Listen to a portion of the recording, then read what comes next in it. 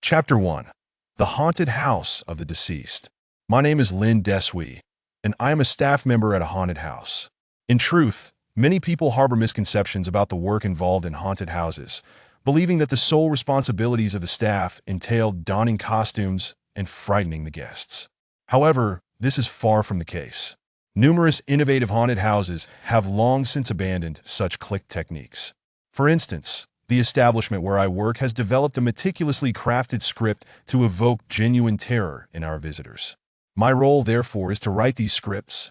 Although my family maintains that this line of work is not respectable and that I could lose my job at any moment, constantly urging me to seek a more stable position, I find my life quite fulfilling.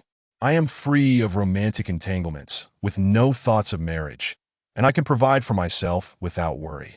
Moreover, few individuals are willing to undertake work in haunted houses, which results in a rather attractive salary. Particularly in our establishment, which, as rumor has it, experienced a fatal incident 7 years ago, many people shy away from it, further endearing us to our employer. What was once a comfortable existence took an unexpected turn today when my boss, Lao Zhang, announced a plan that shattered the tranquility of our routine.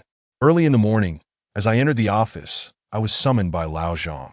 Desui, please notify all employees to gather for a meeting. Remember, everyone must attend.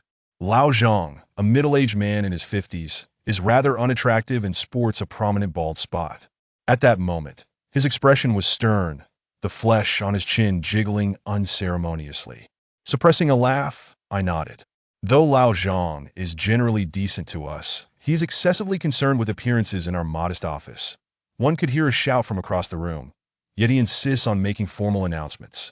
Despite my internal complaints, I relayed the message to everyone, and soon we were all seated in what we could barely call a conference room. Ahem, now that everyone is here, I have an important announcement to make. Lao Zhang wore a beaming expression, clearly excited.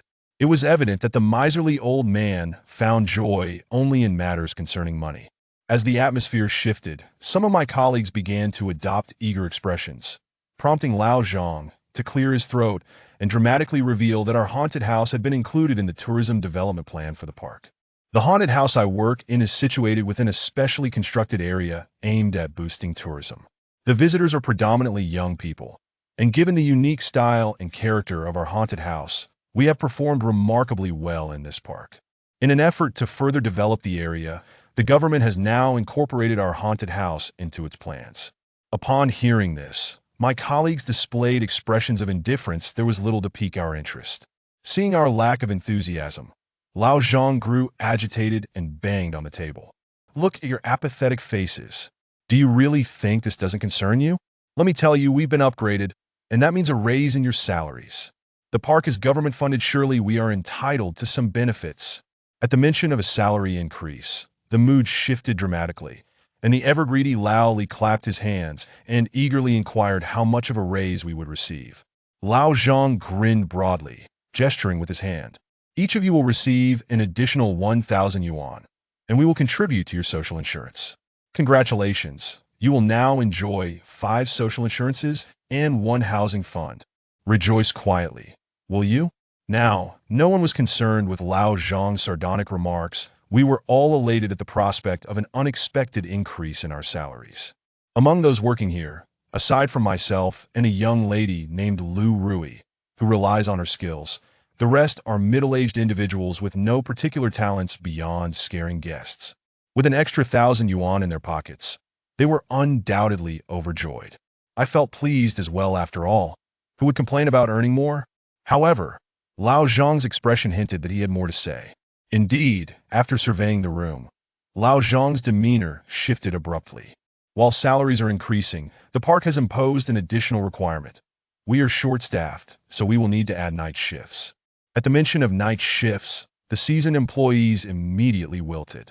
The rotund man protested the loudest, claiming that they would be expected to apply makeup to scare tourists during the day and then work night shifts, which was utterly exhausting. The others quickly chimed in with their complaints.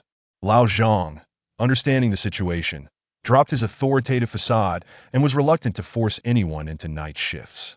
Seizing the opportunity, the plump man continued, "Boss, if we're going to do night shifts, it should be assigned to those who don't mind the hours. regardless of whether they worked during the day or not. This sly fellow glanced at me, and suddenly, all eyes turned to my direction. Truth be told, my scriptwriting could be done at any hour, and since I primarily wrote scripts during the day, I was indeed an ideal candidate. Realizing he had found a solution, Lao Zhang's face broke into a wide grin as he approached me and patted my shoulder warmly. Little Lin, my young friend, when difficulties arise, we must rise to the occasion. You can work both day and night. I think this is meant for you. Moreover, it'll increase your salary by 800 yuan, which means you'll earn nearly 7,000 yuan a month. Seeing my lack of response, Lao Zhang then turned to Lu Rui, who, being my age, was typically the gentle girl in the office. Upon witnessing Lao Zhang's demeanor, I knew she would not escape this situation either. Well, Lu Rui, you should also switch to the night shift. You two are young and can handle it, while the rest of us are old bones. We'll give you an 800 yuan night shift allowance as well. Lu Rui glanced between me and Lao Zhang before nodding in agreement, saying nothing further. Honestly, I was indifferent whether day or night made little difference to me. Besides, with an additional 2,000 yuan added to my salary, I would have the company of a pretty girl at night, along with the added pay. What's not to like? All right then, I'll agree. It would be too cruel to have a young lady work the night shift alone. I'll look at Lin's sense of responsibility. Excellent. There's no time to waste. You two will start tonight. You can leave now. After making this announcement, Lao Zhang shot me a knowing glance, as if he were matchmaking. The purpose of this meeting was, in essence, to convey this very matter. Now that it was settled, the remainder of the time could be spent sipping tea and chatting. Lu Rui leaned closer to me, tugging at my sleeve. Lin Ge, I've heard rumors that someone died here before. Is it really safe to work the night shift? I was taken aback by Lu Rui's awareness of this incident. She must be feeling a bit frightened. However, I am not particularly superstitious, so I casually reassured her, suggesting she need not dwell on such thoughts. After all, those of us working in haunted houses are well aware of these tales. It's people who frighten people, after all. Seeing my nonchalance, Lu Rui opened her mouth as if to speak, but hesitated, ultimately falling silent. I smiled at her and stepped outside for a smoke. Lao Zhang, indifferent, waved me off, indicating I could leave. As I lit my cigarette, I contemplated calling my mother to share the news of my salary increase. However, before I could dial, I spotted old Lu, the janitor. He noticed me as well, but his expression was far from pleasant. We share a camaraderie often, we smoke and chat together, and I treat him with familiarity. Today, however, he seemed troubled. I wondered if something was bothering him, or if he had encountered issues at home. Ah, old Lu, what's with that sour expression today? As I approached him with my cigarette, old Lu glanced at me and, without warning, swung his broom at my rear. You little rascal, smiling when death is imminent. You're in big trouble. What? His words caught me off guard, prompting me to ask why he believed I was doomed. Old Lu sighed and accepted the cigarette I offered him. Kid, did Lao Zhang assign you to the night shift? I nodded, and his expression darkened further. Listen, I'm not trying to scare you, but I know what happened here years ago. Old Lu glanced around to ensure no one was listening before leaning closer to impart a grave secret. 7 years ago, someone died in this haunted house, specifically the person who had been working the night shift at the time. Not this again. I was taken aback. I had heard the rumors during my interview about a death occurring 7 years prior, and while it was indeed chilling, 7 years had passed since then. Regardless of whether the story was true or not, what relevance did it have to me? Seeing my bewildered expression, old Lu stomped his foot in frustration. This wretched boy, why can't he communicate with you? On the 7th day of the 7th month in the lunar calendar 7 years ago, 7 individuals perished, all of them employees of this haunted house. Moreover, I later heard from the police that the time of death was precisely 7 o'clock. All sevens? 7 years ago, on the 7th day of the 7th month at 7 o'clock, 7 people died. I felt a chill run down my spine. Just as I was about to inquire further, old Lu had already turned and walked away. I was about to chase after him for clarification when Lu Rui called me over, saying that old Zhang wanted us to retrieve the lounge chairs from the office in the park. Otherwise, we would have no place to rest if we became tired at night. Well, work comes first. With Lu Rui, I drove our cargo cart straight to the office in the park. As we sat in the cart, Lu Rui gazed out the window and suddenly remarked, "Tomorrow is the Qixi Festival." Chapter 2. The First Night Shift. Tomorrow is Qixi? As a single man, I usually don't pay attention to such matters.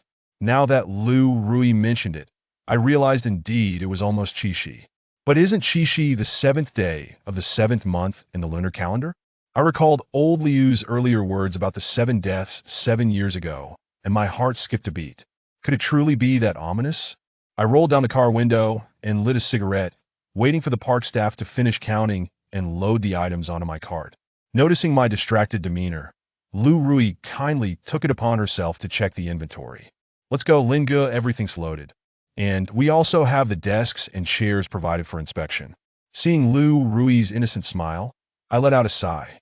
Regardless of the circumstances, I couldn't possibly leave this girl here alone. That would be utterly inconsiderate of me. Moreover, it was merely an unfounded rumor. Whether those supernatural occurrences were real or not remained debatable.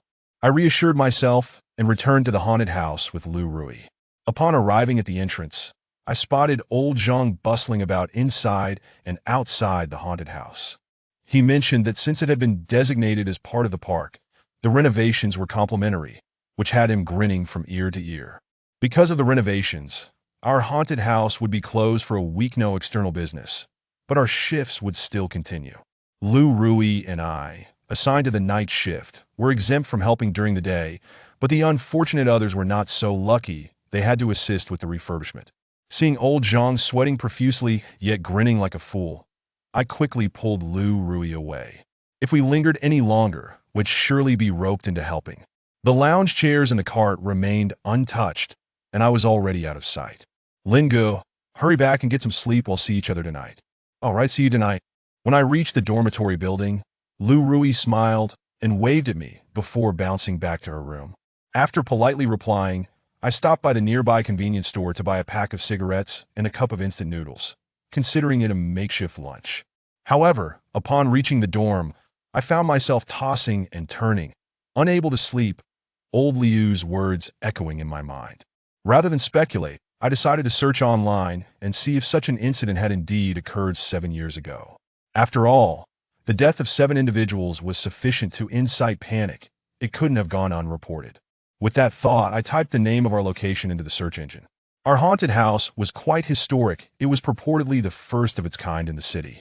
Without this notoriety, Zhang Yukai would never have taken it over. I imagined there must be some coverage, however. After searching, I only found information about group tickets, and there was no trace of the events from that year. It seemed this matter was either a fabrication or had been suppressed due to its significant impact. Lost in these thoughts, I gradually drifted off to sleep, only to be jolted awake by the ringing of my phone. "Hello, Lingo, wake up.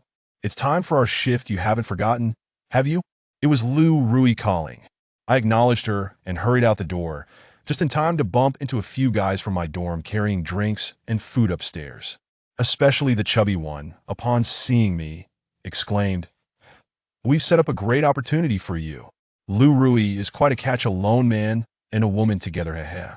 He shot me a knowing look, one that hinted at unspoken desires. I thought to myself, being a man and a woman together doesn't necessarily lead to sparks in a horror film. They might just end up in trouble. After exchanging a few words, I headed downstairs to find Lu Rui, who was already waiting for me with dinner in hand, claiming old Zhang had bought it for us as a reward for our first night shift. Old Zhang is so stingy, treating us to rice noodles? Ugh. Lu Rui simply smiled, offering no comment. We hopped on the electric bike and sped towards the haunted house. Upon reaching the office, we were still chatting and laughing, but as soon as I opened the door, I was rendered speechless. In the small office, 7 lounge chairs were neatly arranged, reminding me once more of old Liu's eerie words. "Rui, what's the deal with these lounge chairs? Why are there so many?" Feeling a twinge of guilt, I had returned to the dorm without paying attention to the quantity when we retrieved them. "Oh, these are for the security staff. Since we've newly hired a few guards, they're crammed together at night, which is quite uncomfortable. So, the park decided to use our place as a rest stop." I merely responded with an "oh" and collapsed onto one of the lounge chairs. It seemed these were mere coincidences. Why had I let my imagination spiral into such a frenzy? Chiding myself, I beckoned Lu Rui to join me for the rice noodles, as they would be inedible if they cooled down. I was indeed hungry, so I picked up my chopsticks and began to devour the noodles. Just as I was eating, a sudden wail pierced the air. Instinctively, I looked up at Lu Rui, who was also glancing at me, both of our faces reflecting shock and confusion. It appeared Lu Rui had heard it too. The sound was not produced by either of us. Linga, what was that sound? It seemed like someone was wailing. As soon as Lu Rui finished her sentence, a clearer wail echoed again, and it seemed to be emanating from our haunted house. Ah! Lu Rui let out a shriek and hid behind me. In the dead of night, the haunted house emitted a wailing sound, which was indeed spine-chilling. I grasped Lu Rui's small hand, urging her to stay calm, and said, "Don't be afraid, it's likely one of the new guards, curious and sneaking into our haunted house. They probably got lost and were startled by the decorations inside." I wasn't sure if I was comforting Lu Rui or myself, but that possibility felt quite plausible. So, I grabbed the flashlight and stepped outside, instructing Lu Rui to wait for me in the office while I went to check on the situation in the haunted house. With keys in hand, I jogged to the entrance of the haunted house, the wailing sound growing ever more pronounced, now clearly coming from behind that door. My hands trembled as I unlocked the door to the haunted house and rushed inside. If anything went awry tonight, both Lu Rui and I would undoubtedly bear the consequences. Thankfully, despite the seemingly intricate layout of the haunted house, I had traversed it so many times that the paths were etched in my memory. Once inside, I headed straight for the paths where people could easily become ensnared. As I approached, the intermittent wailing grew closer, sounding exceedingly eerie. However, what struck me as odd was that the sound seemed tireless, although it fluctuated in volume. It exhibited no signs of exhaustion. As I pondered this while walking, I finally halted upon reaching the execution chamber of the haunted house. The door I had just unlocked was operated by my key. To amplify the horror atmosphere, the entire haunted house lacked windows. If someone were indeed present, how had they gotten in? Suddenly, with a clatter, the chains in the execution chamber rattled as if something had yanked at them. In this bizarre scene, that sound pierced through my nerves like a nail, causing me to involuntarily shudder. "Help! Help!" The wailing sound erupted behind me, startling me into a swift turn. With the flashlight's beam, I saw a figure on the cross behind me. This person was covered in blood, their body pierced by numerous massive steel nails, with some strange liquid oozing from their abdomen. I couldn't quite identify what it was. Despite the bloodstains on the person's face, I recognized Themet was the chubby guy. Ah! I let out a sound that was almost inhuman. Driven by the instinct to survive, I dashed out of the haunted house like a madman. Why was the chubby guy, who had returned to the dorm earlier, now nailed to the cross in the haunted house? Could it be that 7 years ago, people really did die? Were those restless souls returning for retribution? Frantically, I sprinted out, and only when I burst out of the haunted house did I remember to lock the door behind me. But to my dismay, I discovered the key was missing. Damn it, never mind. I collapsed against the haunted house's entrance, gasping for breath. Not far away, a beam of flashlight illuminated the surroundings, granting me a sense of solace. It was only when I recognized the approaching figure that I could finally exhale in relief. The person was none other than Lu Rui. Although I was uncertain as to why she had come, her presence brought me a wave of comfort. After all, she was a colleague with whom I shared my days and nights, and to find myself trapped in this haunted house, unaware of my fate, was an overwhelming shock to my system. "Lingo, why are you sitting on the ground? Get up, it's cold down there," Lu Rui said as she helped me to my feet. In the wake of the earlier events, my legs felt somewhat unresponsive. The fact that I hadn't lost control of my bladder was a small victory for me. "Rui, what brings you here? I thought I asked you to wait for me in the office?" I inquired, attempting to ease my frayed nerves by asking about her unexpected visit. Lu Rui looked at me with a hint of confusion before shaking the object in her hand. "I came to bring you the keys." "You're always so forgetful. How could you get in without them?" As I observed Lu Rui's earnest expression and the glint of the keys she held, it felt as though I had been struck by a revelation, prompting me to collapse back onto the ground. If I had forgotten the keys, then how on earth had I managed to enter just moments ago?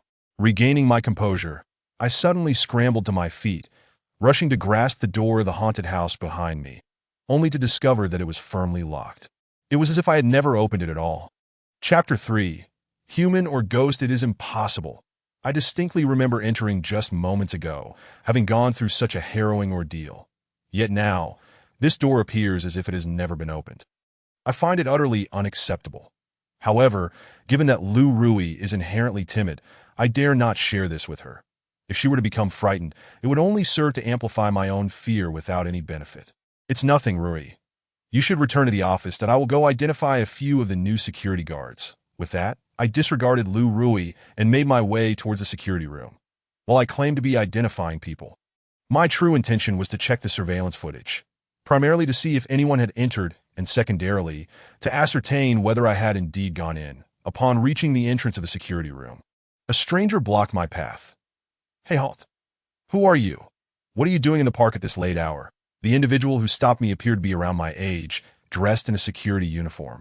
Likely one of the new recruits, that he seemed like a straightforward fellow, with an unremarkable appearance that would render him unrecognizable in a crowd.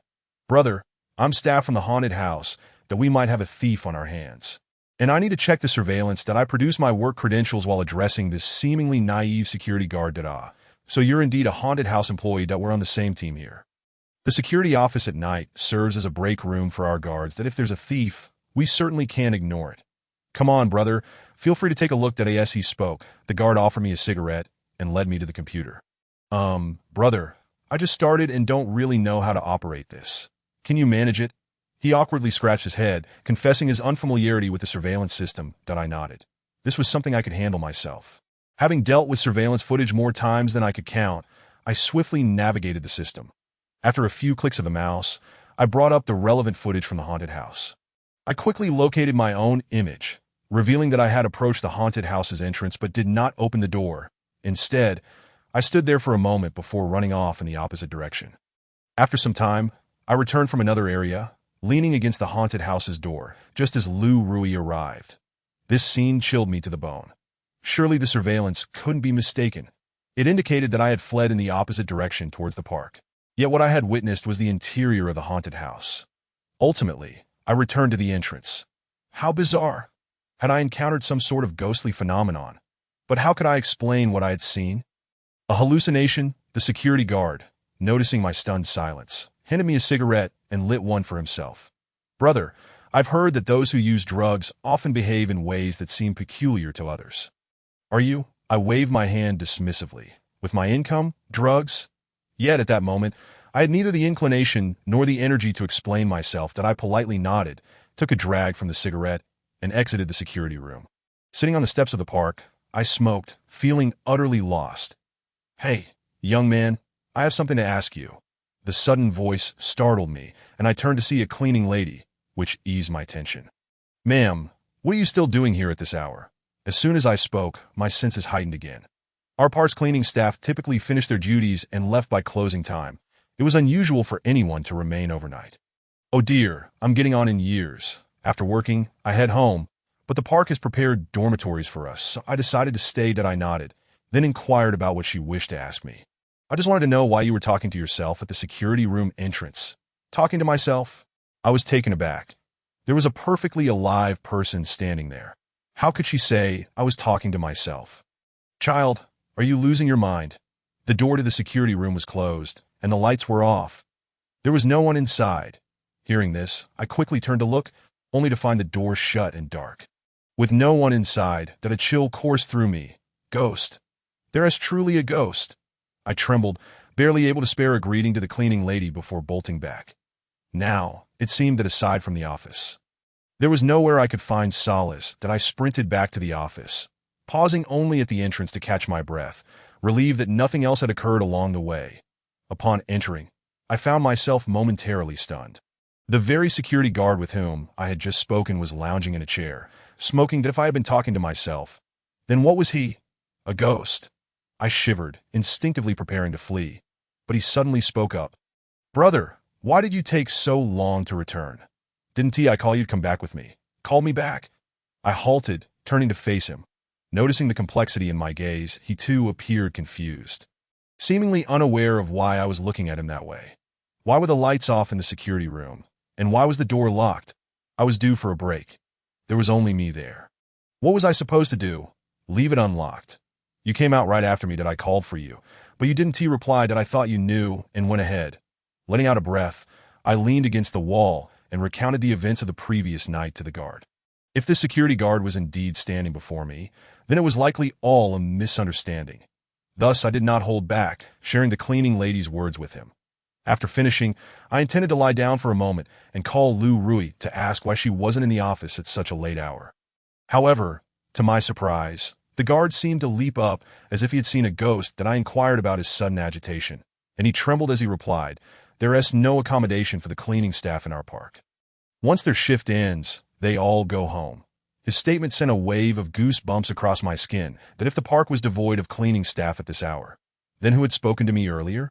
Was she human or something else entirely? Previously, the cleaning lady had accused the security guard of being a ghost. Yet here he stood before me, tangible and warm. He could not possibly be a ghost. If he was not a ghost, then undoubtedly, the cleaning lady was either lying or mistaken. But why had these occurrences begun to surround me? I was merely a struggling scriptwriter. Why were these restless spirits seeking me out? Lighting a cigarette, I felt a deep bitterness within. Fortunately, the security guard recognized my troubled demeanor and kept me company with idle chatter. Both of us were still shaken, so our conversation meandered aimlessly. A mix of idle chatter. This fellow was named Jean Bao, a child from the village, who had not continued his education due to financial constraints and had worked in the fields. Eventually, he made his way to the city to become a security guard. Our situations bore a striking resemblance. However, my family had managed to support my education. Perhaps due to our similar backgrounds, we found ourselves increasingly in sync, gradually forgetting the earlier events that we chatted for what felt like hours. Until the sky began to lighten with the first hints of dawn, and I finally drifted off to sleep. "Kid, wake up. The sun is shining on your backside. You should head to the dormitory." I felt someone patting my face, jolting me awake. Upon opening my eyes, I was greeted by the weathered visage of old Lu. Looking around, I saw that Jean Bao had already left, leaving only old Lu and me in the room. "Oh dear, you've arrived. Come, let us step outside." The events of the previous night left me rattled, and I needed to clarify everything with old Lu that I led him to a secluded spot and poured out my troubles. Recounting every detail of the strange occurrences, after I finished, old Lu fell silent, his hand trembling around his cigarette. "Kid, I know every cleaner in this place. There are no women among them. The person you saw last night." He hesitated, and I was drenched in cold sweat. Who was that person? Or rather, was she truly a person? With a sense of cautious hope, I described her once more, wondering if she might be another type of staff member in the park. However, to my dismay, old Lu's trembling intensified as he muttered, She was one of the victims from that bizarre murder case 7 years ago. Her name was Qin Xiao, my colleague, and she died 7 years ago." A heavy weight settled on my chest, making it difficult to breathe that I had encountered a ghost. "Young man, if you heed my advice, you should swiftly resign and leave this wretched place at your tender age. There are countless opportunities for sustenance elsewhere. I too must depart, for the vengeful spirit from 7 years ago has come to collect its due. This place is no longer tenable." Old Lu seems to have lost his wits, mumbling to himself as he leaves, presumably to resign. Last night, I experienced something unprecedented, and I am now utterly terrified. Old Lu was correct. At such a young age, where can I now find a meal? As long as the Green Mountains remain, one need not fear the absence of firewood. If I linger here any longer, I shall surely meet my demise. No, I must leave, regardless of anything. I shall seek Zhang Yukai to resign immediately. Resolute in my decision, I waited in old Zhang's office for his arrival. Before long, he appeared at Shaolin. "How did your shift go last night?" "All well." "What? I was alone on duty." Chapter 4. Mr. Zhuge. "What else with that vacant look? Are you dazed?" Seeing my bewilderment, old Zhang grew concerned, suspecting I had taken something. "You mustn't frighten me like this, old Zhang. How could I have been alone on duty last night?" Upon hearing my words, old Zhang seemed even more perplexed. He pulled out his phone to show me a message from Lu Rui, requesting a leave of absence, which he had approved. Thus, Lu Rui did not need to work last night. However, I had dined with Lu Rui last evening. Who then had I been with for half the night? The last vestiges of my composure shattered, and I collapsed onto the floor. "Hey, are you all right? What is going on?" Old Zhang, now slightly panicked, helped me up and inquired about my condition. Did I want to resign? The spirit from 7 years ago has come to claim me. I demand my wages now. I refuse to continue. My emotions spiraled out of control as I shouted from the floor, prompting old Zhang to cover my mouth, his eyes filled with alarm. "What nonsense are you spouting? What spirit from 7 years ago? Have you lost your mind? Is this some sort of performance?" I shoved old Zhang's hand away, knowing full well he had been around long enough to know about the events from 7 years prior. "Stop pretending, Zhang Yukai. I am aware of what transpired 7 years ago. Today marks exactly 7 years at my declaration." Old Zhang suddenly regained his composure, lighting a cigarette and asking me, "How do you know about this?" "How do I know? Old Lu told me everything." "Which old Lu?" "Who else but the janitor, Lu Chunsheng." Upon hearing that name, old Zhang dropped his cigarette in shock and slapped me across the face, leaving me momentarily stunned. "What the hell? Zhang Yukai, why did you hit me?" "Lu Chunsheng was the night shift worker here 7 years ago. He was the first to die in that bizarre incident." "How could you have heard anything from him? Are you trying to scare me? The first to die? A regular smoker like me? A dead man? This is absurdly terrifying." Yet I steadied my nerves and described Lu Chunsheng's appearance to old Zhang, hoping we were not speaking of the same person. However, after I finished my description, old Zhang, like me, sank to the ground. "That it's him. It's definitely him that he has returned." Now even old Zhang was frightened. It seemed Lu Chunsheng truly was the night watchman who had perished years ago. Recalling the events of last night sent shivers down my spine, that I could not remain in this cursed place any longer. I pulled old Zhang up, determined to finalize my resignation and leave immediately. I did not wish to linger here for even a moment longer. Yet old Zhang handed me a cigarette and urged me to wait a moment. "Xiao Lin, listen to me. Resigning might not help, since he has latched on to you and not others. Where do you think you can escape him?" Old Zhang's words hit me like a bucket of cold water, chilling me to the bone. Upon reflection, old Lu, aside from boasting and smoking with me, always seemed solitary, almost invisible. Connecting this with his identity, it dawned on me. He truly was like a ghost that a wave of bitterness washed over me, and tears streamed down my face. Did I in the face of death? Fear is a universal sentiment, especially for someone as young as I, ensnared by such a malevolent force. Old Zhang, noticing my despair, quickly reassured me that he knew someone skilled who might be able to resolve this predicament. A lifeline. Desperate times call for desperate measures. Otherwise, I would not sleep a wink. Zhang Yukai, aware of my terror, hurriedly provided me with an address. East Street Archway.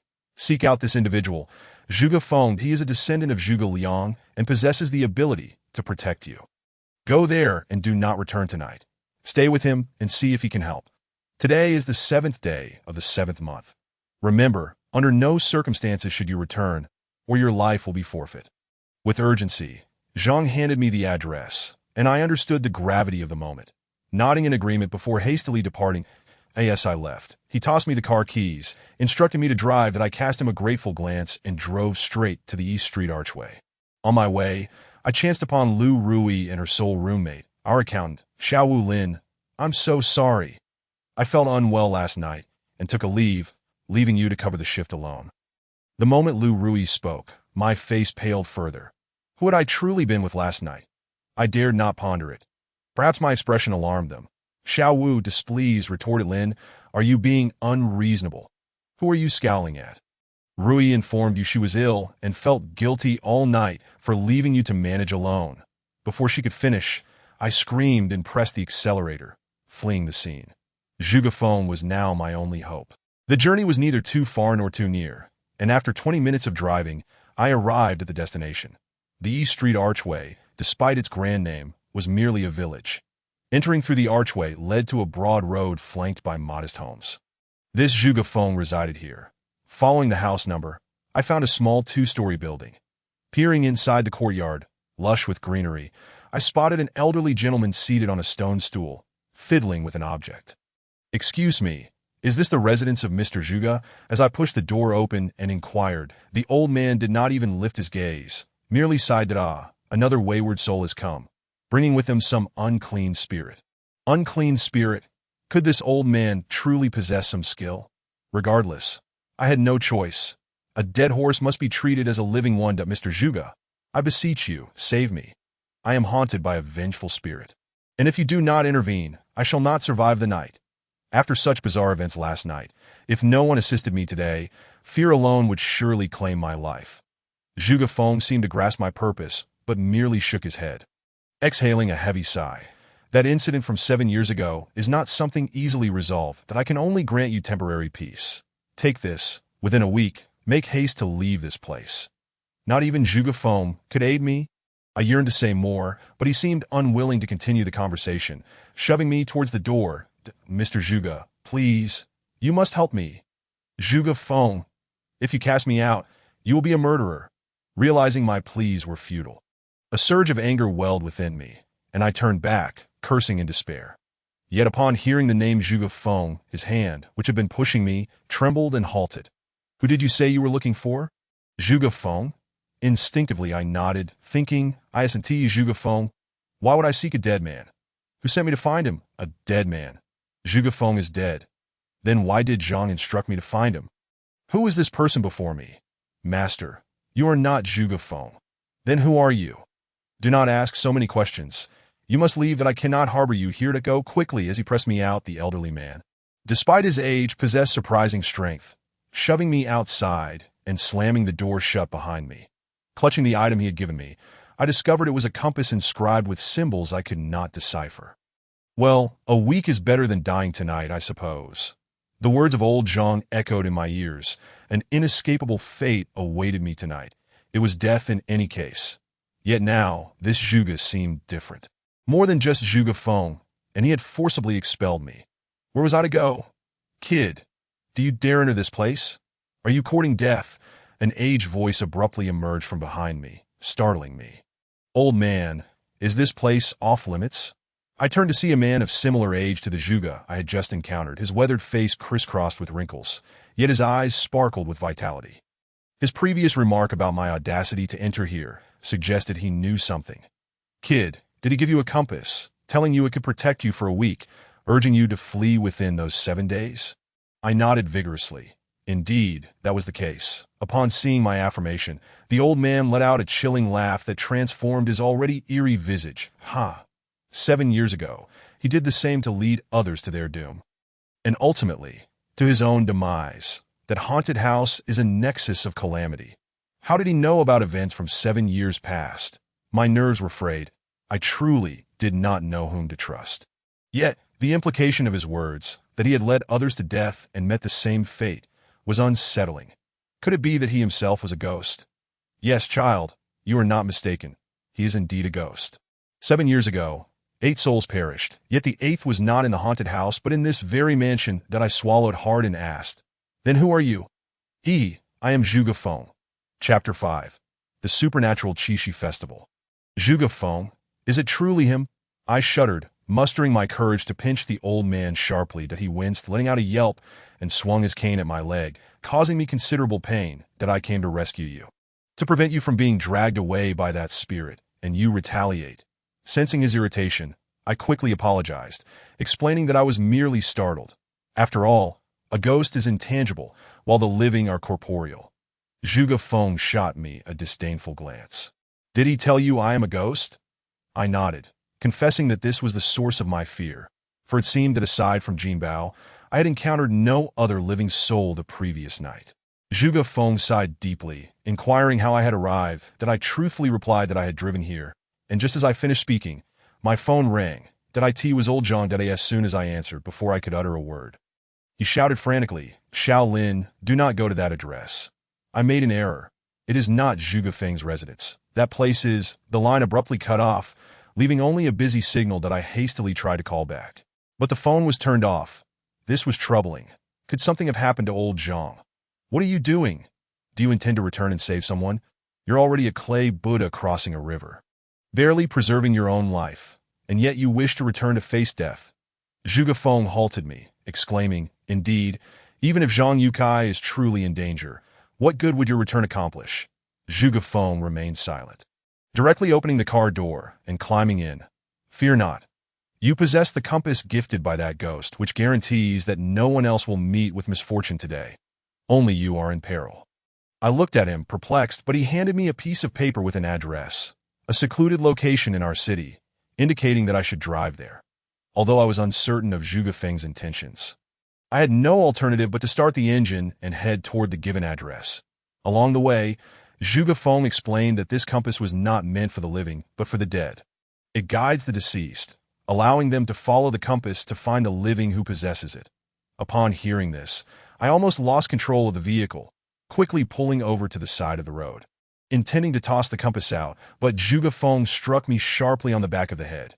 Have you lost your mind? Throwing it away could condemn others. Whoever picks it up will be doomed. No one survives the night. While saying this, he snatched the compass from my hand and pointed out several locations on it. I had seen compasses before, but this one was indeed peculiar, inscribed with characters I could not comprehend. Likely meant for the dead, Mr. Zhuge. What am I to do? I cannot discard it, yet I cannot keep it either. Zhuge Feng did not reply, only urging me to drive to the address, suggesting he had his own plans. At this critical juncture, I dared not ask further questions, simply focusing on the road ahead. That we arrived at the location, and I could no longer contain my apprehension. That Mr. Zhuge, this is a funeral home? What are you bringing me here for? Zhuge Feng gestured for me to drive inside the facility. With an air of confidence, he seemed unfazed, while I was reluctant. I was trying to evade ghosts. Yet he had led me into the very den of the dead. The thought alone sent chills down my spine, that if you wish to live, drive inside obediently. The atmosphere here grows heavy with malevolence at night. And if you hide here, the spirits will not find you. That if you doubt my word, try sleeping in a grave circle for a night, and see if you escape this calamity. Heeding his advice, I drove into the funeral home without further protest. The security guard attempted to stop me, but, upon recognizing Zhuge Feng, waved us through, commenting that I had arrived quite early today to do not worry. I work here on the night shift, that we will both be here tonight. That I nodded. If even the security guard acknowledged Zhuge Feng, it indicated he was indeed trustworthy, at least more so than the compass. Following him into the funeral home, we headed straight for the rest area. Having had a restless night previously, my anxieties began to dissipate in this relatively safe environment, and I succumbed to sleep as soon as I lay down. Hey kid, wake up. If you sleep any longer, you won't wake up at all. Startled awake by Zhuge Feng's voice, I bolted upright. Seeing that I was awake, Zhuge Feng beckoned for me to follow him without uttering another word. Groggy, I stumbled after him until we exited, only to find that darkness had completely enveloped the surroundings, and the sinister entities were approaching. Zhuge Feng led me directly to the cremation furnace, though I was uncertain of his intentions. Hand me that compass. I obediently passed the compass to Zhuge Feng, who promptly tossed it into the cremation furnace. That if you trust me, you should get into that cremation furnace and stay there. If you do not trust me, then remain here and do not wander elsewhere. This furnace incinerates corpses. It has consumed countless vengeful spirits and evil ghosts. Staying near it should offer you some semblance of protection. After finishing his explanation, Zhuge Feng turned to leave, but I grasped his hand, only to feel an icy chill emanating from him. How could a living person be so cold? My scalp prickled with dread. Yet I forced myself to mask my astonishment and inquired, Mr. Zhuge, where are you going? You cannot abandon me. Zhuge Feng shook off my grip with a sigh, that if the events from 7 years ago were so easily resolved, we would not be in such a predicament. That I must prepare to ensure that the vengeful spirits from 7 years ago do not harm the innocent, that if they rise, we will both meet our end here. With that, he disregarded my reaction and walked away, leaving me alone beside the cremation furnace, facing a dilemma. Should I pursue him, despite the chilling sensation from his touch? Yet if I did not follow, I glanced back at the open furnace. Realizing that once inside, escape would be impossible. I stood beside the furnace. I lit a cigarette, contemplating the two choices before me. Just as I was wrestling with my decision, I noticed a figure darting across my line of sight. Neither too close nor too far. The darkness obscured my vision. However, in a funeral home at this hour, how could anyone be moving about? If it was not a person, then it had to be gritting my teeth. I thought, what did it matter? It was just a cremation furnace. Death awaited me regardless. That I extinguished the cigarette and plunged into the furnace, leaving the door ajar to maintain a slight opening through which I could see outside. The night wind howled, sending shivers down my spine. That I should have been asleep at this hour, Yet here I was, crouched in a cremation furnace. What an absurd situation that I dared not smoke or check my phone. Lying there in suspense that I had no idea how much time had passed when I began to feel drowsy. Suddenly, amidst the haze of half-sleep, I heard the sound of metal clashing, resembling the closing of the furnace door. Moments later, a horrifying, piercing scream erupted, an anguish cry that seemed to emanate from right next to me. But my neighbor was the cremation furnace. It incinerates the living, aside from Zhuge Feng and me. Who else could be here? Was he burning a living person? Upon recalling the chilling sensation of his icy touch, I instantly ceased my hesitation and bolted out of the crematorium. If Zhuge Feng truly posed a threat, I would have been unable to escape from the furnace. Summoning all my strength, I climbed out, only to find Zhuge Feng tinkering with something in the adjacent furnace, while the agonized screams within continued unabated. Indeed, there was something amiss with Zhuge Feng. Terrified, I let out a shriek, inadvertently drawing his attention. "Where do you think you're going, brat? Hurry back to the furnace, or you'll die," he growled menacingly, with a glance at his grim visage. I was overcome with fear and took off running. I was still young. I couldn't afford to perish in that furnace that moment. I had no time to ponder anything else. I sprinted away, desperate to escape the mortuary. Once outside, I turned to see Zhuge Feng pursuing me. It was over. It seemed he had no intention of letting me go today. I dashed away, unaware of where my feet were taking me. This area was already remote, bordering another city, and in the dead of night, I found myself in a desolate place. When I glanced back, he was nowhere in sight, yet I could still hear his voice calling out, "Come out, or you won't escape tonight." The haunting echo of his words filled me with dread. I pressed on, tears streaming down my face. I truly did not want to die, with that thought racing through my mind. I ran like a madman, heedless of my surroundings, until I was suddenly shoved from behind, causing me to stumble and fall awkwardly. Had Zhuge Feng caught up to me and pushed me? I quickly turned to look. But there was no one behind me. Yet the sensation of being pushed was unmistakable. Could it be that my assailant was not human? I wiped my tears vigorously. Panicking would only lead to my own demise. Trembling, I fumbled for my phone and turned on the flashlight, hoping to discern where my frantic flight had led me. However, when I turned around, a wave of terror engulfed me, and I dropped my phone in shock. Before me lay a circle of graves, and standing before me was Zhuge Feng's tomb. Chapter 6. A life-taken Zhuge Feng's tomb? I scrutinized it closely. The name was unmistakably his. There was indeed something sinister about him. I couldn't discern which Zhuge I had encountered today was human and which was ghostly. Yet my mind was not in a place to dwell on such thoughts. To remain in this graveyard at such an hour was as good as inviting death. Even without a ghost in pursuit, I pushed myself up, my legs trembling, sustained solely by the will to survive. I had often heard the elders speak of how graveyards were the most likely places to encounter malevolent spirits. If I were to be subjected to such an encounter, my fate would be dire. Thus, I relied on the light of my phone to navigate around the grave circle. After taking a few steps, I came upon another tombstone, marked with the name Zhuge Mu. Zhuge Mu? Who was he? Could it be that the other Zhuge I encountered today was this very Zhuge Mu? As the night wind howled, its sound eerily reminiscent of a ghostly wail, I dared not linger and hastily moved forward. Just as I had thought I was escaping, my phone inexplicably shut down, plunging me into darkness, apart from the dim moonlight. The only illumination came from a few flickering ghostly flames within the grave circle. I nearly collapsed, instinctively covering my mouth to stifle any cries, repeatedly reassuring myself that these flames were merely phosphorescent and posed no real threat. However, when I noticed several figures moving within the grave circle, I could no longer contain my fear and screamed aloud. To my horror, the figures numbered precisely 7, corresponding to the 7 souls lost 7 years prior. In this moonless, windy night, I could not discern their features, but I could see 7 shadows swaying. My scream evidently drew their attention. I thought to myself, this is bad. Forcing myself to remain composed, I turned to flee, yet collided with something solid with a resounding thud, causing my vision to fade to black. In my unconscious state, the last image that flashed before my eyes was that of a tombstone inscribed with Zhuge Feng's name. "Wake up! Wake up! How did you end up here?" Dazed, I heard someone calling my name. I opened my eyes to find the dawn breaking and Zhuge Feng's aged face before me. You stay back. What do you want? Memories of the previous night flooded my mind.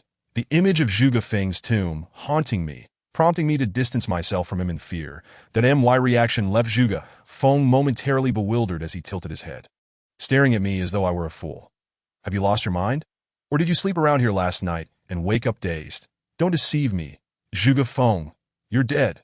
I saw your tomb last night, I retorted, pointing toward where I believed his grave to be, only to find that the grave's circle had vanished, replaced by a thicket of trees. Zhuge Feng regarded me with an even more peculiar expression. But I pressed on into the woods, only to find that the scene bore no resemblance to what I had encountered the night before, that I turned to locate the spot where I had fainted, searching for what felt like an eternity until I finally discovered some bloodstains on a tree. That it was reasonable that I had struck my head against the tree after running so recklessly. But I distinctly remembered hitting Zhuge Feng's tombstone. Why, then, did it appear to have transformed into a tree by morning? Zhuge Feng seemed to sense my unease and circled around me, his demeanor suddenly turning grave. Did you come into contact with anyone last night? At his questioning, I instinctively shook my head.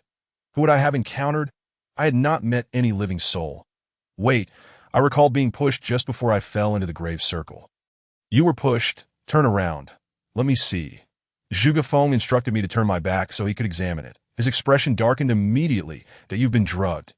Everything you saw last night was an illusion. Drugged? I was baffled, and Zhuge Feng, uninterested in elaborating, simply removed my jacket for me to inspect. Upon examining it, I discovered a dark, grimy handprint where I had been shoved. At a closer sniff revealed an unusual scent, reminiscent of what I had encountered in the crematorium. That don't sniff it. That's the oil from corpses, mixed with ashes and other substances, similar to a voodoo curse. That it's easy to fall victim. I was taken aback. That is there a living person involved in this? Is someone trying to kill me? Do you think the one who drugged you is definitely alive? Zhuge Feng's words sent a chill down my spine.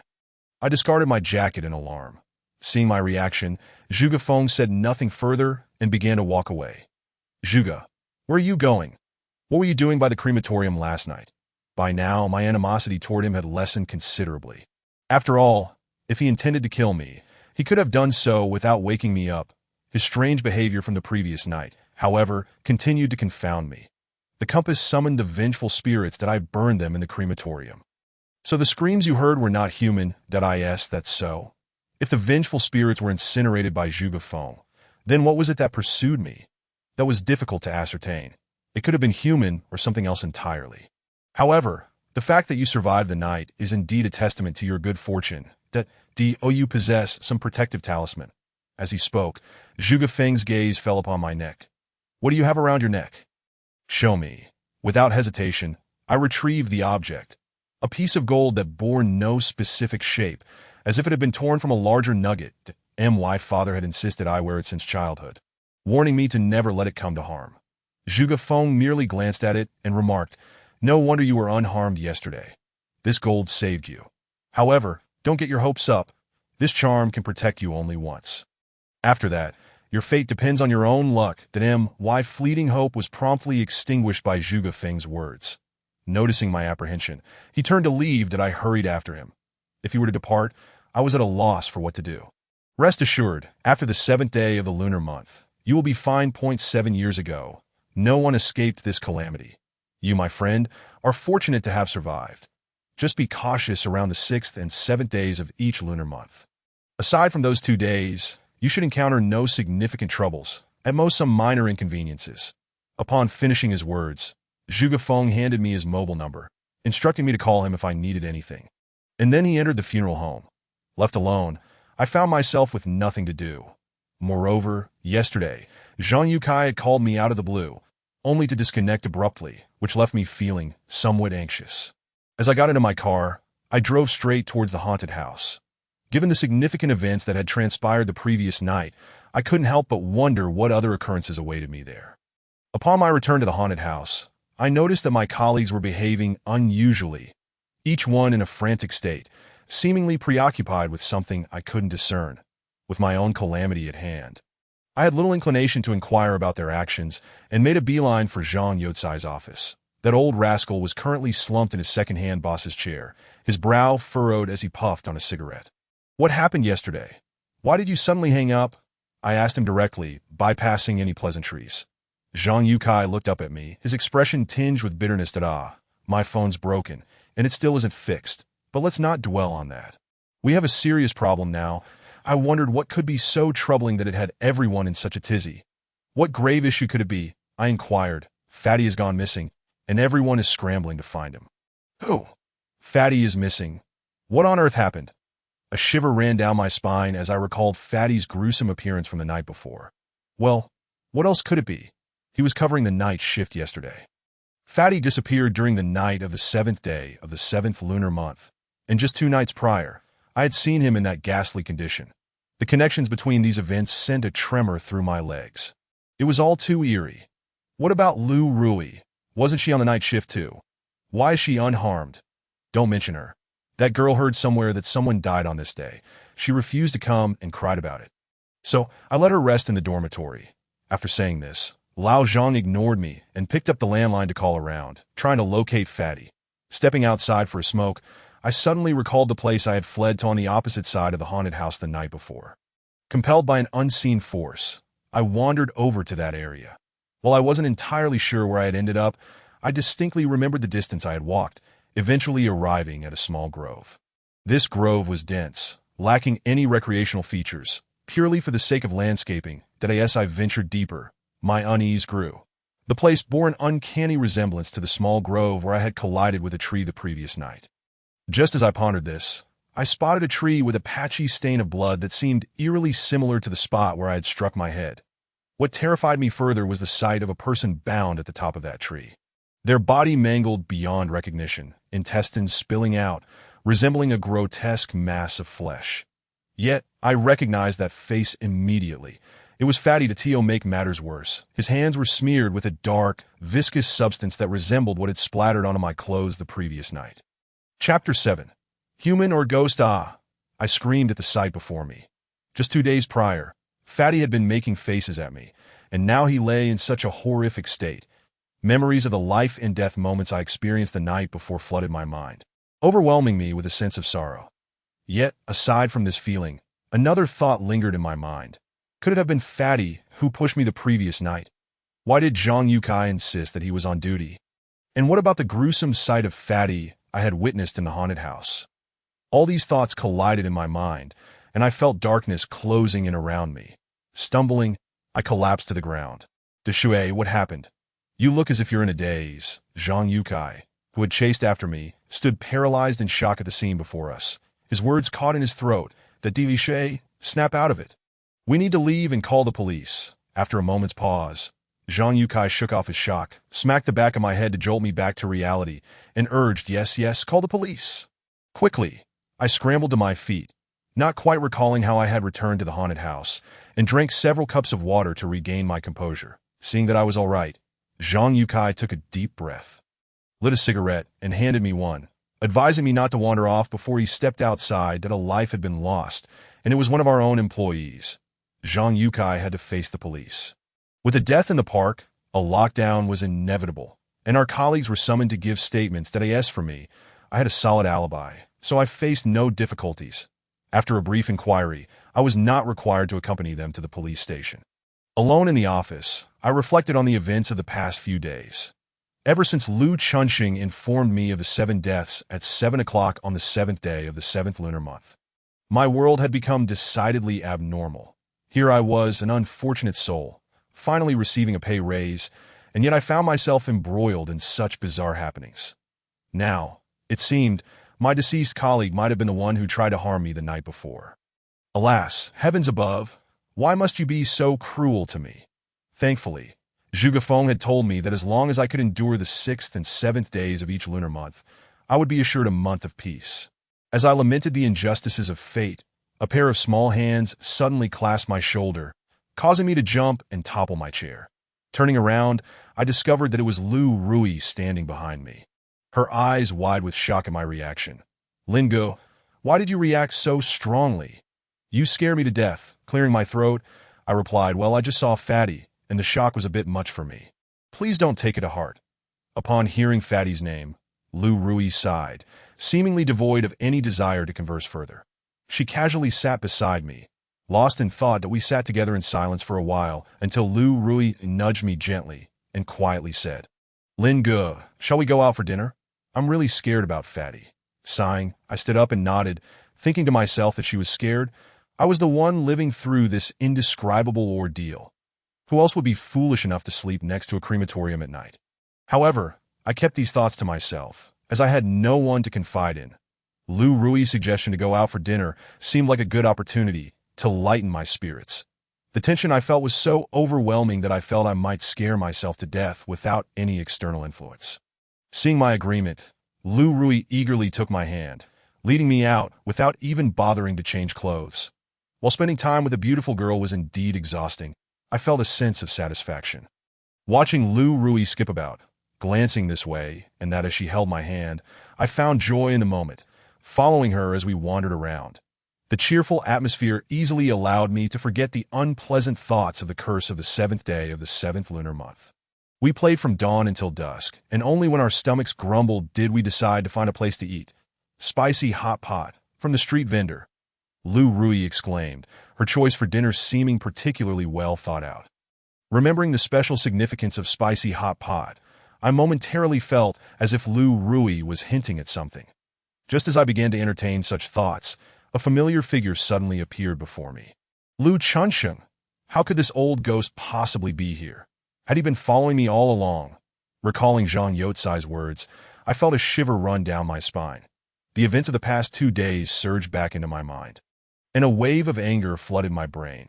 Feigning calm, I told Lu Rui I needed to use the restroom before swiftly pursuing Lu Chunsheng. Although the night market was bustling, it wasn't overly crowded. Surely I could confront Lu Chunsheng without fear. With renewed courage, I called out, "Lu Chunsheng, stop right there." Upon hearing my voice, Lu Chunsheng froze, turning to look at me in terror. As I approached, he panicked, pointing at me and shouting, "You don't come any closer. I warned you long ago. The vengeful spirits from 7 years ago are coming to collect. I told you the day before to quit and flee, but you wouldn't listen. I treated you well when you were alive, so please don't blame me. It's not my fault." Huh. Lu Chunsheng's words struck a discordant note in my mind. Hadn't this old man died 7 years ago? Why does it seem that beneath the surface, there lies a concern that I might seek vengeance upon him? Is it possible that even a ghost fears another ghost seeking retribution? No, that cannot be right. There is something amiss here. If Lu Chunsheng is indeed deceased, then he should have no reason to fear me. Yet, Zhang Youcai's words do not sound like mere deception. He appears to be quite certain that Lu Chunsheng has already passed away. These thoughts tangled together in my mind, forming a chaotic web of confusion. With no clear direction, I was left to navigate through this intricate maze in search of a clue. Having devised a plan, I boldly inquired, "Lu Chunsheng, you were the first night watchman to die 7 years ago. How can you claim it was not you who caused my troubles?" No, I indeed was the night watchman from 7 years ago. But I did not die that it was Qin Xiaoa who perished. She was the first to meet her end. Qin Xiaoa? Isn't she the woman who spoke to me that fateful night? Lu Chunsheng had previously mentioned that Qin Xiaoa was one of those who had died 7 years ago. Upon realizing that Lu Chunsheng was the first to die 7 years prior, I found it impossible to believe a single word he uttered. After all, ghostly tales are typically woven with deceit, and it seems they exist solely to mislead.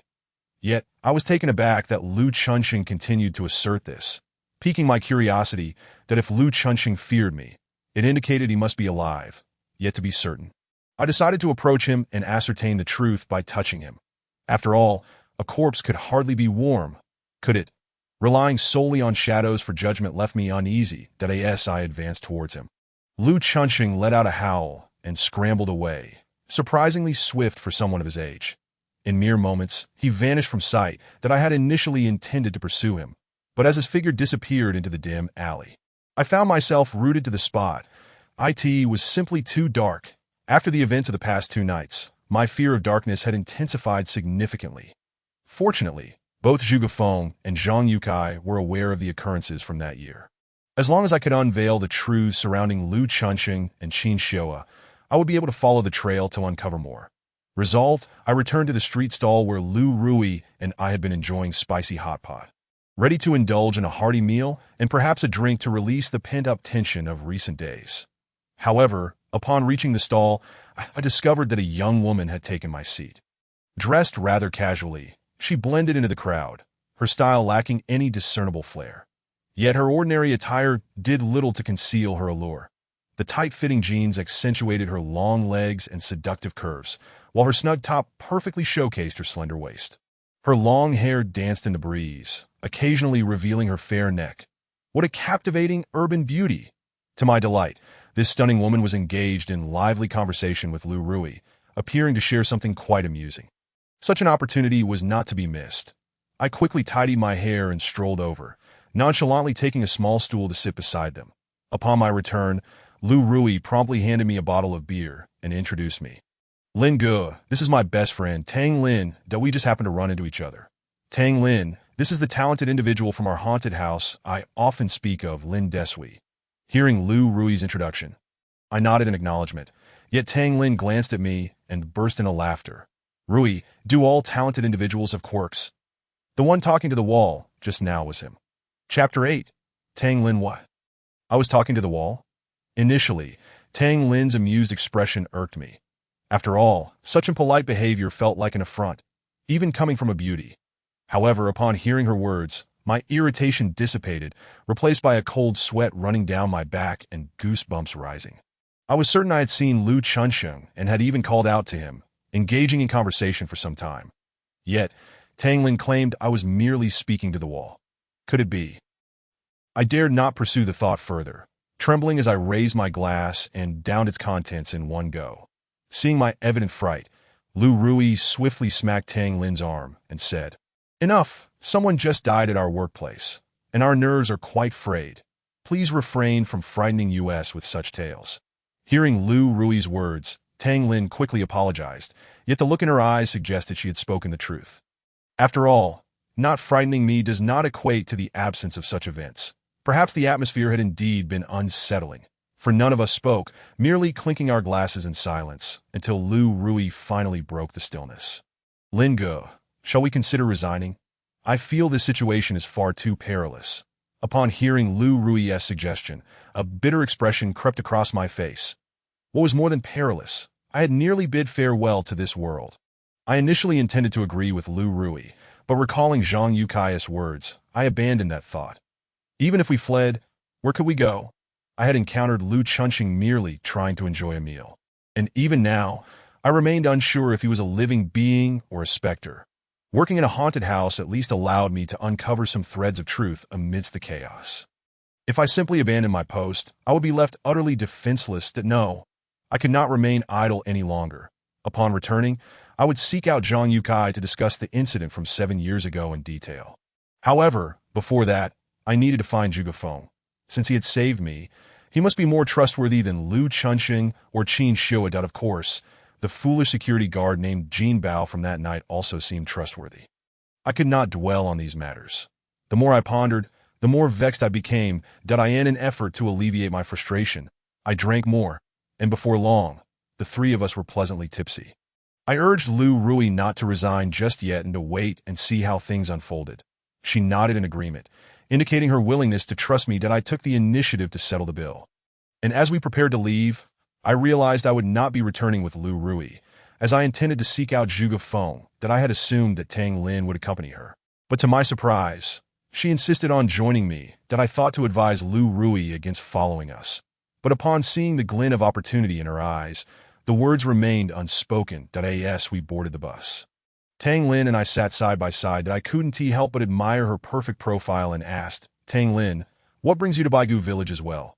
Desui, you may not know, but my hometown is Baigu Village. Is it not normal for me to return?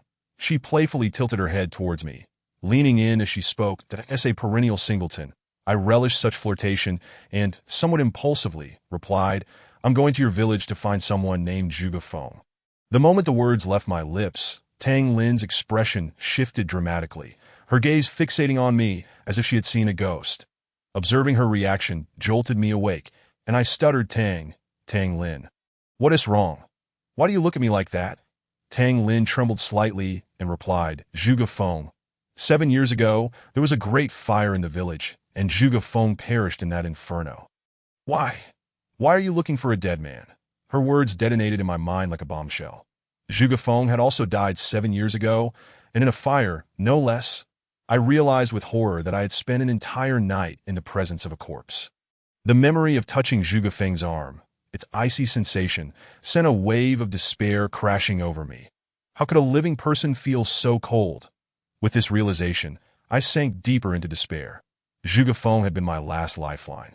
And now, thanks to Tang Lin's revelation, that too had been irrevocably severed. But why would Zhang Yukai direct me to Zhuge Feng? Could it be that Zhang Yukai was in league with Zhuge Feng, and possibly with Lu Chunxing and the others as well? Upon contemplating this, the hairs on my neck instantly stood on end.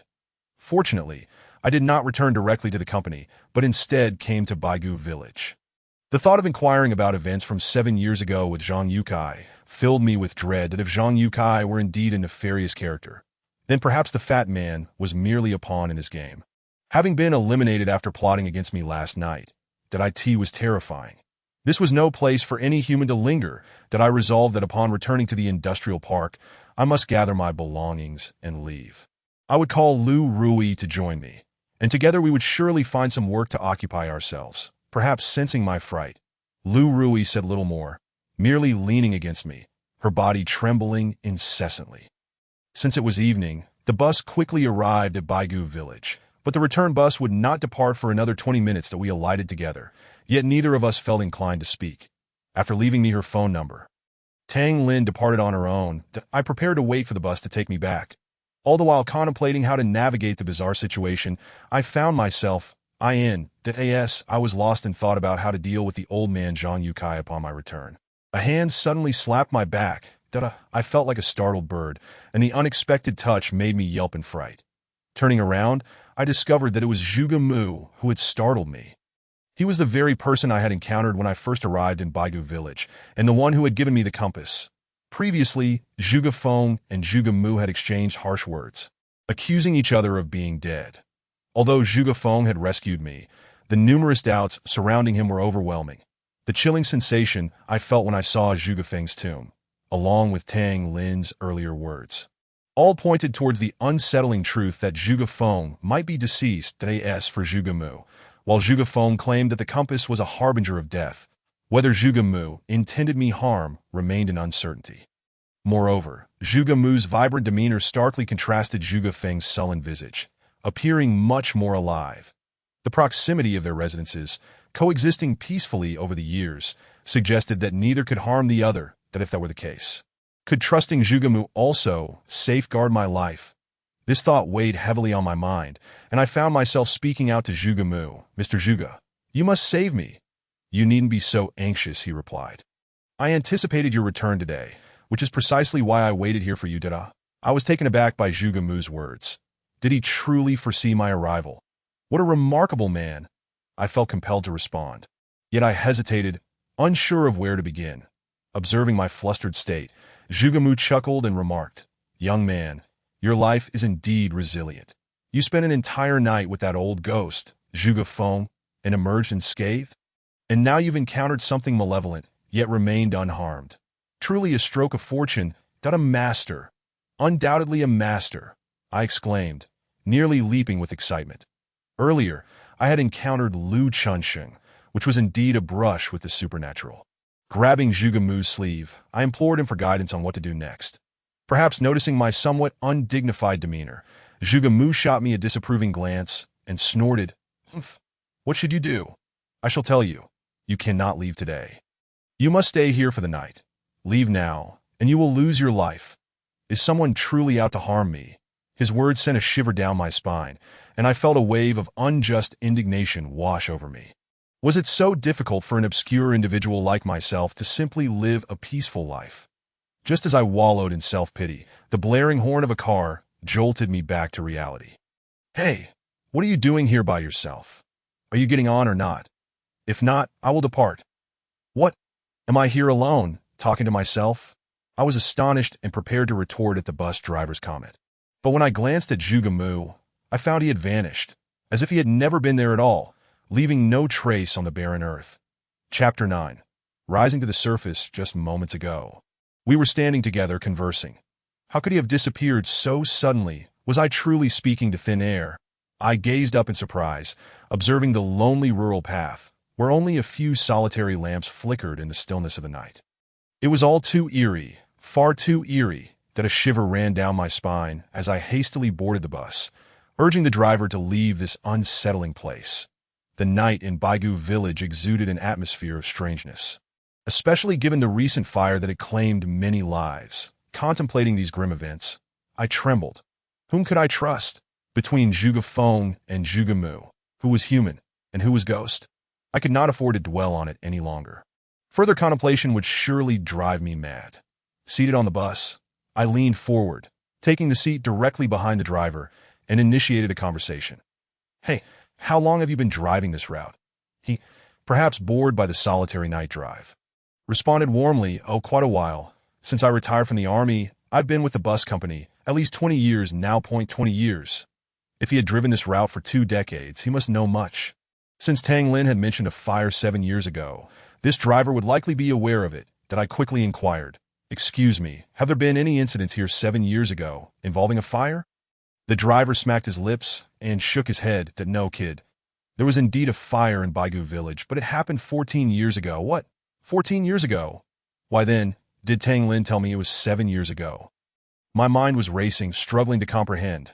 Wait, how can it be 14 years ago? Surely you must have made a mistake.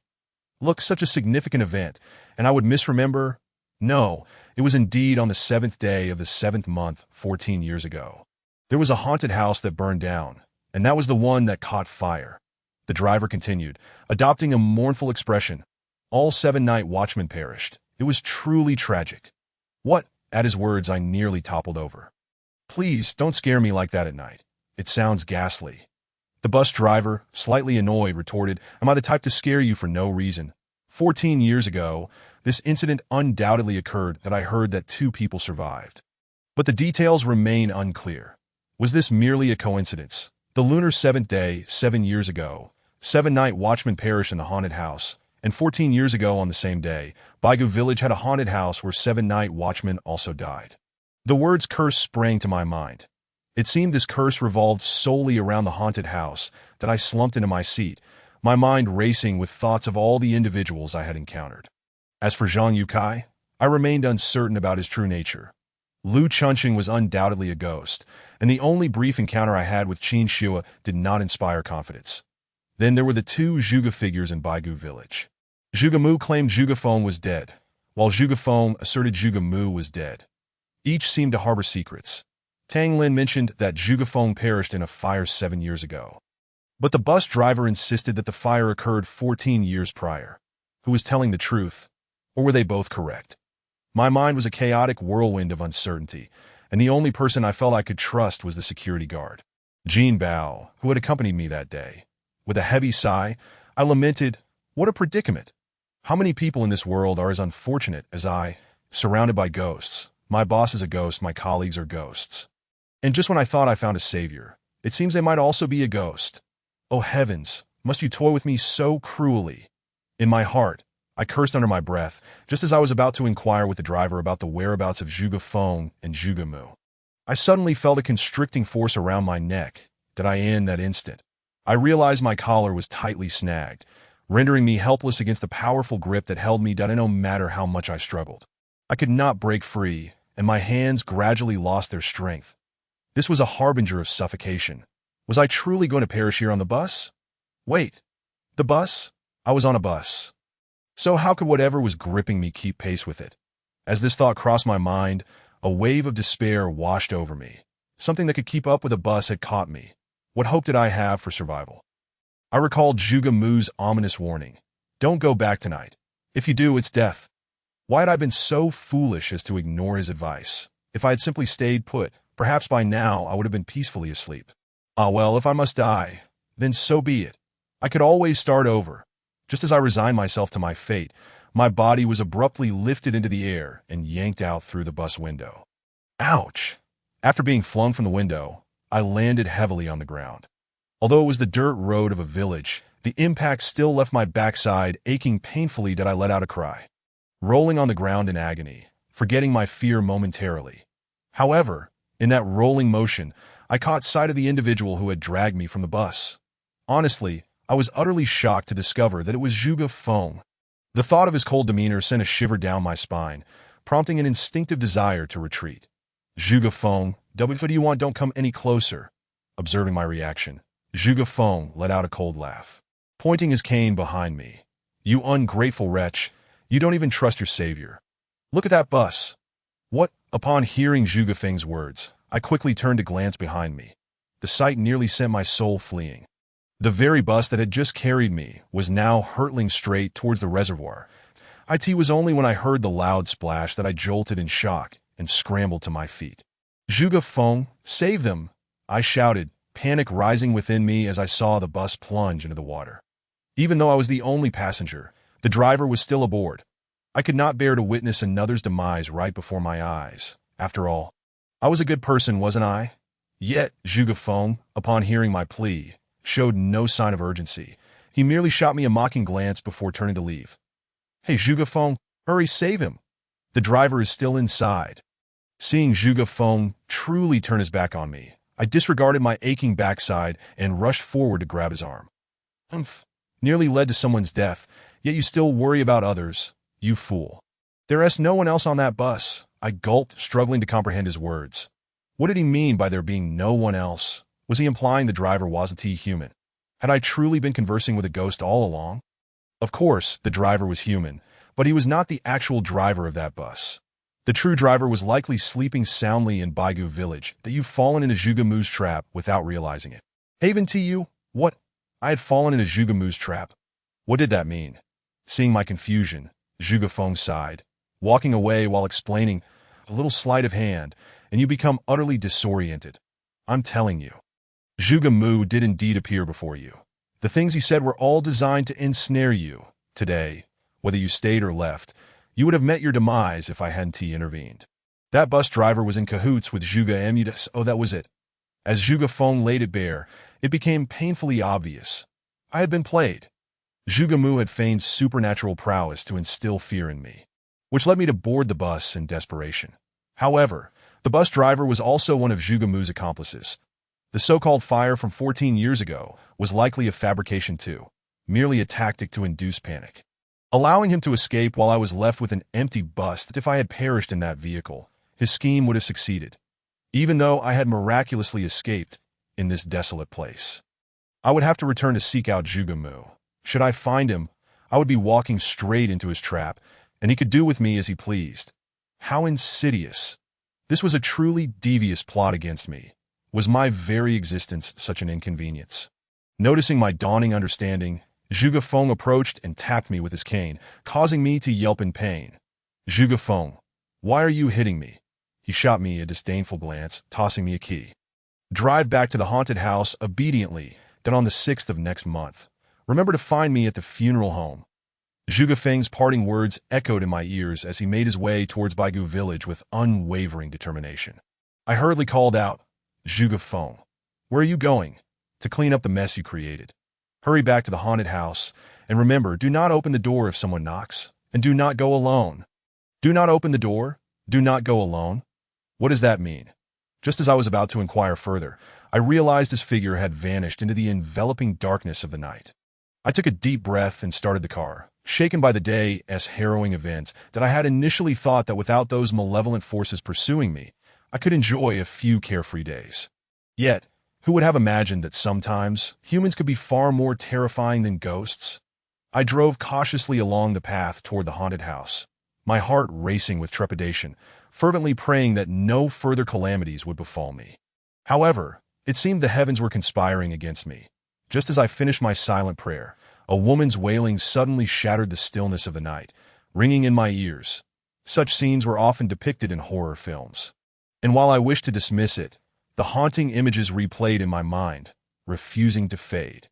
Hearing the mournful cries nearly made me lose control of the steering wheel, but having been through so much recently, my nerves had been steeled that as the car began to veer, I slammed on the brakes, bringing it to a sudden stop.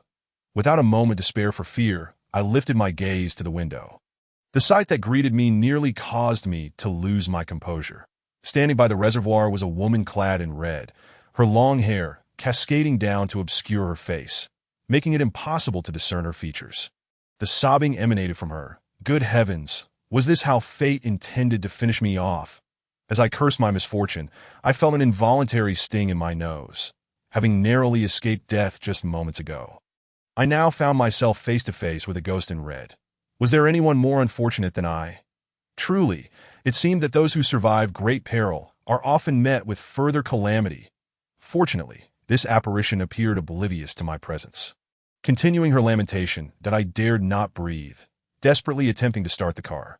Just my luck, having pressed the brakes so hard, the wretched vehicle refused to ignite, that as the saying goes, fortune does not come in pairs. And misfortune does not come alone. Today, I had come to truly understand the depth of this adage. Yet, I could not afford to linger. If I remained here overnight, I feared I would scare myself to death. Perhaps my frantic urgency had drawn the attention of the woman in red. As she began to rise, my legs trembled uncontrollably. For heaven's sake, start already! With my curse, the old car finally roared to life. The sound of the engine's operation providing a modicum of reassurance. Just as I managed to ignite the vehicle, the ghostly woman in red turned her head. Although her hair obscured part of her face, I could still discern her features quite clearly. I must admit, she was rather beautiful. Yet, at that moment, I lacked the courage to appreciate the aesthetics of a ghostly figure. Upon meeting her gaze, I let out a wail and slammed the accelerator, propelling the car forward, that I sped away from the dirt road by the reservoir, my heart racing with each beat. That it was only when I spotted the streetlights ahead that I allowed myself to exhale. At least I had finally glimpsed a beacon of hope. The presence of light instilled a sense of safety within me, and I felt that the glow of the streetlights offered greater comfort than my car's headlights. I pulled out my phone to check the time, realizing it was already midnight, and noticed I had received 2 text messages. Point one was from Lu Rui, who urged me to seize the opportunity. She claimed her friend was quite amiable, and when she mentioned me to Tang Lin, there seemed to be no trace of aversion. From this, it appeared that Lu Rui intended to play matchmaker between Tang Lin and me. I was about to lament my misfortune, thinking it absurd that a stunning beauty like Tang Lin could ever take an interest in someone like me. The second message was from Tang Lin, inquiring whether I had returned and reminding me to inform her when I reached the dormitory. She also mentioned that we should go out for a meal together next time we had the chance. These words warmed my heart. Could it be that she actually harbored some feelings for me? The sweetness of impending love momentarily dulled my fears, for at least I could trust Tang Lin. After all, I could scarcely discern who among the living and the dead surrounded me at that moment.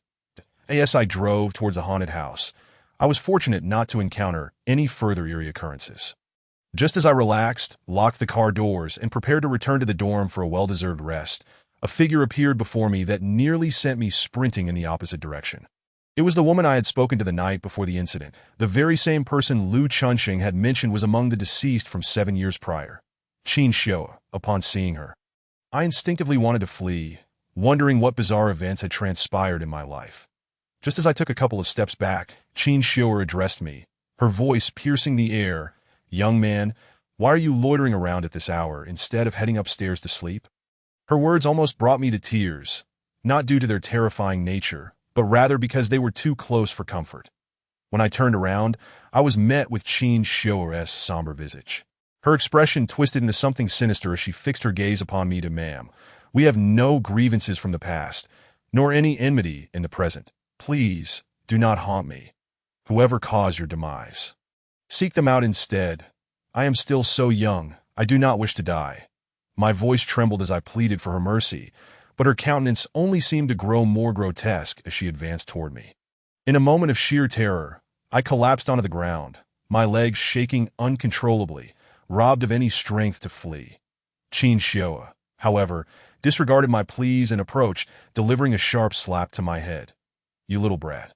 Who are you calling dead? Do you even know me?" she exclaimed. Her words compelled me to blurt out the truth in a rush that do not attempt to deceive me. "I know who you are. Qin Xiu, you should have died 7 years ago. Why do you and your fellow spirits torment an ignorant youth like me?" As soon as the words left my mouth, I realized my mistake. If Qin Xiu truly perished 7 years ago, my taunts could only provoke her wrath. Panic surged through me. Last time, luck had spared me, but this time, I feared nothing could save me. Seeing my terror, Qin Xiaoer suddenly erupted into laughter, a sound that sent chills down my spine. Just as I gathered my strength to flee, she spoke again. You foolish child, you actually believe in ghosts? That dead man, Lu Chunsheng, still refuses to accept his fate, insisting that I am the one who died, not him. What? Is there such a possibility? Her words left me utterly dumbfounded, unsure of how to respond. After all, Qin Xiaoer's assertions bore a semblance of logic. Moreover, Zhang Yukai had previously told me that Lu Chunsheng was the one who had died in that tragic accident 7 years ago. What was I to do? Who should I trust? Zhuge Feng had not forewarned me about encountering such a situation. My mind was in disarray, and I forgot all about fleeing. Fortunately, Qin Xiaoer seemed to notice my confusion and delivered a resounding slap to my face, jolting me back to reality. What are you thinking? Boy, do you still believe I am dead? Very well, if that is your conviction. I shall take my leave. Until next time, wait. As she turned to depart, I found an unexpected surge of courage and called out to her. Hold on. I believe you are alive, but you must tell me about the events of that fateful night. This response pleased her, and a smile returned to her face as she spoke. Ta-da. Now we are getting somewhere. If you cannot discern good from evil, you may not survive the month. What did she mean by that? My mind swirled with confusion, though I recognized that since she claimed to be one of the witnesses from 7 years ago, she might possess the answers I sought. After a moment's contemplation, I resolved to pose the most critical question. All of this chaos revolved around the accident from 7 years prior. If I could unravel the mystery of that event, perhaps I could uncover the truth behind everything. Thus, I inquired, ma'am, what I wish to know most is this. You were present during that incident, yet you survived while others perished. How did you manage to escape? Upon hearing my question, Qin Xiaoer's face lit up with amusement before she replied, Indeed, I was on duty that night, but just before the accident, I went to the restroom and was not in the office. Thus escaping the calamity. Chapter 11. A white snowy veil with a touch of red. What? Such circumstances existed. Qin Xiaoer had indeed evaded a fatal fate. I had not anticipated this outcome, as both Zhang Yukai and Lu Chunxing had led me to believe that all present had perished. Neglecting the notion that someone could survive, as I contemplated Qin Xiaoer's revelation, I recalled the events that followed our encounter that night. She had claimed to be cleaning the park and residing in the dormitories there. Had it not been for Jin Bao's assertion that no accommodations had been provided for them, I might have remained oblivious to her true nature. Unable to contain my curiosity, I asked, Wait a moment.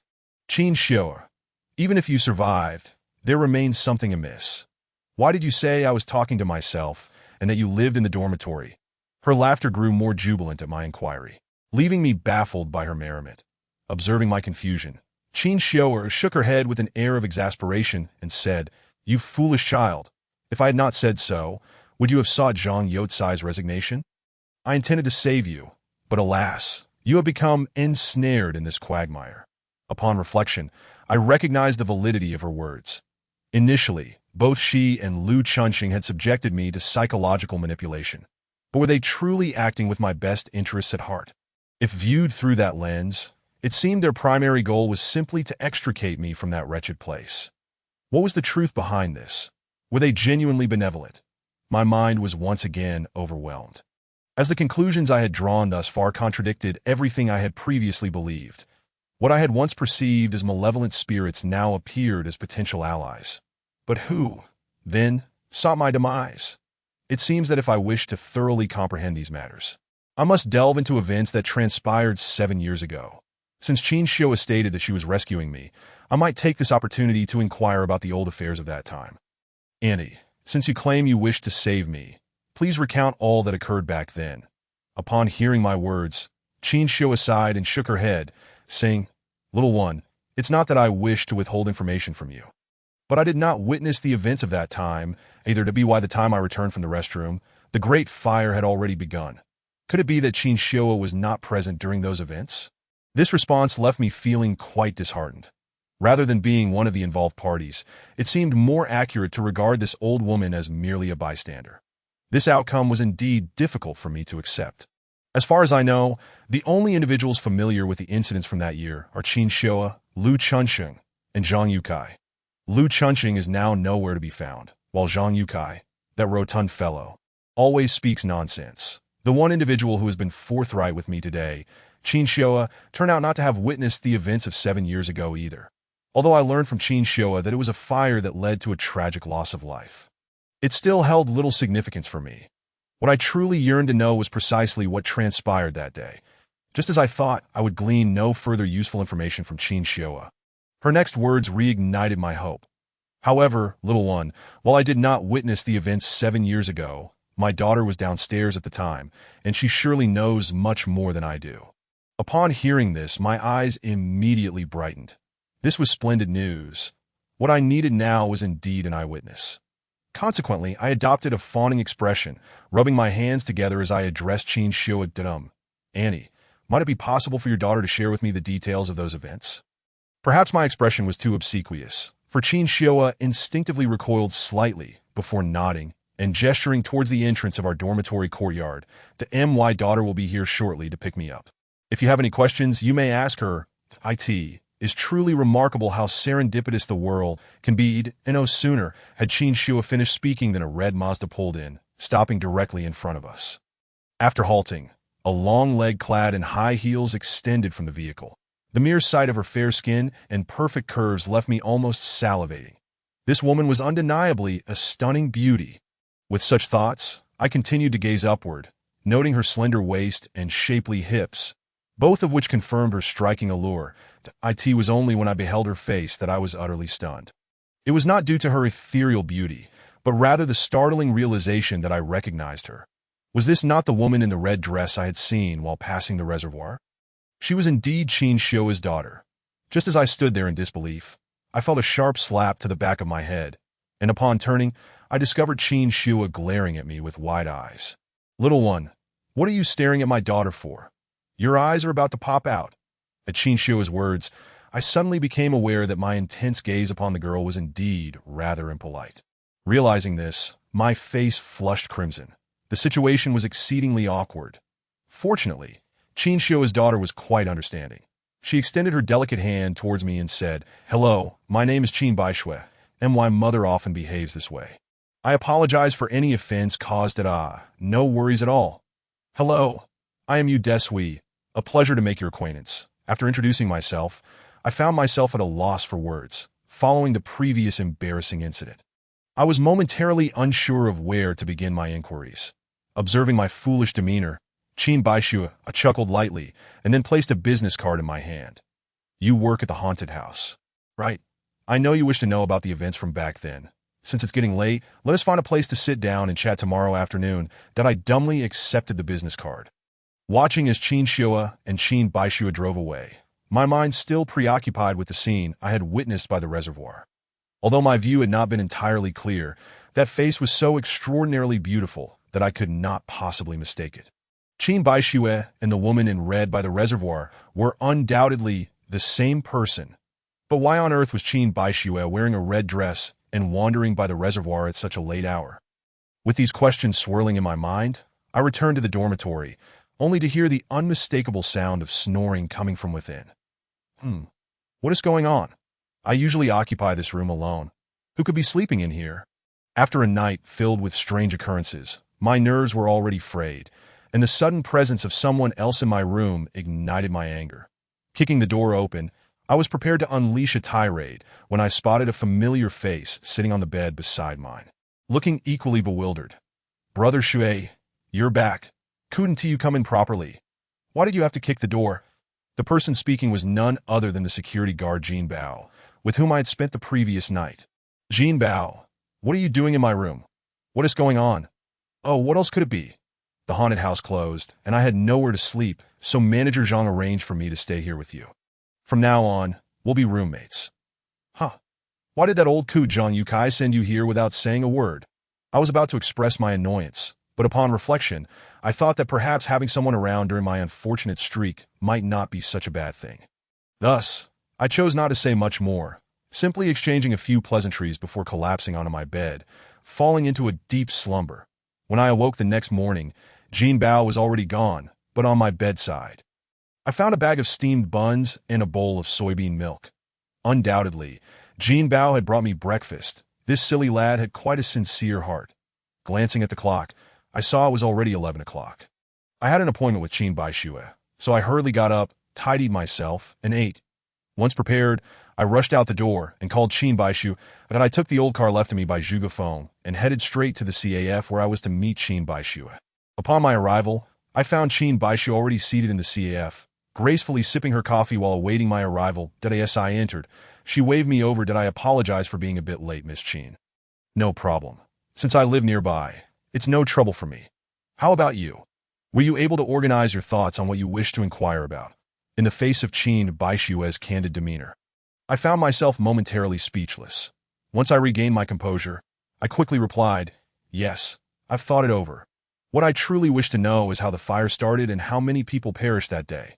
Who were they? Upon hearing my question, Qin Baixue frowned slightly, seemingly recalling the events of that time. After a moment of contemplation, she replied, the fire reportedly started when a security guard was smoking, and the cigarette but ignited the haunted house. As for who died, I do not know them, but I recall there was a file containing that information. Let me think carefully. I nodded, observing her deep in thought, and refrained from urging her, instead pulling out my phone to casually browse. It was not until I stumbled upon a news article that my entire body broke into a cold sweat. The headline read, Red-clad female corpse and bus discovered at reservoir. Police have launched an investigation. This was precisely what I had experienced the previous night. The bus I had boarded was the very one I had seen plunge into the reservoir. Zhuge Feng had already provided me with a clear explanation for this matter, so I was not particularly surprised. What truly astonished me was the mention of the red-clad female corpse. Could it be that this corpse was the same one I had seen the night before? I was certain that the woman I encountered last night was undoubtedly Qin Baixue. Even if I had only seen half of her face, I could identify her without a doubt.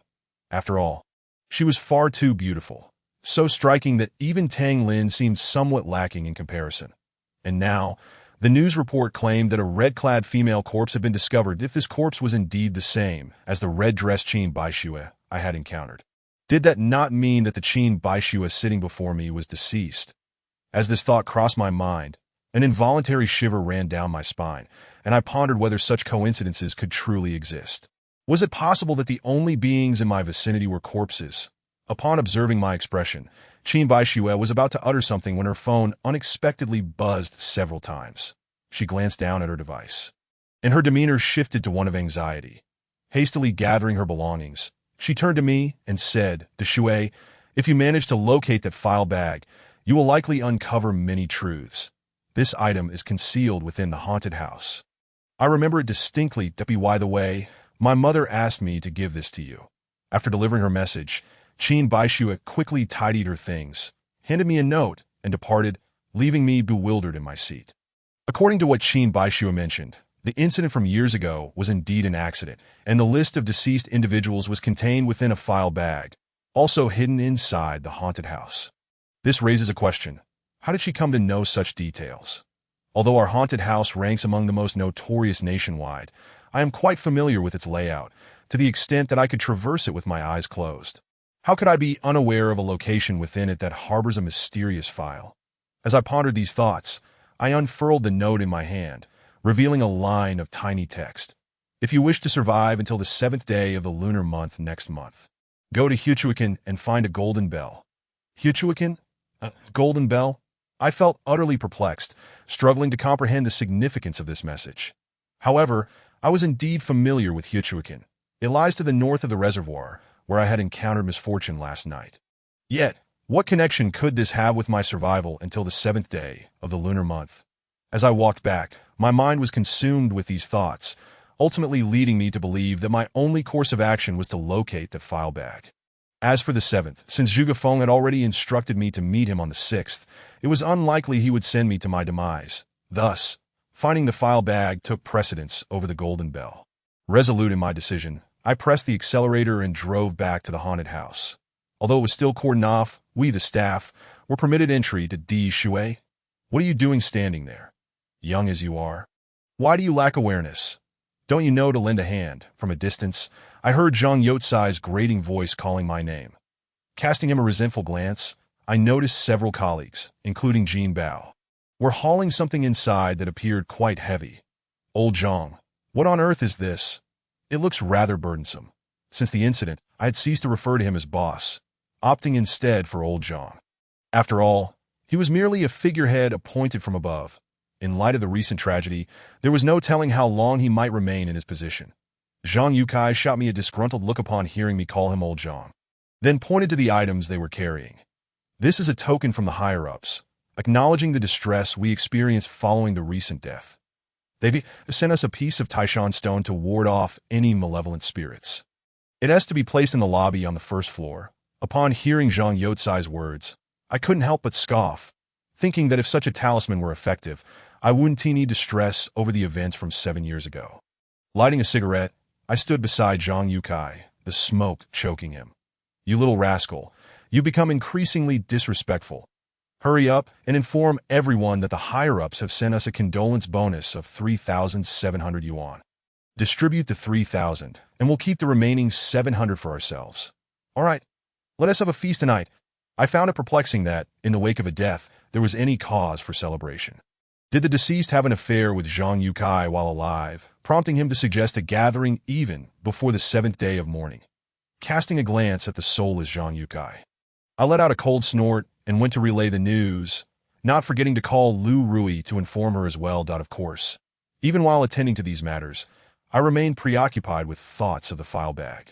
Where, precisely, was the file bag containing the secrets of 7 years ago? The entire afternoon was spent mulling over these questions, and I even glanced towards the sealed haunted house multiple times, yet I could not fathom where the file bag might be hidden.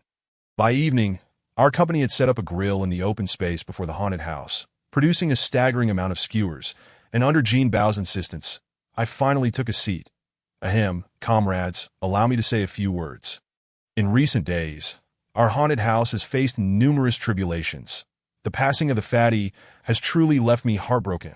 At this point, Zhang Yukai paused, his eyes glistening with tears that I thought to myself that this old fellow was quite the actor. Yet, out of respect for the somber atmosphere, I could only feign sorrow, attempting to mirror the expression of one who had lost a family member. Zhang Yukai stole a glance at everyone, noticing their cooperation, and let out a deep sigh before raising a drink, continuing, "Comrades, though the fatty is tragically departed, we must persevere. I don't care how sinister the rumors outside may be. Remember, unity is strength to the fatty." As he spoke, Zhang Yukai splashed the liquor onto the ground, and we all hastily followed suit, pouring our drinks as a gesture of respect. This was merely the formalities.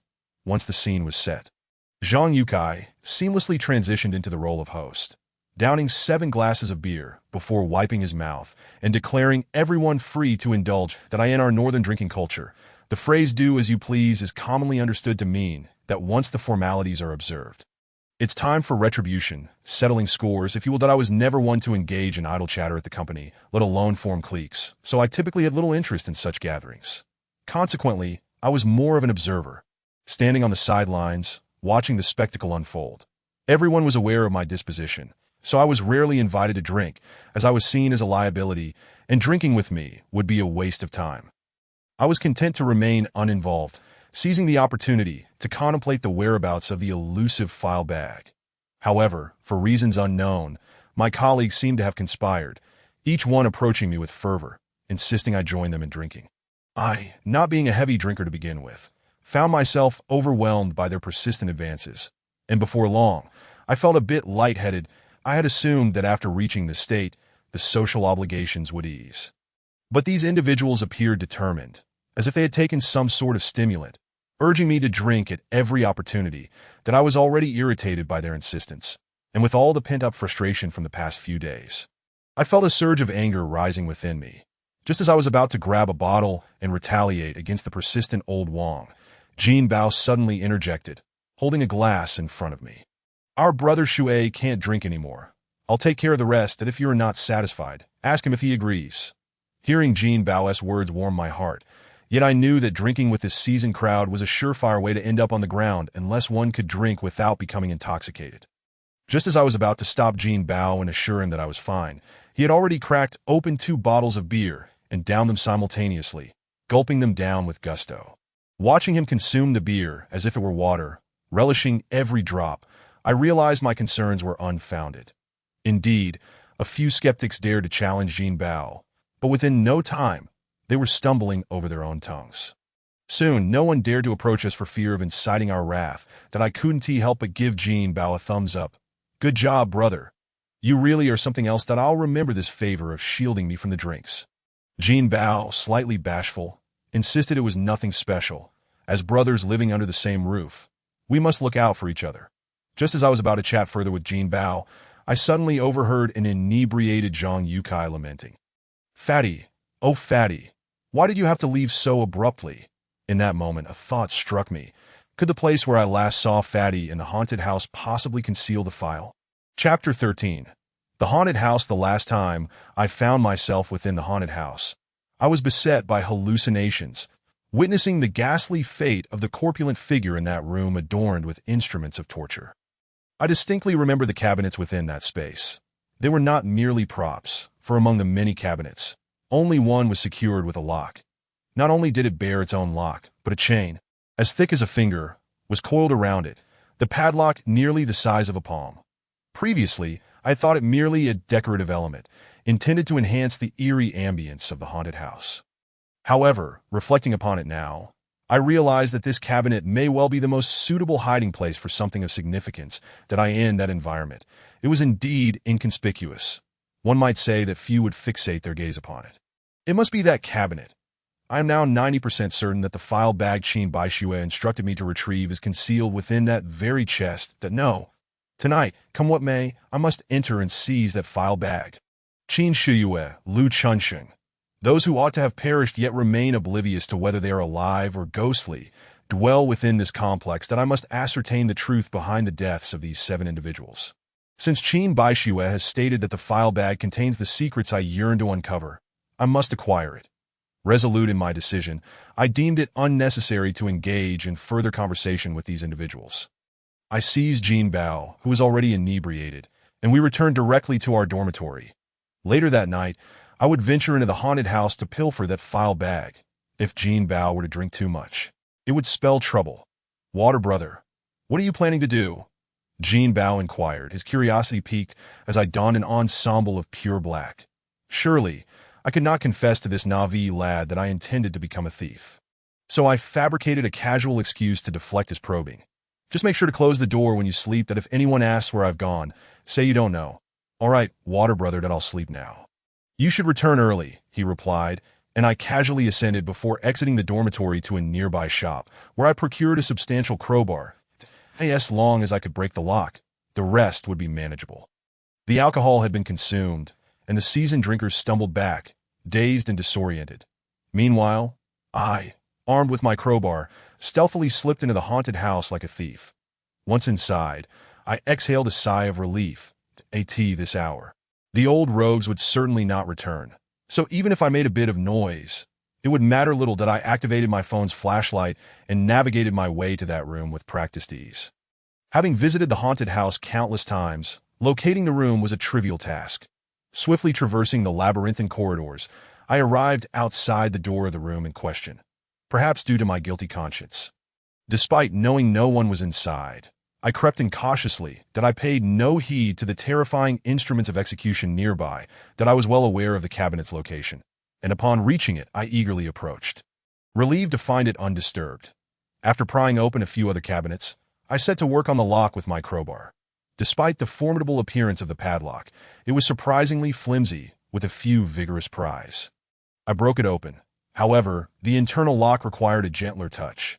Carefully, I retrieved a debit card and began to manipulate the cabinet's lock. After some time, I finally heard a satisfying click. At last, it was open. I nearly cried out in excitement as I pulled the drawer open, revealing 4 file bags scattered within. Strangely, none bore any inscriptions. How could there be so many bags? Didn't Qin Baixue mention there was only one? Furrowing my brow, I reached for one of the bags, intent on opening it, when suddenly a cacophony of footsteps echoed outside the door. Bang, bang, bang. The footsteps were heavy and abrupt, startling me to the point where I nearly dropped the file bag. Why were there people in the haunted house at this hour? No, it could not be. It had to be a person that be lingering in a haunted house at night. I certainly wasn't alone. Who was this individual? Judging by the footsteps, They were drawing ever closer that a wave of dread washed over me.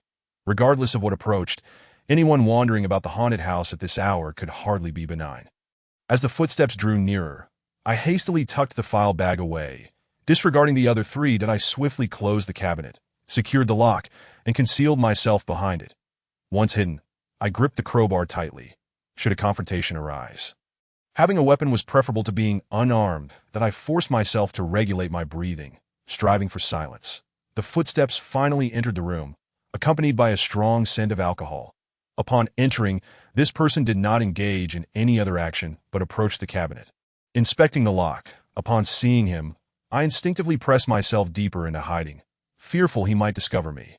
With one file bag missing, should he check, a confrontation would be inevitable. Fortunately, he merely examined the lock before turning away. Not opening the cabinet. "These bastards, none of them are worth a damn," he muttered, before flopping onto a bed crafted in the likeness of those used for human experimentation during World War II. Exceedingly crude. He lay down and soon began to snore, that I let out a breath of relief. At least he was human. However, his voice struck me as eerily familiar. Cautiously shifting, I peered through the gap between the cabinets to glimpse the figure lying on the bed. But the haunted house was devoid of electricity at night, rendering it impossible to discern his identity, that I must confirm who this person is. I thought, preparing to inch closer to ascertain the identity of the individual sleeping in the haunted house at such an hour. Yet, as I shifted my position, the sudden ringing of a phone shattered the silence. Oh no! I forgot to silence my phone. Instinctively, I reached for my device, only to realize the ringing emanated from the figure on the bed. Stunned, I realized I had even forgotten my own ringtone. Wait, why does that ringtone sound so familiar? No, the person before me. I absolutely recognize him. Hello? What? You can't be serious. Fine, I understand. I'll head back now. This individual, after ending the call, cursed vehemently before rising to his feet, preparing to leave. Hearing his footsteps receding, I exhaled a sigh of relief. That had been far too frightening, regardless of this person's identity. Since he was guarding these 4 file bags, it indicated he was surely one of the informed parties, that if I could ascertain who he was, it would grant me newfound hope. However, I needed to exit promptly. Being trapped inside would spell disaster. Listening intently, I confirmed his footsteps had indeed grown distant, and I quietly activated my phone, ready to depart. But just as I attempted to stand, a hand seized my clothing. What was that? Instinctively, I raised my phone to illuminate my surroundings, only to find a face looming behind me. A pale, eerily made-up woman's face. I screamed, stumbling backward and colliding with the cabinet, my clothing tearing in the process. The shock was overwhelming. I was utterly unprepared and had forgotten to utilize the crowbar in my hand. In a flurry, I directed the phone's light at the face, discovering it was merely a paper effigy. Indeed, a paper figure meant for burning at funerals. Why would there be a paper figure in this haunted house? Having visited so many times, how had I never encountered one before? Moreover, this paper figure bore a striking resemblance to Lou Rui. Realizing it was merely a paper figure allowed me to recover from my earlier terror. Just as I was about to rise and make my escape, another face appeared at the doorway. Although this face was not as frightening as the previous woman's, it still sent chills down my spine, for the figure at the entrance was Zhang Yukai. At that moment, his expression was particularly grim and somewhat sinister, and in the dim light of my phone, I discerned a glimmer of malice in his eyes. "What are you doing here in the haunted house at this hour, Shui?"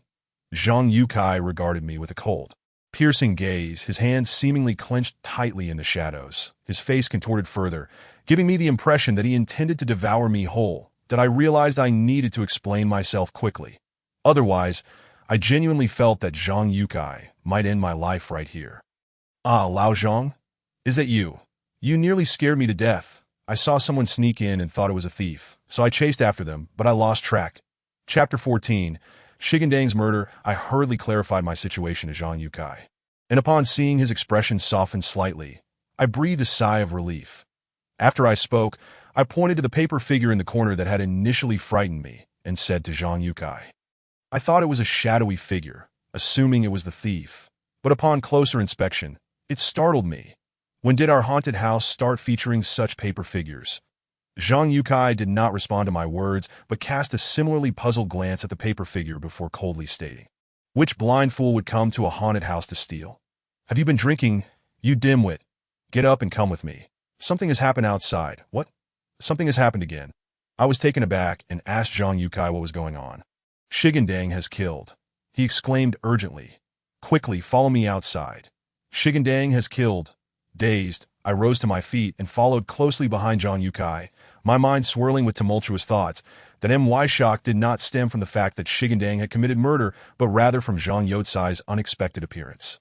No wonder the ringtone I had heard earlier felt familiar. It was none other than Zhang Yukai himself. This old rascal always claimed he was heading home after work, yet he was actually residing in the haunted house. Clearly, the 4 files were of utmost importance. Otherwise, he wouldn't have chosen to endure sleeping in a haunted house, unwilling to budge an inch. However, if these files were truly so significant, why did he not take them home, but instead hide them here? These thoughts eluded my understanding, but perhaps I would gain some insight after examining their contents later. Quickly regaining my composure, I followed Zhang Yukai as we exited the haunted house, heading towards the site of the incident involving Shigandang. As reported by our superiors, by the time we arrived, police barricades had already been set up, with officers diligently investigating. The time we had spent lingering in the haunted house had been sufficient for the police to arrive.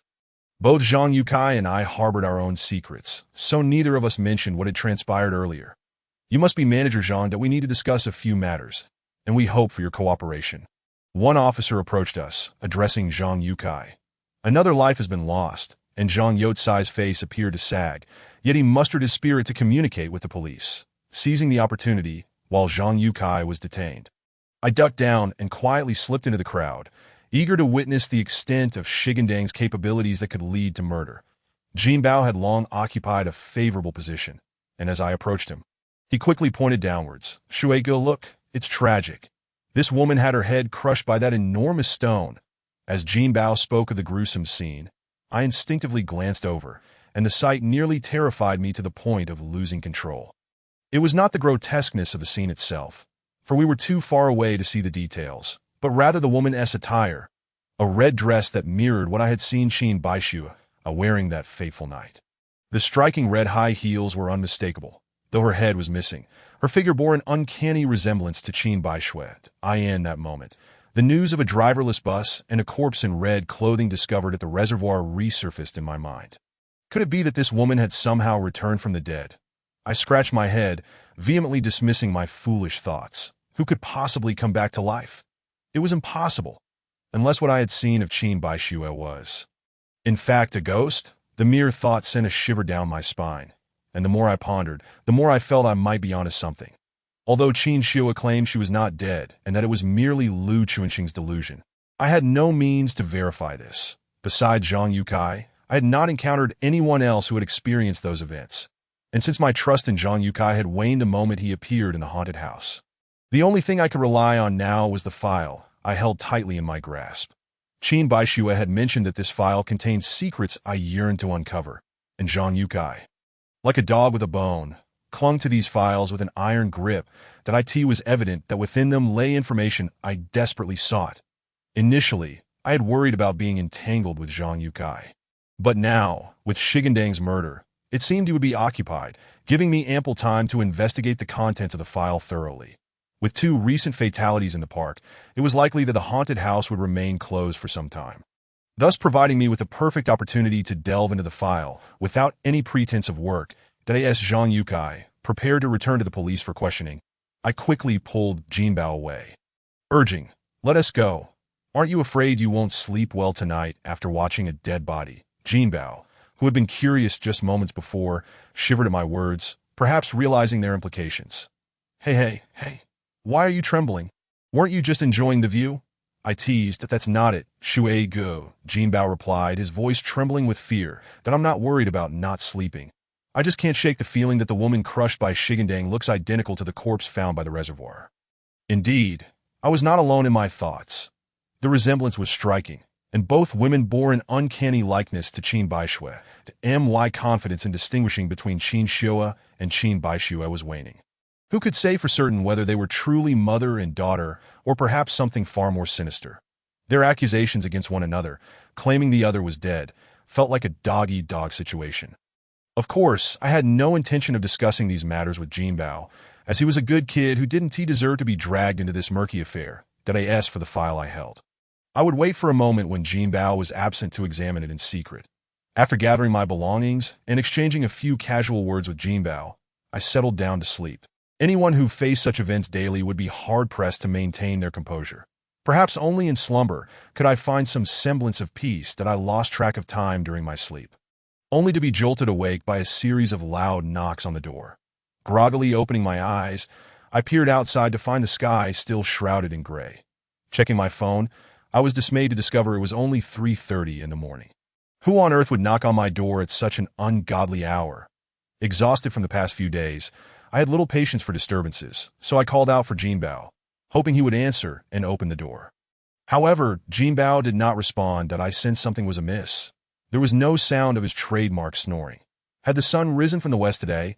I fished out my phone to check the opposite side of the room, only to find that Jinbao was nowhere to be seen. I was utterly alone. What? Where had Jinbao gone at this hour?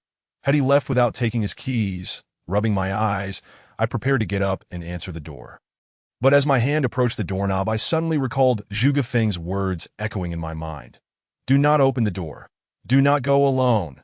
Hearing this, I jolted back as if struck by electricity, withdrawing my hand from the doorknob. Though I could not fathom why, Zhuge Feng's warnings resonated deeply within me. This old man had saved my life twice. If he wished to harm me, he could have done so at any time. Resolute in my decision not to open the door, I mustered my courage and called out into the darkness. Who is it? Unbeknownst to me, the individuals outside the door seemed utterly oblivious to my utterances, persistently rapping upon the door without relent. Under normal circumstances, I would have undoubtedly flung the door open in a fit of anger, perhaps delivering a swift kick to the intruder. Yet today, I found myself devoid of any ire, instead beset by an inexplicable chill that prickled my skin. How bizarre! The current state of affairs was undeniably peculiar.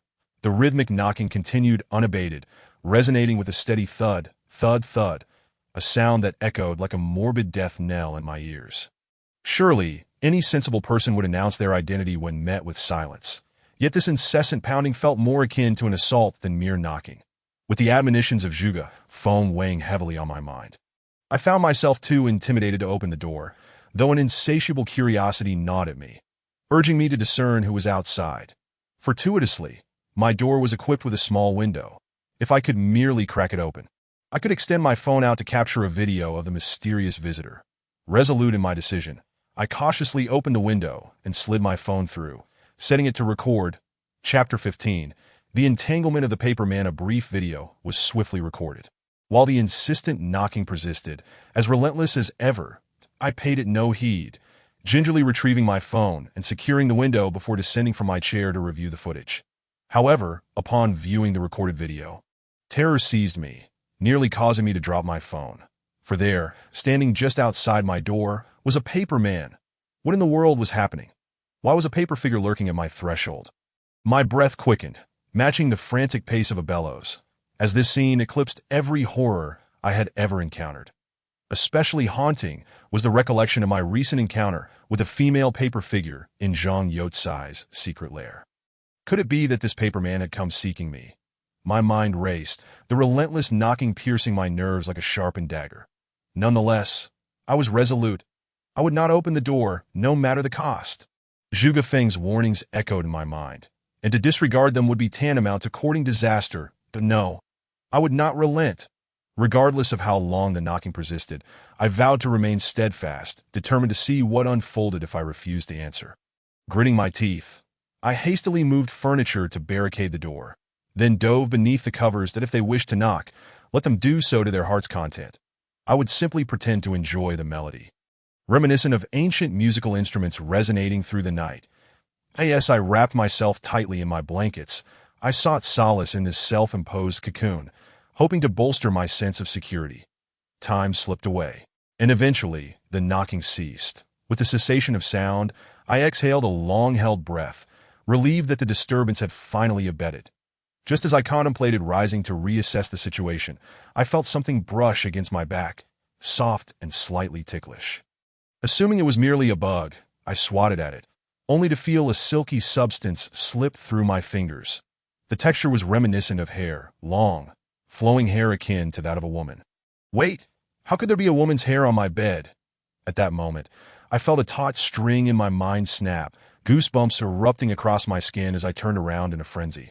In that instant, a pale, ghastly face adorned with eerie makeup materialized before me. That it was the very visage of the female paper figure I had encountered in Zhang Youcai's secret base. The sight of that face elicited a blood-curdling scream from my lips, jolting me upright in bed, drenched in sweat. Gasping for breath, I scanned my pitch-black room, and after a moment, I realized I had merely been ensnared in a nightmare. Good heavens, that nearly scared me to death. I cursed inwardly, reaching for the cigarettes on my bedside table. With a flick, I lit one and inhaled deeply, the acrid smoke clearing my mind. Why had I begun dreaming such horrors? Had the recent frights overwhelmed my psyche? I furrowed my brow, contemplating this as I recalled Zhuge Feng's warning. Do not open the door, do not confront a solitary figure. Thank goodness for this dream. Otherwise, I might have forgotten that crucial advice. After all, my mind had been occupied with the enigmatic riddles posed by Qin Shua and her daughter, relegating Zhuge Feng's counsel to the back of my thoughts. Wait, do not open the door. Do not confront a solitary figure. I froze, a wave of foreboding crashing over me, that do not confront a solitary figure. My mind raced, and I muttered the phrase repeatedly, a realization dawning that I had just violated that very taboo. Alone and unaccompanied, I had ventured into Zhang Youcai's lair.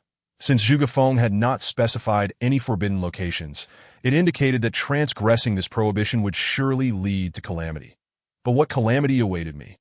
Would I meet my demise? As I pondered the potential dangers that loomed, a rapid series of knocks echoed through the air, sending my heart racing. The sound nearly caused my heart to leap from my chest. Once I regained my composure, I called out to Jin Bao, yet he remained unresponsive. Frantically, I turned on my phone and directed the light toward Jin Bao's bed, only to find it empty in no way.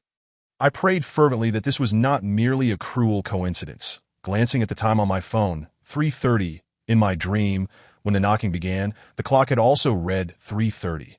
This was not good. 3 separate elements had aligned with my recent nightmare. Could it be that the source of the knocking was indeed? I dared not continue the thought, for the dream had been far too terrifying. The more horrifying prospect was that I was about to face that very nightmare in the waking world. No, I must remain calm. I could not afford to panic.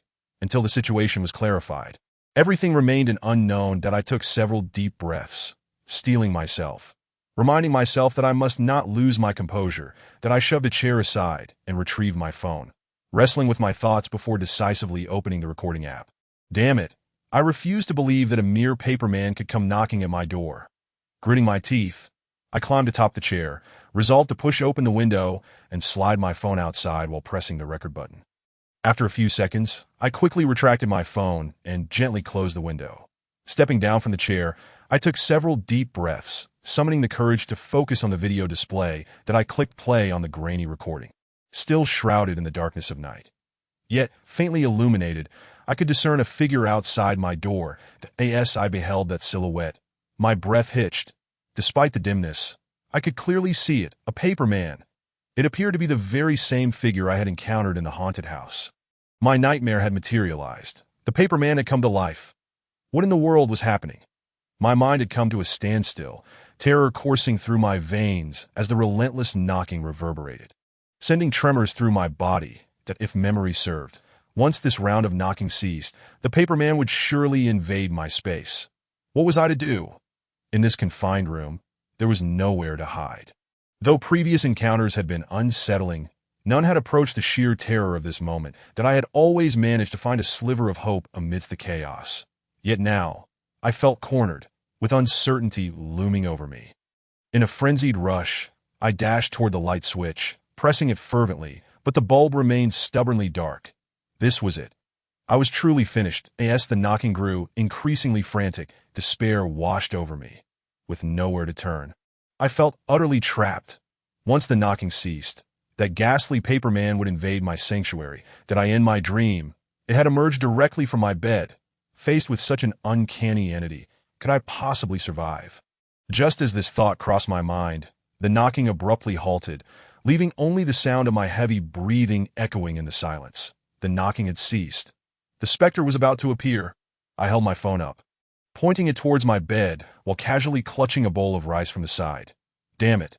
In any case, I had nowhere left to escape, as long as this wretched thing dared to show itself. I would smash it with the bowl until it was reduced to a mere heap of scraps. I clenched my teeth tightly, awaiting the appearance of this female specter. Time seemed to drag on interminably in my eyes. However, amidst this protracted wait, I saw no sign of her emergence. What was going on? Could it be that my ferocity had frightened her away, just as I was about to inch closer to discern the situation? I noticed several eerie shadows creeping along the wall, illuminated by my phone's flash. The shapes resembled that of a woman's hair. I shot my head up like lightning, only to discover a pale figure clinging to the ceiling. Much like a gecko, its face, adorned with a grotesque makeup, twisted 180 degrees from its neck, its hollow gaze fixated on me. I nearly expended all my strength to let out a scream, simultaneously hurling the bowl at the ceiling and charging towards the dormitory window. There was no other option. I had to leap out. Even if it meant my demise, I could not allow a paper figure to claim my life. The sound of splintering wood echoed behind me, instilling further dread, and I bellowed, preparing to leap through the window, only to be suddenly yanked back by a pair of hands gripping my collar and arm. Chapter 16. The origin of Shigandang. It was over. It seemed this paper figure had no intention of letting me go, not even granting me the chance to escape through the window. It was determined to see my end. What had I done to deserve this? Well, it was no matter. Death was merely a matter of life, and should my head roll, it would be merely a scar the size of a bowl. Just as this noble thought of self-sacrifice arose in my mind, I suddenly sensed something amiss. Why were the hands gripping my arm so warm? If it were that female specter, there was no way she could be warm. No matter how sinister. The sound of splintering what I heard moments ago was evidently the door being smashed open.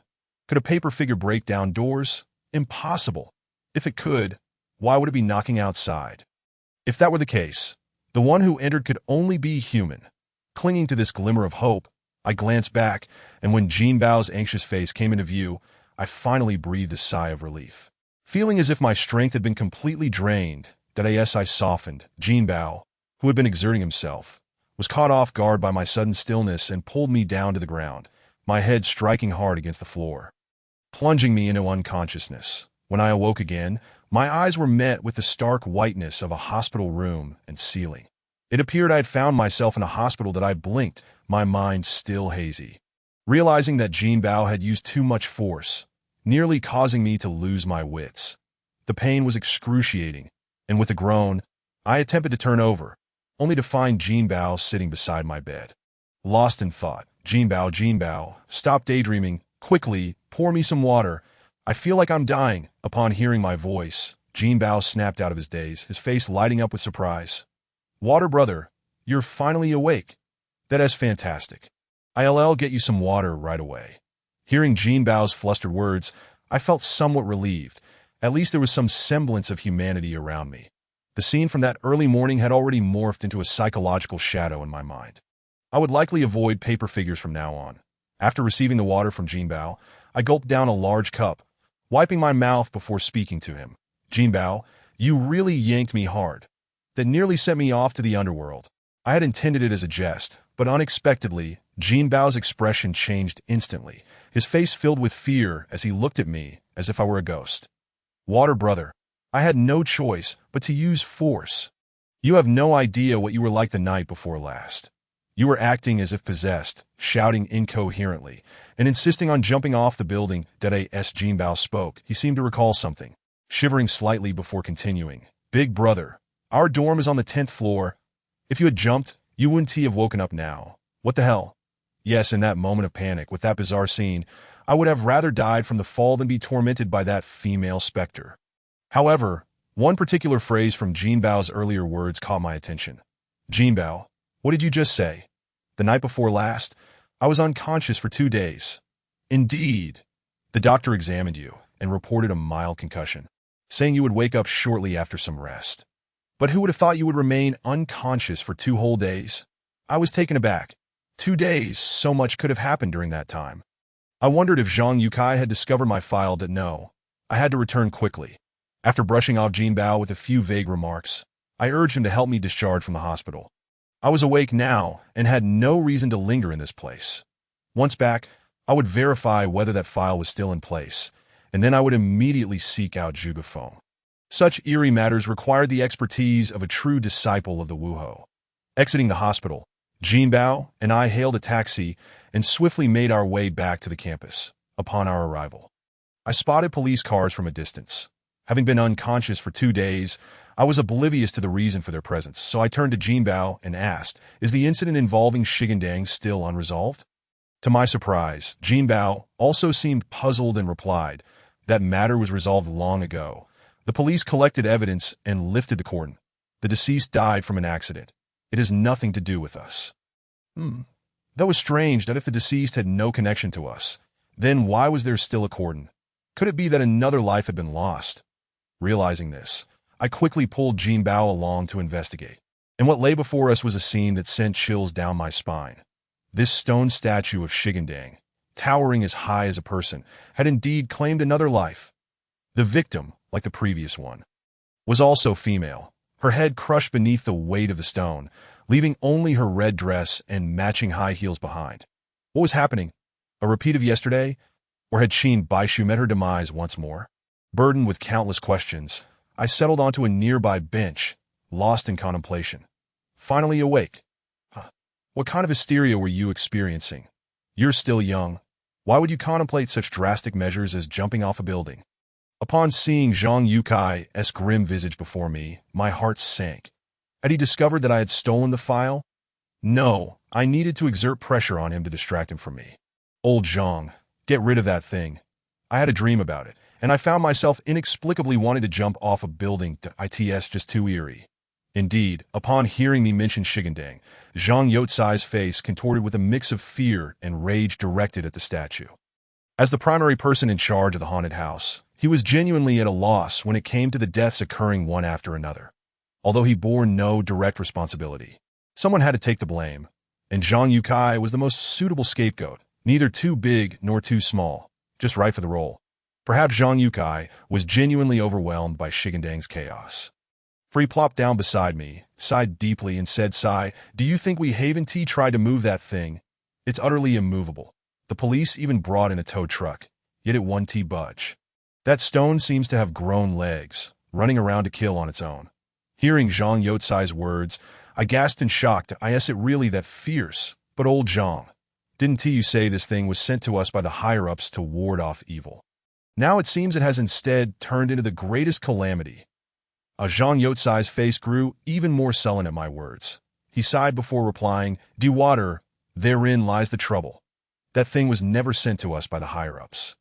The logistics guy told me it was, and I believed him. But after these 2 incidents, I inquired with the higher-ups about how to handle it, only to be told they never sent it at all." What? Upon hearing Zhang Yukai, I immediately understood. Someone was clearly trying to set us up for disaster. Old Zhang, how do you intend to handle this? At my question, Zhang Youcai's face suddenly contorted in distress as he eagerly offered me a cigarette. This was clearly an attempt to curry favor. However, I accepted the cigarette, signaling for him to continue. Realizing his intentions had been uncovered, Zhang Yukai awkwardly cleared his throat before saying, "Dewater, I truly can't trust anyone else right now. You're clever, and you've survived a major ordeal, so I was thinking, why not have you investigate this matter?" Have me investigate? Fantastic. This was exactly what I had hoped for. The moment the Stone Guardian made its appearance coincided with the time I encountered that female figure. Judging from Zhang Youcai's demeanor at that moment, he too seemed unaware of the sudden emergence of this woman.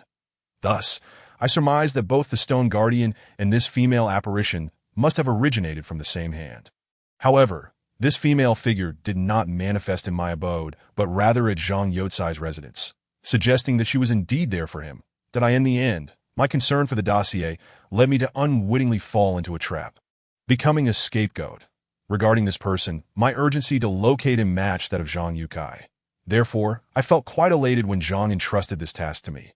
However, at that moment, it would be remiss not to take advantage of the situation to extort some demands from Zhang Yukai.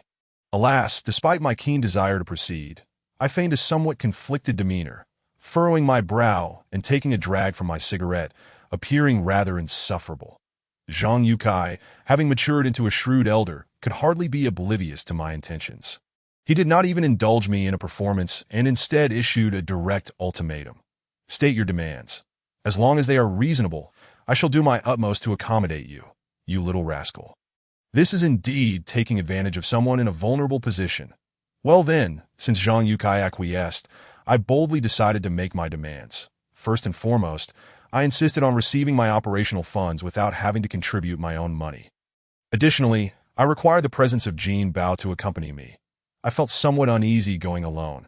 After I rambled off a series of inequitable terms, Zhang Yukai conceded a few points that were acceptable. While dismissing the rest outright, he urged me to hasten my departure after agreeing, handing me a bank card and revealing the password. What a stroke of fortune! Armed with the bank card and accompanied by Jin Bao, I set off to seek clues that as we passed by some officers, I overheard them murmuring, "Damn it, I heard there has been another death by the reservoir." They pulled up a female corpse clad in a red dress. Upon hearing this, I couldn't help but be taken aback. Another death by the reservoir. The last time I saw Qin Baixue, there was a drowned individual near the reservoir, and that was the very woman I had encountered. Of course, I still couldn't ascertain whether the woman in red I had seen was human or ghostly. However, what a remarkable coincidence. The last death at the reservoir coincided with the Stone Guardian also claiming a victim, 2 women, both adorned in red dresses and high heels. Now, with both the reservoir and the Stone Guardian having claimed lives simultaneously, both victims dressed in red, the absurdity of it all was quite striking. When I have the opportunity, I must inquire with Zhuge Feng about this curious matter.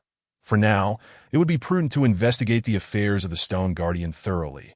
One cannot be too cautious, lest I fall victim to the paper figure before the 7th day of the lunar month arrives. With operational funds secured and no need for personal expense, I whimsically hailed a cab with Jin Bao. I truly never anticipated that I would have the chance to indulge in a meal on the company's expense in my lifetime, or perhaps I never imagined I would have the opportunity to extract money from the miserly Zhang Yukai. Such private matters, of course, could not be charged to the company account. He could only draw from his own pocket. Typically frugal as a miserly old rooster, today I had managed to peel away a layer of his avarice. While we did not know who had sent the Stone Guardian, we at least knew the logistics company responsible. The logistics operations maintained shipping orders. As long as we follow the clues, we could ascertain who had delivered this consignment. Once we locate the logistics personnel, we would uncover the shadowy figure behind it all. Resolved in my decision, Jin Bao and I hopped into a cab, heading straight for the logistics company. The shipping order was exceedingly clear. The vehicle's license plate number, the identity of the logistics personnel, and the time of delivery were all documented that a simple verification would suffice. Before long, Jin Bao and I arrived at the logistics company, paid the driver, and proceeded inside. "Hey, what brings you two here? Who are you looking for?" The security guard at the entrance stopped us, and understanding this was standard procedure, we explained that we were searching for a logistics personnel due to an issue that had arisen. The guard acknowledged us and requested our signatures, kindly directing us towards the office. After expressing our gratitude, Jin Bao and I made our way towards the office as indicated. As we walked, I pondered that the office would surely be filled with sharply dressed professionals, all smiles, whose only skill seemed to be passing the buck. Given the gravity of the situation on our end, they must be aware and would undoubtedly shirk any responsibility that in such cases, their method of handling matters would undoubtedly involve evasion and deflection. With this thought, my frustration mounted, and I turned to Jin Bao, saying, "If we hear them claim that this isn't our responsibility and that it falls under another department, do not believe them." "Got it. Someone has lost their life here, and we are in the right."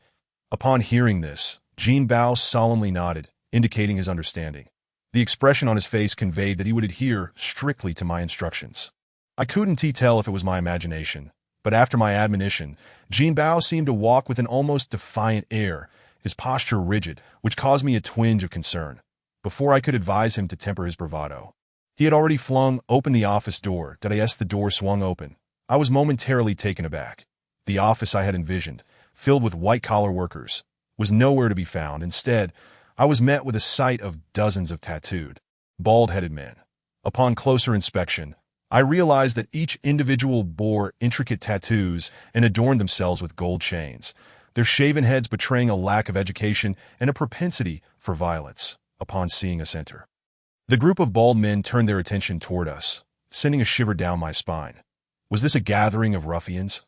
I was momentarily stunned, but quickly regained my composure, just as I intended to pull Jean Bao away. But he unexpectedly spoke up before I could intervene. Which of you is in charge of logistics? We need to inquire about a certain logistics personnel. Upon hearing Jean Bao's question, the apparent leader of the bald men waved us off dismissively.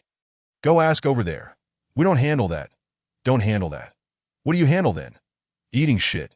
Jean Bao retorted sharply, leaving me momentarily speechless. After Jean Bao's outburst, he shot me a look that seemed to say, watch this, and prepared to continue speaking. Good grief. How could Jean Bao's brain be so singularly focused? As I rushed to intervene, hoping to silence him, I realized that his previous remark had already soured the mood among the group of bald men. I had assumed that my intervention would prompt Jean Bao to rein in his words, but to my astonishment, my attempt only fueled his defiance that he unleashed a torrent of particularly stinging remarks. From the expressions on the faces of those bald men, it was clear that our duo was in for a beating. Indeed, the leader's expression darkened as he looked at Jean Bao and said, Buddy, we haven't wronged you, have we? Is it reasonable to direct your ire at us? You're talking nonsense. You're in a position of authority, yet fail to fulfill your duties, merely pushing responsibility around. If I were to head over there and they said you were responsible, what then? A pack of dog-bred wretches. I had never imagined that Jean Bao, who appeared so simple-minded, would speak so boldly and without regard for their feelings. As expected, the moment Jean Bao finished his tirade, the bald men could no longer contain themselves and all stood up, ready to charge at us, with only Jean Bao and myself against such a crowd.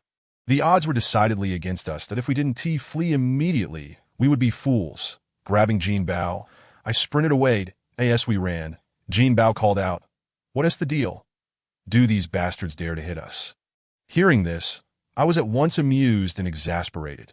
Even at this moment, he had yet to grasp that we had walked into their trap, that I had initially thought that these individuals would merely pass the buck amongst departments, which was already a contemptible tactic. Little did I know, the leadership of the logistics company had not even allowed their employees the opportunity for such deflection. These bald men were likely hired muscle. The reason the security guard had directed us was not out of goodwill, but rather a deliberate act to lead us into trouble with these thugs. Could it be that there had been a surge of trouble seekers visiting the logistics company recently? As I ran, my mind was consumed with thoughts that IT has often said that one cannot serve two masters simultaneously. The consequence of my frantic escape was that both Jean Bao and I found ourselves cornered within a warehouse. Confronted by the sturdy walls of the warehouse and the two exits now blocked by a gang of bald men, a throbbing pain began to form in my head. After these several dozen bald men had trapped us inside, they approached with sinister smiles, one of them eagerly raising his fist as he charged toward us. With a resounding thud, a fist struck the bridge of his nose, and he collapsed to the ground. Clutching his face, I stared in horror at Jean Bao. This guy was incredibly swift with his punches. The leader of the bald men, irate at seeing a subordinate downed by Jean Bao, pointed at us and let out a furious roar, prompting his gang to charge forward. Brother Shui, run! I'll hold them off, Jean Bao shouted. Damn it, I refused to believe they would dare to kill me. Upon hearing Jean Bao's words, my mind was in turmoil. Fleeing was no longer an option. It was time to fight. Despite my occupation in the arts, I had not shied away from brawls in my youth. Inspired by Bruce Lee, I had trained under a master for a few days. These past few days, I had been tormented by all manner of supernatural phenomena, and my pent-up frustration surged within me that if ghosts dared to bully me, that was one thing, but now they were treating me like a mere stepping stone. Once I got started, I hardly felt the pain anymore that I grabbed whatever was within reach and swung it wildly. I had no idea how long it lasted, but suddenly a large door appeared before me. What the hell? Did I just fight my way out? Turning around, I noticed only 3 bald men still encircling Jean Bao, but they merely kept their distance, unwilling to engage. The rest of the bald men lay scattered on the ground, groaning in agony. The leader, nursing his bleeding nose, glared at me with malice and demanded, "Who sent you to wreck our place? Speak honestly, and we can let this go. Otherwise, I swear I will hunt you down to the ends of the earth to avenge this humiliation." Wrecking the place? His question left me momentarily stunned, that I wasn't here to cause trouble. Bro, I think there's been a misunderstanding that I'm not here to wreck anything. I'm just here to check on a logistics order. As I spoke, I waved the document in front of him. However, upon glancing at it, his expression darkened. Nonsense. You claim you're not here to cause trouble, yet you bring a scrap vehicle to provoke us? Have you lost your mind? Chapter 18. The ghostly delivery. The leader scrutinized the license plate number on my document and exclaimed, leaving me utterly bewildered. What did he mean? A scrap vehicle? Were we supposed to receive our delivery in a junked-up car? The leader felt as though I had played him for a fool, seething with rage. Wiping the blood from his face, he prepared to confront me again, since the misunderstanding had been cleared up. I genuinely wished to avoid further conflict, that my body was already bruised and battered. There was no need for another round that I hurried to explain, insisting that I wasn't trying to provoke him. This was indeed a document from the logistics company, and I trusted they had their own means of verification to convince him I wasn't sent to stir trouble.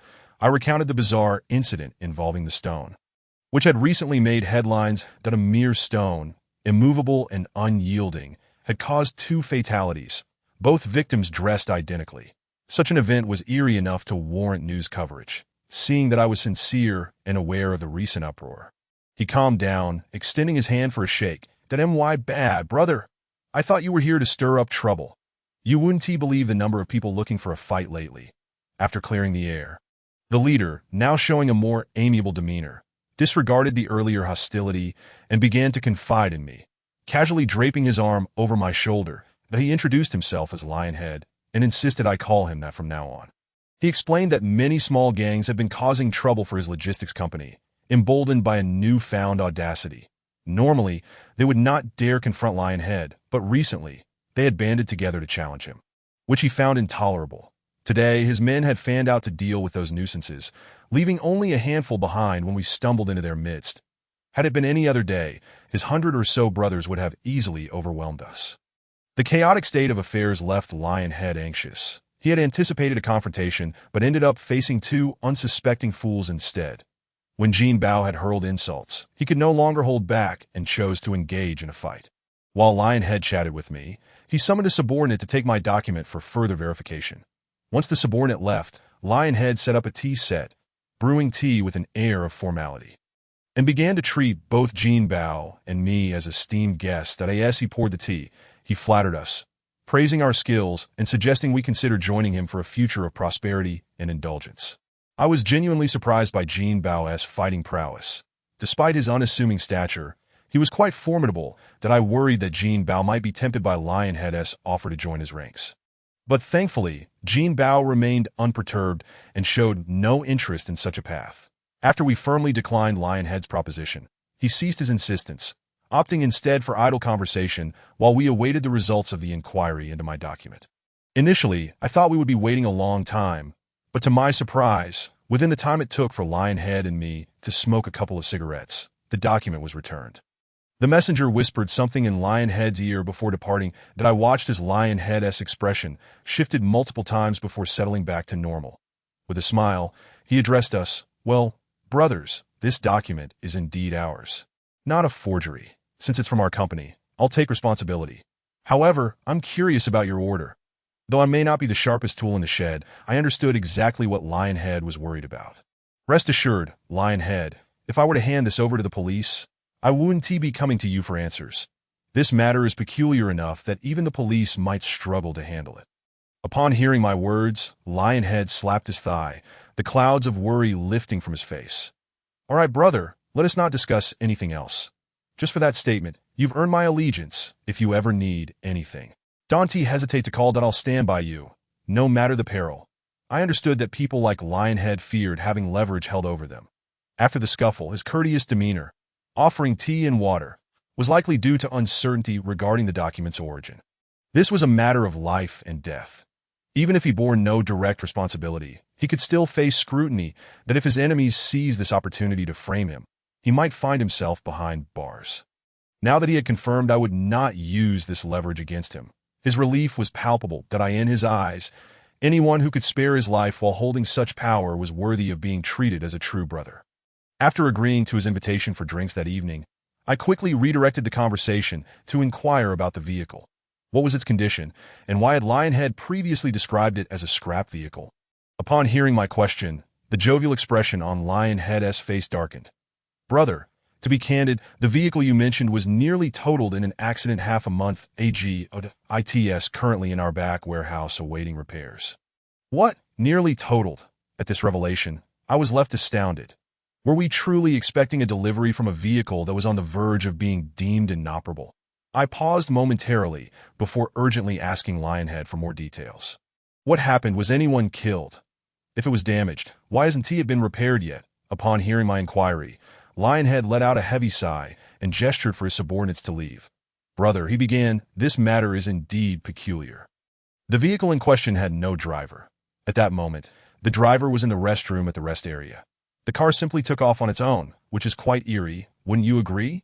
As he spoke, Lionhead seemed to suddenly recall something, leaning closer to me and whispering, by the way, regarding that car, I remember something else. According to the traffic police who handled the incident, it appears that the vehicle collided with a stone guardian that stood about a person's height. What? At this revelation, I spat out my tea, choking and coughing uncontrollably that a driverless car speeding down the highway and somehow crashing into a stone guardian. This was utterly bizarre. Who has a stone guardian on their highway? Seeing my jaw drop in disbelief, Lionhead shared another startling piece of information. Brother, I heard that after the truck's accident, that stone guardian vanished, right under the noses of the traffic police. Ever since this incident, everyone has deemed the vehicle unlucky and has refused to drive it, leaving it abandoned for the time being. After delivering this unsettling news, Lionhead glanced at me with a look of genuine fear. Despite his efforts to suppress it, I could see he was deeply unnerved by the situation that IT was indeed unsettling. A vacant car inexplicably driving itself onto the highway only to collide with a stone guardian. Anyone hearing this would surely consider it a ghost story. Moreover, those like me, who have faced such bizarre occurrences before, began to ponder whether the stone guardian on the highway was the same one currently located at our workplace. Such thoughts should not be entertained. The more one dwells on them, the more chilling they become that a shiver ran down my spine as I immediately urged Lionhead to accompany me to investigate this vehicle and uncover the truth. After all, if this car truly had ventured out on its own, there must be some clues left behind, evidence that could aid our understanding of the situation.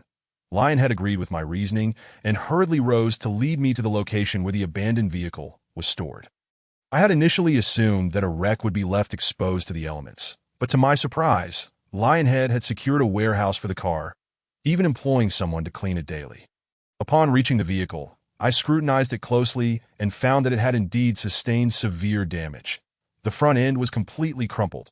Had there been a passenger inside, they would have surely faced fatal consequences. It's no wonder everyone considered the car ominous. After such a catastrophic accident, I, too, would be hesitant to drive it.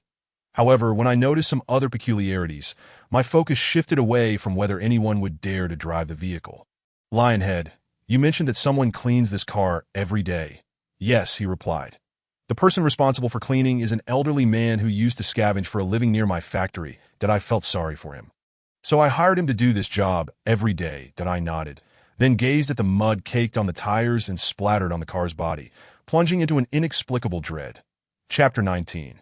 A night in Whitebone Village. Lionhead evidently noticed the direction of my gaze. And after a moment of stunned silence, he shivered slightly, his expression mirroring my own trepidation. Brother, given the state of this car, it surely can't be driven again, can it? I looked at Lionhead, whose face resembled someone constipated, and chose not to respond directly. Instead, I pointed at the list he held. He glanced at the list and then at the vehicle before him, so startled that he dropped the list. Fortunately, I reacted quickly, catching the list mid-air and shoving it back into his hands. This is your responsibility. Keep it safe. If it falls into someone else's hands, you'll regret it. Upon hearing my warning, Lionhead seemed to snap out of his stupor, hastily tucking the list into his pocket before frowning at me. Brother, let's be honest, this situation is truly bizarre, that if that car really did drive itself to deliver a load, what are we supposed to do? I sighed in exasperation, thinking to myself, if I knew what to do, would I have come to you for help? Everything about this incident reeked of the uncanny, be it the stone guardian or the ghostly vehicle. Including the accident on the highway, I couldn't shake the feeling that these events were not merely the result of supernatural forces, but rather the work of someone with malicious intent targeting Zhang Yukai. I feared the female figure I encountered in Zhang Youcai's lair was somehow connected to these occurrences. Though I had no substantial evidence to support my suspicions, I held on to the belief that the world is rife with dark arts and practitioners like Zhuge Feng, who might be capable of orchestrating such events without leaving a trace. Thus, it seemed imperative that I pay a visit to Zhuge Feng, that we three, one screenwriter, one security guard, and one gangster, were not well-versed in matters of the supernatural. After sharing my thoughts with them, Lionhead immediately concurred that let's find a master to consult. After such a bizarre incident, I can't even sleep at night. Who would have thought that Lionhead, so fierce with people, would be afraid of ghosts? I mused silently, careful not to voice my thoughts. After all, Lionhead was a prominent figure in the underworld, and admitting such fears would be quite embarrassing. After confirming the vehicle's existence, we set off for Baigu Village without delay. Although Baigu Village raised many questions in my mind, it was daytime, and with Lionhead and Jinbao, two capable allies, by my side, I felt secure. Moreover, I had a romantic interest in Tang Lin, who resided in Baigu Village. Since Lu Rui had previously played matchmaker for us, I couldn't afford to let this rare opportunity slip away. Thus, as we headed to Baigu Village, I sent Tang Lin a message inquiring if she was around. As I had matters to attend to, I thought that while handling my troubles, I might also seize the chance to ask her out. What a delightful prospect. To my dismay, Tang Lin replied that she was on a business trip. Fortunately, we agreed to meet for a meal upon her return, somewhat alleviating my disappointment. With no chance of a date with the lovely lady, I redirected my focus entirely to the ghostly vehicle incident. As a leader in the underworld, Lionhead certainly had access to vehicles. We casually grabbed a set of keys and drove off to Baigu Village. I had initially planned to summon Zhuge Feng upon our arrival, resolve the ghostly vehicle dilemma, and return to deal with the Stone Guardian. However, upon reaching Zhuge Feng's residence, we knocked for quite some time without anyone answering. After inquiring with the neighbors, we learned that Zhuge Feng had not been home for several days. Where could that old man have gone? Our fruitless trip left us feeling quite unsettled. Lionhead made a phone call to confirm that the logistics company hadn't sent anyone to cause trouble, which eased his mind. He then plopped down on the roadside and remarked, "Hey, brother, why don't we just stay here for the night? Stay overnight." Lionhead's sudden suggestion caught me off guard, leaving me bewildered as to his reasoning. Look at these masters. They come and go like shadows that I think we should just stay and wait. After hearing Lionhead's words, I scrutinized him and noticed he couldn't meet my gaze, his eyes darting around. It dawned on me. This guy was terrified of ghosts. It was clear that the ghostly vehicle had truly frightened him. Thus, we decided to spend the night outside. After discerning his ulterior motives, I chose not to expose him. Instead, I merely nodded in agreement. Upon witnessing my acquiescence, Shizutu erupted into hearty laughter, pulling both me and Jinbao close as he boisterously proclaimed his desire to find a place to dine and drink.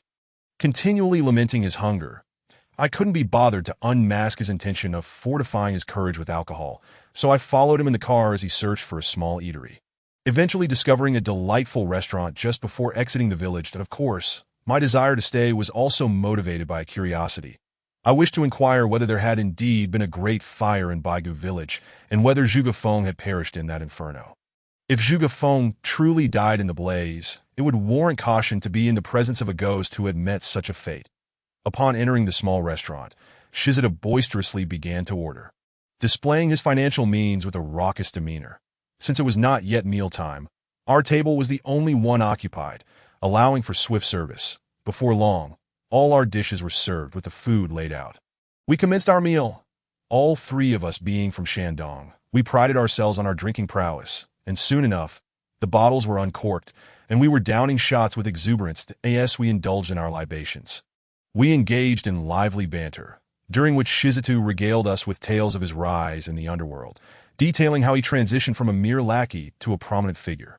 With drinks flowing, both Jinbao and I listened intently.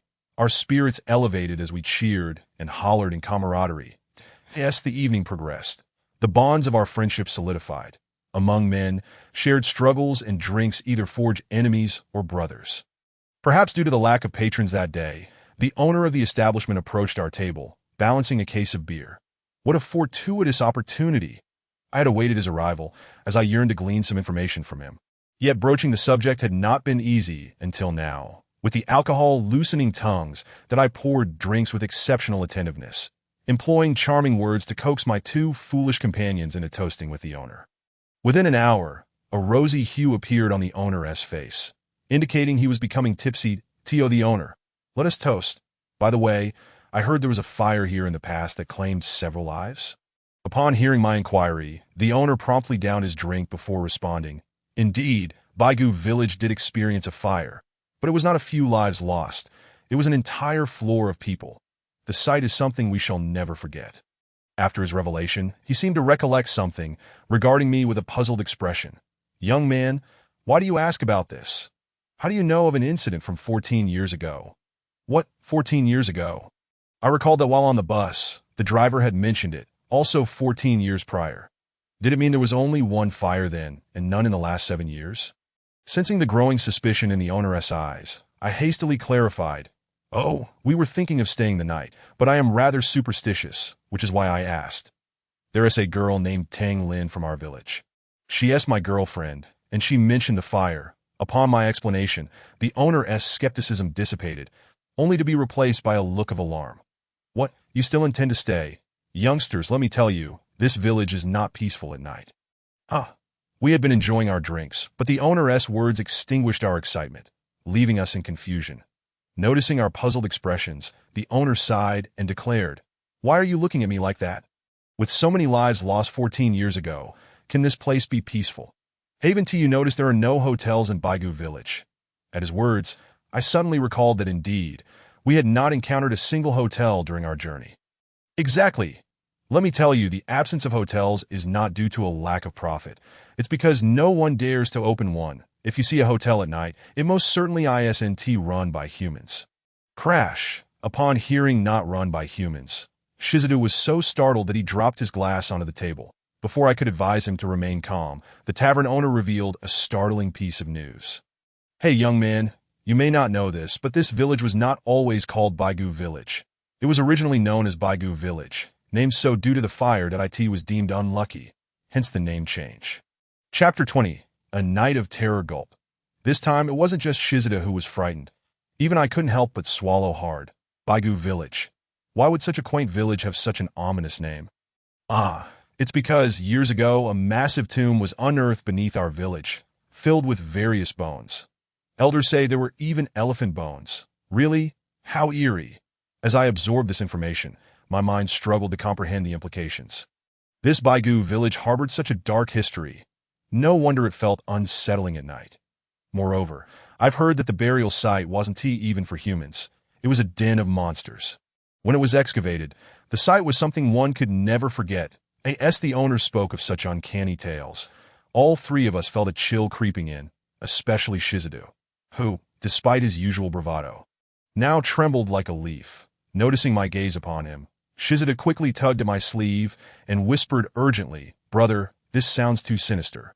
Shouldn't we just leave? Facing a ghostly vehicle is surely better than confronting a village full of specters." "Don't you think?" Before I could respond, the tavern owner interjected, "No, you can't leave now that I in Baigu Village at night. It's easy to enter, but difficult to exit. The only way out is via the bus that departs daily." I realized he was referring to the same bus that had nearly plunged me into the reservoir. Had it not been for Zhuge Feng's intervention, I might have perished aboard that very bus.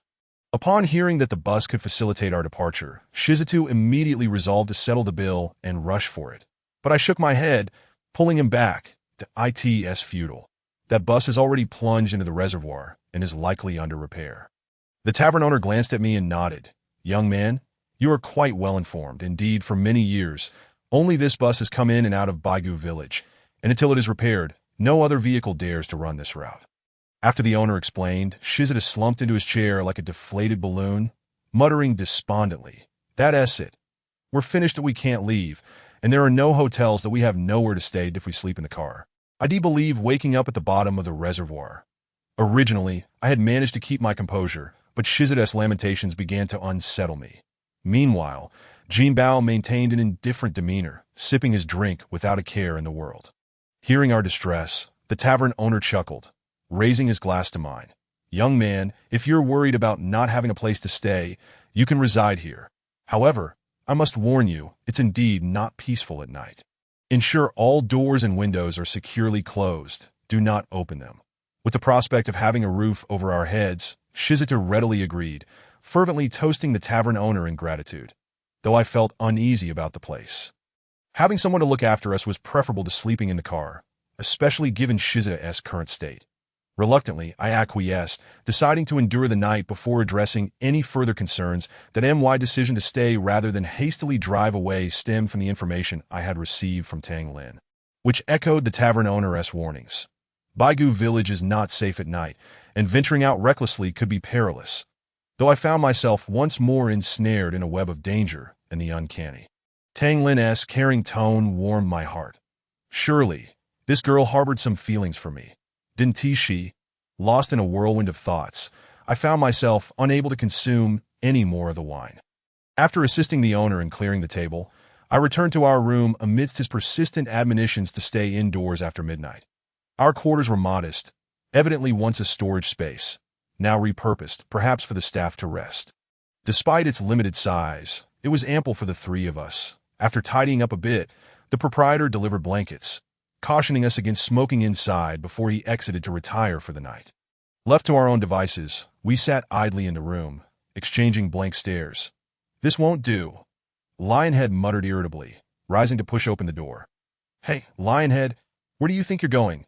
Didn't the owner say that Baigu village isn't safe at night?" I quickly interjected, trying to prevent him from leaving, that he brandished a pack of cigarettes in front of me. "Relax, I'm just stepping out for a smoke, that it's not even midnight yet. We'll be quick and return." I noticed the intensity in Lionhead's eyes. He was clearly craving a smoke. Reluctantly, I dragged the reluctant Jinbao along to accompany him, that if the night was indeed unsafe, it would be far better to stick together than to venture out alone. After all, characters in horror films often meet their demise when they stray off on their own, that we weren't foolish enough to fall into that trap. United, our courage swelled, and we huddled outside the shop, smoking and gazing at the dim stars above. None of us inclined to speak, especially me. After surveying our surroundings, my desire for conversation dwindled further. This place was remote. Too remote, the Tio call at the edge of the village was a generous understatement. From afar, I could barely make out a few flickering lights within the village, while the other side was swallowed by the pitch-black mountains, rendering everything else invisible, that I began to regret our choice to come to such an isolated locale. If trouble were to arise here, even with 8 legs, we might not escape. Both Jinbao and Lionhead noticed my expression, particularly Lionhead, who was already terrified of ghosts. Seeing my demeanor, he instinctively drew closer to me. "Hey, brother, what on earth are you thinking? Your nose is practically scrunched up to your forehead." I shot him an exasperated glance, then stood up, addressing them both. "Let us hurry back inside. Stop being foolish in a place this isolated. We need to ensure our safety." With that, I led the way back into the room, where I could feel a bit more secure. Perhaps my earlier comments had indeed been rather alarming, as Lionhead's reaction was quite absurd. He clutched the blanket as if he might smother himself in it, nearly pressing into my embrace. "What is wrong? Afraid you'll wet the bed and need a cuddle?" I chided him. For someone who was supposed to be a leader, he was behaving like a frightened child. "Just go to sleep already." Having my teasing exposed, Lionhead offered no retort, instead burrowing between me and Jinbao, cocooning himself in the blanket. That I ignored his cowardice, tugged my own blanket around me, and turned over, preparing for slumber. The night air in the mountains was indeed chilly, yet I found the temperature oddly uncomfortable. Never mind, I must be overly sensitive lately. I reassured myself internally and closed my eyes, hoping for a good rest before we departed at dawn. However, just as I drifted into a light slumber, I was jolted awake by the sound of grinding teeth. Initially, I could tolerate it, but as it continued, the noise grew increasingly bothersome. For crying out loud, are you two trying to keep me awake? Do you have any idea how annoying it is to grind your teeth while someone is trying to sleep? I erupted, but as soon as I did, I froze. Lionhead sat upright, terror etched across his face, while Jinbao's eyes were wide open, scanning the room in alarm. What is going on? My heart raced as I realized that both of them were wide awake, and neither was responsible for the strange sound, that if they weren't making the noise, then who what was? Seeing me sit up, Jinbao quickly followed suit, donning his clothes and positioning himself at the edge of the bed, ready for action. His alertness was surprising. Despite his lack of intelligence, his instincts seemed sharp at this moment, which left me feeling somewhat embarrassed. Just then, to my astonishment, Jinbao walked over to the door and relieved himself. "What the heck, Jinbao? What are you doing?" I exclaimed. "Huh, what does it look like? I had to pee. I thought I'd burst. You two weren't feeling the urge?" I couldn't believe it. Only Jinbao would remain so nonchalant about urinating at a time like this. With no time to waste, I gestured for Lionhead to follow and pulled Jinbao back. As we retreated to the bed, Lionhead brandished a dagger in one hand and his phone in the other. Flashing the screen at me, my eyes widened as I realized it was already 1 a.m. after midnight. We were advised not to go outside, and the doors and windows should be secured. Who are we protecting ourselves from? As I pondered this, a strange shadow suddenly appeared on the window. Chapter 21. A confrontation with the unknown. Lionhead stumbled backward, landing on the floor and emitting a scream akin to that of a slaughtered pig. "Shut up! What are you screaming for? Are you trying to attract whatever that is?" I scolded him, slapping him lightly to quiet him. Upon hearing my words, Lionhead quickly covered his mouth, suppressing any further sounds. In contrast, Jinbao remained remarkably calm, observing the irregular shape swaying outside before leaning closer to me, whispering, "Water brother, do you think the owner is trying to scare us with some trick? Old Lee at the village head told me that ghosts don't cast shadows. And look, this thing has one. Jinbao's words struck me, and I realized he was right. This entity possessed a shadow, thus could not be a ghost. But what, then, was it? With furrowed brows, I scrutinized the shadowy figure outside. Hesitating to open the window, in such a bizarre situation, I wasn't willing to take that risk. If things went awry, it could cost me my life. Not just me, but neither Jinbao nor Lionhead dared to venture forth. We huddled together in the corner like thieves, fixated on our surroundings. Jinbao even unearthed 2 wooden sticks from under the bed, handing one to me. Having something in hand felt marginally safer than being completely unarmed. The knocking grew, increasingly frantic, echoing eerily like the time I had been blocked by the paper figure. The memories of that unsettling experience flooded back, heightening my anxiety that I longed to fling open the door and flee. But Zhuge Feng's warnings echoed in my mind. "Never go out alone. Do not open the door." Now that we were 3, I needn't worry about venturing out alone. However, I had to steadfastly adhere to the second warning. Do not open the door. To ensure my survival, I had to heed the advice of a professional like Zhuge Feng. As for Lionhead and Jinbao, they were both utterly clueless, staring at me with wide eyes, seemingly awaiting my decision. "Stop staring at me. Regardless of what's outside, since the owner warned us that this place isn't safe at night, and given that Baigu village has no hotels, we should be prudent. Eat our fill, and stay put." Upon hearing my reasoning, the two nodded in agreement, then turned their attention back to the ominous surroundings. Thus, we sat in silence for half an hour, none of us daring to close our eyes. The sound of grinding teeth persisted, the knocking never ceased, and the eerie shadow outside increasingly resembled a human form. Though they couldn't enter our room, the psychological pressure remained palpable, a heavy weight pressing down on our nerves. I glanced at Jinbao and Lionhead. While they showed no signs of distress, it was evident that none of us felt inclined to speak. "This isn't good. If this continues, even if we are not slain by those malevolent spirits, we shall drive ourselves to madness." That I cleared my throat and turned to the two of them, saying, "Let us not remain silent. Let us engage in conversation. By the way, Lionhead, could you recount how you rose to prominence as a leader back in the day? Particularly those legendary battles?" Upon hearing my words, Lionhead instantly grasped my intent and, mustering his courage, began to recount his experiences as a subordinate. Initially, his voice was quite subdued, perhaps out of fear, but as he spoke with increasing enthusiasm, his volume grew louder. With his voice rising, both Jinbao and I became animated as well, and the 3 of us exchanged hearty banter, effectively overshadowing the oppressive atmosphere that had lingered moments before. As long as we did not frighten ourselves, there was indeed little danger in this environment. However, just as I believed we could maintain this state until dawn, a sharp crack echoed from the door of our room.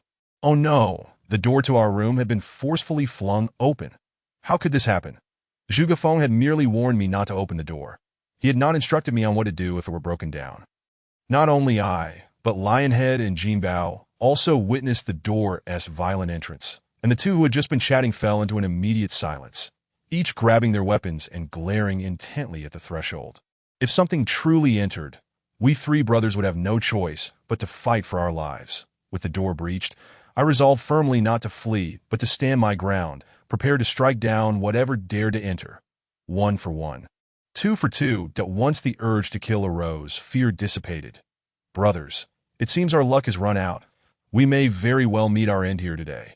Let us agree that whatever comes through that door, we shall fight with all our might, that if we perish today, then in our next lives we shall continue to be brothers. I spoke with a sense of tragic heroism, and neither Lionhead nor Jinbao flinched. They stood resolutely by my side, affirming their readiness to face these threats. Humph, just the three of you. You wouldn't even be enough to fill someone's teeth. Come out and follow me. As soon as I finished speaking, a mocking voice rang out from beyond the door. Yet instead of feeling anger, I was nearly brought to tears. This voice belonged to none other than my savior. Zhuge Feng. Mr. Zhuge, what brings you here? I searched for you at your home, but you were not there. I dashed to the door, and the familiar visage of Zhuge Feng appeared before me. In that moment, I felt a profound sense of comfort, as if this was the most reassuring face I could behold.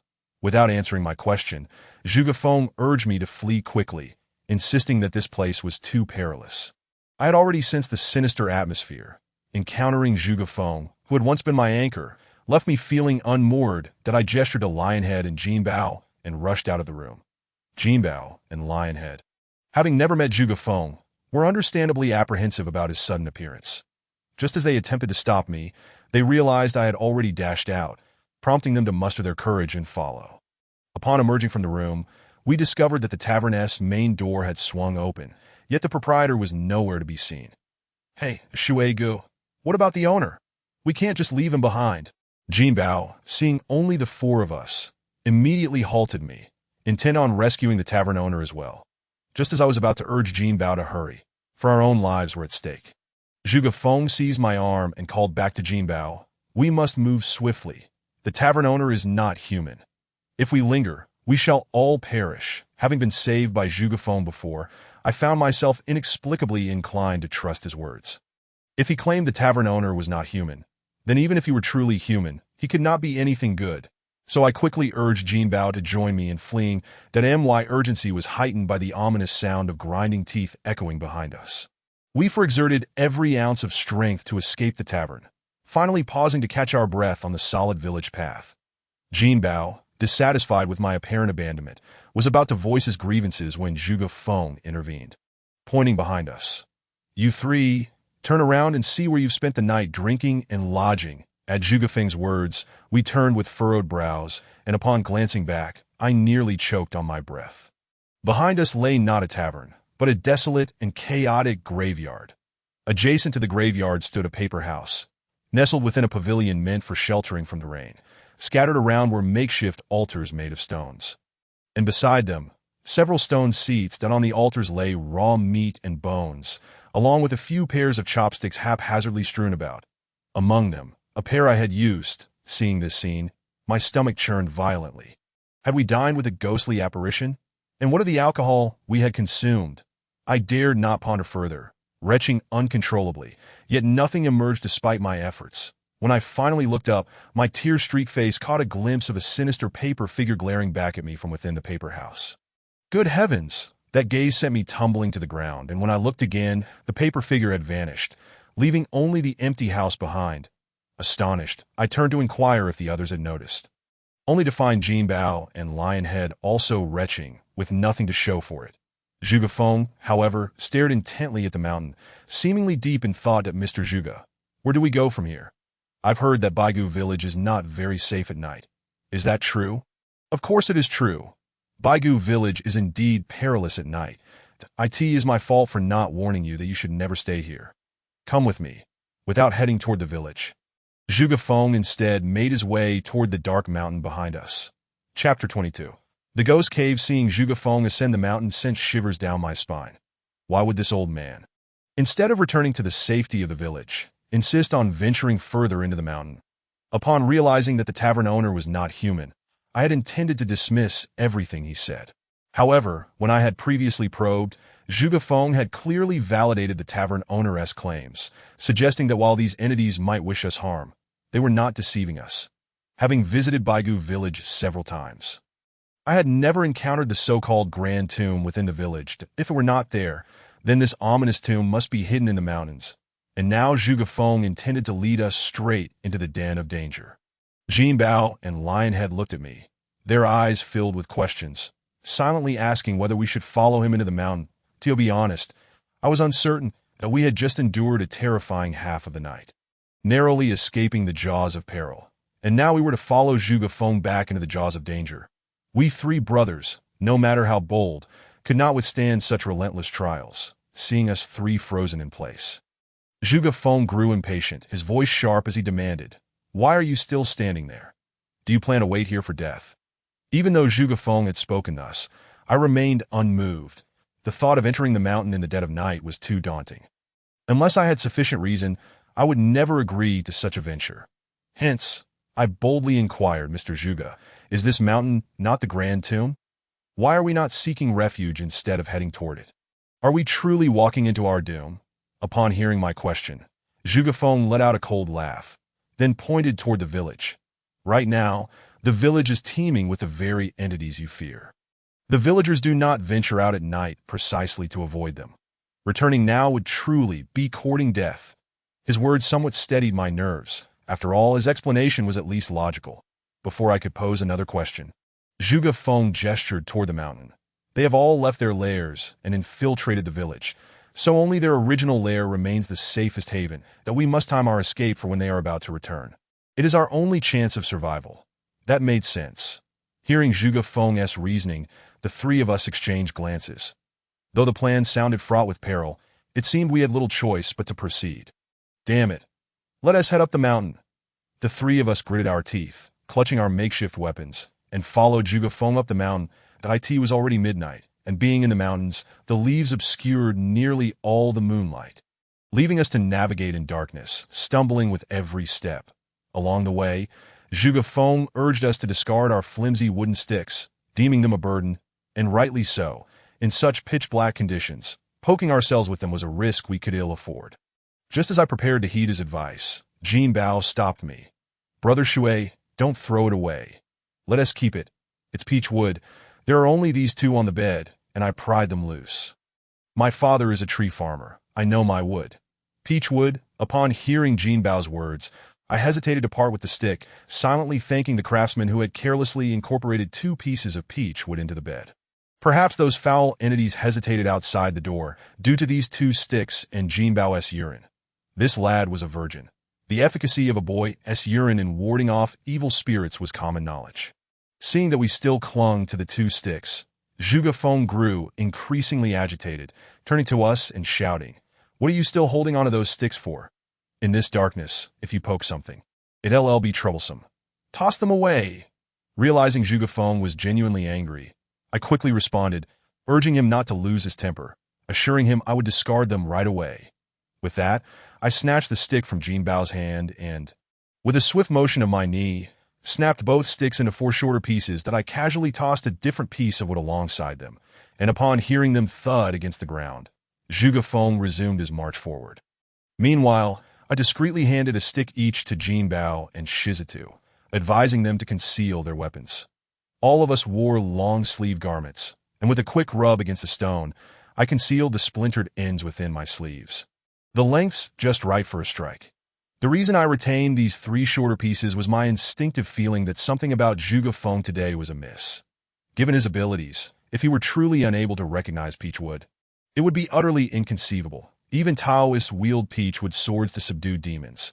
In such a perilous place, why did Zhuge Feng repeatedly insist we discard the peachwood sticks? Moreover, earlier when we were inside that haunted house, despite kicking the door open, he hesitated to enter.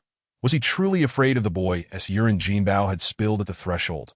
The thought sent a chill down my spine, and I found myself questioning Zhuge Feng more than ever. Regardless of the circumstances, today Zhuge Feng appeared drastically altered from the man I once knew. Though he had always maintained an exterior of indifference, I could sense a warmth beneath. The current Zhuge Feng, however, was entirely frigid, devoid of any emotion. What had transpired during the days we were apart? Lost in my thoughts, Zhuge Feng suddenly halted and coldly announced, "We've arrived? Where?" I looked up at Zhuge Feng's words and realized we stood before the mouth of a cave. Shrouded in darkness, Shizada tugged at my sleeve. "Brother, are you sure this place is safe? Damn, it's so dark. I can't see my hand in front of me. Did I ask this old man trying to set us up?"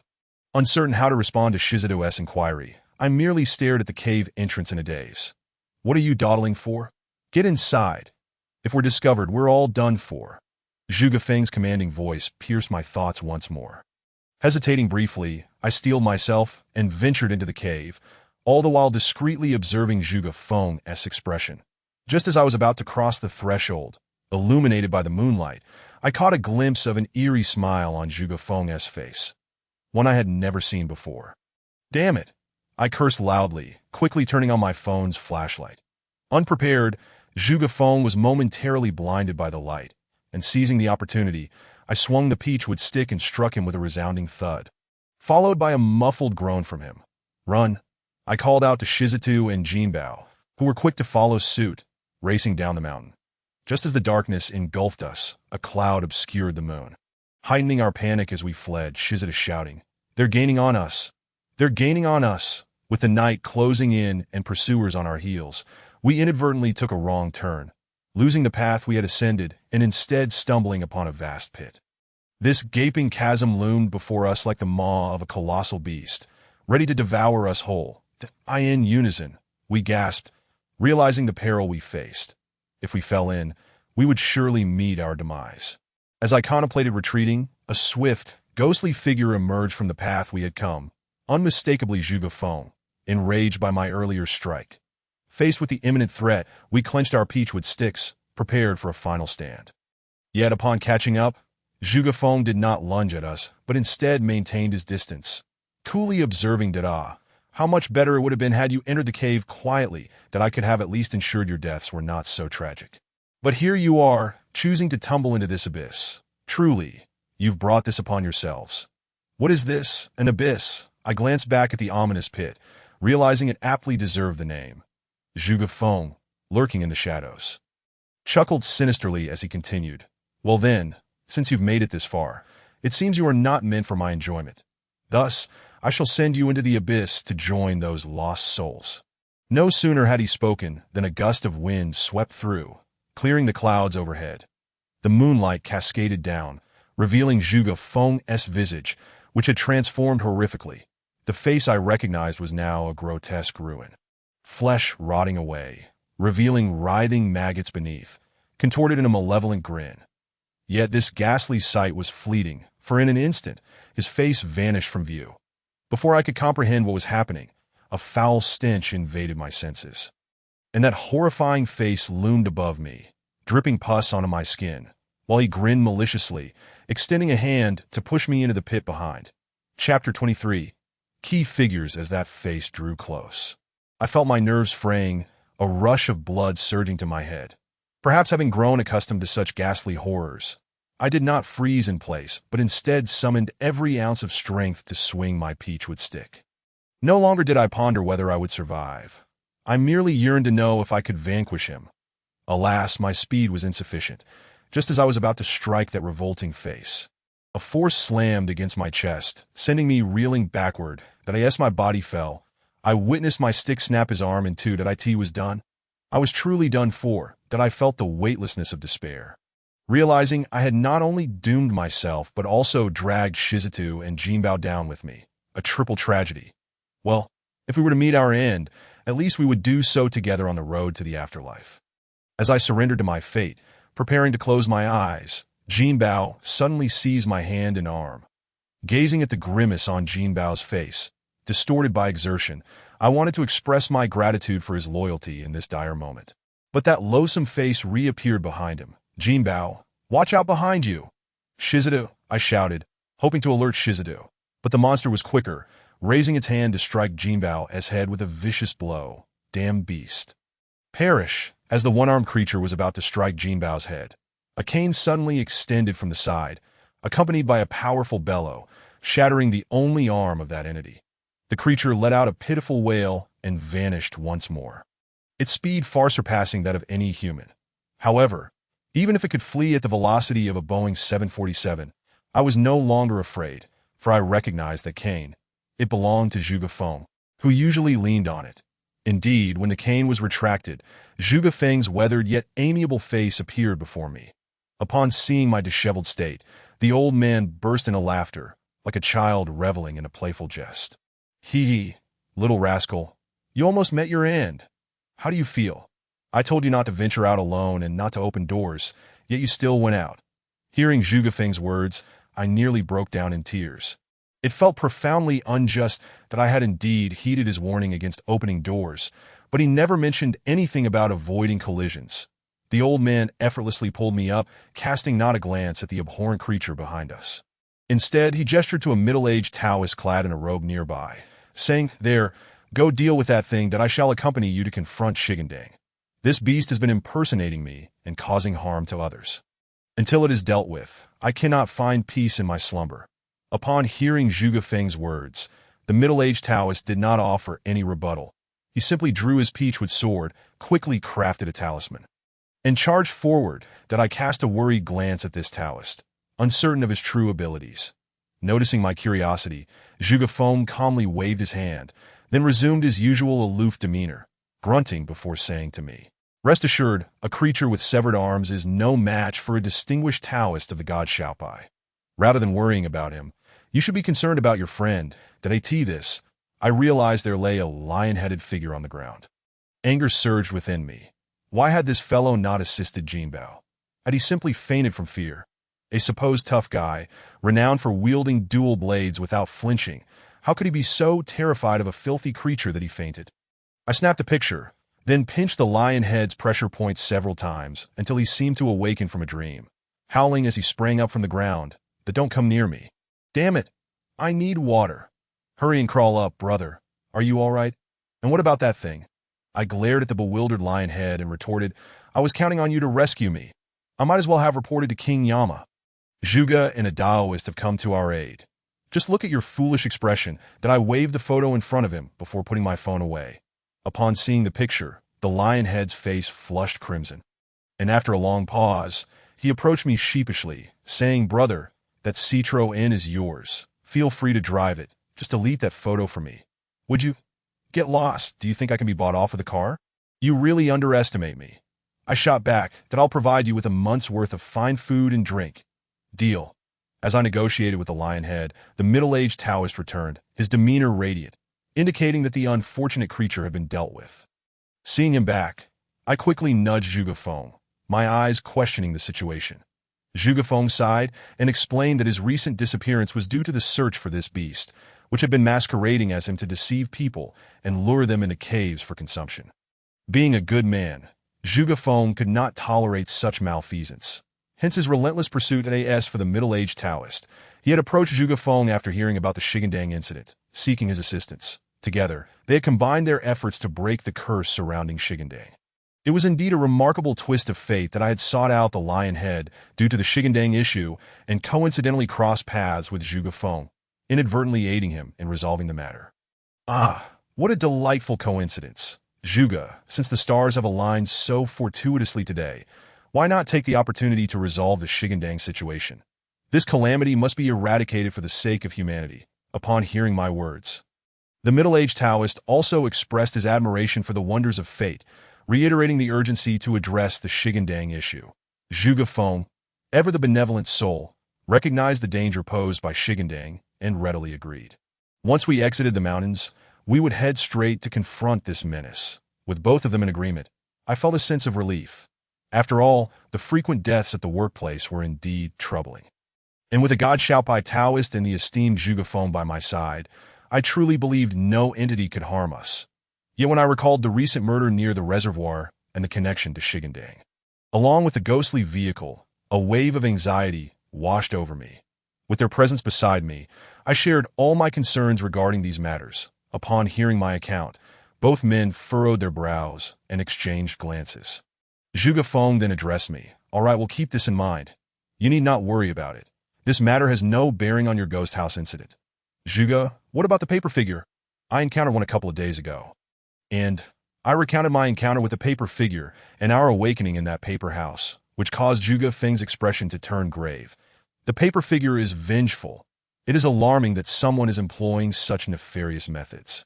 It is likely that both Shigandang and that so-called ghost vehicle are connected to this entity. Zhuge Feng's declaration was swiftly echoed by the middle-aged Taoist. My young friends, your encounters with these supernatural events are indeed related to the vengeful paper figure. Its malign influence can deplete one's life force, making one susceptible to other foul entities. His explanation offered me some solace, yet I still wondered who was orchestrating such a sinister plot. First, a car accident was staged to obscure the truth about Shigandang. And then the ghost vehicle was employed as a cover to bring Shigandang into our vicinity. It seemed that when Shigandang entered the area, the paper figure had already been set in place by Zhang Yukai. Had I not been the unfortunate scapegoat for Zhang Yukai, he might very well have met his demise. Moreover, Shigandang's connection with the reservoir hinted at deeper ties to this individual. Zhuge Feng regarded me, and then the lion head, thoughtfully contemplating our earlier conversation, before suddenly exclaiming, "What a clever ruse!" We were led astray by the ghost vehicle, forgetting that there is another person who could both clean and dirty the car. Upon hearing Zhuge Feng's words, the realization dawned upon me. Indeed, there was that old man. The vehicle had been wrecked beyond recognition. How could it have possibly driven away? The most likely culprit in transforming the car into a drivable condition was none other than that old man. He could easily disguise the vehicle as if it had been driven away and simply deny any knowledge of it. Under the prevailing impression of the ghost vehicle, no one would suspect him. At this revelation, the lion head slapped his thigh, swearing, and immediately called his subordinate. Meanwhile, Zhuge Feng pulled me aside, saying at dawn, "Let them head back first to resolve the reservoir and ghost vehicle matters. You stay behind. Tomorrow, we need to go somewhere." Chapter 24. Hutu Village. Upon hearing Zhuge Feng's words, I was taken aback, instinctively retreating a couple of steps. Feeling something was amiss. Gathering my courage, I approached him once more. Zhuge Feng, observing my peculiar demeanor, stood still, unsure of my intentions. Realizing he was not moving, I reached out and tugged at his face, causing him discomfort, prompting him to swat me on the leg with his cane. "Little rascal, what are you trying to do? Is this how you treat your elders?" Seeing him in a huff, I quickly put on a smile, offering him a cigarette, and awkwardly said, "Zhuge, please don't take offense. I've been genuinely frightened these past few days. Even if my own father came, I'd have to confirm whether it was truly him." Zhuge Feng understood that I was frightened by that fake Zhuge Feng earlier. With an irritated glance, he remarked that I was a useless fellow and then continued on his way. The mountain breeze swept along the path, sending a chill through me, causing me to shudder. I turned back to glance at the pitch-black, distant mountains, which seemed to carry faint cries, prompting me to hastily catch up with the main group. When we arrived at the paper house, Zhuge Feng took a couple of fierce puffs from his cigarette, then flicked the button of the paper house with a casual motion of his finger. As the flames ignited, I seemed to hear a chorus of furious roars and wails emanating from within the paper house. Upon seeing Shitsi Tu and Jinbao, I realized they shared my reaction. Clearly, it wasn't just my imagination. It was likely the sound produced by that paper figure meant to deceive us, but we left, thinking it was merely the burning of a paper figure. What was there to see? This thing had told us the truth. The village was indeed not peaceful at night, and we ought not to linger outside. Upon hearing Zhuge Feng's words, we promptly followed him, not daring to look back. It wasn't that we were cowards. Rather, the events of that night had been exceedingly intense. Once we piled into our vehicle, the five of us squeezed in, heading straight for Zhuge Feng's home. Upon entering, the three of us collapsed onto the bed like deflated balloons, and before long, the sound of snoring filled the room, that I too succumbed to a heavy slumber, flanked by those two rascals and their deep, resonant symphony. When the sky brightened completely, Shitsi Tu's two lackeys arrived in the old car Zhuge Feng had left for me, rushing to Zhuge Feng's home. The middle-aged Taoist, Jinbao, and Shitsi Tu drove off with their subordinates, determined to first head to the logistics company to apprehend and interrogate that old rascal responsible for the car wash. Meanwhile, Zhuge Feng and I leisurely departed the village in his old vehicle. As I observed the villagers going about their usual routines, I felt a wave of emotion wash over me. While they were sound asleep, little did they know that the three of us had just endured a harrowing ordeal in the mountains. Noticing my daze, Zhuge Feng furrowed his brow and nudged me with his icy elbow. "Kid, stop daydreaming and focus on driving, that I certainly don't want you to get me killed," he admonished upon hearing this. I could only muster the energy to concentrate on the road ahead. After about an hour's drive, we arrived at another village. Observing the bustling scene of villagers preparing for a market, I felt a bit lost. Where were we? Zhuge Feng disregarded my confusion, simply gesturing for me to stop the car before stepping out. "That deal you have your ID? We need to stay here tonight. The deal you have enough money." Seeing Zhuge Feng halt in front of a guest house, I quickly retrieved my ID and bank card, but after a moment's thought, I put the card away, opting instead for the cash given to me by Kai. Damn it, for the sake of helping this old man. I, a valiant fellow, had nearly perished in the mountains that I couldn't swallow my pride without spending some of his money. Fueled by indignation, I followed Zhuge Feng into the inn, slapping the cash on the counter. "Boss, give me a standard room." The proprietor hardly acknowledged me, merely casting a fleeting glance my way before smiling warmly at Zhuge Feng. "Mr. Zhuge, you're here. Are you here for work today?" "Personal matters," Zhuge Feng replied tersely. The boss immediately adopted an understanding demeanor, swiftly preparing our room. That as we ascended the stairs, the innkeeper flashed me a peculiar smile and quietly advised, "Young man, our village becomes a bit strange at night. Just a heads up, don't be afraid. With Mr. Zhuge around, you'll be safe." Those words, I couldn't help but shiver. Quickly following Zhuge Feng up the stairs, it was evident that even the innkeeper recognized Zhuge Feng and was inquiring about his work, indicating that Zhuge Feng was a frequent visitor. Apart from his skills, I hadn't seen any other talents he possessed. The so-called work must pertain to dealing with supernatural matters. In a village rife with such occurrences, what could one expect to be normal? Fortunately, since my experience in the haunted house, I had become accustomed to these eerie situations, having honed my nerves. Therefore, I wasn't particularly frightened by the innkeeper's words, especially since I had half a peach would stick on me. Given that it had worked against that fake Zhuge Feng last night, it should suffice against other malevolent entities as well. Once we entered our modest room, which was clean and comfortable despite its small size, I felt fortunate to find such a place comparable to a budget hotel in the village. Zhuge Feng said little upon entering, likely exhausted from staying up all night. He instructed me to wake him in the afternoon before promptly falling asleep. Seeing him doze off, I began to polish the peachwood stick. After much effort, I finally made it smooth, but fatigue soon washed over me. Setting an alarm, I collapsed onto the bed and drifted into slumber. When I awoke again, the sky was already tinged with dusk. After rousing Zhuge Feng, I sat on the bed in a daze, still uncertain of our whereabouts. Noticing my bewilderment, Zhuge Feng prodded me with his cane and asked what I was pondering. "Mr. Zhuge, where exactly are we? What are we doing today?"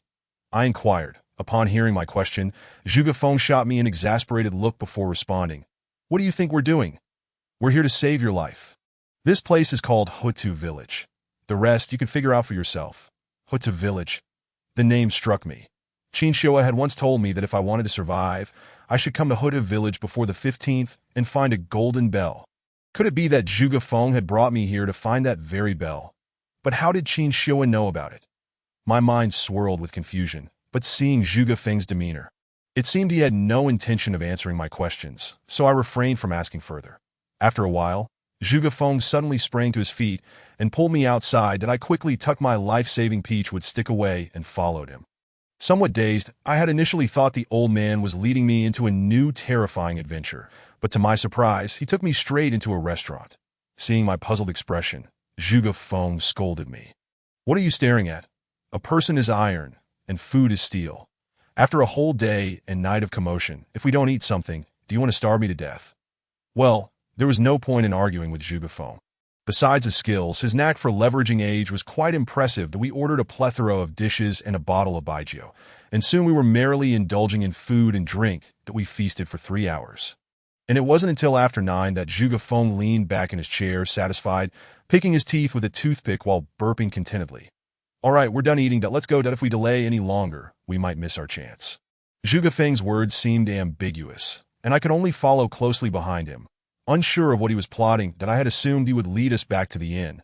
But to my astonishment, he guided me on a meandering path through the village. After a while of trailing behind him, I could no longer hold my tongue. "Mr. Zhuge, what are we wandering around for? There isn't a soul on the village road." And the lights are all out. Isn't it a bit dangerous to keep wandering like this? Zhuge Feng shot me a look of annoyance before replying. Isn't it obvious? I brought you here precisely because of the abnormalities in this place.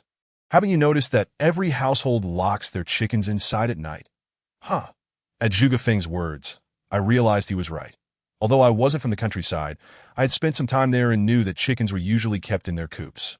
Why were they all being herded indoors at night in this village? Seeing the confusion in my eyes, Zhuge Feng chuckled and said, Let me tell you, in this village, once night falls, no living creatures can remain outside. Whatever it is, it will surely be dead by the next day. Chapter 25. Pursuing the killer. Zhuge Feng's voice was not loud, but in the stillness of the night, every word echoed clearly in my ears. Despite having encountered numerous terrifying and supernatural events, I couldn't help but feel my legs weaken, causing me to sit down on the ground. What on earth are you doing sitting there? Hasten to rise. We must continue our journey. Zhuge Feng observed me sitting on the ground and, with a hint of irritation, handed me a cane, urging me to stand promptly. With a grimace, I struggled to get to my feet. Grasping Zhuge Feng's arm tightly, Mr. Zhuge, did you not just say that any living being would meet its demise by the following day? Look around. Every household has locked its doors, and the only living entities here are the two of us. My anxiety overwhelmed me to the point where I could barely articulate my thoughts, desperate to flee back to the hotel for safety. When we set out, Zhuge Feng had clearly stated that this excursion was to save my life. Given the current situation, I began to wonder if he was merely preparing for the next 7th day of the lunar calendar. However, the question of whether my life could be saved was secondary. The unmistakable tension in the air suggested that we were not here to salvage my life, but rather to court danger. Zhuge Feng, wise beyond his years, saw through my thoughts and, with a look of exasperation, said, Kid, what are you afraid of? If I have the courage to bring you here, do you think I lack the confidence to ensure your survival? Let me tell you, if we do not capture this creature today, you won't survive the next 7th day. His words ignited a flicker of determination within me. Indeed, he had come to assist me in facing the upcoming 7th day. Yet, in my current state, I remained perplexed about his intentions. He was well aware that as long as a living being roamed outside at midnight, it would spell doom, so why was he dragging me around like a target? Perhaps my demeanor was excessively timid. For Zhuge Feng shot me an irritated glance, his brow nearly furrowing in frustration, and repeatedly urged, one must venture into the tiger's den to capture the tiger cub. Seeing his resolute attitude, I gritted my teeth and thought, whatever will be, will be. After all, whether I died today or on the next lunar 7th day, or even the one after that, was uncertain that a premature death or a delayed one. It was all the same. Today, I would take a gamble. Perhaps I could survive after all. With that thought, I clenched my jaw, reached for my peachwood stick, ensuring I could easily grasp it, and stood resolutely beside Zhuge Feng. Zhuge Feng, despite his stern demeanor, was a warm-hearted individual. Upon witnessing my newfound resolve, he shook his head in reassurance, stating that as long as he was present, there was nothing to fear, that I must admit. Having Zhuge Feng by my side did indeed instill a sense of calm within me. Just as I was about to respond, a child's wail suddenly pierced the night, capturing both our attentions. The night in Hutu village bore no resemblance to that in Baigu village. Every household was securely locked, with not a sound to be heard, let alone a flicker of light, that I in such a silent ambience. The unexpected sound of a child's cry startled me, nearly causing me to leap into the air. Before I could steady my breath, a small child, seemingly still in diapers, appeared before us, bouncing and stumbling out of the darkness. The child, plump and babbling incomprehensibly, caught both Zhuge Feng and me by surprise. Strangely, it seemed the child did not notice us at all, as it walked right past and began knocking on the door of a nearby house. Exchanging glances filled with confusion, Zhuge Feng and I shared a moment of disbelief that it was indeed peculiar. At this hour, where could a child have come from? As we pondered this, the door of the house creaked open, and a woman rushed out, anxiously scooping the child into her arms. Oddly enough, this woman appeared oblivious to our presence as well. She unbuttoned her blouse and began to nurse the child right before our eyes. The sight of a mother breastfeeding is sacred, devoid of any impure thoughts. Yet, in this strange night, Zhuge Feng and I stood under the moonlight, observing this mother tend to her child. Under normal circumstances, Such a scene would evoke warmth and sweetness. But when the child suddenly choked in haste, the once tender moment turned grotesque. For instead of the expected milky white milk, the child expelled a stream of crimson blood. Witnessing this, I could not suppress a gulp, and I noted Zhuge Feng's expression shift to one of unease. The mother, however, remained unfazed, diligently wiping the child's mouth of the blood and leaning in to listen to what the child had to say. After hearing the child, she continued to wipe the blood away while muttering, "You little glutton, wanting to eat even a burnt ghost. Be good. We won't eat that old man, just the young one. His life is peculiar. And the taste is delightful. That go now."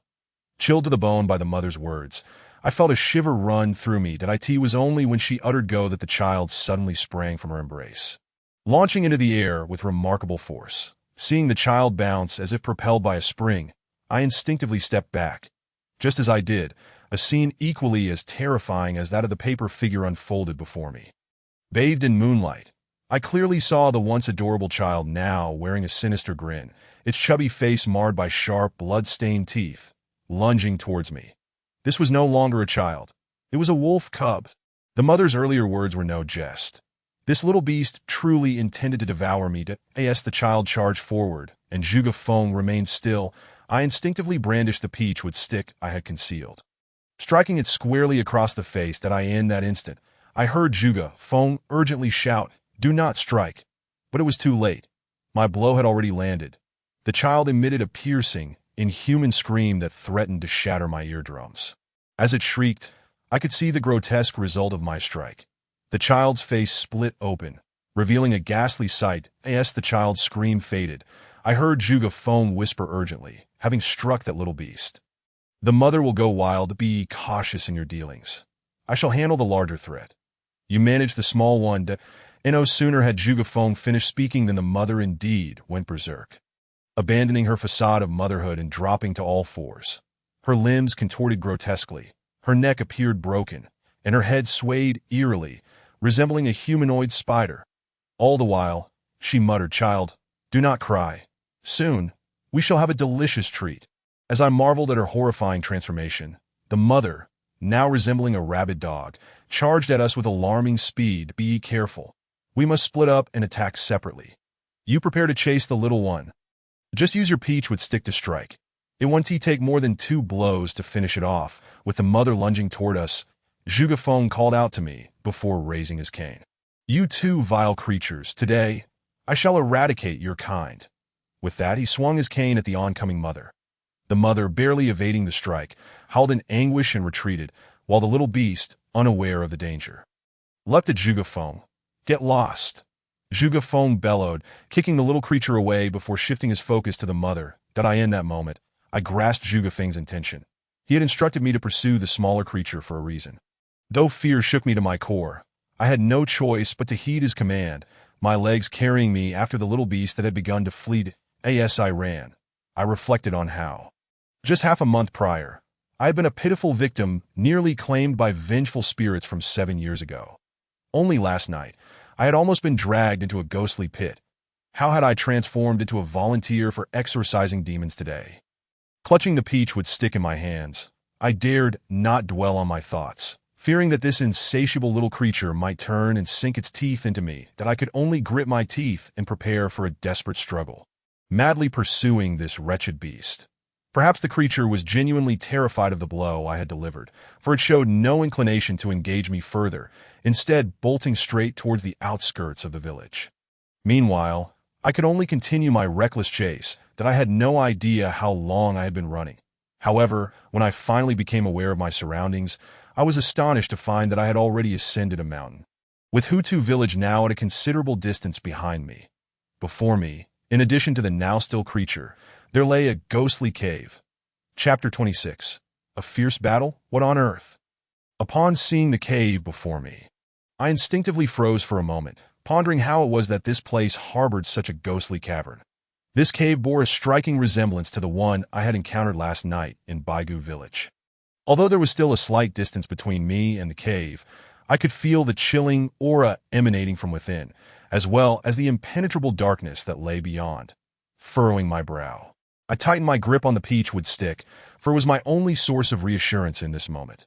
The creature seemed to share my trepidation, standing before the cave, baring its teeth and glaring at me, poised like a predator ready to pounce. This scene left me somewhat dazed. Just last night, the three of us had been driven to this wretched place by that false Jugophone, as if we were mere prey. Today, it was my turn to chase this malevolent being to the mouth of a ghostly cave. Yet, despite standing once more at the cave's entrance, my courage had swelled considerably.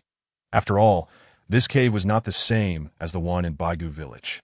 The cave I had ventured into with Jinbao and Shizutu was undeniably terrifying, its depths unfathomable, and we had lacked any means of defense, which had left us trembling with fear.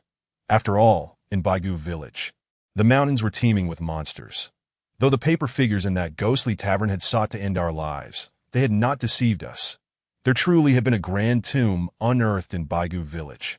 A veritable den of monsters that I had confirmed this with both Zhuge Feng and Tang Lin, neither of whom had denied the truth, though Tang Lin remained uncertain as to whether it was indeed a lair of monsters. Regardless, the ghostly cave of Baigu village was a dread-inducing entity. After all, in addition to the multitude of monsters, there were also countless souls who had perished in a great fire. Thus, had this been in Baigu village, I would have never dared to stray even a step away from Zhuge Feng. However, today was different. Knowing Zhuge Feng was in the village instilled me with a newfound courage, and with the peach would stick in my hand, capable of inflicting harm on this little beast. I felt a sense of assurance that IT is the unseen and intangible that evokes fear, while that which can be struck and harmed loses much of its terror. At worst, it would be a fight to the death, akin to battling a villain, which gave me a semblance of confidence.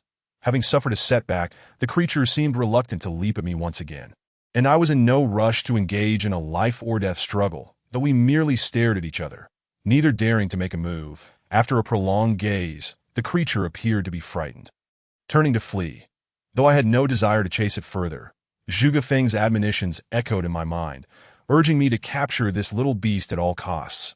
Reluctantly, I sighed and raised my peach with stick once more, positioning myself to prevent the creature from slipping away from my sight.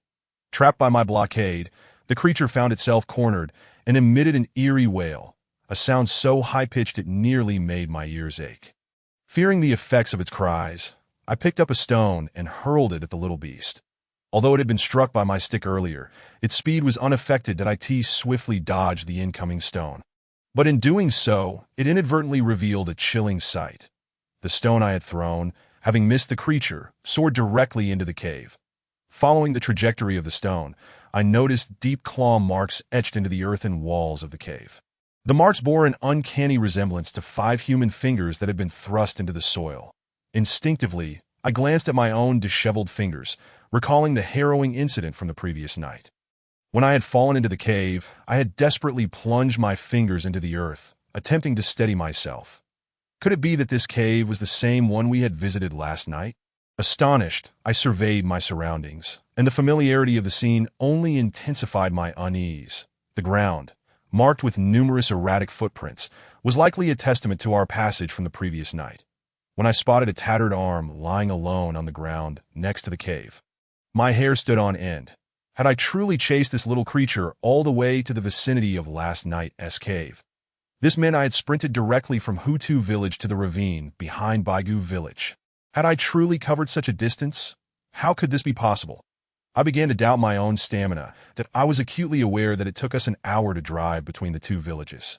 On foot, it would have taken an entire day. Yet I had somehow traversed this distance in such a short span of time that in the midst of my bewilderment, the little creature seemed to sense my confusion and wore an incredibly strange smile on its grotesque face. Seeing that smile sent a chill down my spine, and my grip on the peach would stick tightened. After all, I had learned a few tricks and armed myself. Surely, I could hold my own against this little wretch. Gritting my teeth, I braced myself for a confrontation, but the sudden emergence of a green light from the forest behind the creature gave me pause. Each green light resembled an eye, glowing with an eerie hue in the stillness of the night. And it appeared there were quite a few. The little creature must have sensed the arrival of these green lights as well. Moments ago, tense and wary, it now relaxed, casting a mocking glance in my direction. In that instant, I realized I had undoubtedly stumbled into a den of monsters. This creature was indeed a minor demon, unable to overpower me, yet the green-eyed entities lurking behind it could prove a different threat altogether. If they were indeed formidable demons, would my meager flesh suffice as their meal? The memory of the false Zhuge Feng's ghostly agility from the previous night sent a shiver through me. I needed no further reminders. Just two such entities could easily devour me whole. How ironic it was that after all my efforts, I would ultimately find myself ensnared by this ghostly cave. As those green entities drew ever closer, seeming ready to emerge from the woods, the little creature let out a triumphant shriek. Seeing that creature filled me with rage. I cursed under my breath. Had it not been for my pursuit of it, I wouldn't have found myself in this perilous situation. Enough of this. Since escape was no longer an option, I would have to fight. Killing one would be no loss. Two would be a significant gain. Even if I were to perish today, I would take a couple of demons with me. When a person finds themselves in dire straits, an untapped potential surfaces to at least that was how I felt now. Faced with these relentless threats, anger surged from within, and I gripped my peachwood stick tightly, producing a creaking sound that I picked up a stone and hurled it at the little creature. Overconfident and oblivious to my actions, it was caught off guard and stumbled, its chest caving in from the impact. The creature emitted a cacophony of cries, yet curiously, no blood was evident that a wave of dread washed over me. This creature bore no blood? What then? Were these beings? Were they alive or merely phantoms? I stood there, dazed, gazing at the diminutive creature, utterly bewildered by its nature, that moment of distraction. A shadow suddenly darted past me from behind, startling me into a swift reaction. I swung my stick instinctively. Although I could not discern what I had struck, the sensation in my hand confirmed that I had indeed made contact with something. My reflexes were lightning fast, driven by an insatiable thirst for blood that eclipsed my fear of death. All I desired was a fierce battle, a cathartic release for the fury swelling within my chest. After swinging the stick, I promptly retreated, fearful of inadvertently tumbling into the abyss. Upon retreating, I scarcely steadied myself before I swung my stick once more at a nearby green-eyed creature. With a resounding thud, I obliterated that green eye. However, although I had successfully struck one, I simultaneously endured several assaults. A searing pain radiated across my back, yet it lacked any significant force that I could not afford to dwell on that. Brandishing my peachwood staff, I plunged headlong into the fray. The green-eyed creatures multiplied around me, and I felt an array of aches coursing through my body, the extent of my injuries unknown. The metallic scent of blood invaded my nostrils, swiftly clouding my mind that I was truly enraged. Ever since I had taken the night shift at the haunted house, not a single day had gone by without torment. It seemed everyone wished for my demise. Every entity sought to ensnare me. Well, I resolved to fight to the bitter end. What was death, after all? I was determined to discover whether these creatures could indeed bring about my end. Just as I was on the brink of losing my sanity, a melodious chime of bells rang out nearby, jangling cheerfully. Chapter 27. The bell, strangely enough, upon hearing the sound of the bell, all the creatures froze, their bodies rigid and their attacks ceased, that I felt as though I had been reborn. Instinctively lifting my gaze toward the source of the chime, to my astonishment, I saw Zhuge Feng, panting heavily, shaking the bell vigorously, seemingly chanting something that in the blink of an eye, he had subdued the creatures. Seeing Zhuge Feng relaxed my heart. As long as that old man was present, I would not meet my end. At the sound of his bell, I instinctively recalled Qin Xiu's earlier words. If I wished to survive until the next lunar 7th, I should seek a pair of golden bells in Hutu village. I had pondered whether Zhuge Feng had brought me here in search of the bells, and it turned out he indeed had. Yet I was left wondering where he had acquired such a bell. As I was lost in thought, Zhuge Feng's jangling grew more frantic. The creatures remained motionless, save for that earlier little rascal, who, witnessing his comrades' immobilization, began to wail in a fit of rage. Seeing this little creature, so animated, caught me off guard. Why could Zhuge Feng's bell not control it? Curiously, each time the little rascal cried out, the creatures around me stirred slightly, sending a wave of panic through me, prompting me to dart a few steps forward. With the earlier fervor dissipated, I found myself reluctant to confront these entities. Since Zhuge Feng had appeared, I instinctively dashed toward him. Only by his side could I regain that long-lost sense of security. Observing my movement, Zhuge Feng grew anxious, stomping his foot and shouting, "What are you running to me for? Go deal with that little rascal, or we'll both be trapped here." Only then did I realize the little rascal was the most formidable of them all. If we did not eliminate it swiftly, we might very well perish today. Despite my reluctance to engage with it again, self-preservation necessitated action. Gritting my teeth and suppressing the pain coursing through me, I charged forward. The moment the little rascal saw me approaching with reckless abandon, a look of fear crossed its face. Yet it remained rooted in place, its cries growing louder, seemingly battling against Zhuge Feng's bell. Indeed, among all those creatures, this little rascal was the most peculiar, exuding an aura of the supernatural.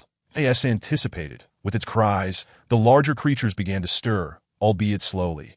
They were clearly regaining mobility. This was dire. If all of them began to move and shield that little rascal, our chances of success would diminish significantly. With my injuries weighing heavily upon me, I dared not hesitate. Clenching my peachwood staff, I charged forward like a madman. For reasons unknown, it seemed Zhuge Feng's control over the creatures was waning. The little rascal was also beginning to move. However, I had closed the distance and, as it turned to flee, I swiftly stomped down on its ankle, eliciting a chorus of pained squeals. Seeing it trapped beneath my foot filled me with a rush of exhilaration. That little brat had tormented me all night. And now, at long last, I had the opportunity to repay the debt. I lifted my peachwood staff, ready to bring it down with force, when suddenly a shadow flitted past me from behind in an instant. I felt a chilling grip around my neck. Damn it. I cursed inwardly as a wave of suffocation washed over me. I knew that one of those formidable creatures had seized my throat from behind. The grip was immensely strong, and soon I felt my brain beginning to suffer from oxygen deprivation, my vision fading to black, and my limbs growing weak, that I sensed the little rascal beneath my feet, still attempting to gnaw at my shoe, desperately trying to escape. The thought that I was being choked to death while it still sought freedom ignited a new surge of anger within me. With all my might, I summoned my strength and thrust the peachwood staff backward toward my assailant, that I had no idea where its head was located. I could only gamble on my luck. Fortunately, I won the wager. As the staff made contact, I felt resistance, and the hands constricting my throat instantly loosened. Gasping for air, I inhaled deeply, my lungs finally filled with oxygen. Though I felt lightheaded, still my willpower kept me upright. My blurred vision finally focused on the little rascal beneath me, and I plunged the staff downward with all my might. With a sickening squelch, the staff pierced through its skull, accompanied by its agonized wails. I paid no heed to my own bleeding nose, yanking the staff, free only to drive it down again, repeating the motion like a relentless assault, mercilessly stabbing that I was oblivious to whether it was dead or alive. And fatigue was a foreign concept to me, that my mind was a void, consumed solely by the need to vent my rage. When I finally emerged from that frenzied state, my arms felt as though they had been filled with lead. Aching and weak, beneath my feet lay the little rascal, now reduced to a mass of unrecognizable flesh, a grotesque amalgamation smeared upon the ground. The staff in my hands bore the scars of my violent actions. Riddled with cracks and splintered, no longer of any use. Yet my keen eyes spotted a glimmering golden bell amidst the mess that I had found it. This pair of golden bells was finally within my grasp. Regaining my composure, I turned to look at Zhuge Feng, only to see him drenched in sweat, panting heavily that he had evidently expended considerable energy in that endeavor. After all, ringing the bell was no small feat, especially for someone of his age, an arduous task indeed. When he noticed my gaze, he waved reassuringly, indicating that he was fine, that I seized the bell eagerly, eager to return to Zhuge Feng's side. However, as I took a couple of steps, I realized that the formidable creatures I had just battled were, in fact, nothing more than paper figures. More paper figures. My mind nearly exploded. Why was I constantly entangled with paper figures these past few days? I had thought that being away from the haunted house would spare me from the torment of those wretched paper figures. However, to my dismay, while the phantoms did not manifest, the real paper figures were abundant. Breathing heavily, I approached Zhuge Feng, eager to urge him to leave this dreadful place. To my surprise, he simply plopped down onto the ground, taking a moment to catch his breath. "It's fine now. Once we retrieve these two bells, we will be safe," he assured me, Upon hearing his words, my taut nerves instantly relaxed, and I too sank to the ground, a wave of soreness washing over me. What astonished me, however, was that during the earlier scuffle, I had felt immense pain, as if my skin had been torn in multiple places. Yet now, upon inspection, I found not a single wound. No cuts, no bruises, nothing at all. How could this be? Curiously, I examined the areas of discomfort on my body. Each spot throbbed painfully, yet there were no marks to be found, leaving me utterly bewildered. "Stop looking," Zhuge Feng interjected. "Those injuries are the result of malevolent energy. Now that the sorcery has been dispelled, a good night's sleep and some sunlight will heal you." Feeling reassured by Zhuge Feng's expertise, I nodded gratefully. Sitting on the ground, I lit a cigarette, reflecting on the surreal events of the past few days, which left me feeling somewhat dazed. Nevertheless, I was grateful to have survived this 7th day of the lunar month unscathed. Glancing at the golden bells in my hand, I suddenly felt a sense of fulfillment. Just as I was about to speak to Zhuge Feng, he abruptly stood up, his gaze fixed on the inky blackness of the ghostly hole. Seeing Zhuge Feng so intently focused, my curiosity compelled me to rise and peer down alongside him. Yet, regardless of how I strained my eyes, the abyss remained an impenetrable void, as if it could swallow light itself. "Zhuge, what are you staring at? We have the bells.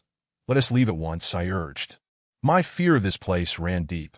I would rather spend a night in the haunted house than linger here, especially with the ghostly pit before us, that I had expected Zhuge Feng to heed my prompt and depart.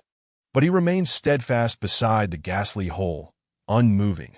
When our eyes met, he asked, "Kid, let me ask you something. Do you trust me?" Without hesitation, I nodded affirmatively. Just as I opened my mouth to respond, I felt my body lighten. And to my horror, my footing vanished. Zhuge Feng had pushed me into the abyss. Chapter 28. Into the abyss. In that fleeting moment of descent, despair washed over me that I glanced up to catch a glimpse of Zhuge Feng's impassive face. And I thought I saw my own body lying nearby, that a pang of heartbreak struck me. Could it be that I had met my end at the hands of the one I trusted most? Perhaps, I mused, there is no greater sorrow than the death of the heart. Zhuge Feng had saved me countless times. If he wished to reclaim my life now, so be it. The specter of a 7-year-old wrongful death case, filled with bizarre occurrences, would soon fade from my life. I could only hope that in my next life, I might live more peacefully. Just as I contemplated what awaited me in death, a chilling hand suddenly grasped my arm. The icy touch jolted me from my despondency. Turning, I was taken aback to see that it was Zhuge Feng who held me. How had he followed me down? And why could I see him so clearly? From above, the ghostly pit appeared as a dark void devoid of light. Yet within, visibility seemed remarkably high. As my heart steadied, I began to observe my surroundings.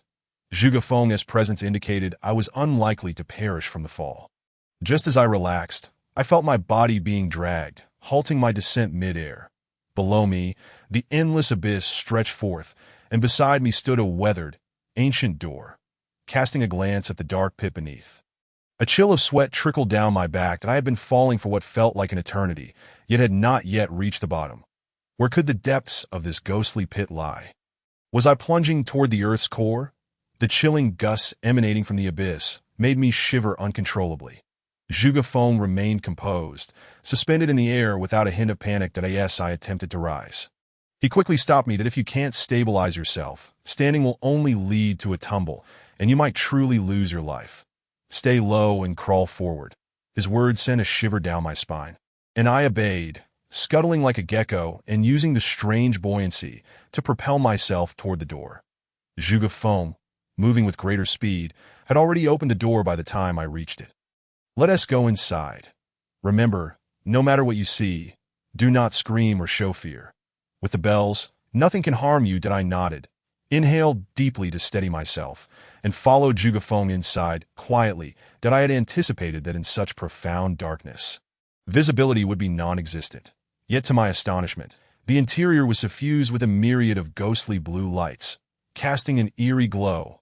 The narrow passage was lined with disquieting human faces, each etched with expressions of terror and rage. Embedded into the walls. What were these? Carvings? Burials? I recalled the paper figure's words, realizing I must be within a tomb, Unearthed from the depths, as I scrutinized the faces, hoping to glean some understanding, they all suddenly turned to me, revealing unsettling smiles. A gasp escaped my lips, nearly erupting into a scream. No matter how many bizarre encounters I had faced, this terrifying tableau rendered me speechless. That it was utterly horrifying. These sculpted faces smiled at me, their mouths twisted in grotesque ways, some even lacking eyes, their hollow sockets curving into sinister grins. Recalling Zhuge Feng's advice to remain silent and unafraid, I wrenched my gaze from the smiling visages, gritting my teeth to suppress any cries. Zhuge Feng, noticing my distress, grasped my arm and pulled me forward, guiding me swiftly through the passageway. That I had hoped that once we exited the corridor, I could breathe a sigh of relief. But what awaited us beyond was far more chilling. Before us lay a sacrificial altar, constructed from human bones, positioned at the center of the chamber. The altar radiated a blinding blue light, illuminating the entire tomb. Yet surrounding the altar stood figures I dared not look upon. They were humanoid, but to call them human felt a misnomer, for their faces bore no features, just blank, white surfaces with yellow talismans affixed to their foreheads. Upon our entrance, these faceless beings turned their heads toward us. It was as if they were welcoming us, their expressionless faces directed at us. Reminiscent of the faceless nurses from Silent Hill, I was astounded to witness such beings in reality. My legs trembled in fear, and I clung tightly to Zhuge Feng, unwilling to let go. However, I was taken aback to find that neither these entities nor the faces from the corridor seemed to harbor any malice toward us. It was as though they welcomed their own kind. This notion quickly spiraled out of my control. I could not shake the feeling of unease. Qin Xiu had told me that finding the bells would ensure my safety, and Zhuge Feng had led me to them. What was the true nature of these bells? I pondered, recalling how the paper figure had transformed from a mere apparition into a malevolent entity, suggesting that these bells might not be entirely benign. With the bells in my possession, I likely exuded no human scent. In the eyes of these otherworldly beings, I must have appeared akin to them, fellow entities deserving of protection. Yet what of Zhuge Feng? If I was accepted due to the bells, what shielded him from harm? I suddenly recalled the words of the female specter we had encountered at Hutu village. You gluttonous child. Even a burnt ghost tempts you. Be obedient. We shall feast upon the young one, not the old man. Could it be that Zhuge Feng truly was a burnt ghost? From various sources of information, I have gathered that Baigu village indeed suffered a devastating fire in the past. Could it be that Zhuge Feng is the one who perished in that blaze? If so, what could possibly motivate him to assist me so fervently? As these thoughts raced through my mind, I surprisingly found myself devoid of fear. Zhuge Feng, oblivious to my unusual gaze, merely craned his neck towards the altar, observing it intently for a while before letting out a sigh and saying to me, "We have arrived too late. It seems we must endure another ordeal next month." Before I could fully digest his words, Zhuge Feng suddenly seized my arm and sprinted towards the altar. Our swift movements immediately caught the attention of the faceless beings, who tilted their heads in apparent confusion as they watched us. That I was nearly paralyzed by the bizarre scene unfolding before me.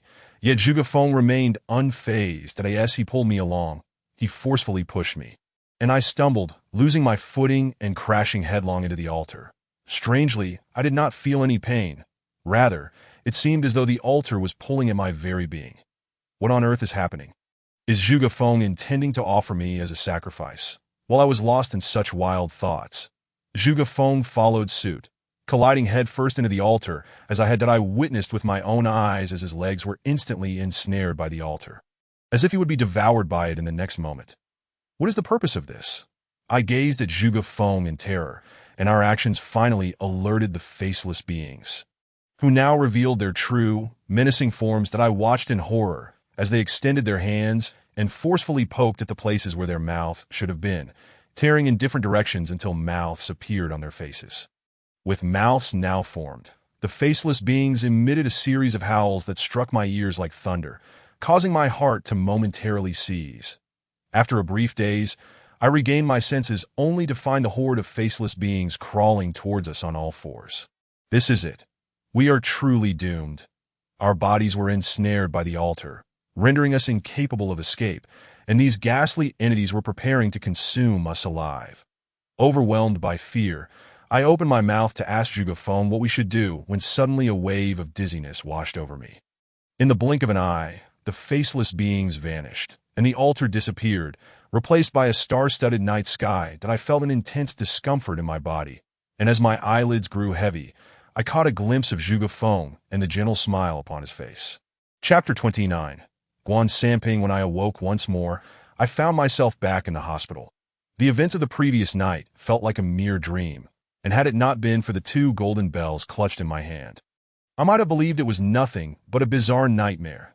Yes, I rolled my eyes to survey my surroundings. A wave of relief washed over me. Lionhead lay languidly on the small bed designated for companions, idly scrolling through his phone, while Jinbao sat beside me, gleefully engrossed in a novel. Zhuge Feng sat cross-legged on the adjacent hospital bed, and as for Zhang Yukai, he was fidgeting like a child, constantly asking Zhuge Feng if he needed water or if he was hungry. As if he were tending to his grandfather, it was evident that Zhuge Feng had said something to Zhang Yukai that made him aware of Zhuge Feng's true capabilities. Zhang Yukai had been driven nearly to madness by the haunting presence of the ghost house, and now that someone capable had arrived to deal with the eerie situation, he quickly reverted to a subservient demeanor. What I detest most is Zhang Youcai's opportunism. He only knows how to use people when it suits him. That I had tirelessly worked to resolve the issue with that stone guardian, nearly sacrificing my own life in the process. Yet he never once offered to look after me during my hospitalization. I could have indulged in a feast with his money. As I pondered this, regret washed over me. Why hadn't I taken Zhang Yukai's money and treated myself to a grand meal? Just as I began to cough in frustration, my sound attracted the attention of Lionhead and Jinbao, who immediately sat up, their expressions filled with excitement. Lionhead grasped my hand tightly. Finally, you're awake. I was worried you might starve to death if you kept sleeping. Seeing Lionhead filled me with warmth. Though we had only known each other for a few days, he was there by my side as I regained consciousness. In stark contrast, my foolish superior, Zhang Yukai, was nowhere to be found. How ungrateful he was. Upon noticing my awakening, Jinbao rushed over, chattering away about trivial matters, while Zhuge Feng wore a look of relief and nodded gently in my direction. Now that I was awake, Zhang Yukai had no choice but to put on a show of concern, quickly approaching me to pat my shoulder warmly. "Dada, you must be parched. You've worked so hard for the company. When you're discharged, I'll treat you to a feast." But as soon as he finished speaking, his expression shifted abruptly, and he sheepishly continued, "I just don't know where my bank card went, and I could have sworn I left it in my wallet." Zhang Yukai, you absolute fool. Hearing him speak nearly sent me into another fit of anger. I had just regained consciousness, and he was already worrying about retrieving his bank card. My irritation peaked, and my tone reflected my displeasure as I retorted. "Don't worry about me, boss, that you're the one who has truly burdened, that I'm certain you'd lick someone's toes for the company if it came to that." Seeing my sharp words, Zhang Yukai chose not to engage further, muttering something about fetching me food before turning to leave. As soon as he was out the door, I turned to Zhuge Feng and inquired, "Mr. Zhuge, what exactly happened? Why did I lose consciousness and end up in the hospital? How long was I out?" "You were out for 3 days, but don't worry. There is no need for concern. When we entered the ghost pit, it was your soul that ventured in, not your physical body. That it is entirely normal for your spirit to leave your body, leading to unconsciousness." "What?" I was momentarily stunned, so that was the reason. I recalled seeing my own body lying beside Zhuge Feng as I fell into the ghost pit. Zhuge Feng looked at me, a silent smile gracing his lips, before he added, "All right, kid, on the 7th of this month, I have a way to ensure your safety. You need not worry. Rest for one more day. And once you have recovered, we will confront that stone guardian together." Zhuge Feng spoke with unwavering confidence, and I nodded earnestly. The matter of the stone guardian must indeed be resolved sooner rather than later. After all, the sight of death outside my workplace had become a daily occurrence, and I was still haunted by a murder case from 7 years prior. This kind of stress is unbearable for anyone. Seeing my readiness to cooperate, Zhuge Feng nodded approvingly. That he then approached me, patted my shoulder, and reminded me to remember to seek him out on the 7th. The previous 7th had been spent under Zhuge Feng's protection, ensuring I survived a deadly ordeal. This upcoming 7th, although Zhuge Feng and Qin Shouying assured me that with the bells in my possession I would be safe, I felt certain he had more plans in store for me. Though I still lacked a clear answer regarding Zhuge Feng's identity as the ghost who perished in the fire, I was willing to place my trust in him. After all, if he truly wished to harm me, he had countless opportunities to do so, and it would not have been necessary for him to repeatedly save my life. Noticing that I seemed lost in thought, Zhuge Feng gave me a firm pat before turning to leave my hospital room. Likely to prepare with a middle-aged Taoist from Longhu Mountain for confronting the Stone Guardian, that as he departed, I did not attempt to stop him. Instead, I eagerly pulled Lionhead closer and asked if he had located the old man upon returning. Had he clarified the situation? Upon hearing my inquiry, Lionhead let out a triumphant cheer, then brazenly lit a cigarette in the hospital room, casually declaring, "Don't worry, brother," when I deduced the cause of the matter. I immediately called my little brothers and had that old man apprehended. Upon the mention of this topic, Lionhead appeared somewhat agitated, gesturing animatedly as he recounted, "Ah, brother, you cannot fathom." After our separation, I rushed straight back to the logistics company, initially intending to interrogate that old man. To my astonishment, he confessed right away, without even needing to be questioned. Confessed? So, does that mean Lionhead has already uncovered who orchestrated the illusions of Shurgandan and the ghostly vehicle? Indeed, he must have. The old man divulged everything, stating that a certain Guan Samping was the one who coerced him into this endeavor through dark sorcery, threatening him with a particularly grim fate should he refuse. Guan Samping? At the sound of this name, I couldn't help but furrow my brow. Who is this mysterious figure? I am well aware of his proficiency in sorcery, as it is likely that both Shurgandan and the cursed paper figure from Zhang Yotsai's secret lair are inextricably linked to him. However, therein lies the quandary. Since the 6th and 7th of the last month, I have been embroiled in this bizarre affair, encountering numerous individuals who were ostensibly deceased, although they each had their own narratives and even cast aspersions upon one another, asserting that the other was the true specter. I had never heard of this Guan Samping before. After regaining consciousness from a 3-day stupor, considering the timing of our separation, I should have learned of Guan Samping's identity 3 days prior. Such a matter of life and death would undoubtedly not have been concealed from Zhuge Feng and Zhang Yukai by Lionhead or Jin Bao. They must have been privy to this name long before. Yet both Lionhead and Jin Bao merely mentioned Guan Samping without indicating anyone who might recognize him. This implies that even Zhuge Feng and Zhang Yukai have not heard of this Guan Samping. The situation is indeed peculiar. Regardless of how one views it, everything Guan Samping is doing appears to be directed against Zhang Yukai. Aside from the issue concerning the reservoir, which remains unclear to me, both Shurgandan and the cursed paper figure are evidently aimed at Zhang Yukai. This suggests that Guan Samping harbors some irreconcilable enmity towards him.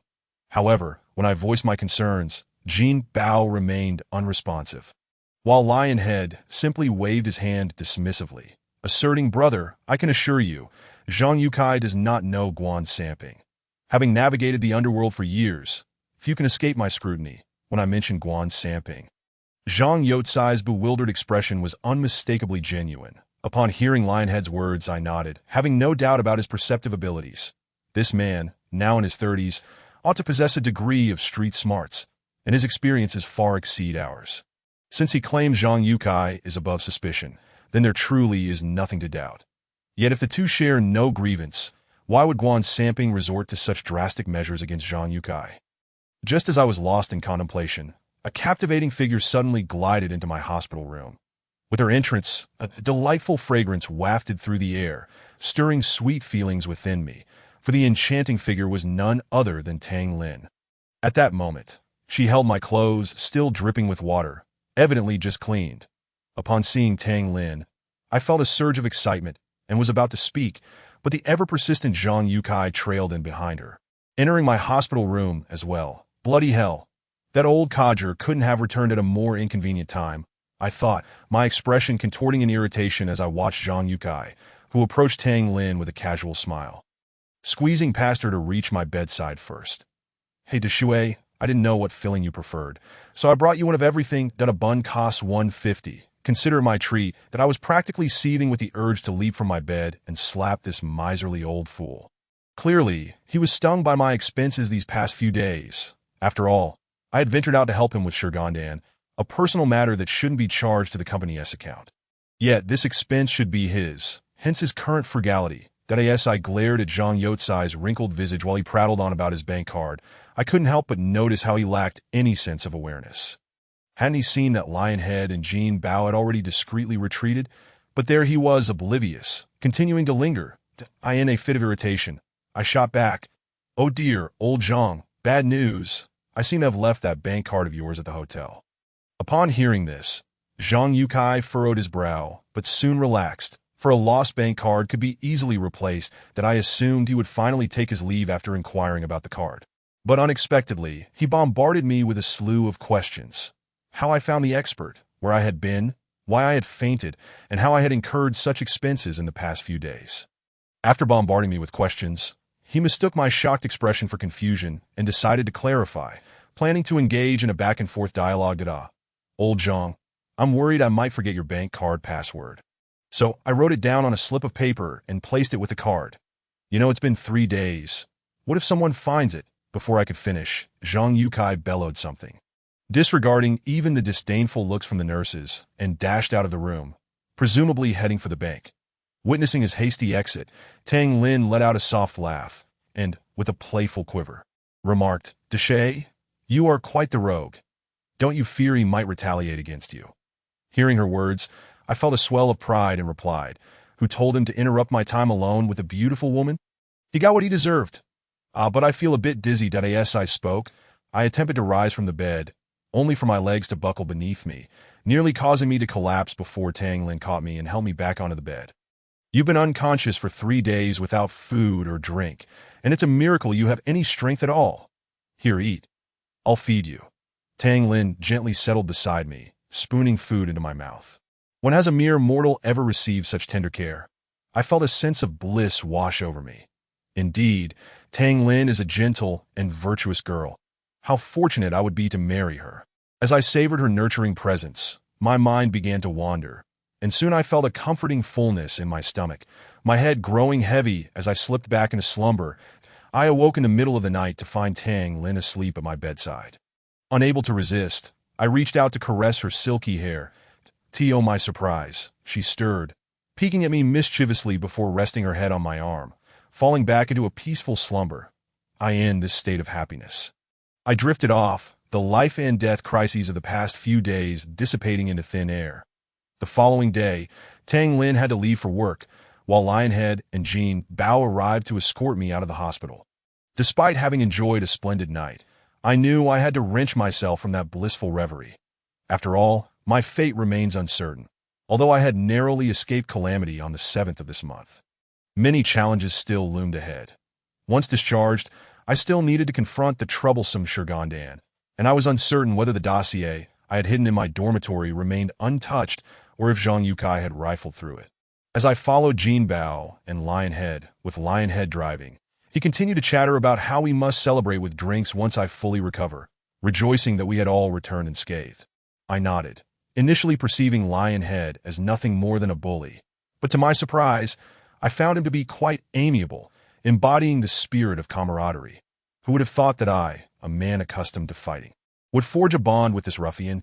As I shook my head and chuckled at the absurdity of it all, Lionhead tossed a set of keys my way. Noticing my confusion, he explained, "Did we not agree? That Citroën is yours now, that it's parked right behind. Brother, I know you've been through a lot, and driving Zhugafeng's old car is hardly a viable option. This Citroën may not be the best, but it will suffice." That I nodded, accepting the keys without hesitation. Indeed, Zhugafeng's old vehicle was hardly reliable. Despite its status as a Hongqi, it had certainly seen better days. That I possessed the keys to a pickup truck at work, but I could hardly rely on that for all my outings. Now, with a car at our disposal, even if we were to flee in the future, at least our speed would be somewhat improved. Upon returning to the dormitory, the three of us discovered 2 familiar figures already seated within. Zhugafeng remained composed as ever, sitting cross-legged on my bed in meditation, while the middle-aged Taoist from Longhu Mountain sat in a chair. Gazing vacantly out the window as we entered, the Taoist waved at me and tossed something in my direction. Instinctively, I reached out to catch it, but when I discerned what it was, I was so startled that I flung it away, sending it back into the Taoist's hands. That it was not that the item was particularly terrifying. Rather, I had developed a psychological aversion to it. for the object he had thrown was nothing less than a palm-sized paper effigy of a woman. And this effigy bore an uncanny resemblance to the one that had nearly driven me to leap from a building that fateful night. A shiver ran down my spine, prompting me to urgently inquire, "Master, where on earth did you acquire this? It is exceedingly sinister."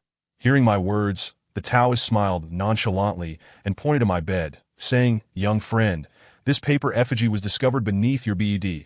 It must surely be the handiwork of Guan Samping. I have temporarily sealed this item for your safety, but it can only protect you for a limited time." "What? Only temporarily safe? Does that mean this effigy still poses a threat to me?" I trembled involuntarily, hastily asking Zhuge Feng and the middle-aged Taoist if there was any effective method to destroy it. The last time, I had nearly lost my life to this thing. If it could not be dispelled, I would likely perish at the hands of this paper effigy before the horrors of the haunted house could claim me. Upon hearing my question, the middle-aged Taoist shook his head and replied, "Young friend, to be honest, this paper effigy is a manifestation of a long-lost malevolent technique that was eradicated by my Longhu Mountain sect due to its insidious nature that I had not anticipated that such sorcery would still be in use today. Confronting this entity, I fear both myself and Senior Zhuge are at a loss." That my countenance fell at the Taoist's words, for I could see the same sense of helplessness reflected in Zhuge Feng's eyes. The old man had guided me through ghostly realms and employed peculiar methods to extract my soul, yet even he could not contend with this dark sorcery that I in this vast world. Who could possibly save me? Sensing my despondency, the middle-aged Taoist quickly reassured me. "There is no need for excessive worry. That as long as we can locate Guan Samping, the threat of this paper effigy will dissipate. Fear not, for Longhu Mountain has always taken the world's troubles upon itself. I shall personally eradicate this menace." Upon hearing the Taoist's assurance, Zhuge Feng immediately sat up, gesturing for us to depart. "Let us quickly deal with the stone Gondang and begin our pursuit of Guan Samping. A person who endangers lives and defies the heavens cannot be allowed to remain at large." The others nodded in agreement, and Jinbao and Shizida patted me on the back, conveying their camaraderie, which warmed my heart. While I was unconscious, the stone Gondang had claimed another victim, and the police were now in a frenzy, sealing off the area around it and forbidding anyone from approaching. The station chief personally led his officers to the scene, ensuring that no further bloodshed would occur. The gravity of the situation was severe. Despite any efforts to contain the news, the whispers of the world could not be silenced. And the panic spread rapidly. By the time we arrived near the stone Gondang, twilight was beginning to set in, and the police were still rotating shifts, steadfastly manning their posts upon seeing us approach. The officers nearly lost their minds, rushing over to shoo us away. "Comrades, please leave immediately. This area is extremely dangerous. Do not congregate here. If you prevent us from entering, it is you who will be in danger." Chapter 31. Duel of Magic blocked by the police. Zhuge Feng's expression darkened immediately, and he uttered, "Not only is Zhuge Feng displeased, but the middle-aged Taoist countenance is equally grim, both of them being capable individuals." Wearing such expressions made me quite anxious, and I softly asked the Taoist, "Master, why do both of you seem so troubled? Has something occurred?" In response to my question, the middle-aged Taoist's face grew serious as he addressed both me and the officers. "The black stone nurtures malevolence. It must be destroyed without delay. That if this stone claims enough lives, it will become increasingly difficult to handle. That's so. So you possess a method to deal with this stone?" As soon as the Taoist finished speaking, a middle-aged man in a police uniform approached, flanked by several officers. His authoritative demeanor made it clear that he held a significant position. The Taoist, unfazed, replied to the officer without changing his expression. "Yes, we can still contend with it, but if it claims a few more lives, we will be unable to manage it. Moreover, even now, I will require the assistance of this esteemed Zhuge gentleman." The Taoist gestured toward Zhuge Feng and fell silent. We stood awkwardly in silence, exchanging glances with the police.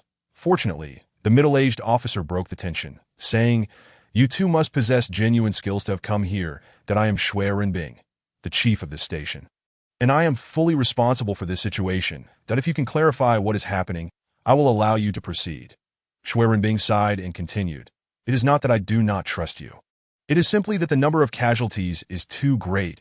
creating widespread panic that we are at our wits' end regarding this stone Gondang. Upon hearing Shui Renbing's words, Zhuge Feng raised his hand, signaling the middle-aged Taoist to explain. The Taoist did not hesitate. He cupped his hands in respect to Shui Renbing and patiently began his explanation that I stood by, bewildered by the numerous technical terms that flew over my head. While Shui Renbing appeared even more confused, wearing a look of embarrassment. However, when the Taoist mentioned that the reservoir and the stone Gondang were orchestrated by the same individual, I noticed Shui Renbing's eyes instantly brighten. Chief Shui, to be candid, if this stone Gondang claims enough lives and the sorcerer sinks it into the reservoir, then, oh dear, that place could very well become a wasteland. The moment those words left the Taoist's lips, everyone fell silent, particularly Chief Shui, whose expression turned as if struck by lightning. It was a sight to behold. I understood that the Taoist was not being alarmist, for Zhuge Feng's face had also darkened considerably. It seemed that Chief Shui did not doubt their words. He stroked his chin, contemplating for a moment before nodding to Zhuge Feng and the middle-aged Taoist, saying, "Very well, if you believe you have a way to deal with this, then proceed. However, you must ensure your own safety.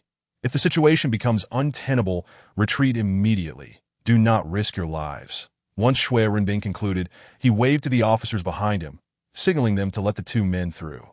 Zhuge Feng pulled me along, casually informing Shui Renbing that I was also of assistance, as we made our way inside. Shui Renbing's concern led him to order other officers to maintain their posts while he followed us in.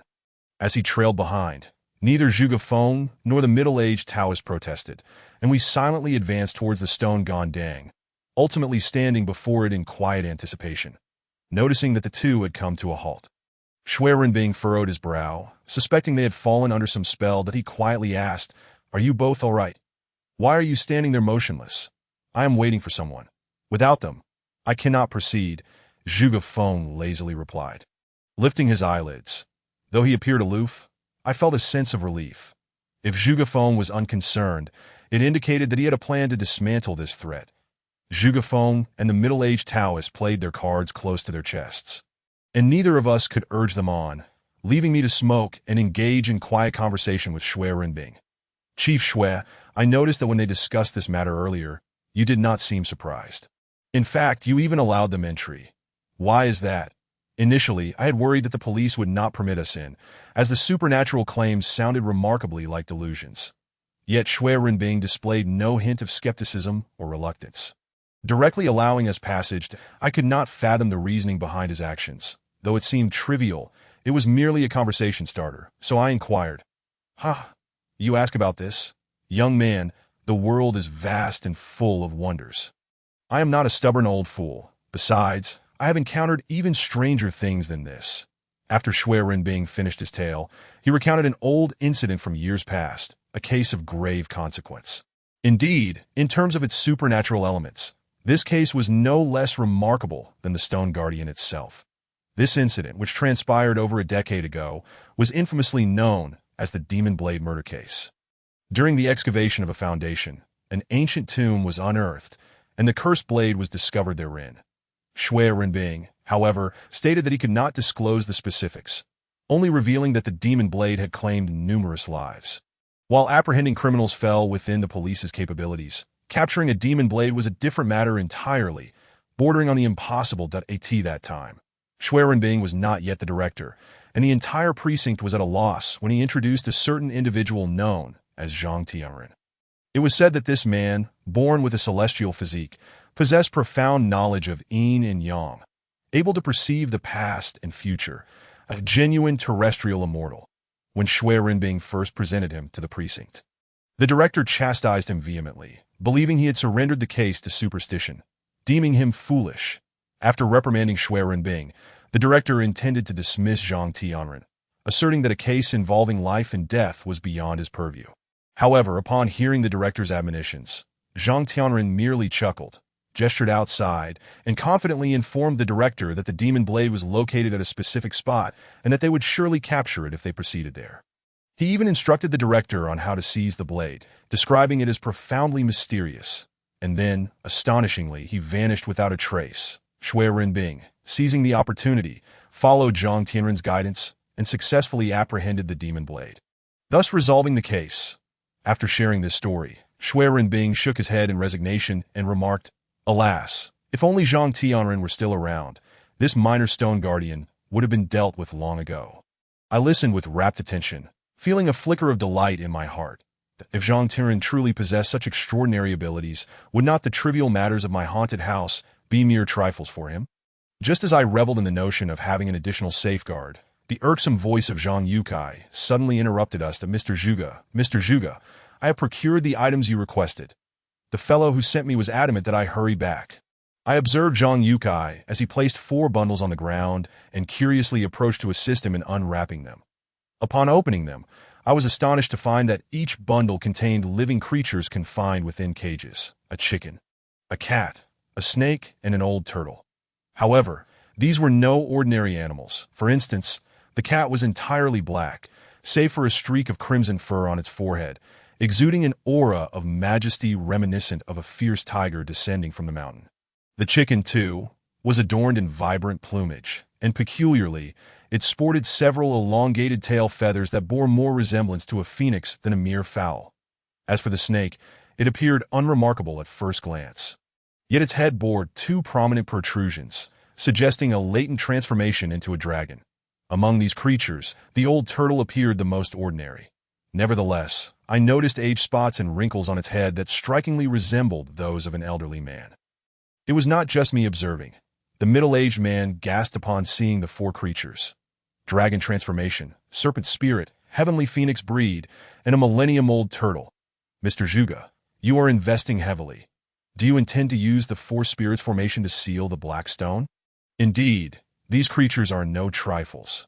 Only the 4 spirits formation can suppress them completely while severely injuring the practitioner behind it. That I care not who this person is. Today, I will ensure he faces dire consequences," commanded Zhuge Feng with the authority of a general, his demeanor exuding calmness that stirred my own blood. One person laid out the formation, while the other chanted spells and affixed talismans. Their cooperation remarkably seamless. It seemed the stone guardian sensed the impending danger, swaying slightly before collapsing to the ground, preparing to flee. "You vile creature! Where was your fear when you inflicted harm? Now that you wish to escape, it is too late." 4 spirits formation commence. Upon Zhuge Feng's command, the 4 animals sprang to life, and the stone guardian, which had intended to flee, suddenly found itself immobilized. "Invoke the thunder law. Today, I shall strike down this malevolent Guan Samping." Chapter 32. Zhang Tun. Zhuge Feng's proclamation was fierce, and the yellow talisman held by the middle-aged Taoist soared forth, swiftly adhering to the stone guardian. I watched with keen interest. Zhuge Feng dashed to my side, grasped my hand, and swiftly made a small incision on my fingertip.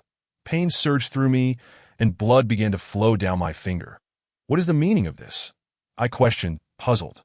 Zhuge Feng urged me. "Hurry, let your blood drip onto the stone guardian. You are afflicted by Guan Sanping's malevolent magic. Only your blood can serve as a conduit." Lacking knowledge of such supernatural matters, I could only follow Zhuge Feng's instructions.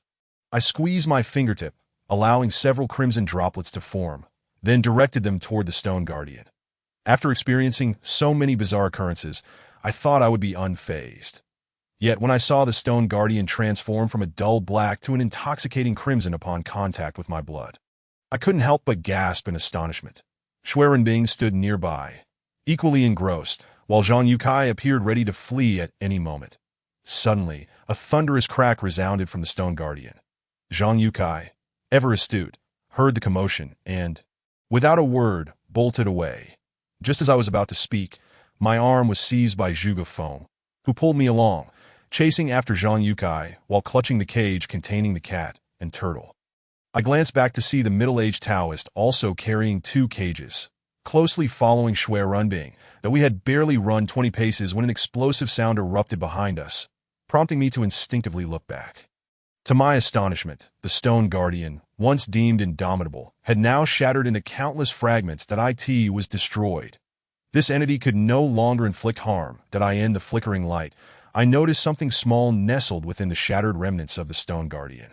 "Stop looking!" Guan Samping dared to employ such malevolent sorcery. "This time, he has reaped what he sows," Zhuge Feng declared, leaving me bewildered as to his meaning. Nevertheless, it seemed Guan Samping had met with misfortune. I pondered whether the curse of the paper effigy that had afflicted me would also dissipate following Guan Samping's downfall. Dealing with the haunting incident from 7 years ago had already left me in disarray. If I were to be burdened with a lingering curse, my fate would be dire indeed. Eager to inquire about the situation, I turned to Zhuge Feng and the middle-aged Taoist, who had come to a halt. Upon hearing my question, they exchanged sympathetic glances. "Young friend, today's commotion has severely weakened Guan Samping, but he is indeed formidable. He is unlikely to be dead as long as he lives. Your paper effigy curse cannot be lifted." Hearing the middle-aged Taoist's words, I felt a wave of despondency wash over me.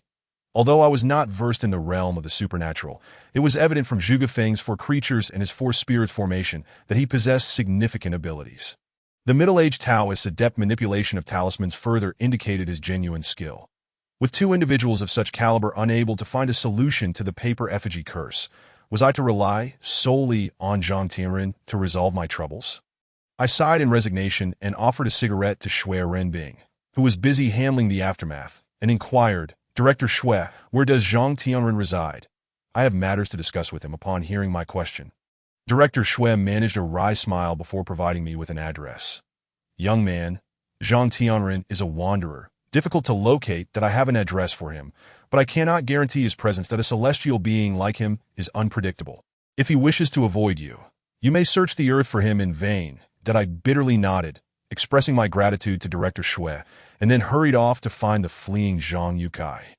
This damned affair is troublesome, and if I do not address it promptly, I shall know no peace.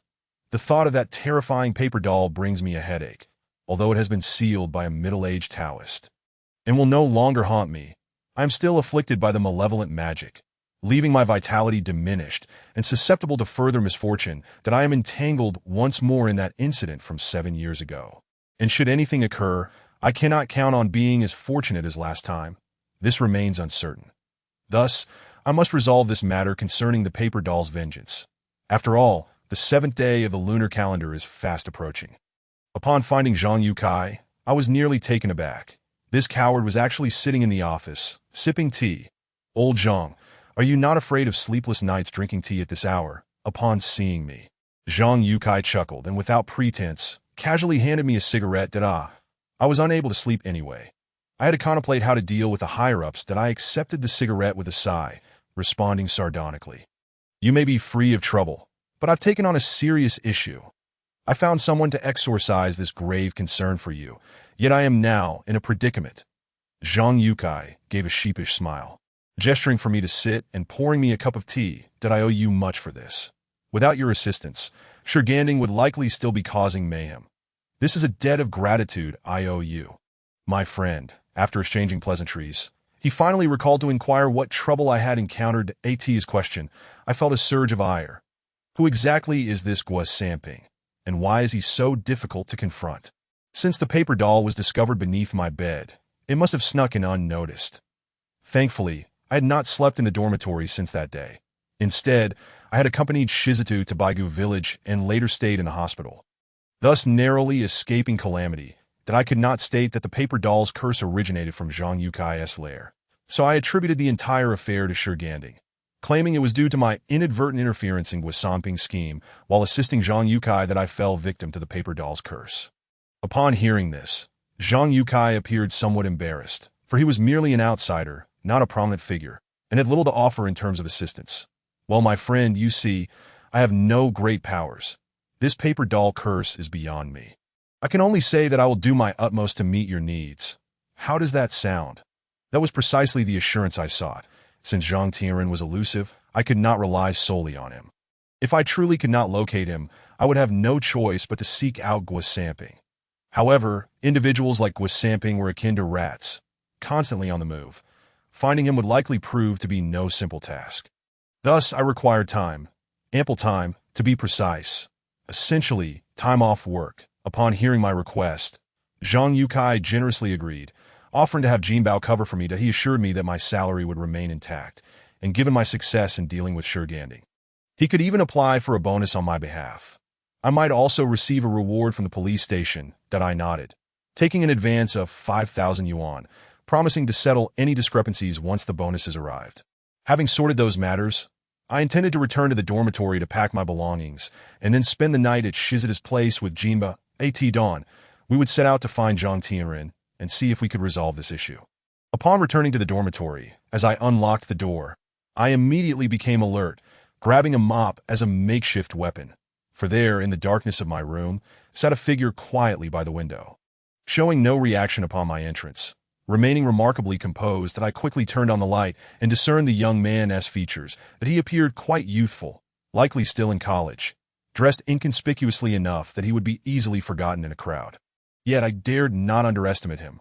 What kind of college student would be sitting in my room at such an hour? Thus, something was amiss. Who are you, and why are you in my room? How did you get in? And what do you intend to do with me? The young man, unfazed by my barrage of questions, merely pointed at the window. Your window was open. Of course, I entered through it. His casual nonchalance startled me considerably. After all, I did not reside on the ground floor. Even a professional firefighter would struggle to access my room through the window. Who exactly are you? Why are you here in the middle of the night? Uncertain whether to believe him, I hesitated to act rashly. Had this been in the past, I would have acted first and asked questions later. However, after all that had transpired, I had grown somewhat timid. The young man, upon hearing my inquiries, remained calm, looking me over before speaking. Did you not wish to find me? Now that I am here, why do you seem frightened? His offhand remark ignited my curiosity. Could this person be the legendary Zhang Tianren, the elusive figure of lore? But why did he appear so youthful? He caught the confusion in my eyes and chuckled. I am 72 years old. My body ceased to age 50 years ago, so I still present as a 22-year-old. Chapter 33. In search of Guisamping, so miraculous? I was momentarily taken aback by Zhang Tianren's words. Yet soon I found acceptance. After all, if he were truly a celestial being, he must possess some extraordinary traits. More than that, I was increasingly intrigued by his purpose for visiting, so I promptly asked.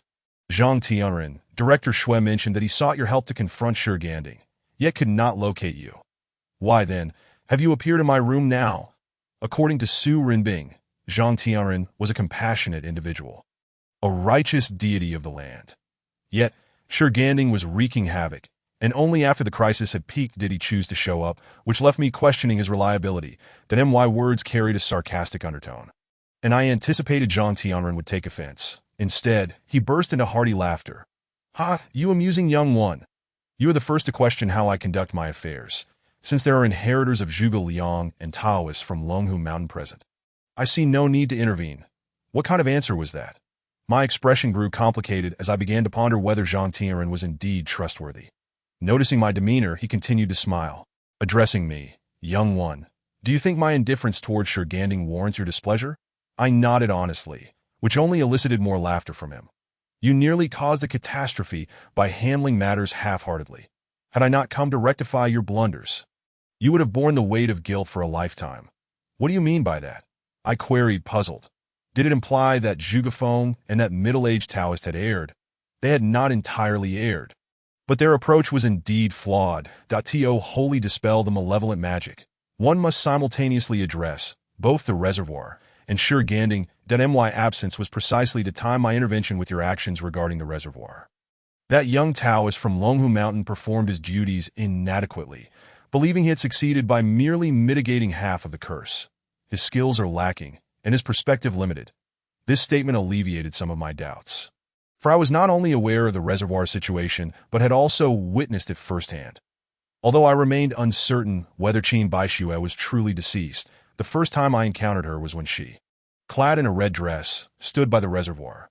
Moreover, the number of deaths linked to both the reservoir and Shi Ganding was alarmingly consistent, with all the victims being women in red dresses and high heels. It would be implausible to assert there was no connection. When Zhuge Feng and I retrieved the bell from Hutu village, the middle-aged Taoist had been at the reservoir. This was information only a few of us possessed. And now Zhang Tianren had laid it bare, which genuinely surprised me. However, trusting someone is not a simple endeavor, so I maintained a neutral demeanor, eager to ascertain just how remarkable Zhang Tianren truly was. Thus, I continued my inquiries. Since the matter has been resolved, what brings Zhang Tianren to my humble abode? You clever young rascal. I have come for you, of course. Do you not wish to know where Guan Samping is? Or perhaps the events of 7 years ago regarding the haunted house. A person who appears to be in their 20s, self-proclaimed as an old man, evokes an unsettling sensation in others. Yet, at this moment, I find myself unconcerned about the discomfort, for Zhang Tianren's 2 statements have pierced directly into my heart. These 2 questions indeed represent the most pressing dilemmas I currently face. Ever since that terrifying experience on the first night, everything has felt shrouded in a fog, leaving me uncertain of who to trust, and even more bewildered about who is alive and who is not. Moreover, there is no one who can provide me with answers. Now that I have finally grasped the chance to converse with someone who possesses profound knowledge of destiny, I cannot let this opportunity slip away. That I hurriedly pulled out a cigarette and approached Zhang Tianren, saying, Come, have a smoke, and speak frankly to AT this moment. I can only rely on you. Seeing my distressed expression, Zhang Tianren merely shot me a bemused glance, then snatched a whole pack of cigarettes from me and tucked it into his pocket. You young lad, he sighed. The events from 7 years ago are intricate and convoluted that I cannot divulge everything to you, but I can offer you some clues for you to uncover the truth yourself. Therefore, you should first seek out Guan Samping. What? Upon hearing this, I felt a wave of despondency wash over me that I had initially thought that Zhang Tianren would provide me with a comprehensive explanation. But this unexpected outcome left me disheartened that I could not accept such a vague answer. Just as I began to plead for more information, my door was suddenly pushed open, and the voice of Zhuge Feng resonated from outside. This is unacceptable. Zhang Tianren has already shown great benevolence by sharing the secrets of fate with you. How dare you push for more? Zhuge Feng and a middle-aged Taoist entered the room in succession, both of them bowing respectfully to Zhang Tianren as they paid their respects. It was evident that both Zhuge Feng and the middle-aged Taoist were capable individuals, yet their profound respect for Zhang Tianren only deepened my belief in his abilities.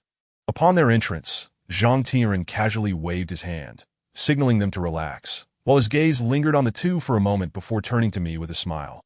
Strangely, the youthful face of this man in his 20s bore an uncanny resemblance to that of an old, mischievous child.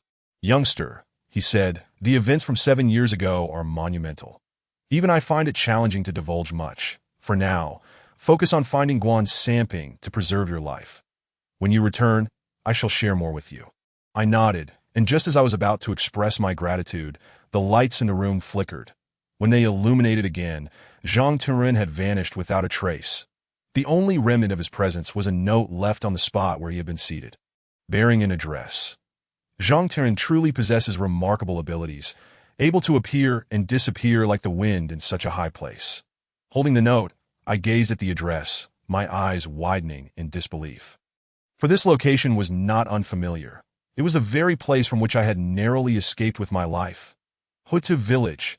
Guan Samping is in Hutu Village. I stared blankly at the address on the note, while Zhuge Feng, upon seeing the location, let out a soft hum. Youngster, it seems that to unravel this paper man-esque curse, you must return to Hutu Village with me, if Zhang Tianren is willing to offer guidance. You are indeed fortunate. After uttering these words, Zhuge Feng urged me to quickly pack my belongings, insisting that we set off for Hutu Village at first light, understanding that Zhuge Feng's urgency stemmed from concern for my safety. I wasted no time and hastily began to gather my things. Given Zhuge Feng's unwavering faith in Zhang Tianren and Shui Renbing's mystical accounts of him, I felt no need to harbor doubts. If both Zhuge Feng and the middle-aged Taoist honored him with bows, then my own reservations were unwarranted.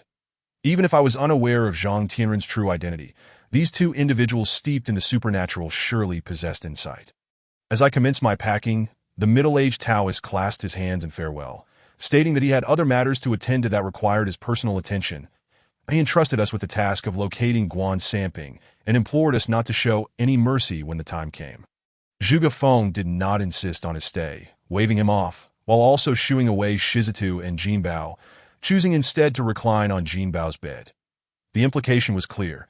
My entanglement with the paperman-esque curse would bring misfortune to anyone who stayed with me.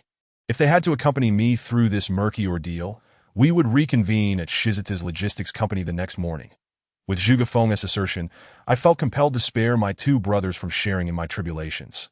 Promptly sending them on their way, I even messaged Tang Lin, explaining that I was preoccupied and suggesting we reschedule after I resolve this matter.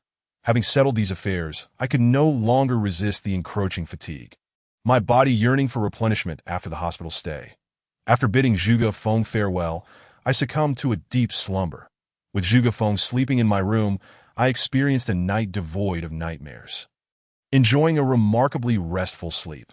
However, upon awakening the next day and witnessing Zhuge Feng's haggard expression, I realized he had undoubtedly kept vigil for me throughout the night. Words of gratitude fell short, so I treated him to a hearty breakfast before we set off to the logistics company. Shizutu, being more familiar with Huta village than even Zhuge Feng, insisted on accompanying us back to his hometown. Claiming he had a supernatural matter at home that required a master's intervention to as comrades, I could hardly refuse, and after consulting Zhuge Feng and receiving his approval, we decided on this course of action. As I drove, Zhuge Feng sat calmly in the passenger seat, reciting scriptures that I could barely comprehend. That I attempted to engage him in conversation about Zhang Tianren. But upon hearing my query, Zhuge Feng fell silent, ceasing his recitation to adjust his demeanor before responding. Zhang Tianren is truly a celestial being. The only one in this realm who can rival him resides in the south. There is even a saying in our circles, Northern Celestial, Southern Divine. Is it really that extraordinary? I began to voice my thoughts, but I noticed Zhuge Feng's brow suddenly furrowed. Chapter 34. The abandoned building. I thought to myself, what could be amiss? Just as I was about to inquire, I heard him mutter gravely, something is not right. Huh. What is not right? Zhuge Feng, what have you realized? Upon hearing my question, Zhuge Feng's frown deepened, and he spoke in a manner that seemed to be both a response to me and a self-reflection. A few years ago, I heard that Zhang Tianren had to suppress something, which led to his abilities being severely restricted, allowing him to utilize only a fraction of his true power. Only a fraction? The weight of his words left me in shock. Earlier, his display of prowess had already astounded me, that if the abilities he had shown were merely a fraction, how formidable must his full capabilities be? Wouldn't he be capable of moving mountains and filling seas, wielding power without bounds? As an atheist, even after encountering such strange phenomena, I could not bring myself to believe in someone capable of such feats. I turned to Zhuge Feng for clarity, but he offered none, merely stating that Zhang Tianren was far too profound for him to fathom. That we exchanged glances, both at a loss for words, until our vehicle arrived at the logistics company. From a distance, I spotted Shizutu and Jinbao waiting for us by the entrance, smoking cigarettes. Upon our arrival, they swiftly hopped into the car, and we set off for Huta village. During the journey, Shizutu shared the details of his family's supernatural matter. It turned out that, despite his rough exterior, Shizutu was quite astute in business, having leveraged his connections to establish the logistics company and even secured a plot of land back in his hometown. This land was initially intended for a real estate developer who aimed to construct a shopping center in the village. That it was meant to be a beneficial project for the community, with no profit motive, as the developer likely intended to do some good with his investment. However, midway through construction, the developer unexpectedly passed away, leaving the other shareholders embroiled in disputes, neglecting the unprofitable venture. They hastily sold the land at a low price, which was fortuitously seized by the discerning Shizutu, and he initially planned to continue the construction of the shopping center, given the existing structure and partially completed sections, which would save him considerable expenses. Yet he had not anticipated that the dilapidated, abandoned building would harbor spirits. Moreover, Lionhead remarked that the previous real estate developer's sudden demise was likely caused by this malevolent spirit. The villagers have been whispering about this matter, claiming that there exists a grave beneath, and the haunting is a consequence of the construction of the shopping mall, which encroached upon someone's ancestral resting place. Many skeptics and curious souls have ventured into that unfinished building, and every individual who returned recounted tales of an ancient specter, radiating a terrifying crimson glow, whose appearance was utterly grotesque. Initially, there was a sense of skepticism among the people. But as more individuals were frightened out of the sight, the truth of the matter became undeniable. I was utterly bewildered, thinking to myself, how could there possibly be a ghost here? And what of encroaching upon someone's ancestral land? It all sounded like one of those ghost stories meant to frighten children. However, having endured numerous events and encountered various supernatural beings in the past, I found myself hesitant to hastily dismiss the existence of malevolent entities within that unfinished building.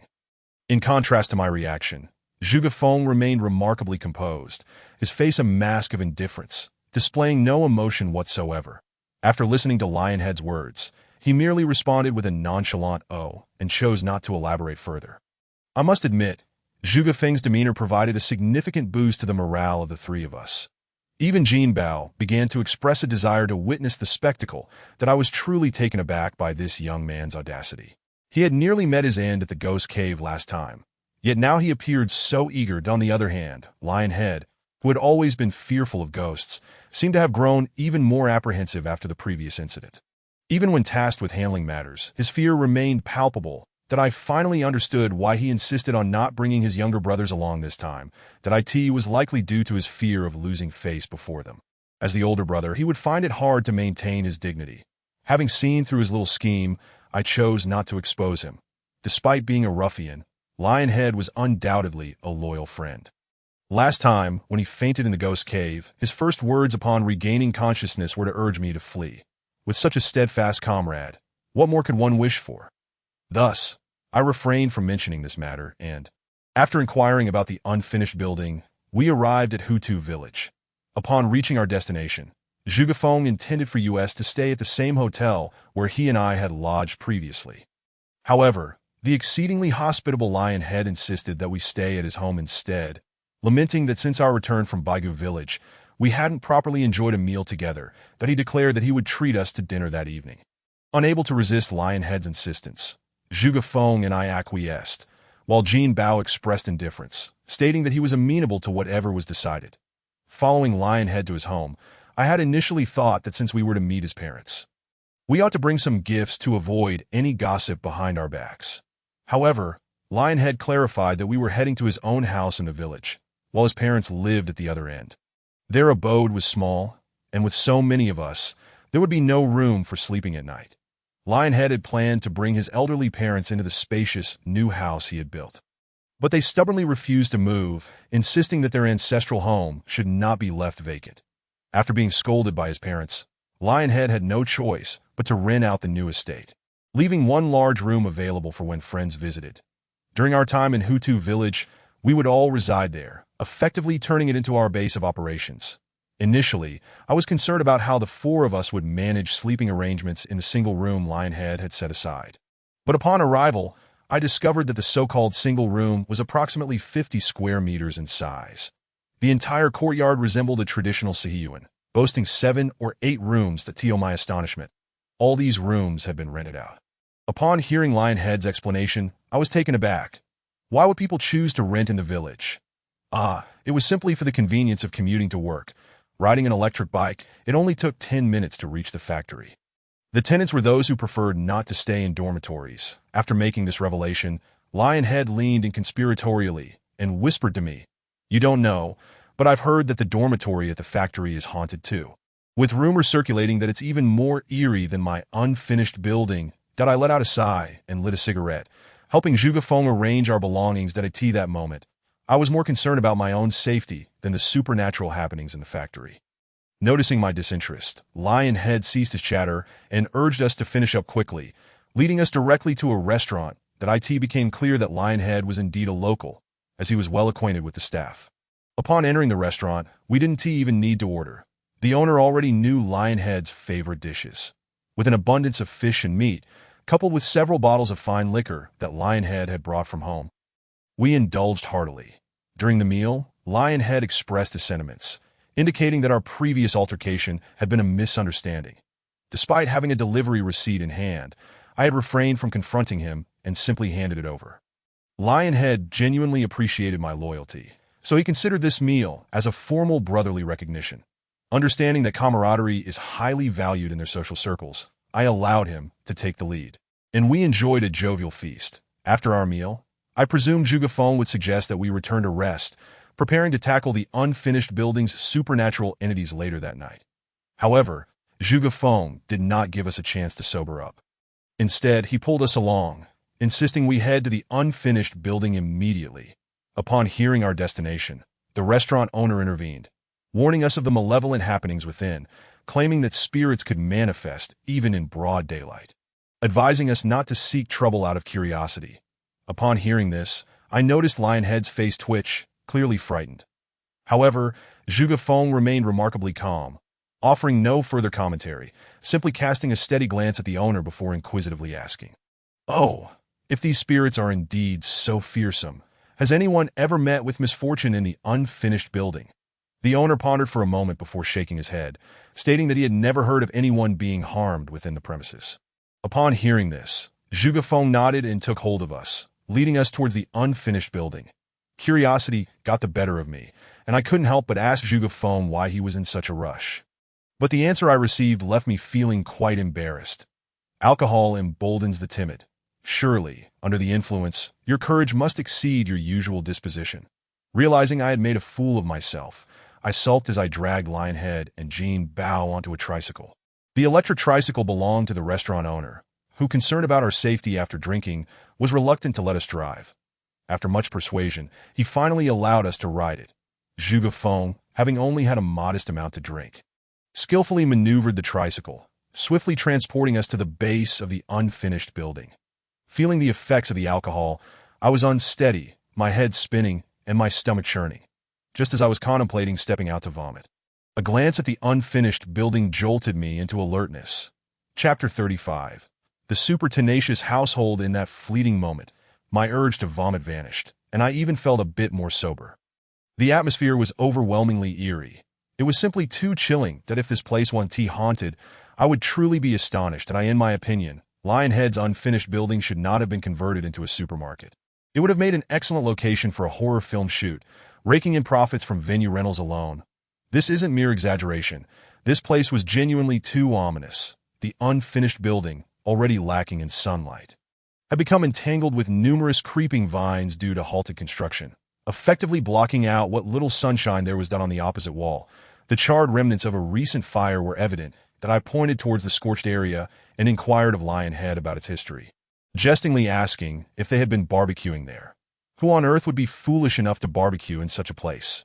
This was the consequence of their disbelief in the supernatural, pressing on with construction despite the warnings. Lionhead, looking quite helpless, gestured towards the burned area and explained, "At that time, I thought, with so many workers, how could we fear an old ghost?" We pressed on with the work, and the next night, I was informed that a sudden lightning strike had struck the wooden stakes there, igniting a fire did a lightning strike.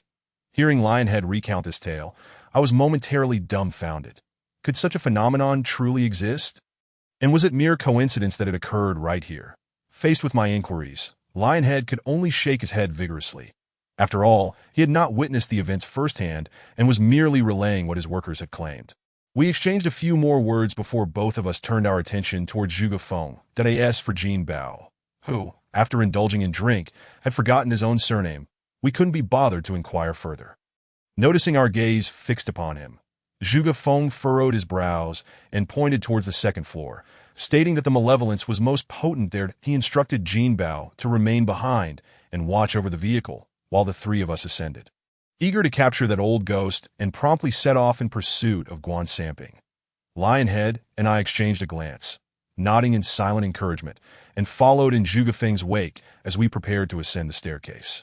Jin Bao showed no sign of discontent at Zhuge Feng's decision to have him guard the vehicle. Instead, he obediently leaned against the back of the tricycle, seemingly intending to doze off that we had no time to concern ourselves with Jin Bao. The momentum we had just gained could not be squandered, for any delay would spell disaster. Zhuge Feng had already ventured into the dilapidated building, and Lionhead and I hastened to follow in tandem, each unwilling to lag behind. From the outside, the abandoned structure had struck me as eerie, but upon entering, I discovered that its unsettling atmosphere rivaled that of the haunted house where I worked. Even in daylight, the interior was shrouded in darkness, illuminated only by the faint glow of our mobile phone flashlights. Coupled with the rumors of hauntings, the air was thick with dread. The first floor was cluttered with an assortment of refuse and debris, resembling a den for scavengers. Had I not been accustomed to the peculiarities of such places, I would have been terrified merely by stepping inside. Lionhead, despite his best efforts to suppress his fear, was evidently struggling. It seemed that even alcohol could not assuage his terror of the supernatural. Zhuge Feng remained oblivious to our expressions of trepidation, maintaining his calm demeanor as he surveyed our surroundings. We dared not move until he spoke, after what felt like an eternity, instructing us to ascend to the second floor, where the true entities resided.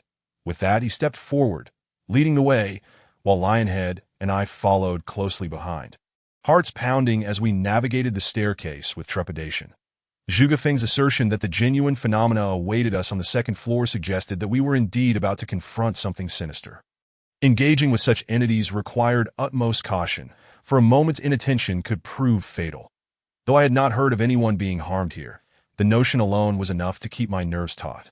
As I remained hyper-aware of my surroundings, I was suddenly jolted from my reverie by an unexpected collision from behind, accompanied by a startled exclamation that it was Lionhead. He must have stumbled and crashed into me. The impact sent me tumbling forward, leaping from the staircase into the second floor. "Are you all right, Lionhead? Your clumsiness could frighten the life out of anyone," I exclaimed, exasperated. Acknowledging his earlier blunder, Lionhead quickly waved his phone in apology. But as he did, the light flickered and ceased, as if searching for something behind me, that I distinctly observed his phone's beam, initially still, begin to tremble, casting a fractured light, just as I was about to chastise him for his cowardice. I was gripped by a cold sweat as he uttered a chilling phrase, "Brother, something is amiss." Whereas Mr. Zhuge gone, Zhuge Feng had vanished. Instinctively, I turned to confirm, only to find that the man who had ascended the stairs ahead of us was now completely missing. A disquieting thought crept into my mind. Had something befallen Zhuge Feng? If that were the case, Lionhead and I were undoubtedly in grave peril. Lionhead, sensing the gravity of the situation, clutched my arm, his trembling intensifying. Truth be told, I was equally terrified. However, given Zhuge Feng's repeated acts of rescue, it would be inhumane for us to abandon him now. Scanning the area for any sign of Zhuge Feng, my gaze landed on the staircase leading to the third floor, igniting a flicker of hope. Could it be that Zhuge Feng had pursued the sinister presence upstairs? Clinging to this thought, I beckoned Lionhead and, holding my phone aloft, cautiously ascended the stairs. The staircase from the second to the third floor was not particularly long, yet the eerie atmosphere rendered it feel distorted, as if it were a pathway to death itself. Tension coiled within me as I ascended, and upon finally reaching the last step, I found nothing amiss. Allowing a sigh of relief to escape me, that I turned to call out to the cowardly Lionhead to hurry up, reassured that there were no unforeseen dangers. Yet, just as I pivoted, the beam of my flashlight illuminated a face that abruptly materialized beside me, vanishing almost instantaneously. Startled, I quickly directed the light back to that spot, only to find the visage had disappeared without a trace. Was it merely a figment of my imagination? I took a deep breath, reassured by the absence of the face, and felt an urgent need to summon Lionhead. Having someone nearby would provide a semblance of security. However, as I turned to call for him, I was met by another visage behind me. This face belonged to an old woman, staring directly at me. Under the flashlight's glow, her countenance appeared not pallid but rather a deep crimson, and her small eyes glared at me with malice that in that moment, I could no longer maintain my composure. A scream escaped my lips, and my legs buckled, collapsing to the ground as tremors coursed through my body. The rumors surrounding this old ghost reverberated in my mind. I had not anticipated that a true specter resided here, one that could manifest even in daylight. Zhuge Feng must have fallen victim to her. Gripping my phone tightly, I began to retreat, while the old woman approached me with deliberate slowness. Due to the lighting, I could not discern her expression, but I could easily imagine the malevolence etched upon her face. As I continued to back away, I felt a sticky substance on my body. Instinctively, I wiped it away, only to realize it resembled blood.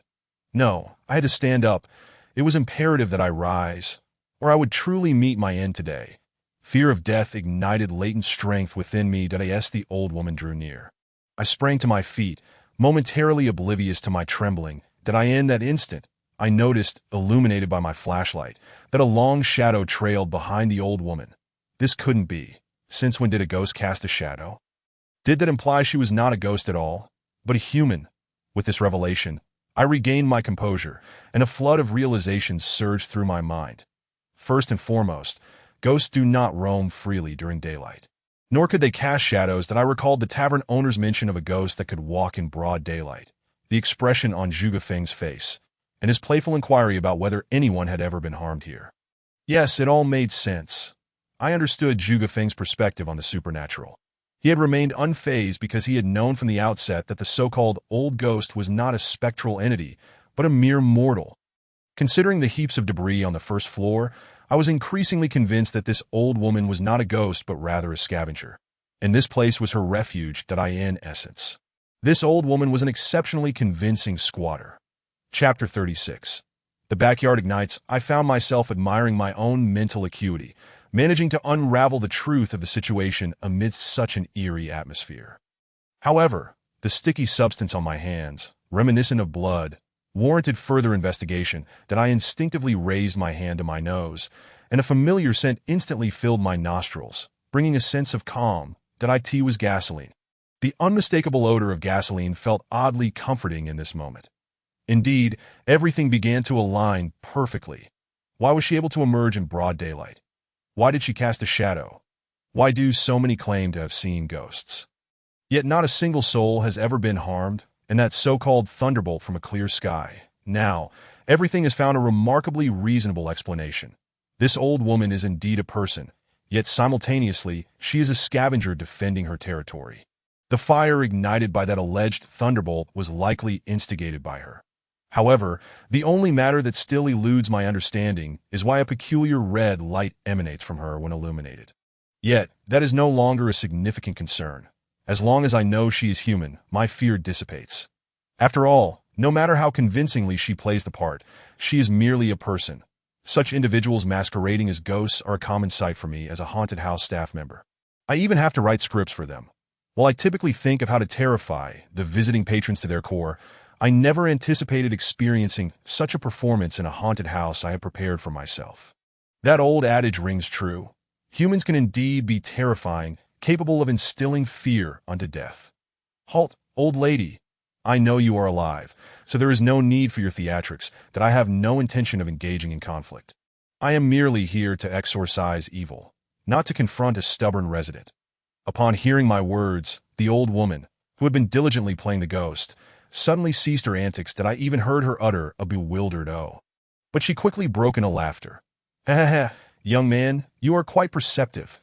In such circumstances, you manage to discern that I am human." Her remark indicated that she bore no malice towards me, prompting me to divulge my earlier thoughts without reservation. After listening to my words, the old woman lit an oil lamp, one of her homemade creations. The candle inside the lamp ignited, instantly brightening our surroundings. Albeit in this vast house, the light seemed to vanish into the abyss. Nevertheless, it allowed me to discern the old woman more clearly. Indeed, her age was considerable, and her weathered visage under the flashlight was quite terrifying.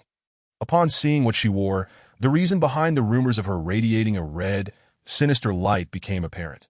This clever old woman had somehow acquired numerous shiny red candy wrappers, stitched them onto a piece of fabric, and donned it around her neck. When illuminated, that was the source of the red glow.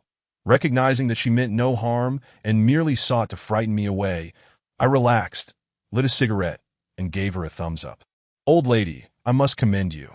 That red glow nearly scared me to death," I casually remarked. Yet to my surprise, she responded with a sharp retort. "With such a timid disposition, how did you survive the calamity 7 years ago? Zhuge Feng, you have truly invited great trouble upon yourself." Her words detonated in my mind like a bomb, filling me with dread.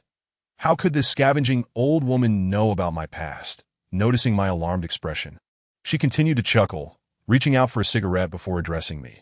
"Young man, you need not concern yourself with my identity. What you must know is that I am here scavenging to keep Guan Samping at bay. Unfortunately, with my own abilities, I can only manage a stalemate against him." Her words ignited a spark of excitement within me. I had not expected to encounter such a formidable individual while assisting with the supernatural matter involving Lionhead. From what she implied, she had been contending with Guan Samping for several years if she could hold her own against him. Then with the addition of our group, we could certainly vanquish this malevolent being.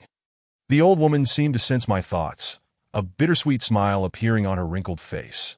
"Young child, it is not as simple as you imagine, since Guan Samping is capable of employing the dark arts associated with paper effigies. Engaging him in battle is no easy feat. Fortunately, with Zhuge Feng accompanying us, I need not worry." With that, The old woman retrieved a file folder from her makeshift dwelling crafted from cardboard and thrust it into my hands. The contents of this folder pertain to the incident from 7 years ago. Open it once Guan Samping has been dealt with. I accepted the folder, resisting the urge to examine it immediately, and stowed it away in my backpack. The old woman paid me no further mind, retreating into her cardboard abode. With her dismissal, I felt it inappropriate to linger, so I set out to find Lionhead. I had been wondering where Lionhead had gone. Surely he and T fled. Once I realized that there were no ghosts in the building, I felt a wave of relief. As long as there were no spirits, I would not be frightened, regardless of how eerie the surroundings appeared. Armed with my flashlight, I searched for Lionhead, but the entire third floor revealed no sign of him. What the hell is going on? I muttered, preparing to head to the second floor. Just as I descended halfway down the staircase, I spotted Lionhead lying motionless on the ground, illuminated by my light. His phone had fallen, obscuring the glow, which explained why I hadn't found him earlier. Upon closer inspection, I discovered that this fellow had fainted from fright once again. How utterly unreliable, with such a timid disposition. If I had depended on him in such matters, I might have perished countless times by now. I roused Lionhead, and as he awoke, he shot upright, eyes wide with terror. Water! Water! What about that old ghost? I really saw her. There is truly an old ghost. What about Mr. Zhuge? Did he fall victim to the old ghost as well? Listening to Lionhead's incoherent babbling, I shook my head in resignation, grasped his arm, and led him outside the dilapidated building. Lionhead, puzzled by my demeanor, did not understand why I appeared so grave. Thus, as I dragged him outside, I explained the events that had transpired within the abandoned building. After hearing my account, I expected Lionhead to erupt in fury. But instead, he merely responded with a mild "oh," as his previous fear dissipated entirely. Indeed, upon learning that it was a living person and not a ghost, Lionhead ceased to be afraid.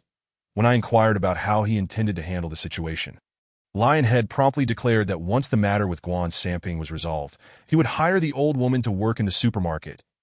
He would even provide her with a place to stay, which would surely be better than living in a cardboard house and scavenging for survival.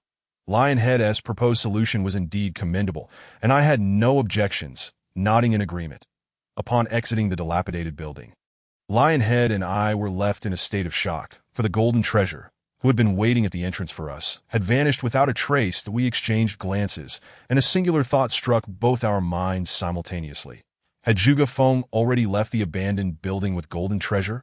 After all, Zhuge Feng must have known that there were no ghosts within, allowing him to leave us behind without concern, given that he was aware of the absence of spirits but chose not to inform us. It could only mean that he intentionally left us behind in the dilapidated structure. However, why would he do so? Lionhead and I could not fathom the reasoning behind it, but thankfully, in Lionhead's village, hailing a ride was a simple task. That a van quickly arrived to ferry us to his modest courtyard. Upon disembarking, I spotted Zhuge Feng with a grim expression, standing at the entrance and gazing intently into the courtyard. Meanwhile, Golden Treasure stood obediently beside him, holding a cage containing a magnificent rooster. Why is Zhuge Feng back? What scheme is he concocting? Lionhead and I exchanged glances, and together we approached, upon noticing our arrival. Golden Treasure waved enthusiastically, drawing Zhuge Feng's attention. Zhuge Feng turned to us, his brow furrowing. Why are you two back? Observing Zhuge Feng's serious demeanor, I sensed he had discerned something amiss. Perhaps the source of the malevolence was not the abandoned building, but rather Lionhead's courtyard. Zhuge Feng must have left us in the dilapidated structure to prevent our involvement in matters concerning the courtyard, intending to resolve the situation himself. Though my acquaintance with Zhuge Feng had not been long, we had shared trials, and I could read him well enough. Thus, I refrained from further questioning and simply scanned Lionhead's courtyard for any signs of disturbance. Finding nothing, I turned to Zhuge Feng and asked with a hint of disappointment, "Mr. Zhuge, what have you discovered in this courtyard that warranted keeping us away?" Chapter 37. The Haunted and I truly could not discern any flaw, so I had no choice but to request an explanation from Zhuge Feng. Upon hearing my words, Zhuge Feng's eyes lit up, and he glanced at me before returning to his usual demeanor, intently observing the courtyard while remarking, "Well, kid, you seem to have grown quite astute. It appears you've realized that old lady is very much alive." I nodded, further convinced that Zhuge Feng had intentionally left the two of us behind, bringing only Jin Bao along, indicating that only Jin Bao was deemed suitable for his endeavors. Upon reflection, it was understandable. I was afflicted by the resentment of the paper figure. Although a middle-aged Taoist had sealed that paper figure, I remained susceptible to its vengeful influence, making me more prone to malevolent encounters. As for Shi Tu, I could scarcely bear to mention his disgraceful performance. He truly excelled in embarrassment. Thus, the only one capable of assisting Zhuge Feng was Jin Bao. Having grasped Zhuge Feng's intention, I suggested to him, "How about Shi Tu and I spend a night at the inn while you attend to your matters? We'll return once you're finished." Zhuge Feng, upon hearing my proposal, nodded in agreement, signaling that it was permissible. That he instructed Shi Tu to leave behind the key to his 125 motorcycle in the courtyard and urged us to hurry on our electric tricycle to deliver it to the tavern owner. After which we would check into the inn. Shi Tu and I complied with Zhuge Feng's instructions, leaving the key behind as we rode off on the electric tricycle. Despite my intense curiosity about the troubles that had arisen in the courtyard, I suppressed my inquisitiveness, prioritizing my own safety. After Zhuge Feng wrapped up his affairs, we would learn the details from him, which would be just as informative. That we delivered the tricycle to the tavern owner and took away some packaged dishes before finally checking into the inn. The owner maintained his usual demeanor. Upon seeing Shi Tu, he did not greet him warmly like the other villagers. In fact, the owner didn't even cast a glance in Shi Tu's direction. Shi Tu, for his part, ignored the owner entirely, and after entering his information and scanning his ID, promptly took the room key and headed upstairs. Once again, in that same corner, the owner ominously advised me, "Hoda Village is not peaceful at night. Best not to wander about aimlessly." That I furrowed my brow, pondering that the man-eating creature of Hoda Village had already been dealt with by Zhuge Feng and me. That mother and daughter, devoid of their belle, had been reduced to mere tattered paper figures. Why then, did the innkeeper still claim that the nights were unsafe? I frowned, acknowledged his warning, and followed Shi Tu upstairs. Upon entering the room, I could hardly contain my impatience and inquired of Shi Tu about the innkeeper's background and why they seemed like strangers. Without a moment's hesitation, Shi Tu replied, "He appears to be unfamiliar with everyone." "What does that mean?" I was perplexed. Shi Tu continued, "He is an outsider with no relatives in the village. Villagers tend to be solitary, unless they have good relations with their neighbors." As he spoke, Shi Tu pointed downstairs, adding, "Look at him.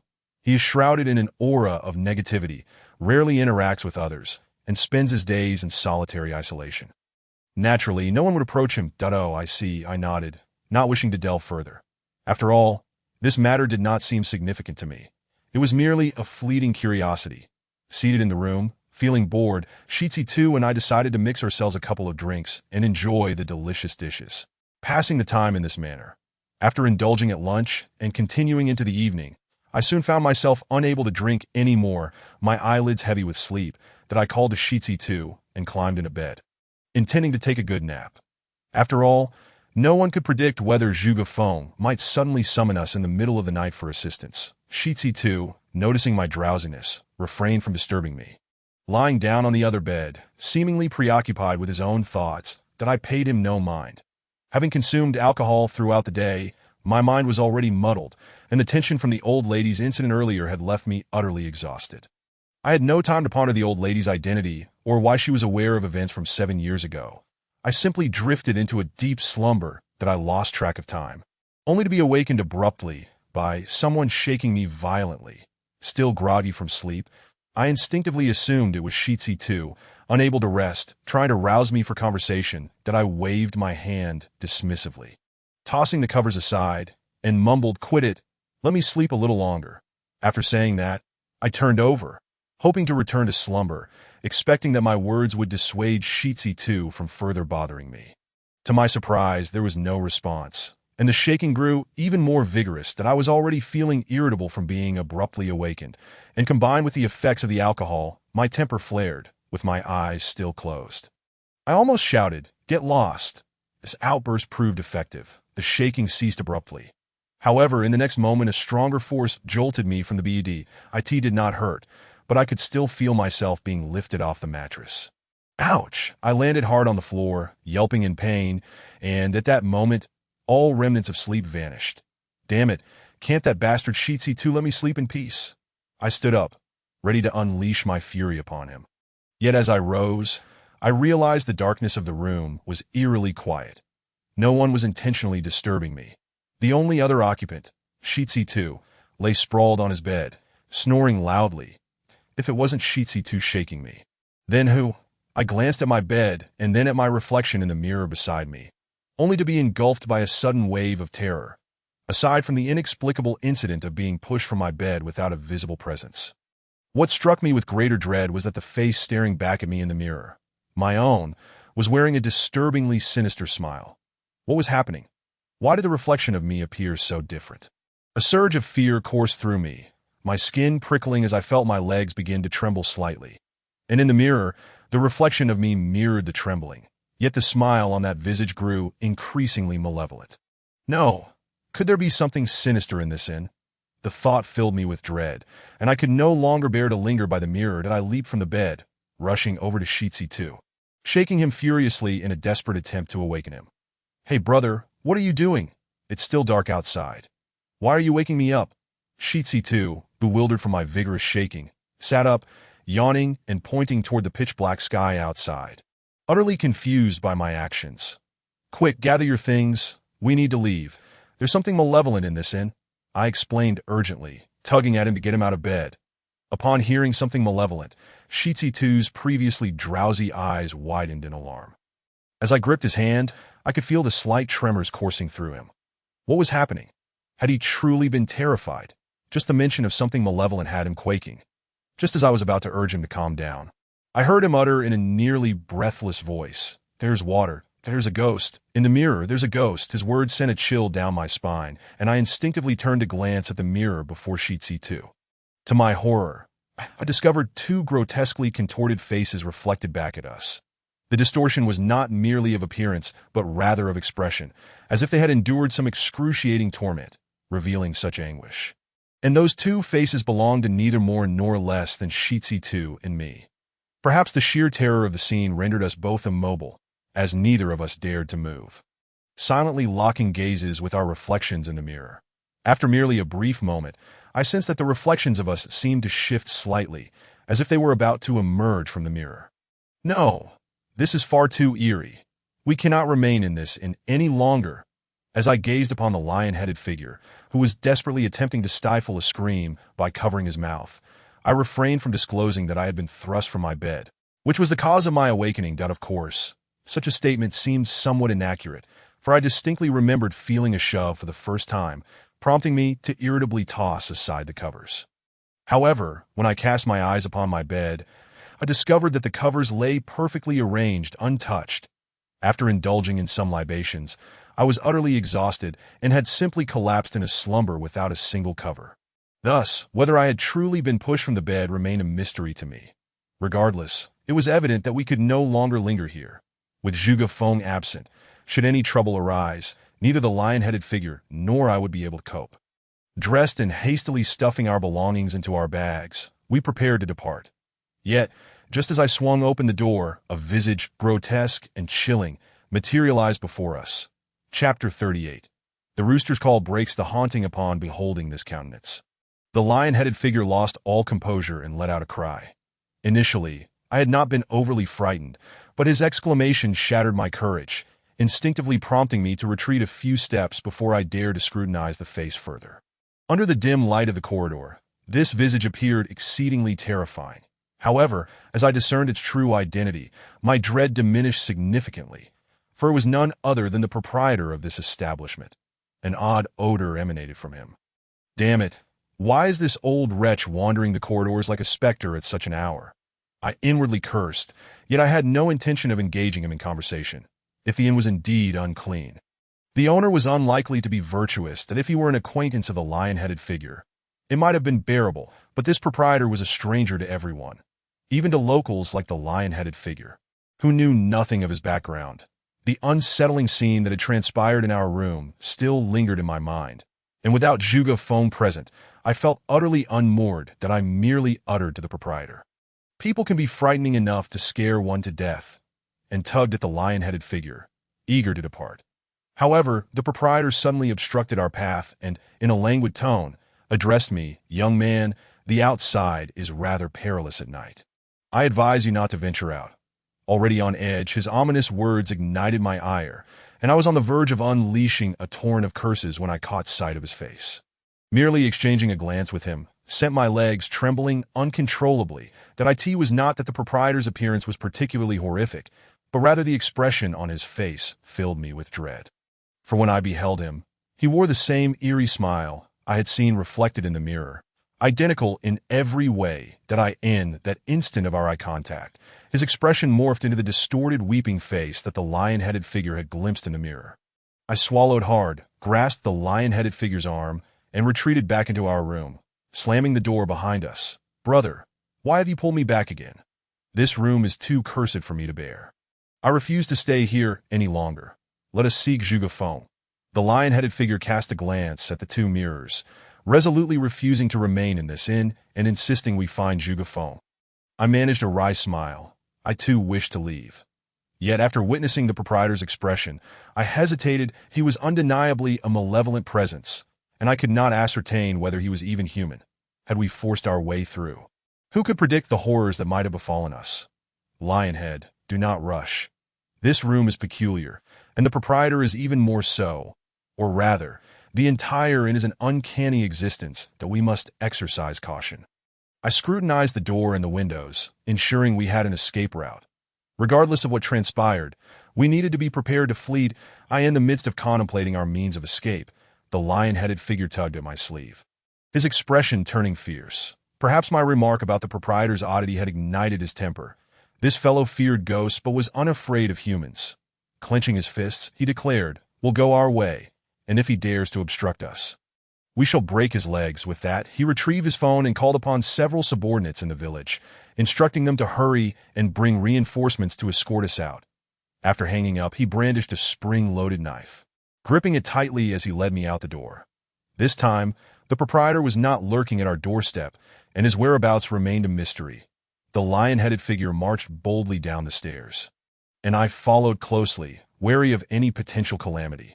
After all, should his murderous intent awaken, and he were to slay the proprietor, the consequences would be dire.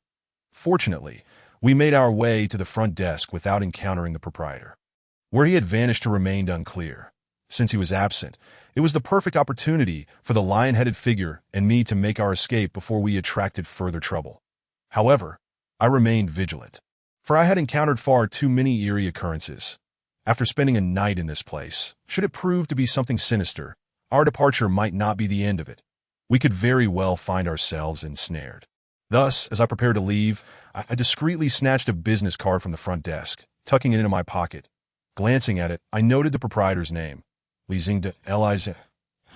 Once we are outside, I must enlist Director Schwett to conduct a thorough investigation into this individual's background. As I pondered this, I turned to follow the lion-headed figure, but as I rounded the corner, we both froze in place, our eyes widening in disbelief. What transpired before us was even more terrifying than the scene we had witnessed in the inn's mirror. The grand entrance through which we had entered was now conspicuously absent, replaced instead by a wall. How could this be? Surely, we did not collide with a wall upon entry. We exchanged glances, each reflecting confusion and terror. This cannot be right. Let us search again for an exit. We must have been hallucinating from fear. I reassured the lion-headed figure, attempting to comfort both him and myself, for the events of the day had indeed been surreal. The door through which we had entered had vanished, transformed into a wall. This was no jest. Grasping the somewhat dazed lion-headed figure, we wandered through the inn, for walking was the only way to diminish the overwhelming sense of dread. When I returned to work, I would undoubtedly incorporate this scenario into the haunted house attraction. My mind raced with thoughts, distracting my focus as I scrutinized the corridor for any signs of escape. However, this decrepit inn seemed to be designed like a labyrinth, utterly confounding.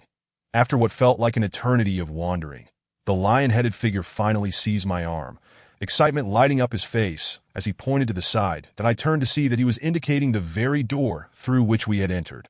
Upon sighting it, we disregarded all else and dashed towards it, eager to escape this cursed place. Yet when we flung open the door, we were once again plunged into terror, for the first sight that greeted us was the front desk.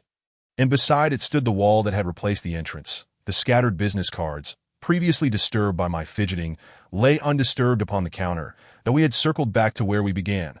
The concept of AM, bias strip, an impossible physical phenomenon, immediately sprang to mind. Surely, such a thing could not exist in reality. As this thought crossed my mind, a long shadow appeared at the end of the corridor.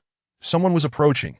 It was evident that it was the proprietor, who must have realized we had attempted to flee and was now in pursuit. From the elongated shadow, I discerned that he held what appeared to be a weapon, resembling a scythe. Indeed, this proprietor harbored ulterior motives. Clutching a weapon, he seemed intent on silencing us for good. Recalling the unsettling scent I had detected upon our initial encounter, a shiver ran down my spine. Could it possibly be the stench of human flesh? I am acutely aware of the malevolent nature of this boss. How could I dare confront him, clutching the lion's head poised for action? Once more, I took flight, despite knowing that such an effort seemed futile. Yet, running was the only option left to me. The lion's head, now alert and devoid of its initial stupor, joined me in our frantic escape, desperately seeking a way out of this place. However, after at least 20 minutes of turmoil, both of us were drenched in sweat, and still, we had yet to uncover an escape route. Although we failed to find a way out, the ominous shadow trailing us only drew nearer. Damn it. Lion's head, let us ascend to the second floor and leap out of the window, I exclaimed. Before I could even move, the lion's head had dashed up to the second floor, but soon thereafter, a muffled scream escaped his lips, reaching my ears. Just as I was about to inquire about his distress, I spotted a bloody handprint on the ground before us. Could it be that Li Ziang had truly committed murder? Where are you two little brothers off to? I've warned you. This place is unsafe at night. That IT would be much better to stay quietly in your rooms. Li Ziang's chilling voice slithered from behind me. In the dim light, I finally discerned that he wielded a blood-soaked sickle. As my gaze fell upon him, Li Ziang, without hesitation, charged towards me and the lion's head, his speed alarming, just as the sickle was about to cleave my throat. A rooster crowed unexpectedly from the staircase. Chapter 39. Caught off guard. At the sound of the crow, Li Ziang let out a shriek, abandoning both the lion's head and me as he turned and fled. Gasping for breath like drowning men, the lion's head and I reveled in the preciousness of air after Li Ziang's hasty retreat. That IT was a close call. I could not comprehend what had transpired. But Li Ziang's swiftness was undeniable. When he charged at us, neither of us had reacted in time. Had it not been for that rooster's crow, we might have met our end today, upon spotting the rooster at the foot of the stairs.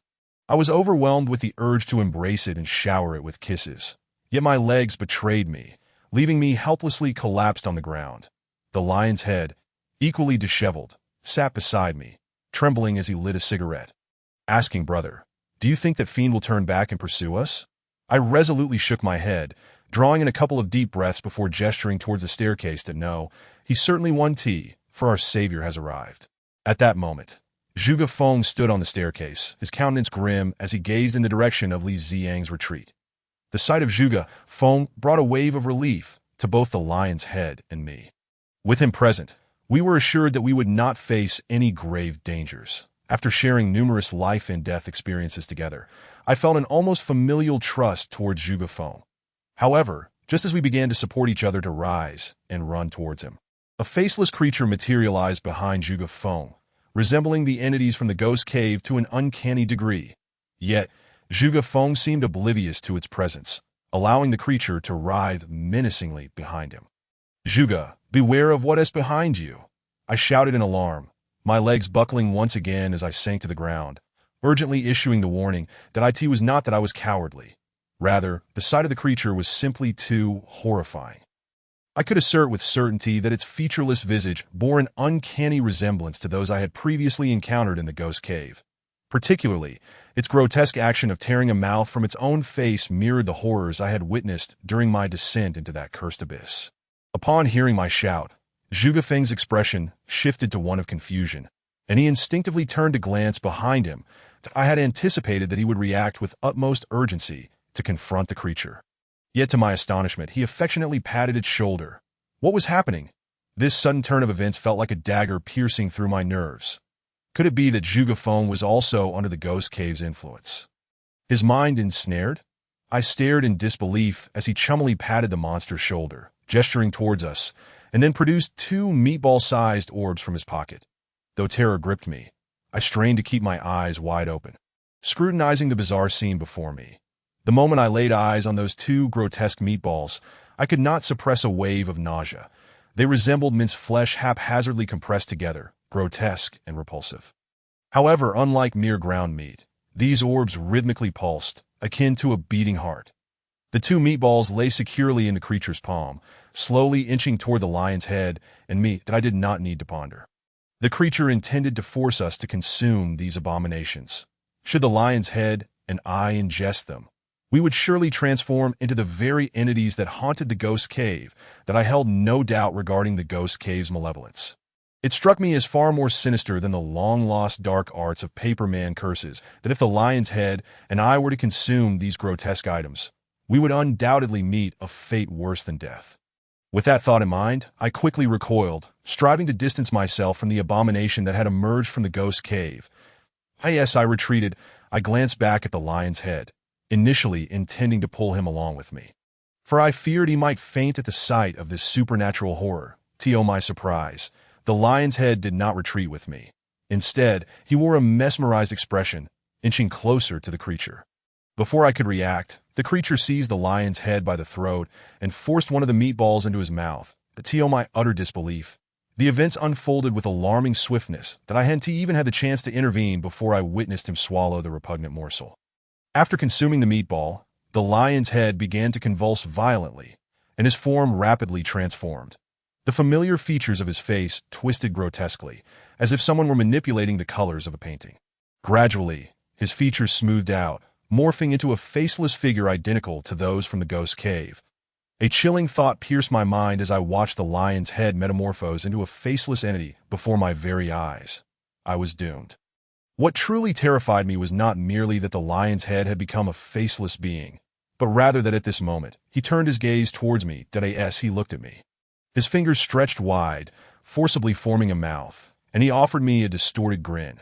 The sight of the lion's head with a mouth that split to the roots of his ears, paired with that avaricious smile, ignited a primal fear of death within me. Truth be told, I had never wished for death. Since the curse of the ghost house 7 years ago, I had longed for survival.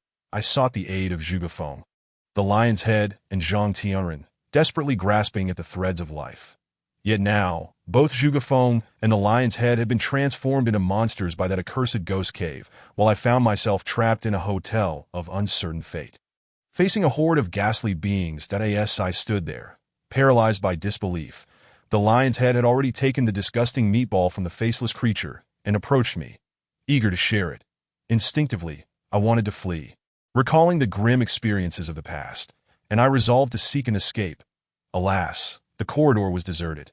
It felt as though the entire world had succumbed to a deep slumber. The faceless entity drew ever closer. I could not help but reflect that today, I was fated to confront this calamity. I took a deep breath, understanding that there was no escaping this hotel. Instead of fear, an overwhelming sense of rage surged within me. Damn it! Why must these vengeful spirits from 7 years past cling to me so tenaciously? I had been evading them all this time, but today I would no longer retreat, engage in a fierce struggle. For killing is merely a trifling matter. I am resolved to fight to the death, for it is certainly preferable to perish in ambiguity. This thought, my latent potential surged forth, overpowering my fear. With a wild cry, I seized the knife that had fallen from the head of the lion and charged at the faceless entity. I believed that, having trained for a few days, I could easily prevail against an ordinary opponent. However, even if my adversary were a specter, I could not afford to lose this contest. If it came to it, we would perish together. Yet, just as I prepared to embrace mutual destruction, the faceless being suddenly clasped me tightly, snatching the knife from my grasp. The turn of events was so swift that I had no time to react. The knife was wrenched away, and another faceless entity ensnared my body, causing my joints to ache painfully. Before I could fully comprehend the situation, the grotesque, freely moving mass of flesh, transformed into the faceless entity resembling the lion's head, was forcefully thrust into my mouth. Gagging, I felt my body relax as my breath regained its freedom. Rather than rising immediately, I bent over instinctively, emitting retching sounds, desperate to expel the grotesque mass and avoid becoming one of those abominable creatures lurking in the ghostly abyss. Yet, no matter how I stimulated my stomach, nothing emerged. That I was so consumed by the urge to vomit that I scarcely considered the act of killing. I was fixated on expelling the contents of my stomach, but to no avail. What on earth was this? Why had the malevolence from the ghostly chasm infiltrated the village to wreak havoc upon us? I strained to unravel the reasoning behind it, but my thoughts were muddled, and my stomach twisted painfully from the vile flesh I had ingested. I heaved. I raised tear-filled eyes to catch a final glimpse of the two individuals I trusted most, convinced they must have fallen prey to some curse. However, as I looked up, I was taken aback to find that the faceless entity had vanished, replaced by the concerned faces of Jin Bao and the lion's head. They stood by my side, worry etched upon their features, with the lion's head still clutching the knife he had snatched from me. Meanwhile, Zhuge Feng remained stationary, gazing intently in the direction where Li Xiang had fled. Chapter 40. Coffin and Paperman. What is happening? I crouched in confusion, staring at these three individuals, so familiar to me, my mind a swirling tempest of thoughts. Just moments ago, they had been those tainted entities from the ghostly chasm, and now they had reverted to their true forms. Could it be that my consumption of that accursed mass of flesh was the catalyst for this change? The very thought of that writhing morsel made me retch anew, seeing my distress. Jin Bao and the lion's head rushed to support me, the former casting a peculiar glance between me and the lion's head, muttering, "Morning sickness? Lion's head, what were you and Shui go up to in the room yesterday?" Upon hearing Jin Bao's words, I slapped him in annoyance. Though the urge to vomit persisted, I continued to heave. Zhuge Feng finally snapped back to reality and approached me leisurely. "Kid, is my concocted medicine truly so unpalatable? Why do you continue to retch?" "What medicine?" I exclaimed, looking up at Zhuge Feng in astonishment. His earnest expression indicated he was not deceiving me. "What is this situation?" That mass of flesh certainly appeared sinister. Could it be that Zhuge Feng was practicing some dark sorcery?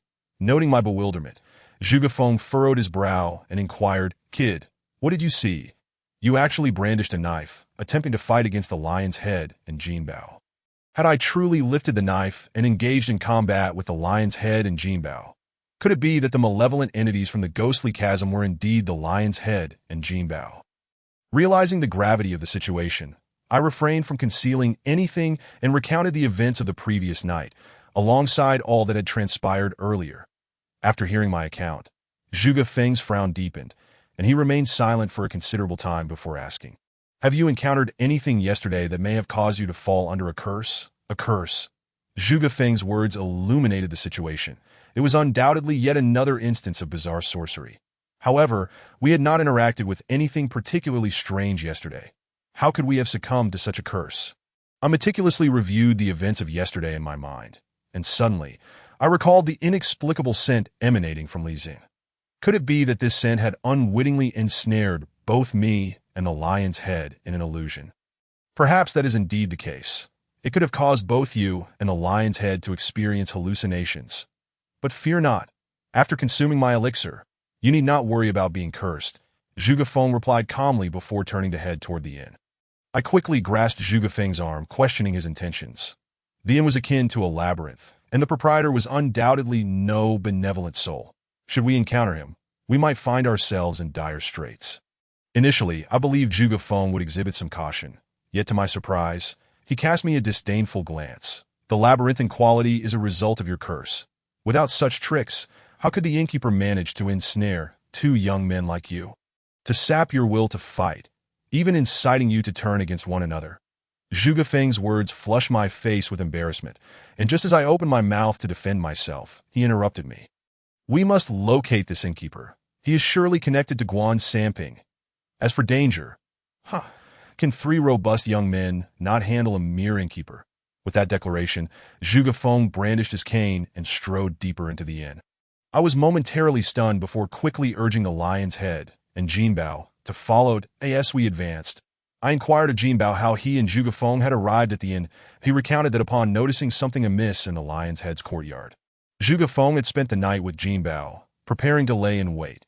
Ultimately, They had indeed caught a glimpse of something that I in the early hours as dawn approached, a woman, dressed in layers and clutching an object tightly, stealthily emerged from a room, akin to a thief.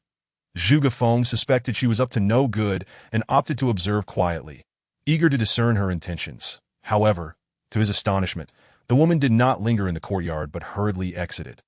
Leaving the premises, upon seeing her flee, Zhuge Feng hastily urged Jinbao to pursue her. To their surprise, the woman ran with remarkable speed, attempting to evade them. Yet, Zhuge Feng, unwilling to let her escape, chased after her with all his might. Thus, Jinbao and Zhuge Feng followed her, ultimately witnessing her enter the inn. Upon hearing this, I realized how fortunate I was. Had Zhuge Feng and Jinbao not pursued her to the inn, I, along with the lion's head, might have met a grim fate. Nevertheless, a wave of apprehension washed over me that I had initially believed that after capturing the flesh-eating duo, the village of Hudu should be free of threats, to my dismay. While the monsters had been dealt with, human evildoers had emerged, and the village was indeed a source of great concern. Lighting a cigarette, I took several deep puffs to calm my nerves, steeling myself to follow Zhuge Feng in capturing these two malevolent figures. In contrast to my forced composure, the lion's head appeared invigorated.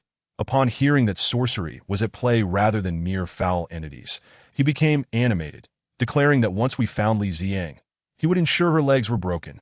To this end, he instructed several of his subordinates who had come to rescue him to block the exits and prevent Li Ziang's escape. As the four of us ventured deeper into the inn, the scene before me contrasted starkly with what I had witnessed while fleeing with the lion's head the previous night.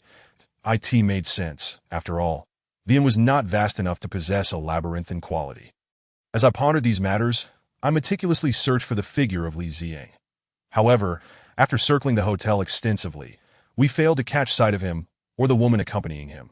The earlier crowing of a rooster had startled him away, and I had not anticipated that finding him would prove to be such a daunting task now.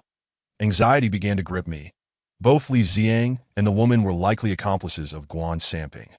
If we did not apprehend them, contending with Guan Samping in Huda village would indeed be a formidable challenge. Zhuge Feng remained remarkably composed, walking leisurely while occasionally sniffing the air, as if detecting a particular scent.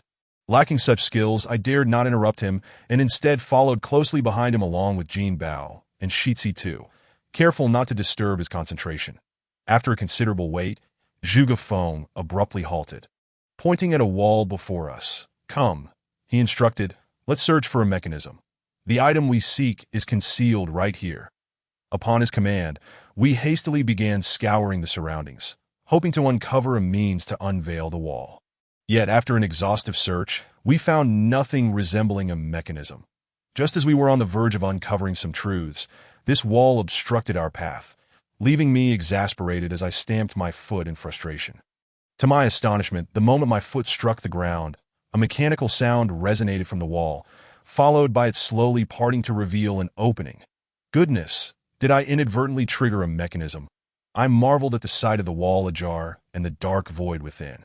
My emotions a tumultuous mix of joy and trepidation. Zhuge Feng, however, exhibited no hesitation. He promptly shoved me inside before following closely behind, continuing on his determined path. Shitzi too swiftly drew his dagger, illuminating the space with his phone's flashlight as he glared at me with fierce intensity. Damn it, there's a hidden door. Li Ziang is indeed a nefarious character. Once we find him, no one will stop me from giving him a serious wound. At his words, Zhuge Feng merely scoffed, resuming his steady pace, his nose twitching as he continued to sniff the air. The space behind the wall resembled a labyrinth. It was not only dark, but also riddled with numerous forks, suggesting the presence of something of great importance within. Nevertheless, Zhuge Feng remained unwavering, leading us with remarkable assurance through the convoluted passages. Before long, we emerged into what could be described as a chamber. Likely the only well-lit area within the entire secret passage that in this dimly lit room. 8 candles were arranged in a seemingly orderly fashion, casting a faint glow. Without waiting for us, Shitzi too charged into the chamber with his knife drawn. Yet, as he did, a scream echoed through the room. It was Shitzi too's that something's amiss. The 3 of us rushed in after hearing his cry. Upon entering, I discovered Shitzi too collapsed on the floor, his face a mask of terror.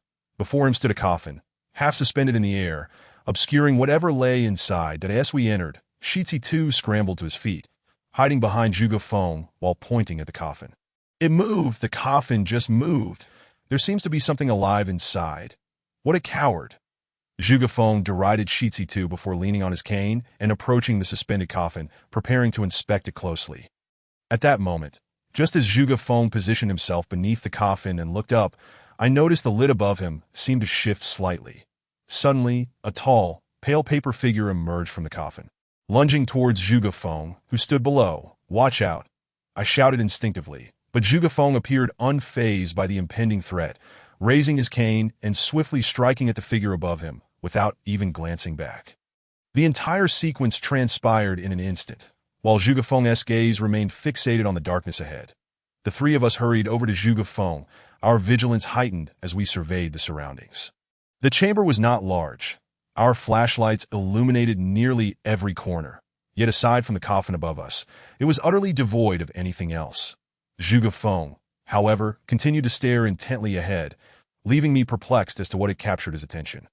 The atmosphere grew increasingly oppressive. In this empty chamber, with a suspended coffin overhead and 4 individuals standing in silence, the scene felt undeniably eerie. That I was the first to break the silence, tugging at Zhuge Feng's sleeve and inquiring about the purpose of the coffin. "Lad, it appears we have stumbled into Guan Samping's lair. This coffin is a suspended coffin from the Tang dynasty, a relic of the customs of the ethnic minorities at that time. The coffin above us must be at least a millennium old. A suspended coffin and over 1,000 years old? Wouldn't that classify as an artifact?" I gazed in astonishment at the coffin above, struggling to comprehend its purpose. Zhuge Feng, hearing my question, let out a derisive snort before gesturing toward the coffin. "Guan Samping's paper figure curse relies on this very thing. 1,000-year-old suspended coffins are steeped in darkness, and paper figures, being entities of the, can be preserved within the coffin using special methods, thus forming the curse." No sooner had Zhuge Feng spoken than a shadow appeared behind us, startling me into shining my flashlight in that direction. To my shock, I found Li Ziang, the hotel owner, standing behind us. Damn it. This timid coward can no longer sit idly by. If Guan Samping's paper figure curse originates from him, then he and Guan Samping are undoubtedly in league. Seeing Li Ziang, Shitsi Tu, who had just been frightened by the coffin, immediately bristled, drawing his knife with intent to confront him. However, I swiftly restrained him. Charging in would be unwise. We needed to assess the situation further, given that this fellow dared to appear so brazenly before us. He was likely well-prepared, and no matter how bold Shitsi Tu might be, as long as Li Ziang had a plan, misfortune would still befall him. Confronting those adept in the dark arts with mere fists was indeed futile. Fortunately, we were not entirely defenseless, as Zhuge Feng was still with us. Jin Bao and I positioned ourselves on either side of Zhuge Feng, ready to spring into action at the slightest hint of danger, while Shitsi Tu was already itching for a fight. Despite our eagerness, Zhuge Feng remained impassive, his gaze still fixed on Li Ziang. To my surprise, "You actually possess knowledge of the craft. The incense you use to bewitch them is crafted from poison and sorcery, isn't it?" Zhuge Feng's words prompted Li Ziang to respond with an icy tone. Zhuge Feng, do you really think we fear you just because you've thwarted my brother's schemes multiple times?" "Brother?" I was taken aback, realizing that Guan Samping and Li Ziang were indeed allies. Li Ziang, I have exposed your and Guan Samping's dark arts. What further tricks do you have up your sleeve? The recent murders in Hoda village are likely connected to you as well. Zhuge Feng, unperturbed by Li Ziang's threats, maintained his composed demeanor and even confronted Li Ziang with accusations that I had to admit. His attitude instilled a sense of security in us. Yet, we were still dealing with a man who had blood on his hands, so caution was imperative that I had anticipated that, in such a cornered situation, Li Ziang would resort to a desperate confrontation. To my surprise, he remained stationary, letting out a hollow laugh instead. "Ha, Zhuge Feng, yes, those lies are indeed tied to us, but they all deserved it. They all deserved it. If not for them, my brother and I would not have been forced to live such a turbulent life." "What do you mean?" The more I listened, the more confused I became. His brother? Who was his brother? Guan Samping. Even if they were truly deserving of their fates, what about the victims of the reservoir? What about those killed by Haishi? Were all the lives they took justified? Zhuge Feng's voice boomed as he questioned, simultaneously gesturing for us to prepare for action. Even in the dim light, I clearly understood his signal. It was time to strike. After enduring a night of torment, we were finally able to unleash the pent-up rage within us. Shitzi too and I charged forward, with Jin Bao unable to keep pace, finding himself squeezed between us as we advanced. Li Zing suddenly swung a sickle at us, moving to attack. Simultaneously, several masked figures emerged behind him, brandishing knives and axes with menacing intent. Humph, Zhuge Feng, since you insist on cornering us, then let us all perish here today. Li Ziang was shouting furiously at us, swinging a sickle viciously towards my neck. It was evident that this fellow genuinely intended to kill us in such a secluded place. It was likely that even if we perished, no one would ever discover our fate. The thought of this caused the bravado I had summoned moments earlier to deflate abruptly. I had engaged in fights before, but this was the first time I faced someone who truly wished to take my life. Confronting death, it is exceedingly difficult for a person to remain unafraid. With that fear, my courage dissipated entirely. The masked assailant seemed to sense my trepidation and lunged at me with wild abandon. In front of Jin Bao and Shizadu, the space suddenly cleared, leaving them momentarily stunned. While I felt my heart leap to my throat, there were only 4 of them, yet these 4 could easily overwhelm me with their blades that I was unarmed. I couldn't possibly fend off axes with my bare hands. Could I? As I watched the 4 of them charge towards me, I hastily dodged, but I soon felt a sharp pain shoot through my arm, that a gruesome gash appeared, inflicted by a knife that hurt. Yet, there was no time to dwell on the pain, for these 4 figures were already preparing to encircle me. Damn it. What were Jin Bao and Shizada doing? I cursed inwardly while desperately trying to evade them. The visibility in the secret chamber was abysmally low, forcing me to rely solely on instinct to create distance that no matter how I maneuvered, those 4 seemed glued to me, impossible to shake off. Fortunately, Jin Bao, out of nowhere, had procured 2 segments of heating pipe as I rushed past. He handed me one without hesitation. With a weapon in hand, my fear diminished somewhat that I switched on the flashlight and tightened my grip on the heating pipe, turning back to strike, but my blow met the assailant's knife with a clang, sending it flying from his grasp. Seizing the moment of his disarmament, I aimed to incapacitate him, but the other 3 had somehow flanked me. 3 weapons were raised against me simultaneously. There was no time for counterattacks, and I quickly retreated. Just as I stepped back a few paces, I noticed that the previously weaponless thug had somehow acquired another knife, which was now descending towards my neck. This was it. I was done for. As the blade hurtled towards me, I felt the hairs on my body stand on end. Yet it was already too late to evade. I could only raise my arm in a desperate attempt to block it with the steel pipe. Just as we were about to engage in a deadly struggle, the knife wielder suddenly ignited in flames, a piercing scream resonating in my ears. What on earth? In astonishment, I quickly sidestepped and caught sight of a cigarette, but on the ground. Don't be afraid. Those are paper figures. Just set them on fire. And Li Ziang, he isn't even a whole person. He can burn too. Upon hearing Zhuge Feng's words, I felt as if I had found my anchor. I swiftly pulled out my lighter and signaled to Jin Bao and Shizadu to join me in igniting the flames. Each of us took a piece of the paper figures and set them ablaze. Even though they wielded weapons, they were ultimately mere paper figures, and once exposed to open flames, they quickly transformed into towering torches. After burning the 3 paper figures, I let out a sigh of relief. Just as I turned to look for Li Ziang, I realized he had vanished without a trace. He must have fled. As I pondered this, Jin Bao suddenly poked me and discreetly handed me a photograph. I glanced at Jin Bao in confusion as he swiftly understood my bewilderment and gestured towards our back, indicating it was something that belonged to the fleeing Li Ziang. What could be so precious that he carried it with him? Curiously, I took a look, and in an instant, I stood frozen in place. For in the photograph was a person I recognized all too well, warmly draping an arm around Li Ziang's shoulders. Zhuge Mu, the very individual I had nearly placed my trust in. Chapter 42. An old acquaintance. Why were Zhuge Mu and Li Ziang so close? Could it be that the big brother Li Ziang spoke of was Zhuge Mu?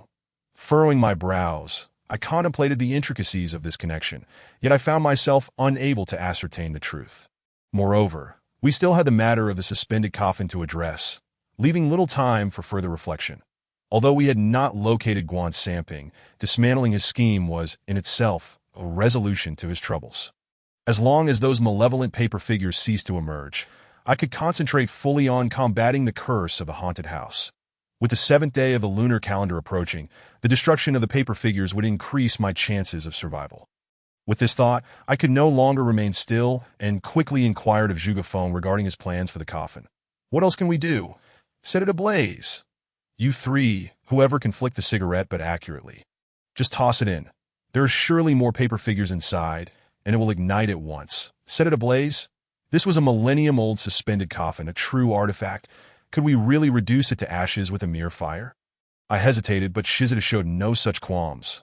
Lighting a cigarette, he took a couple of deep drags before expertly flicking the butt directly into the coffin. Zhuge Feng was right. There were indeed paper figures inside. The moment the cigarette butt made contact, they ignited, the flames roared. Thick white smoke billowed forth. Even the ancient suspended coffin succumbed to the fire just as any ordinary would, engulfed in flames in no time. We all looked up at the coffin, resembling a blazing fire pit, while faint cries of anguish echoed around us. Let us go. We need to leave here quickly. Shizada, you can take over this hotel from now on. Zhuge Feng declared. Leading the way forward, we hurriedly followed, fearful of losing our way in this cursed passage.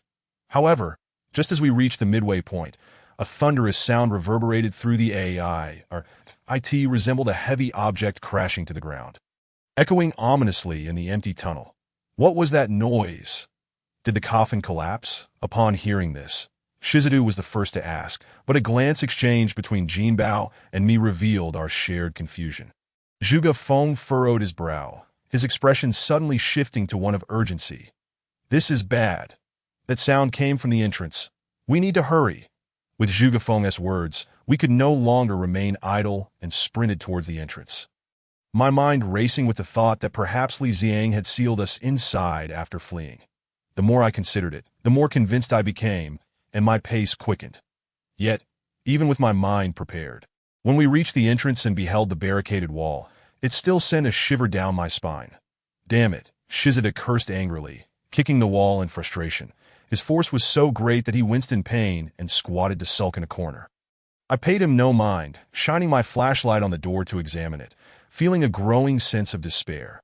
This wretched door had no mechanisms, not even a crevice, and although my phone occasionally lost signal, we were undeniably isolated and helpless. Mr. Zhuge, what do we do now?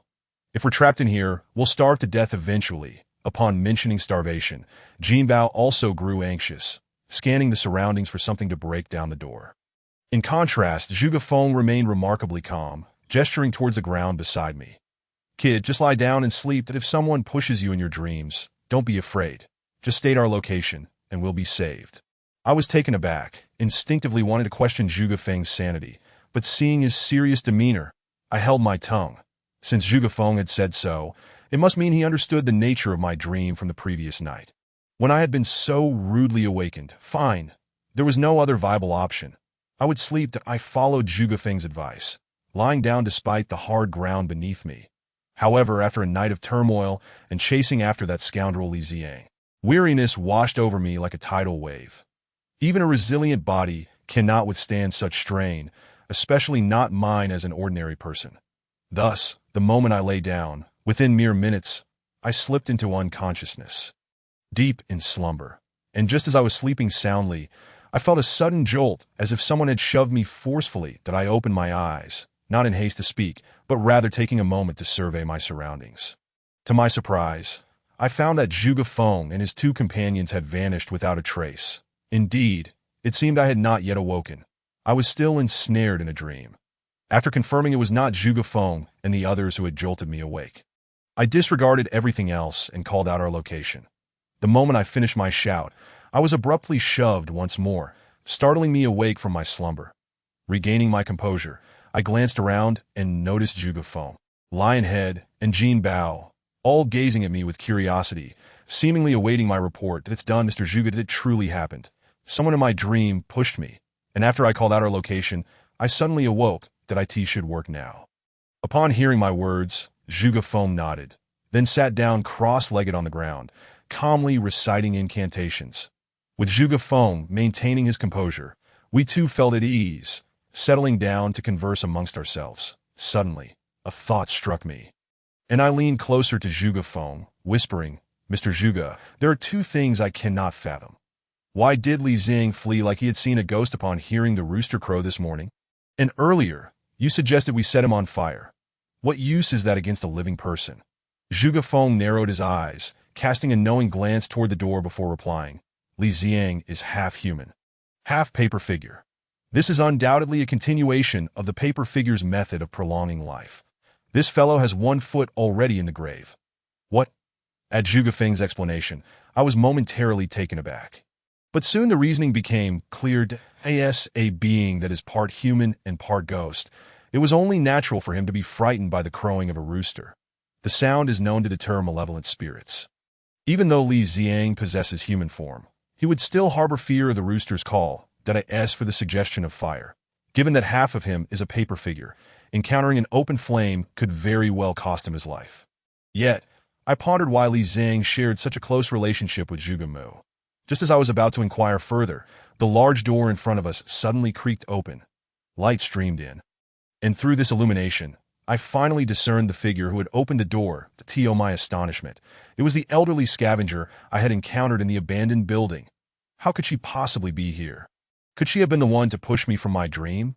Recalling her prior assertion about having fought Gu Samping to a standstill, I became increasingly convinced that it was indeed she who had roused me from my dream. After all, anyone capable of contending with Gu Samping must possess some considerable abilities. That it seemed that she had saved my life last night in the hotel. Had she not awakened me, Lionhead and I may very well have lost our lives in our sleep at the hands of Li Xing.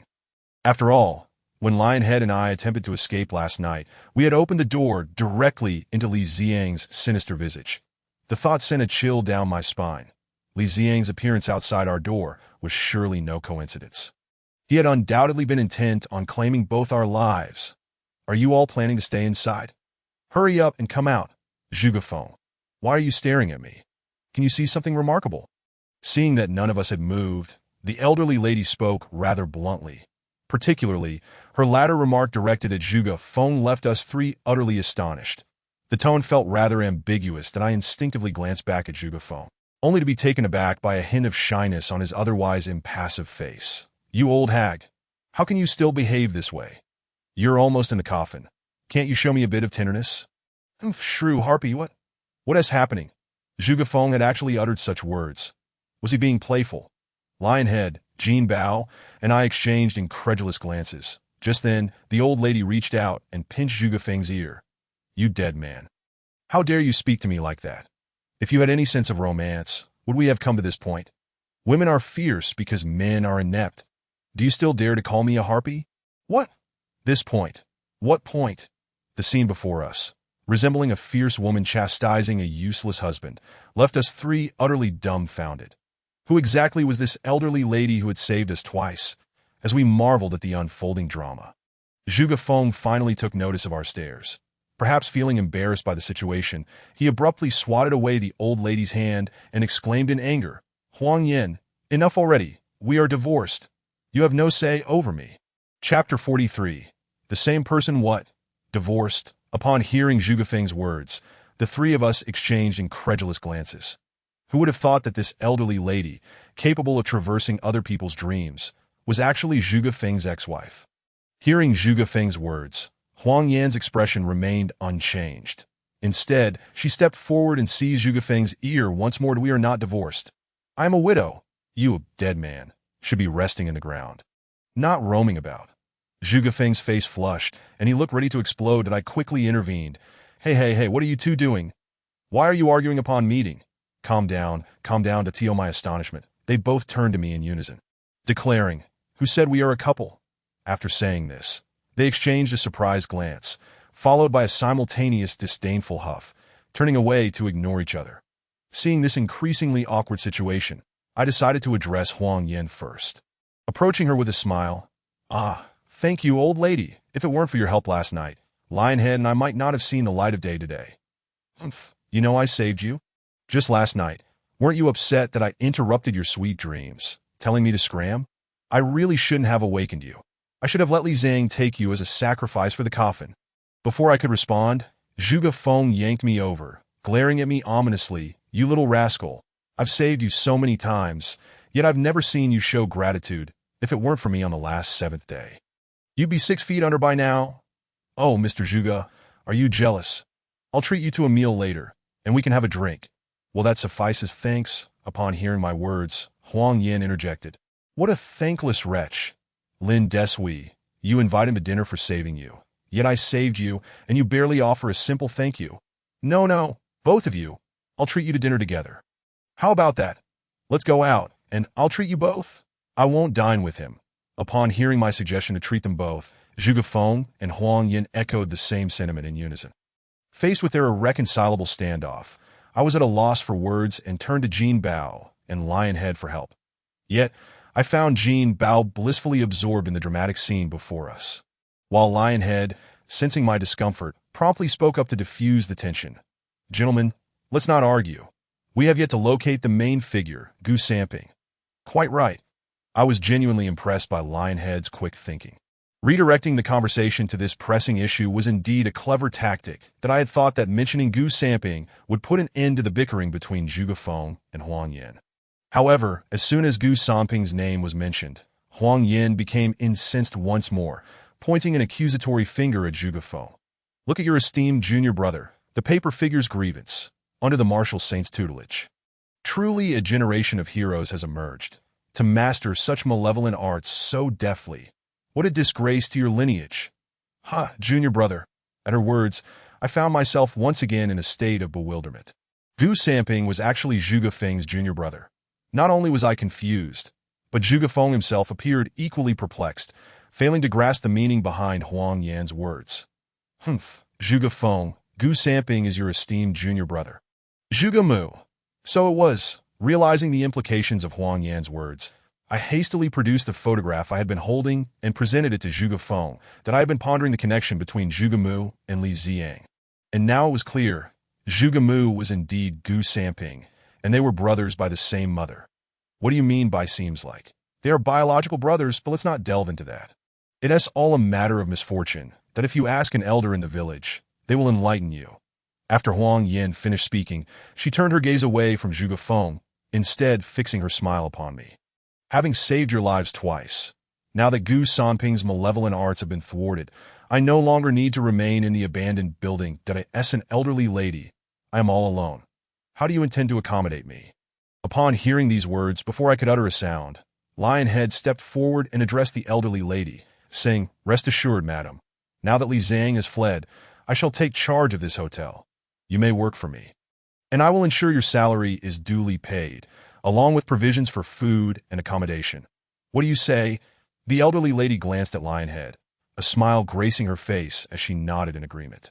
Observing that she had finally resolved to cease her ghostly antics within the dilapidated building, Lionhead nearly burst with joy.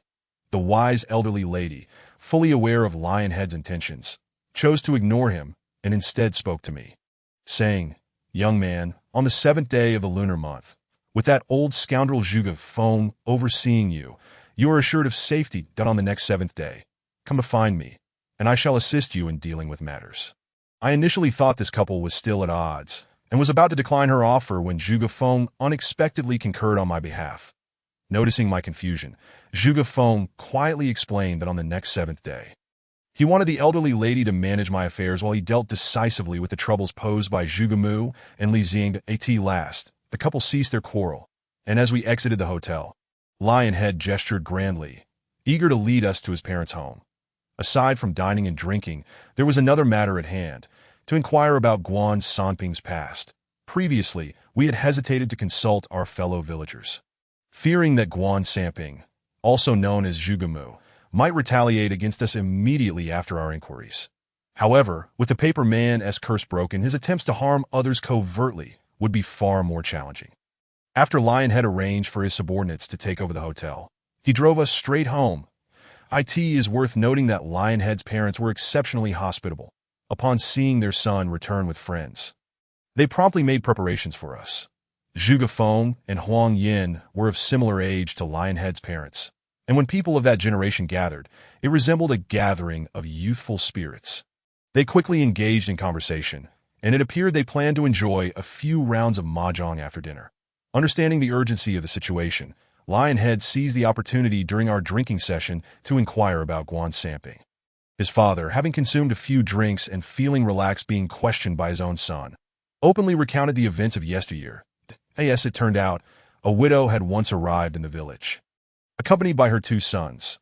Those sons being none other than the young Guan Samping and Li Xing. That it was said that her husband had perished while gathering firewood, devoured by a great beast. And in the midst of a severe drought, they were compelled to leave their homeland and seek refuge in Hutu village. The village, known for its aversion to outsiders, reluctantly took them in, considering their plight as a mother and her orphans. This resilient trio managed to establish a life for themselves through hard work and sowing, even managing to acquire a piece of land. With a home and land secured, one would think their lives would improve. But alas, this marked the onset of their nightmares. The village's notorious rogue had set his sights on the widow and persistently sought to marry her. Despite her refusal, the rogue remained undeterred, plotting to seize her property and subsequently sell her children for profit. All the while dreaming of starting a new family. One fateful night, emboldened by drink, he scaled the wall into the widow's yard. The ensuing events were predictable. He gained entry into her room, rousing her from her slumber. Her screams awakened her youngest son, Li Xing, who, fueled by a sudden surge of bravery, seized a pair of scissors and charged at the rogue, stabbing him in the leg. The rogue, caught off guard, only noticed the child after feeling the sting of the scissors. Enraged, he kicked Li Xing across the room, sending him crashing into a table and knocking over a candle. The flame ignited nearby fabric, swiftly engulfing the room in flames. In the chaos, Li Xing lost consciousness. The widow remained pinned down, and the rogue was too consumed with his own desires to notice the fire spreading. When Guan Samping returned from the city, he found the house ablaze and rushed in, shouting for help, fearing for the safety of his mother and brother. However, upon entering, he was met with a horrific sight. His brother lay unconscious, flames licking at his clothing. Enraged, Guan Samping grabbed an axe and charged at the rogue, striking him in the face. The rogue, struck and in a frenzy, ran about like a headless chicken, while Guan Samping, urged on by his mother, quickly carried his brother outside and sought help from the villagers to extinguish the fire. It was in this moment that a profound enmity was born in a desperate bid to save his mother. Guan Samping turned to rush back into the inferno, but at that moment, the wooden beams of the house collapsed. Blocking his path, he grasped his mother's hand, just a step away from escape, only to witness the tragic collapse bury her beneath the wreckage. Overwhelmed with grief, he stood in shock, tears streaming down his face. Before recalling his brother still outside, rushing out to find him, he was horrified to discover that half of his brother's body had been burned beyond recognition, and flames continued to spread. The rogue stood guard by his brother, preventing anyone from aiding him. The onlookers, unwilling to offend the rogue for the sake of an outsider, chose to remain passive spectators. The unfolding events drove Guan Samping into a frenzy. He seized a sickle and hurled it toward the rogue. Caught off guard, the rogue yelped in pain as the sickle embedded itself in his arm. In a fit of rage, he charged at Guan Samping, causing the villagers to scatter, leaving only Guan Samping, filled with fury, his burned brother, and the burning remnants of their home behind. Later, it was said that Guan Samping and his brother were rescued by a wandering Taoist who claimed he could help restore his brother's life. But it required the use of a paper man from the ghost cave. In the wake of losing everything in a single night, Guan Samping, without hesitation, consented to enter the ghost cave to save his only remaining kin. Remarkably, he emerged with a paper man, and after the Taoist revived Li Xing, Guan Samping vowed vengeance before they departed Hutu village. After hearing the tale of Guan Samping, I couldn't help but gasp in astonishment. I had previously heard Zhuge Feng mention that in Hutu village, death was a common occurrence, leading to a reluctance to venture outside at night. I had assumed it was the mischief of the two bell-ringing spirits we had encountered. Little did I realize that it was the brothers Guan Samping wielding dark sorcery in retaliation against the villagers. Since Guan Samping has now transformed into Zhuge Mu, it is likely that Li Xing is not his true name either. These two have relinquished their past identities and endured humiliation solely for the purpose of exacting revenge on the villagers. It is probable that the matter concerning Shurgandan, and the reservoir is merely their ultimate means of retribution. Alas, those who are pitiable often possess qualities that are detestable. As for this situation, I find myself at a loss for how to evaluate it for the woman pursued by Zhuge Feng and Jin Bao. She is likely the wife of either Guan Samping or Li Ziyang. After discussing Guan Samping, we all felt somewhat disheartened. Yet Zhuge Feng and Huang Yin remained unfazed, continuing their jovial banter. That is understandable. For we have already unraveled the mystery of the paper man's curse, and we have also uncovered Guan Sanping's true identity, rendering him no longer a significant threat to us, having dispelled a heavy concern. Jin Bao, Shi Zidu, and I indulged in some drinks, and amidst the clinking of cups, I lost track of how I ended up in bed. The following day, we returned to the park, with Shi Zidu remaining behind to dig 3 feet into the ground in Hutu village in search of someone. Upon arriving in the city, Zhuge Feng disembarked from the car without hesitation that I had intended to escort him back to Baigu village, but he declined, stating he had other matters to attend to and asked me to remember to seek him out on the 7th day of the lunar month. And thus we parted ways. Upon returning to the office, I greeted Zhang Yukai and then hurried back to my dormitory, not out of laziness, but rather because I was preoccupied with thoughts of the 2 document bags. I had previously pilfered one from Zhang Youcai's secret base, and while in Hutu village, the elderly Huang Yin had provided me with another. These 2 document bags are likely connected to the incident that transpired 7 years ago. Once in my dormitory, I handed Jin about 200 yuan, instructing him to fetch some food, as we intended to share a drink at noon. Upon hearing the mention of alcohol, Jin Bao eagerly took the money and left. Once he was out of sight, I quickly locked the door and could hardly contain my excitement as I opened the document bag given to me by Huang Yin. Inside was merely an old photograph, slightly yellowed with age and nothing else. Yet this singular photograph detonated in my mind like a bomb. The image featured only 4 individuals, all of whom I recognized: the 2 brothers Guan Samping, Lu Chunsheng, and Zhang Yukai. I scrutinized the photograph closely to confirm that I was indeed not mistaken. It was, without a doubt, the 4 of them that I in the picture. They appeared particularly close, with arms around each other's shoulders, and a tent was visible in the background, as if they were engaged in some outdoor camping activity. Upon seeing this photograph, a wave of confusion washed over me. When I inquired about Zhang Yukai, he claimed not to know anyone by the name of Guan Samping. Reflecting on Guan Samping's later name change to Zhuge Mu, I felt a sense of clarity. The Guan Samping Zhang Yukai knew must have left Hutu village and changed his name.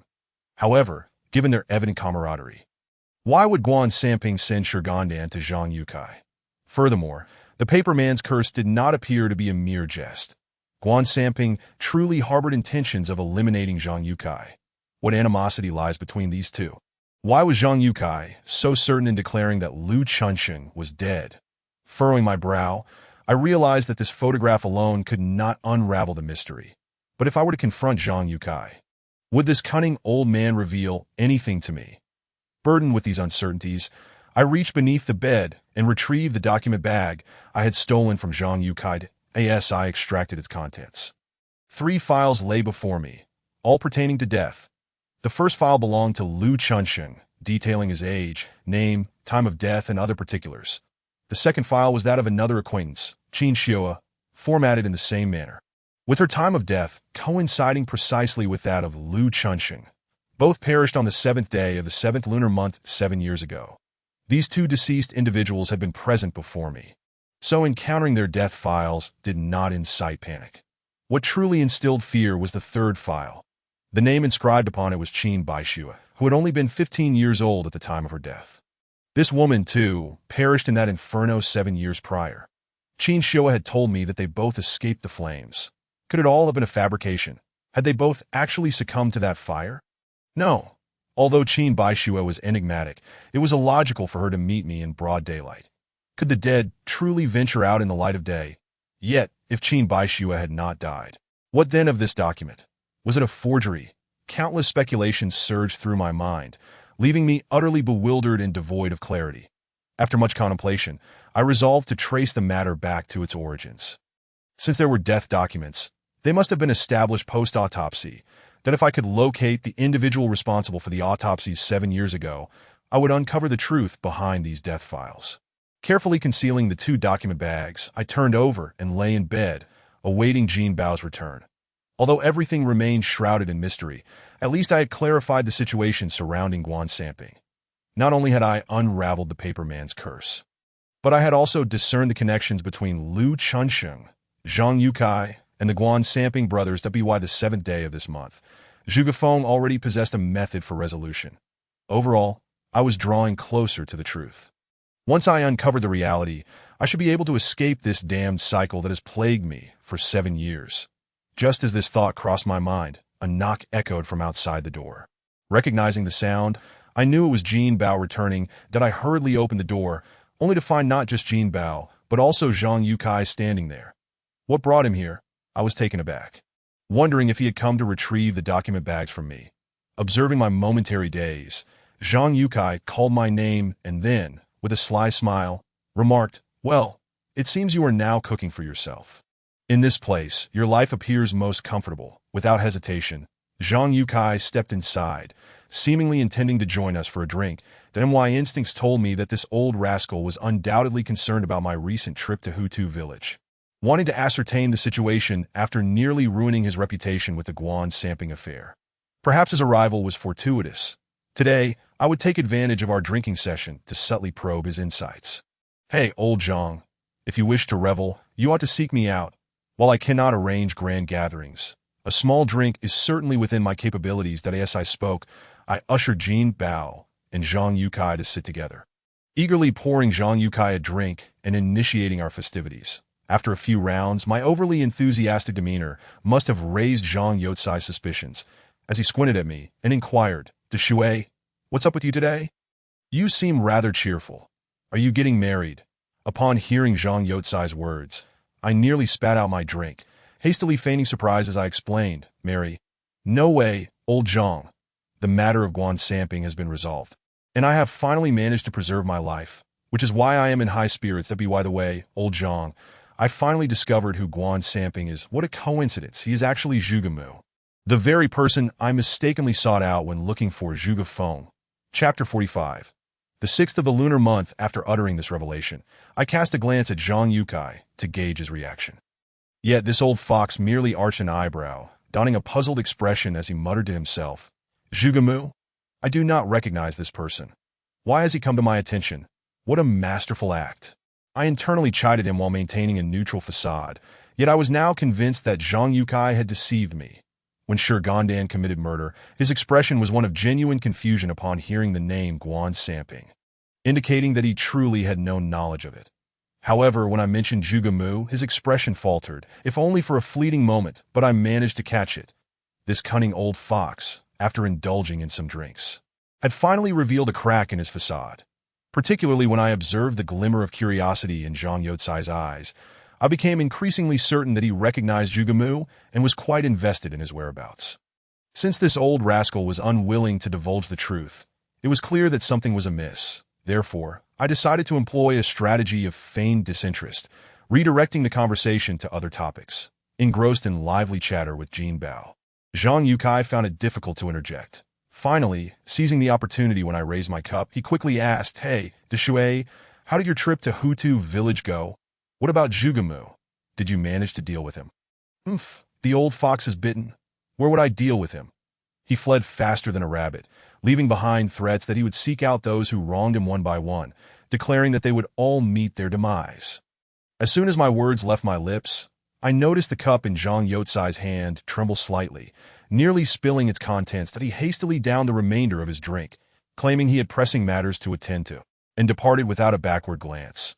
This old wretch, who was as devoted to alcohol as one could be, now seemed unable to even stomach a drink.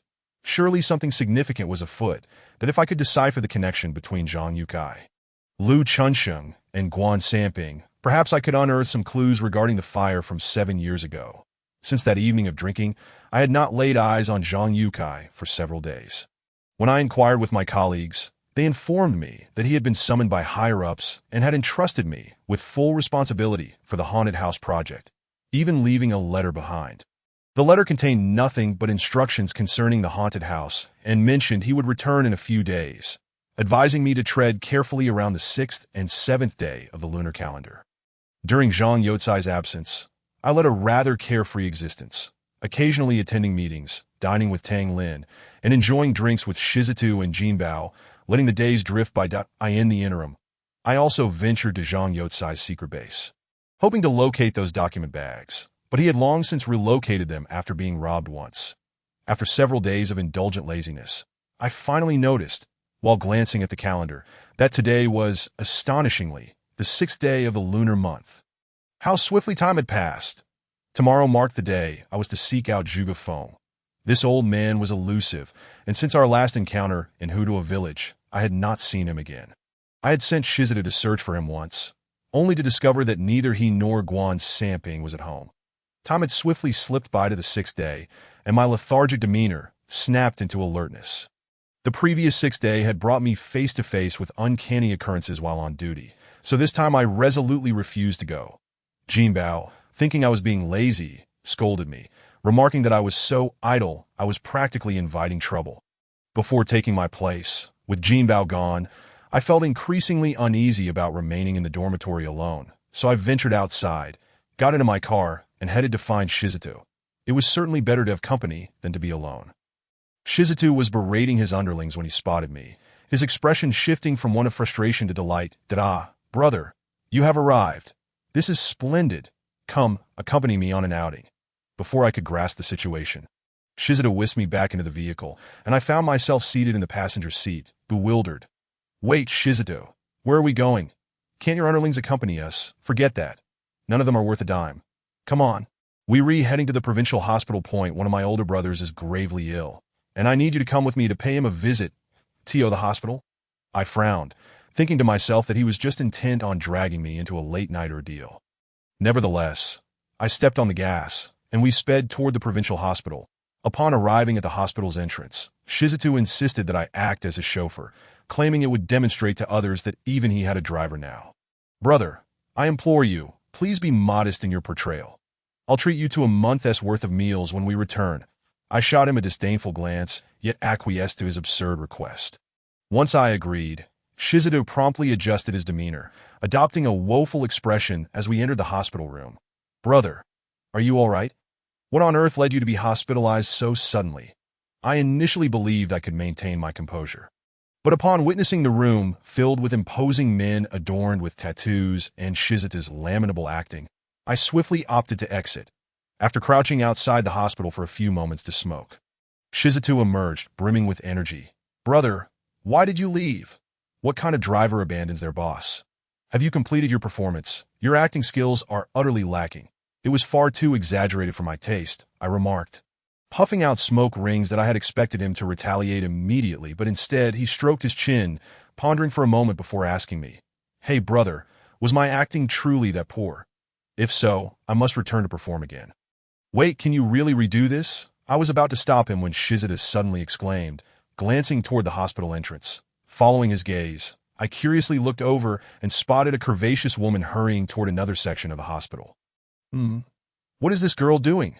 Isn't she supposed to be pledging her loyalty to the boss? What is her rush? Shizutu muttered, raising his leg to pursue her, but I seized him by the arm. Hey, weren't you going to go back and perform again? Why chase after her? Are you smitten? Brother, let me tell you, that is your future sister-in-law. She is the head of the new district, and I've had my eye on her for quite some time. Come, let us follow her. It's late, and she shouldn't be wandering around the hospital. With that, Shizutu took off in pursuit that I hesitated, knowing it was the 6th day and uncertain of what strange happenings might unfold. Yet seeing his fervent urgency, I remained silent. Typically, I would have thought 2 grown men could easily catch up to a woman, but I clearly underestimated her speed. Despite our quick pace, we remained a good 40 to 50 meters behind her, only able to glimpse her silhouette in the distance. Before long, she darted into another building, and without a second thought, Shizutu followed her inside. Upon entering, we found ourselves taken aback. Aside from a few tiny lights in the lobby, the entire building was enveloped in darkness. Only the eerie glow of the safety exit signs illuminated the dim corridor. What could a woman possibly be doing here in the dead of night? As I surveyed the foreboding hallway, a chill ran down my spine. Shizutu appeared somewhat rattled as well, yet when he saw the woman disappear around a corner, he mustered his courage and pressed on. Hey, Shizuto, are you out of your mind? You dare chase her in such darkness? I grabbed his arm, recognizing the need to prevent him from acting rashly. This building emanated an unsettling atmosphere. Ordinarily, if I had spoken such words, Shizuto would have immediately backed down, but I had overlooked the power of love. Although fear flickered across Shizuto's face, he took a deep breath and said to me, "Brother, you don't understand. Our circle isn't safe right now. I fear she may be in danger, just like you, falling victim to some dark scheme that I need to pursue her. You should wait outside. No need to wade through this mess with me, damn it."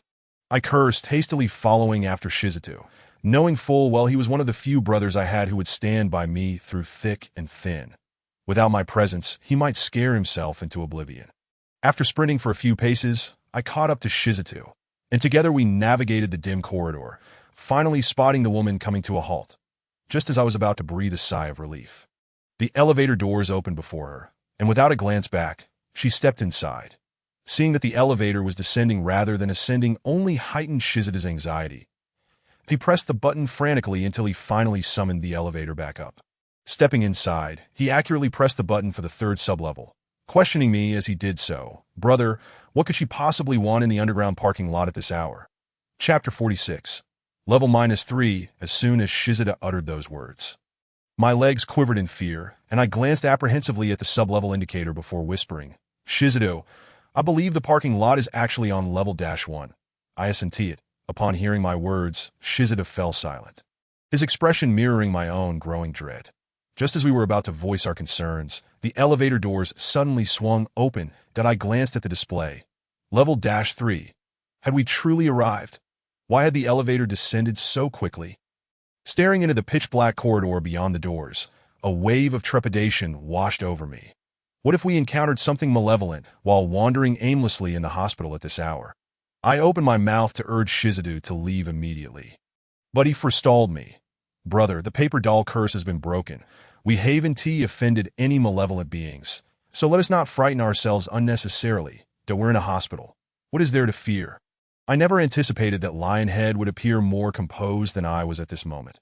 However, upon reflection, I realized that I might have been a tad too suspicious. Although I was uncertain of the woman's purpose for arriving at this basement at such an ungodly hour.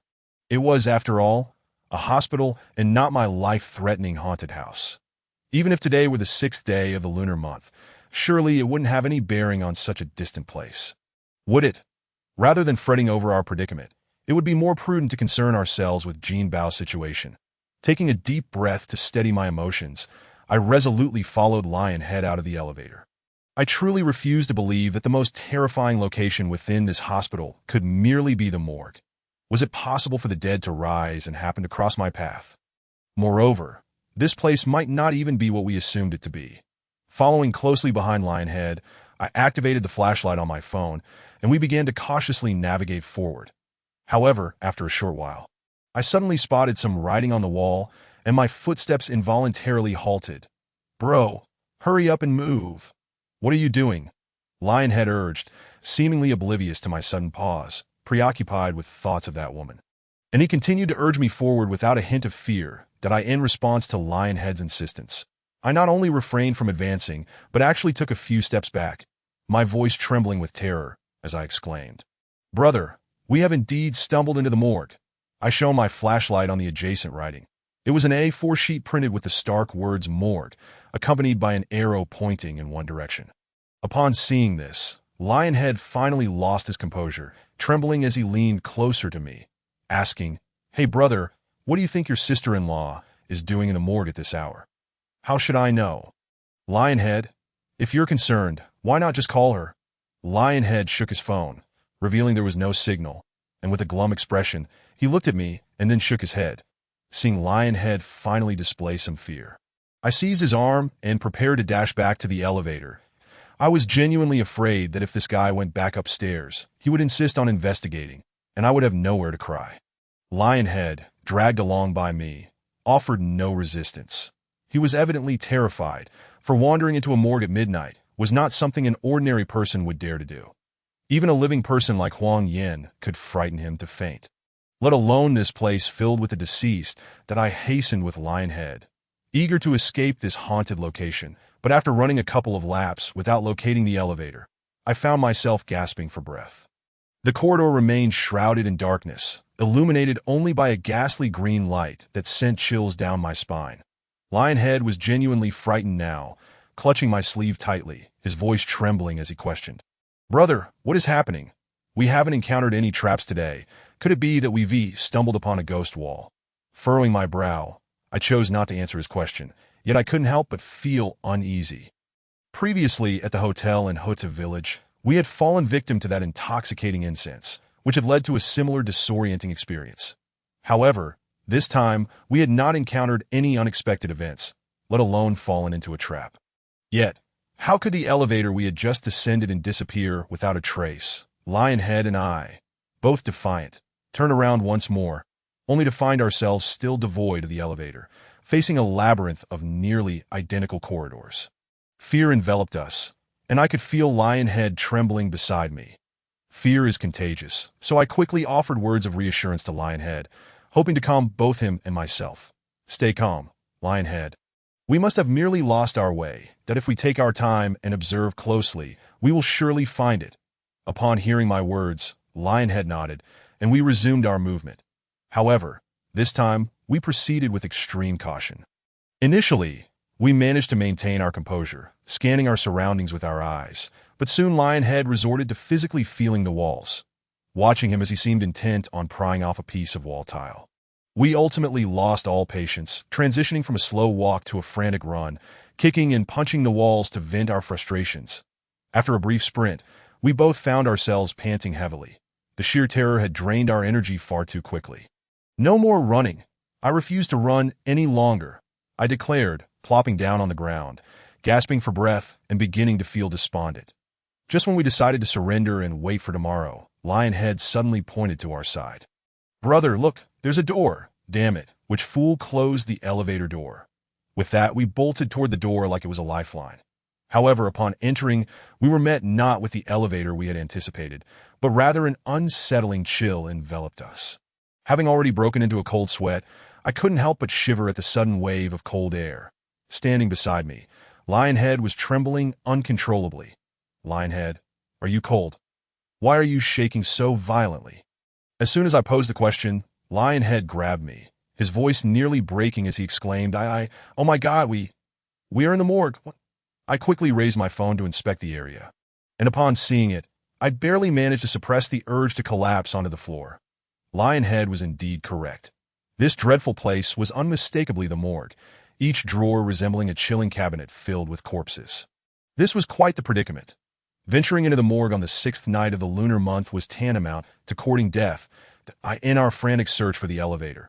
Both Lionhead and I had completely overlooked the fact that we were on the basement floor, which housed the morgue that, everyone, my brother and I entered here by accident, that we didn't mean to disturb anyone, that we're truly sorry. We'll leave right away," Lionhead stammered, pressing his palms together in a gesture of apology, tugging at me to retreat. However, upon attempting to open the door, we discovered that it would not budge. "We're finished, we're done for. They won't let us leave. They've trapped us here. We're doomed. We doomed." Lionhead was nearly pulling the doorknob off in desperation. The combination of anxiety and fear pushed him to the brink of collapse that I was frightened too, but Lionhead appeared on the verge of breaking down. If I didn't bolster his spirits, we would inevitably frighten ourselves to death. Thus, I raised my flashlight once more. "All right, Lionhead, quit panicking that it's not that they won't let us leave. Look, we need a work ID to get through. Without it, of course, we can't exit," that I must admit. Upon spotting the card reader, I felt a wave of relief wash over me. Being trapped due to a lack of identification was certainly preferable to being left behind with the dead. Lionhead clearly shared my sentiments, for upon seeing the device, he lunged toward the door, attempting to figure out how to pry it open, that I stood by, illuminating the area with my flashlight as he repeatedly tried to unlock the door. Just as we were exerting all our efforts on the door, a faint yet distinctly crisp sound suddenly echoed behind us, causing me to startle. "Lionhead, what was that noise? Did you manage to pry the door open?" "No, if I had, I would be jubilantly jumping for joy. You must have bumped into something accidentally, right?" We both swallowed hard in unison. The sound of swallowing echoed eerily within the stillness of the morgue. Amplifying the strangeness of the situation, that I glanced at Lionhead, mustering my courage to turn my head, mentally preparing for a face that might unexpectedly appear behind me. However, upon turning, I discovered that there was nothing behind me. Yet my eyes widened in horror as cold sweat began to trickle down my back, for within the rows of more drawers, one of them stood ajar. What on earth was happening? Just as I leaned closer to investigate, a pair of hands suddenly grasped me from behind, causing me to tremble violently. Turning to see who had grabbed me, I was startled to find it was none other than Lionhead. Lionhead, you nearly scared me to death. Do you realize that? I'm so sorry, brother. I just couldn't help but wonder how that drawer opened. Hearing the term resurrection sent a shiver down my spine. Yet I clenched my teeth. Regardless of whether it was indeed a case of resurrection, we had no choice but to investigate and find out. Chapter 47. A night of terror in the morgue. As soon as this thought crossed my mind, I found it increasingly difficult to suppress, primarily because I was genuinely curious to confirm whether I would still encounter something eerie on the sixth day, even if I was not in the haunted house. After all, my initial encounter with the supernatural stemmed from that incident in the haunted house 7 years ago, that if I were to encounter something sinister despite being far from the vicinity of the haunted house, it would seem that this curse truly was relentless and inescapable. That I held my phone aloft, attempting to reassure the terrified Lionhead, urging him to remain calm. Meanwhile, my feet slowly approached the suddenly opened corpse cabinet. I deliberately made my steps exceedingly cautious, striving to minimize any noise. Regardless of what lay within, it was best to avoid disturbing it if at all possible, that I in the interest of my safety. I adopted a stance that would allow for a swift escape at any moment. Yet, no matter how slowly I moved, there would inevitably come a moment when I reached my destination. That I in a matter of moments, I found myself merely a short step away from the corpse cabinet. Swallowing hard, I glanced back at Lionhead, only to find him still fumbling with the door at the entrance. Taking a deep breath, summoning my courage, I leaned toward the cabinet, directing my flashlight inside. Upon seeing the interior, I realized that all my mental preparations had been in vain. The cabinet was utterly empty. What was happening? Why was it devoid of any remains? Did it always lack a body, or had the body somehow vanished? This thought sent a wave of terror through me, prompting me to quickly scan my surroundings, the flashlight flickering in tandem with my movements. My sudden commotion caught Lionhead's attention. He abandoned his efforts with the door and shone his light in my direction. "Bro, what are you doing?" In my state of confusion, I could hardly explain myself. So I simply blurted out, "The corpse cabinet is empty. I'm looking for a body." Those words sent Lionhead sprawling to the ground in fright, as he stammered back at me, "Bro, please, don't scare me like that. What are you searching for a body for in a morgue? It could just be a malfunction." His loud exclamation was clearly a means of bolstering his own courage. However, I must admit, his outburst also managed to embolden me. Regardless of the strangeness of this place, we needed to leave immediately. After all, spending a night in a morgue was an ordeal no one could withstand. Having made up my mind, I lifted my leg, intending to move toward Lionhead while simultaneously urging him, "Lionhead, let us figure out how to open this wretched door, and we can discuss everything else once we're outside." Lionhead agreed with a nod and sprang to his feet, aiming the flashlight at me as if he wished to speak. "Let us go, we can't do this alone." However, just as Lionhead's light fell upon me, he abruptly halted mid-sentence. That I then saw the flashlight in his hand begin to tremble. Understanding dawned upon me. He must have seen something that frightened him. If I couldn't see it, did that mean it lurked behind me? The mere notion sent a shiver down my spine. Yet I foolishly asked Lionhead, "Why did you stop mid-sentence?" Upon hearing my voice, Lionhead seemed to snap back to reality, his hand shaking even more violently as he stammered, "Bro, there's a shadow beside you." "What a shadow?" My scalp prickled with sudden dread. That I in this morgue, aside from Lionhead and me, there was no one else. If another shadow had materialized, it could only be from within the corpse cabinet. Fear momentarily short-circuited my brain. Instead of instinctively fleeing, I found myself turning to glance back at the cabinet, stubbornly needing to confirm what I had seen. But as I turned, I was met with a sight that shattered any semblance of composure.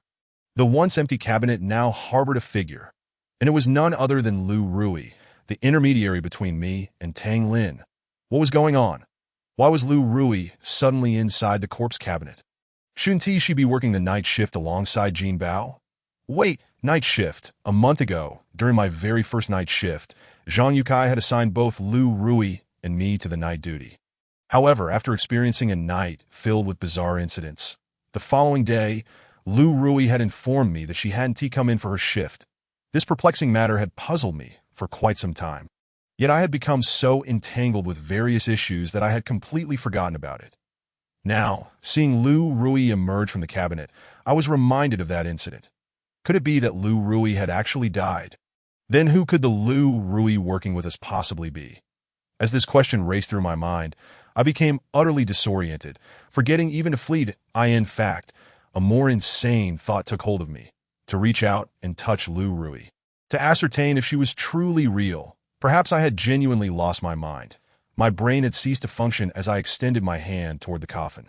Seeing my action, Lionhead mustered his courage and rushed over, grabbing me forcefully, pulling me back toward the entrance of the morgue, shouting hoarsely, "Get back! Are you crazy? You're reaching into a coffin." Just as Lionhead's words left his mouth, both our phones unexpectedly dimmed. What was happening? Why had they shut off? Terrified, I raised my head, only to be met with utter darkness that if not for Lionhead's grip on me, I wouldn't have known where he was at all. Lionhead was clearly panicking as well. The moment our phones died, his grip on me tightened. Clutching my arm, he anxiously demanded to know what had transpired, having navigated the rough and tumble of life. Lionhead was no stranger to physical confrontations, and his grip was already strong. Now, in his fear, it became even more vice-like, causing me pain. Yet, that pain brought me back to my senses that I in such a situation. Panic served no purpose, so I instinctively raised my hand to slap Lionhead, hoping to calm him down as well. But before I could complete the motion, a series of footsteps echoed ominously, drawing near with a steady thud. This sound shattered the fragile mental barrier between Lionhead and me. Moments ago, we had been exchanging frantic whispers. Now, neither of us dared to utter a word, allowing the ominous footsteps to reverberate through the morgue like a funeral bell. "Bro, do you hear that? Is that footsteps?" Lionhead's voice trembled, yet he managed to suppress it to a near whisper, despite my desire to assure him that it was not footsteps. The mournful echo left no room for denial. Our phones had gone dark, leaving us in total darkness. The stark emptiness of the morgue amplified the sound of the footsteps, rendering it impossible for us to discern their origin. In the suffocating darkness and uncertainty, fear compelled both Lionhead and me to lean against the door, seeking solace in the meager support, however fleeting it may be. Yet that scant sense of security was swiftly obliterated by the approaching footsteps. I could even hear a breath that did not belong to either of us. It was over. It seemed inevitable that we would meet our doom today, that I in such low visibility. Even if Lionhead and I wished to fight back, we wouldn't know where the enemy was. The footsteps grew ever closer, seemingly about to reach us, then my fists clenched tighter. Whatever dared to touch me, I would strike first, just as Lionhead and I braced ourselves for the worst. The support at our backs vanished, and we both stumbled backward. "Ouch!" Lionhead and I exclaimed in unison, and our surroundings suddenly brightened that a middle-aged man's furious face came into view, glaring at us. "What are you two doing? Out here at night instead of sleeping? You come to the morgue for thrills. Are you insane?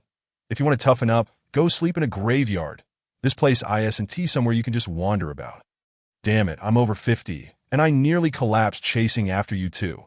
Upon noticing our gazes fixed upon him, the middle-aged man's temper flared immediately, that he launched into a tirade of invective directed at the two of us. Yet, in that moment, neither I nor Lionhead felt the slightest irritation. Instead, a breath of relief escaped us. This man was clad in a security uniform, presumably on the night shift, and having witnessed our frantic dash, he likely deemed us suspicious, prompting his pursuit. However, our speed had allowed us to elude him. As for the footsteps we had heard earlier, they must have belonged to the security guard as he hurried to open the door for us. His boots echoing against the floor, it dawned on me what had transpired, yet Lionhead remained visibly shaken. After the earlier ordeal, he had managed to scramble to his feet upon spotting a living soul. Seizing the guard in a panic, "Goodness, sir, this place is haunted. That corpse cabinet, look at it. It just popped open on its own, and our phones are dead," Lionhead exclaimed, almost in a fit of desperation. The security guard, However, grew increasingly irate as he listened, eventually staring at us as if we were simpletons. Nonsense about ghosts. This morgue has a peculiar magnetic field that often causes the cabinets to open. And as for your phones shutting down. Do I really need to explain that? Chapter 48. Disappearance. The guard's expression shifted to one of exasperation. It seemed this hospital's morgue attracted its fair share of paranormal enthusiasts seeking thrills. He likely regarded Lionhead and me as just another pair of reckless daredevils. Regardless, the guard's intervention had indeed spared us from an entire night in the morgue. It's not that I feared being frightened. Rather, the chilling temperature alone would have left us both frozen. Thus, even after being berated by the guard, I took it in stride and attempted to clarify that we had merely chased someone here. I had hoped that my explanation would placate him, but the moment the words left my lips, his face darkened further. You rascals, you barged in here, and while youthful exuberance is one thing, do you think I'll fall for your lies? I've lived long enough to know when someone is trying to pull a fast one. At this, Lionhead's temper flared once more. After enduring half a night of terror and now being subjected to this verbal chastisement, the accusation of deceit proved to be the last straw. He gripped the guard's collar and demanded fiercely, "You think we're lying? What exactly are we supposed to be deceiving you about? If you can't articulate it, I'll make you regret it." The guard, sensing that Lionhead was no easy opponent, hesitated. That a man nearing 60, he had no desire to provoke someone like Lionhead. Under pressure, he finally spoke, still pointing at Lionhead. "I was on duty and saw you both rush into this building and no one else entered before you, yet you claim to be chasing someone. If it's not you lying, then who is? What?"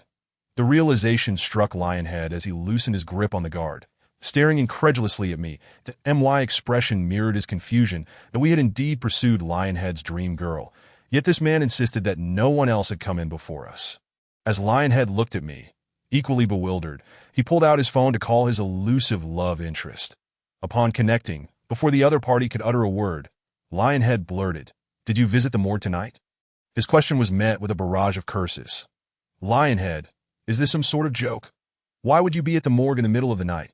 Are you insane?" After her outburst, she hung up, clearly unwilling to engage further. Yet, rather than feeling dejected, Lionhead seemed to have his fear overshadowed by frustration. With the guard's flashlight illuminating the space, I noticed Lionhead swallow hard before turning back to me. Puzzled if the person we were chasing wasn't he her. Then who on earth were we pursuing? Lionhead's inquiry left me at a loss. After all, we had indeed glimpsed that woman's silhouette. However, both she and the guard had confirmed that Lionhead's beloved had never set foot in this dreadful place. Coupled with the sight of Lou Rui in the cabinet, the situation grew increasingly bizarre. We exchanged glances, and a shared, dreadful thought settled in our minds. We had once again encountered something sinister. Was it possible that even in my absence from the haunted house, I could not escape this fate? Moreover, it appeared that Lionhead, in my company, had unwittingly drawn himself into this calamity, recalling the macabre fate of the chubby man I had witnessed on the 6th. Along with the eerie hallucinations, I felt a surge of concern for Jinbao. Even from a distance, I seemed to be ensnared by misfortune. What of Jinbao and Lou Rui, both of whom were on night duty in this haunted abode? We needed to leave immediately. I urged Lionhead, and after exchanging a few words of reassurance with the guard, implored him to escort us out of this wretched place and back to the surface. As we followed the guard, I took note of the path, realizing that in our frantic search for the elevator, we had inadvertently gone the wrong way, thereby stumbling into the morgue. Upon reaching ground level, I hastily retrieved my phone to call Jinbao. To my astonishment, I discovered several missed calls. In addition to Jinbao, there were calls from Tang Lin. Surprised, I quickly returned the call, suspecting that the lack of signal underground had prevented me from receiving their messages. After regaining my composure, I dialed Tang Lin, bracing myself for any potential reprimand. However, to my surprise, she did not scold or interrogate me. Instead, her voice was tinged with urgency as she inquired if I knew Lou Rui's whereabouts. "Lou Rui is missing?" I mused. Could it truly be a mere coincidence? I had just seen her in the morgue's cabinet, and now she had vanished. Thoughts of the previous 6th flooded my mind. The chubby man's tragic demise, and an ominous premonition gripped me. Something was amiss. I steadied my emotions and asked Tang Lin to elaborate on the situation. She explained that today she had some free time and intended to visit the haunted house to find Lu Rui and keep me company. But upon her arrival, she found both of us absent and could not reach anyone. Since Tang Lin had already ventured to the haunted house, it made sense that Jin Bao's call was also related to this matter. They had both met during my hospital stay, and with both Lu Rui and me untraceable, surely Tang Lin and Jin Bao would have shared information that I reassured Tang Lin not to worry, promising I would return promptly and asking her to wait for me. It was entirely reasonable for her to be anxious about her friend's disappearance, yet my own worry was equally profound. Was this seventh day destined to claim another life? After ending the call, I enlisted Lionhead as assistance, requesting he gather a few friends to revisit the morgue and check the cabinet that had opened to see if there was indeed a body inside. Understanding the gravity of the situation, Lionhead readily agreed that I then hopped into my car, racing back to the haunted house. With Zhuge Feng absent, I would have to confront these matters head-on myself. Upon arriving at the haunted house, I found Jin Bao squatting at the entrance, smoking, while Tang Lin paced anxiously, her high heels clicking against the ground. Seeing me return, they rushed over, bombarding me with questions about what had transpired and why I had been unreachable. I briefly recounted my misadventure with Lionhead at the hospital and our accidental foray into the morgue. Without pausing to gauge their reactions, I swiftly called Xiao Wu, Lu Rui's dorm mate at AT this hour. Xiao Wu, abruptly awakened by my call, sounded rather irritable. Yet when I inquired about Lu Rui, she appeared momentarily stunned before responding. Wasn't she on duty? With a heavy sigh, I relayed the news of Lu Rui's disappearance and urged her to keep a close watch, promising to be notified the moment Lu Rui returned. After hanging up, I called others to verify Lu Rui's whereabouts, but no one had seen her. This was indeed perplexing. How could a vibrant individual simply vanish without a trace? Come on, Jin Bao. Let us check the surveillance footage. I refuse to believe it wouldn't have captured anything. Upon hearing my mention of surveillance, the two individuals appeared as if awakened from a dream, slapping their foreheads in realization that they should have checked the monitor sooner.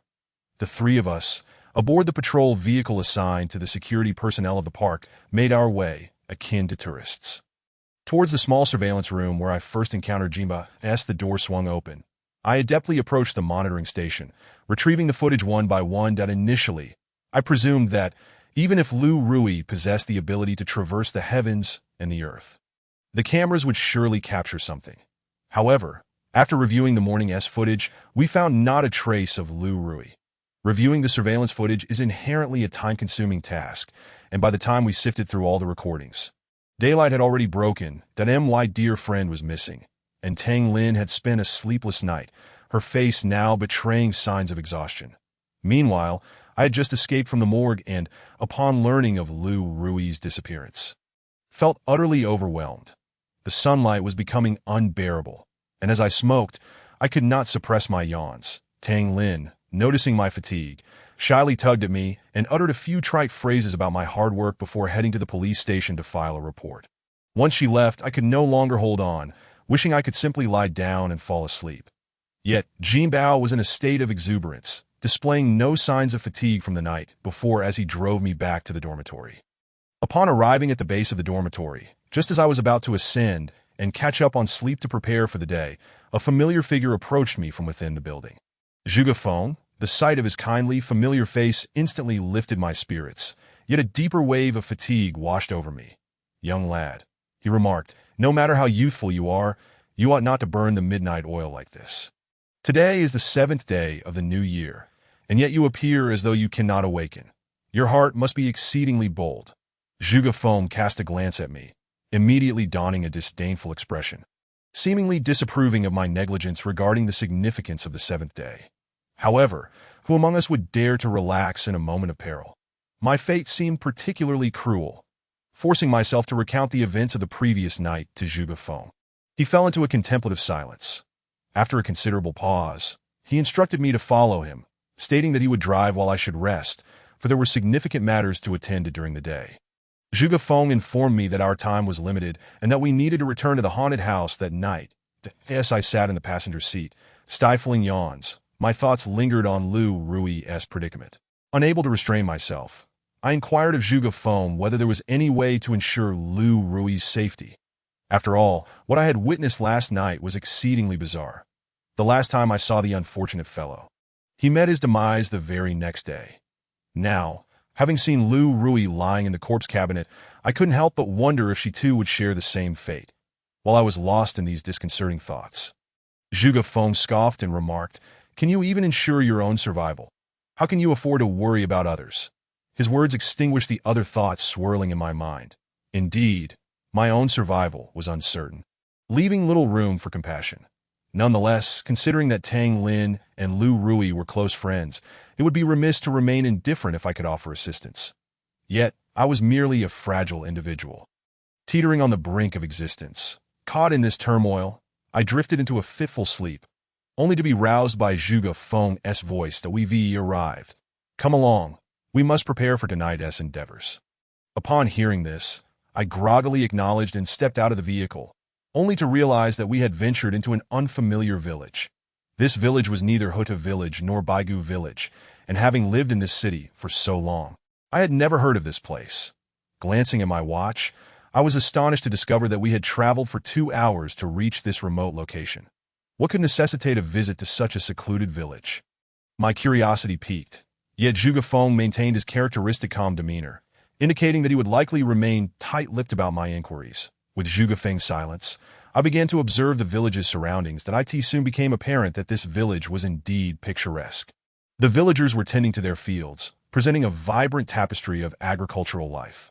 Mothers wielded brooms, chasing after their muddy children, while elderly farmers reclined in chairs, occasionally puffing on their pipes. The entire village exuded an air of tranquility, except for one household that seemed somewhat out of place amidst the serene atmosphere. From our vantage point on the slope, I could clearly see the peculiarities of this household. The small courtyard was eerily silent, almost unnerving, with various carpentry tools scattered about and a wooden figure standing nearby. Perhaps due to the yard being shaded from the sun, the entire area appeared somewhat sinister. What was so unusual about this household? Just as I pondered whether the individual we were seeking resided here, Zhuge Feng had already stepped forward to the door of this house. Upon halting, he did not knock, but instead pulled out a white object from his pocket. Upon closer inspection, I realized it was a firecracker, a white-skinned firecracker, resembling the kind used during celebrations, only larger. When Zhuge Feng handed this object to me, I was taken aback. What was the purpose of this contraption in such an inopportune time? "What else would it be for?" he replied nonchalantly, gesturing towards the rightmost room in the courtyard. "Light it and throw it in there. Aim well." Clutching the firecracker, I stared at Zhuge Feng in utter confusion. Was he truly intending for me to commit an act of violence? If I threw this in, how could anyone inside possibly be safe? Seeing him nodding insistently, I gritted my teeth, pulled out a lighter, and ignited the firecracker before tossing it inside. As I threw it, I couldn't help but wonder if there was something sinister within. Perhaps Zhuge Feng intended to flush it out with his specially crafted firecracker. However, until the white firecracker exploded with a resounding bang, I saw no signs of any change, just the sound of a startled voice from within the courtyard. "Who the hell threw that firecracker? Are you trying to blow me up?" Amidst the exclamations, a disheveled old man burst through the door, revealing a face etched with anger, glaring directly at me. Damn it. Zhuge Feng has sent me to find trouble. I shot a speechless glance at Zhuge Feng, only to find that this usually stoic elder was now wearing a grin akin to a child who had successfully pulled off a prank. "Zhuge Feng, have you regressed in age? Even my grandson no longer engages in such juvenile antics. If you have issues, seek help. I'm too old for your shenanigans, that if you keep pestering me, I may very well meet my end." Upon seeing this unkempt elder, I noticed that upon recognizing Zhuge Feng, his anger dissipated, replaced by a weary smile. Meanwhile, Zhuge Feng, the instigator of this mischief, laughed heartily and addressed the old man. "Gong Shuli, you nearly caused my demise. I merely brought you a small surprise. Is that not quite normal?" Gong Shuli, the moment I heard that name, my eyes widened in astonishment that if my memory served me correctly, the Gong surname belonged to none other than Lu Ban himself. Could it be that this disheveled old man before me was a descendant of Lu Ban? After a few exchanges of playful banter between the two old men, they finally turned their attention towards me. "Kid, what are you staring at? Come inside. Your matters depend on this old codger," Zhuge Feng instructed, Stepping into the house as if it were his own, devoid of any hesitation, that I hurriedly followed suit, casting curious glances at Gong Shuli. Noticing my scrutiny, Gong Shuli merely smiled and asked Zhuge Feng, "Old Feng, who is this child? He can't possibly be your illegitimate son. He is far too handsome. Pa, do you think everyone is like you? An old reprobate. This child is the result of a debt from 7 years ago." Upon hearing Zhuge Feng's words, I immediately observed a shift in Gong Shuli's demeanor. The light-hearted banter vanished, replaced by a serious expression as he scrutinized me and inquired, "Kid, you're quite resilient to have made it this far without losing an arm or leg." Not only is he resilient, but even a person as elusive as Zhang Tianren has taken notice of him. Otherwise, he would never survive tonight. Listening to their cryptic conversation, I felt an unsettling anxiety creeping into my heart. Nevertheless, Zhuge Feng's words rang true. Without Zhang Tianren assisting in dispelling Zhuge Mu's paper doll curse, not only would I be uncertain about surviving today, but even making it to this moment was a question mark. Gong Shuli gazed at me with a complex expression, remaining silent for a while before letting out a sigh and addressing Zhuge Feng. "You, Zhuge Feng, truly cannot resist stirring up trouble. Arriving here, you've already presented me with a significant dilemma. Very well, since even Zhang Tianren has intervened, I shall lend my assistance. Speak. What do you require of me?" Upon witnessing Gong Shuli relent, Zhuge Feng promptly instructed me to retrieve the pair of bells, which he then handed over to Gong Shuli. "Create a wooden carving identical to me. It need not be a 1-to-1 scale, a palm-sized version will suffice." Gong Shuli accepted the bells, casting a dubious glance at Zhuge Feng before inquiring, "Are you certain?" After receiving a resolute look from Zhuge Feng, he merely smacked his lips in contemplation, refraining from further comments. "Come with me, lad. Let old Feng handle his own affairs while we get to work." With that, Gong Shuli turned and walked towards his dimly lit room, and I hurriedly followed suit. Once inside, Gong Shuli gestured for me to take a seat and proceeded to retrieve a piece of wood, busily preparing the tools for the carving. Crafting with sculptures is a labor-intensive task, and it cannot be completed in a short span. Ordinarily, I would struggle to remain seated for such a length of time. But considering my life was at stake, I bore the discomfort of my aching back and sat still as a statue. Just as my back began to feel numb from discomfort, Gong Shuli suddenly exclaimed with satisfaction, placing a wooden figure that bore a striking resemblance to me in my hands. "All right, accompany Zhuge Feng back now. While there is still time, make haste and prepare." With that, Gong Shuli departed without even a passing glance at Zhuge Feng. I dared not inquire further, merely expressing my gratitude before exiting the room. Zhuge Feng, upon seeing me emerge alone, resumed his usual calm demeanor and waved at me, saying, "All right, lad, no need to mind Gong Shuli. Let us head back directly. I'll complete this substitute for you." Chapter 50. The second day of the 7th month, as Zhuge Feng spoke, he climbed into the passenger seat, indicating that I was to drive. The journey back was not particularly short, and with my lack of sleep, I initially thought to take it slow since it was still early. Better safe than sorry that I didn't want to fall victim to malevolent forces or, worse, get into an accident myself. However, Zhuge Feng did not afford me the luxury of a leisurely pace. He urged me to hurry, asserting that if we returned late, my life would truly be at stake. Reluctantly, I increased my speed and managed to return to the haunted house's office, just as the sun dipped below the horizon. That moment, the visitors had yet to disperse, each one eagerly lining up to challenge the legendary haunted house that had garnered much attention. Zhang Yukai truly had an aptitude for business. Following the incident with Shirgandan, rumors swirled that our haunted house would not survive. Yet, Zhang Yukai remained unfazed, not only refusing to conceal the matter, but also investing in promotional efforts through social media influencers to amplify the story. As a result, the news sparked widespread discussion, with some accusing us of maliciously hyping the situation, only to be countered by Zhang Yukai as hired online commentators. The prevailing sentiment was, "If you dare, come and experience it for yourself." This uproar significantly increased the foot traffic to our haunted house, and those seasoned workers who had previously contemplated resignation were now fervently engaged in scaring visitors who fancied themselves brave. This surge in visitors undoubtedly provided me with a splendid opportunity. When we arrived, Zhuge Feng instructed me to find a way to disperse the crowd, clearing out the duty room so he could set up some arrangements. My colleagues were in a frenzy, and without needing to devise a plan, I simply dragged Zhuge Feng into the duty room. Once inside, I locked the door behind us, nodded at Zhuge Feng, and took a seat. Ignoring me, Zhuge Feng retrieved my wooden carving and then produced a brush and vermilion ink, asking me to provide my birth date. After jotting down my birth details on the back of the wooden figure, he affixed the two bells to its hands, one on each side, creating an oddly comical appearance. Though I couldn't fathom his intentions, I understood that this little figure served as my talisman for survival today. So despite its absurdity, I found no humor in it. Recalling Gong Shuli's enigmatic expression earlier, I felt a surge of unease. It seemed Zhuge Feng was treading a perilous path, and I was uncertain of the outcome of his gamble. Once Zhuge Feng finalized everything, he finally turned to me. "Lad, remove your shirt. I need to write something on your back. Remember, it must not come into contact with water."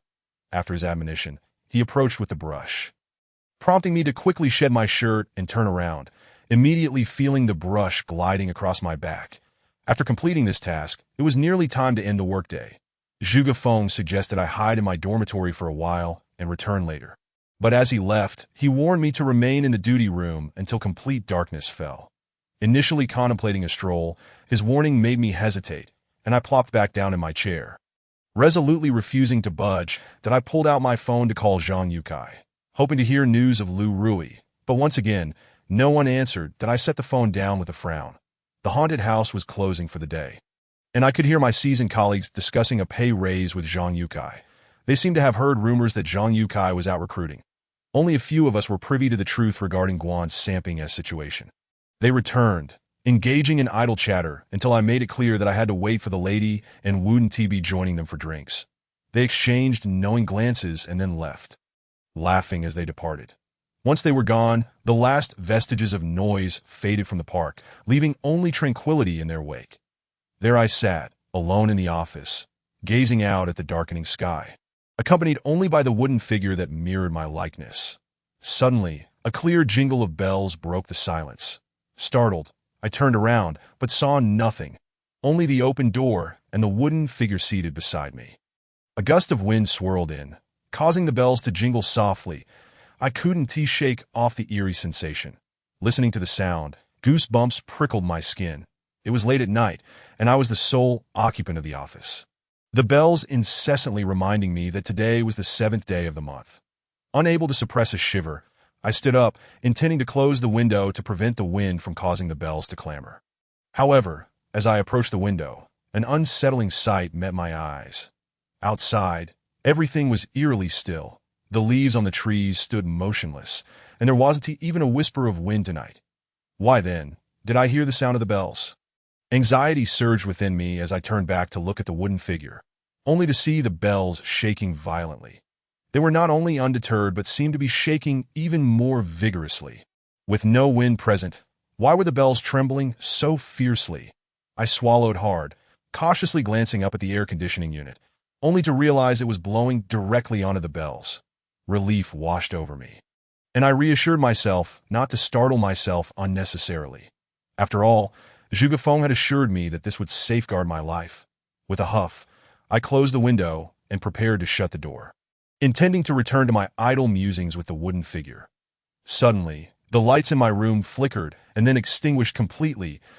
Darkness enveloped the space. My sense of security vanished, leaving only the dim moonlight filtering through the window as my solitary source of illumination. What was happening? I quickly raised my gaze to the outside, realizing that not only had my lights gone out, but the streetlights throughout the park had also dimmed. Was this a power outage? As I glanced around, I spotted two individuals hastily making their way past, wielding flashlights and clad in insulated outerwear. They were likely personnel from the facility's electrical department, given the extensive power outage affecting the entire area. I felt a measure of relief wash over me. After all, if I were indeed the victim of some malevolent force, it would be implausible for it to have caused a blackout across the entire park. Wouldn't it? This line of thinking fortified my resolve somewhat. However, just as I was attempting to bolster my spirits, a sudden thud echoed from behind me. The door to the duty room had inexplicably slammed shut. Simultaneously, the chime of bells rang out, reverberating in my ears once more. This unexpected turn of events shattered the fragile psychological defenses I had just constructed. After all, Today was the 7th day of the Lunar New Year, and on the previous 7th day, Zhuge Feng had nearly consigned me to the incinerator. I had barely escaped with my life. Trembling, I reached out to touch the window, confirming it was indeed closed. A realization that only heightened my panic. With the windows and doors sealed and the air conditioning rendered inoperative due to the power failure, from where was the breeze that set the bells to jingling? The sound of the bells did not cease in response to my fear. Rather, it grew increasingly insistent, almost as if it were a harbinger of doom. Initially, while the sound was indeed persistent, it was akin to the faint clatter of a pin dropping. Yet now, the clanging of the bells had escalated to a volume surpassing that of my mobile phone's ringtone, that if anything, the sound bore more resemblance to an alarm than a death knell. As if warning me that danger was drawing near, that my nerves, already frayed by the bizarre circumstances, could not endure for even a minute longer. Zhuge Feng's earlier admonitions were promptly cast aside from my mind. All I desired was to escape this place, and in a fit of desperation, I dashed to the door and yanked on the handle with all my might, only to find it utterly immovable. The doorknob felt as if it were broken, and no matter how I twisted it, the door remained firmly locked. Damn it. I cursed involuntarily, yet my voice was drowned out by the clamor of the bells. In the brief seconds I grappled with the door, the cacophony increased yet again. This was it. Zhuge Feng, that old man, was taking far too long to arrive. If I remained in this room any longer, I would surely meet my demise. In a moment of urgency, my gaze fell upon the duty room's window, the only remaining escape route and the sole source of light. Given that the duty room was on the 2nd floor, I reasoned that as long as I exercised caution in my leap, I might emerge relatively unscathed. To hell with it. Survival takes precedence. I gritted my teeth and rushed to the window, grasping the frame. Just as I was about to fling it open and leap into the unknown, the clanging of the bells abruptly ceased, and the door I had not opened emitted a noise. Chapter 51. Another Life Lost. What on earth are you doing? Planning to jump out the window? Have you grown tired of living? Zhuge Feng's familiar voice resonated from the doorway, and an immense sense of relief flooded over me. His timely arrival had averted my impulsive leap. With him present, my anxiety dissipated, and I promptly withdrew from the window, collapsing into a chair. Upon seeing my disheveled state, Zhuge Feng entered with his flashlight. His tone laced with disdain. You've been through quite a bit, yet you still exhibit such cowardice. Did I not instruct you to remain indoors? His words served as a catalyst for my pent-up fears, and I couldn't help but recount the events that had transpired. Zhuge Feng listened quietly, nodding thoughtfully once I finished. That shows growth. What are you so afraid of? The bells ringing signify that my abilities are at work. However, we cannot stay in this duty room any longer. Follow me. Leave the wooden figure be. Don't touch it, and leave the door ajar. Just let it be, he instructed before turning to exit. Seeing him leave, I dared not linger in the duty room any longer and hurriedly followed after him. Stepping outside the duty room, I was engulfed by impenetrable darkness. The power outage had plunged the entire facility into a profound void. On such an ill-fated day to coincide with a blackout, the coincidence felt almost too uncanny. Trailing behind Zhuge Feng, my mind raced with unease, yet I sensed that he was gravely serious, which kept me silent. Merely observing where he would take me, that I had anticipated that Zhuge Feng would lead me to a well-lit refuge. At the very least, a visit to the funeral home seemed plausible, to my utter astonishment. However, he brought me to the entrance of the haunted house. Zhuge, why are we not seeking shelter elsewhere? What purpose does this haunted house serve? At my inquiry, Zhuge Feng regarded me with an expression of amusement before gesturing toward the haunted house. Am I not leading you to safety? Hurry, open the door. If we delay, we shall surely be pursued. What? Seeking refuge in a haunted house? I could scarcely believe my ears. Was I to hide here from calamity? Or was I willingly walking into a trap? I looked at Zhuge Feng, questioning whether this was yet another ruse. Should I truly be in peril? Would I be whisked away by some dark entity, never to see the light of day again? Noticing my hesitation, Zhuge Feng chastised me with a swift strike of his cane. What are you pondering? Open the door and head to Zhang Youcai's room. There, he has placed a paper effigy that emits a heavy aura, capable of concealing your presence. Only then did I realize my misunderstanding of his intentions, feeling slightly sheepish as I hastily opened the door to the haunted house. As I shut the door behind me, a loud thud echoed, as if something had collided with it from outside. Goodness, the sound startled me, and I quickly led Zhuge Feng as we deftly maneuvered into Zhang Youcai's lair. This familiar space brought forth a myriad of emotions. Though each visit at night felt distinctly different, that I never anticipated that one day I would seek refuge here from misfortune. Upon entering, Zhuge Feng surveyed the room before turning to me, inquiring about the location where I had encountered the paper effigy last time. The details of that incident were etched in my memory, and I promptly pointed to the area behind the cabinet. As I did so, I recalled that it was eerily reminiscent of the time I had encountered the fat man on the brink of death. Let us hide back there. For tonight, we shall endure the discomfort. If you feel sleepy, do so, but under no circumstances should you snore. Zhuge Feng led me into the concealed space, finding a comfortable position against the wall, after which he fell silent. Understanding the gravity of the situation, I resolved to compromise my comfort for the sake of survival. The space behind the cabinet was spacious enough that we were not overly cramped, and with Zhuge Feng's silence, I too lost the inclination to speak.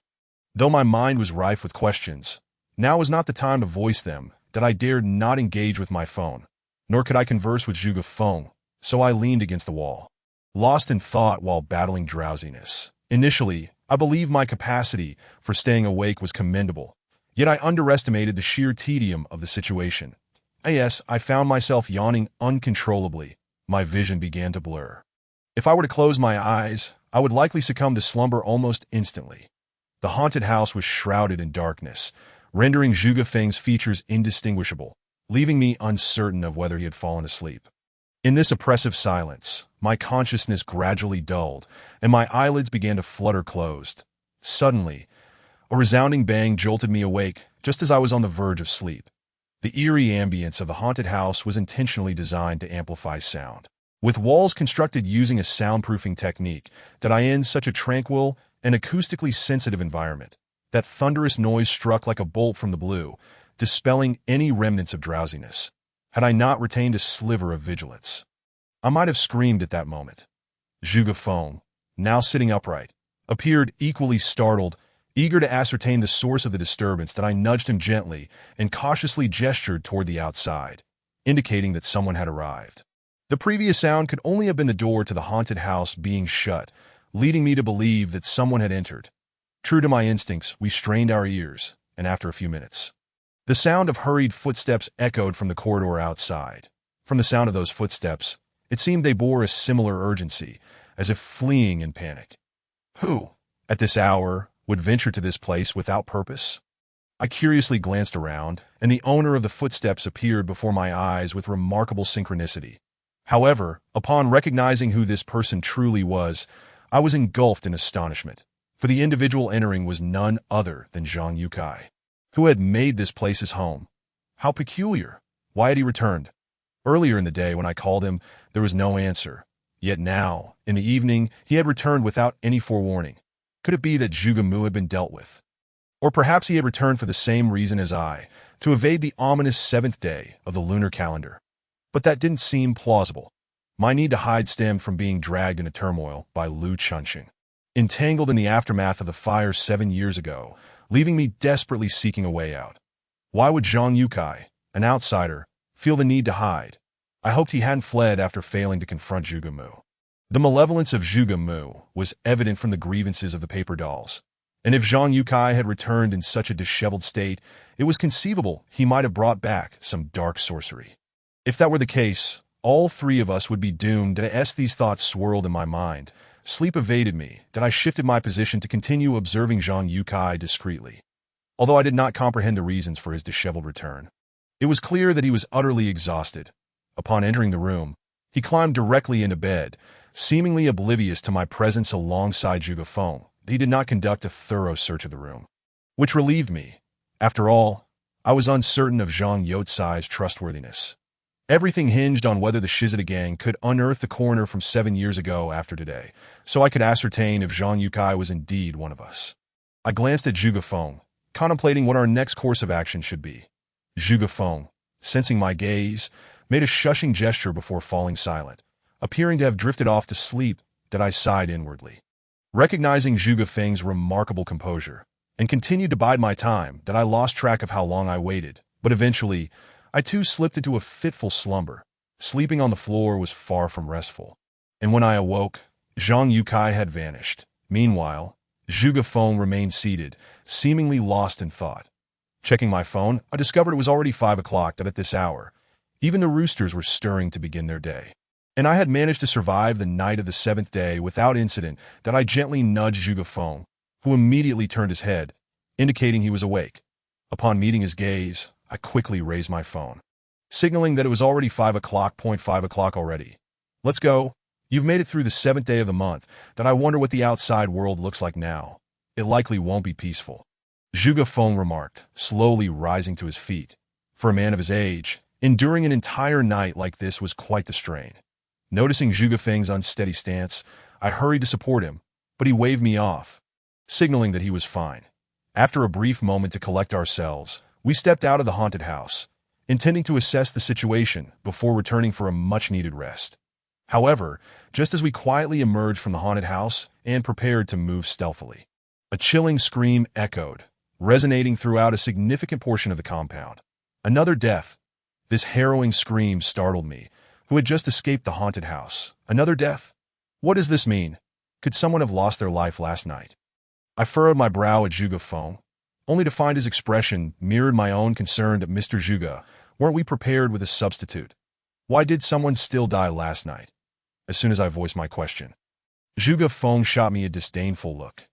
You didn't die on the last 7th day, yet your colleagues still faced calamity, didn't they? His words triggered memories of my first fallen colleague, Fatty. The gruesome details of his death were still vivid in my mind. It was a scene so harrowing that I would likely never forget it for years to come. Zhuge Feng glanced at me, but chose not to elaborate further, striding towards the location of the deceased. I quickly followed, my curiosity piqued regarding who the unfortunate victim might be. Yesterday, I had specifically instructed Jin Bao to remain at the security room rather than the designated duty room in the haunted house. Fearing for his safety, that I had also messaged Shizutu and Tang Lin, advising them not to seek me out last night, that AS for the others, who would willingly venture out at night after a long day of work. Was it possible that someone from the mechanical and electrical department had met with misfortune? Or could it be that the deceased was Zhang Yukai, who had unexpectedly returned last night? My mind raced with possibilities as I trailed behind Zhuge Feng to the scene of the tragedy.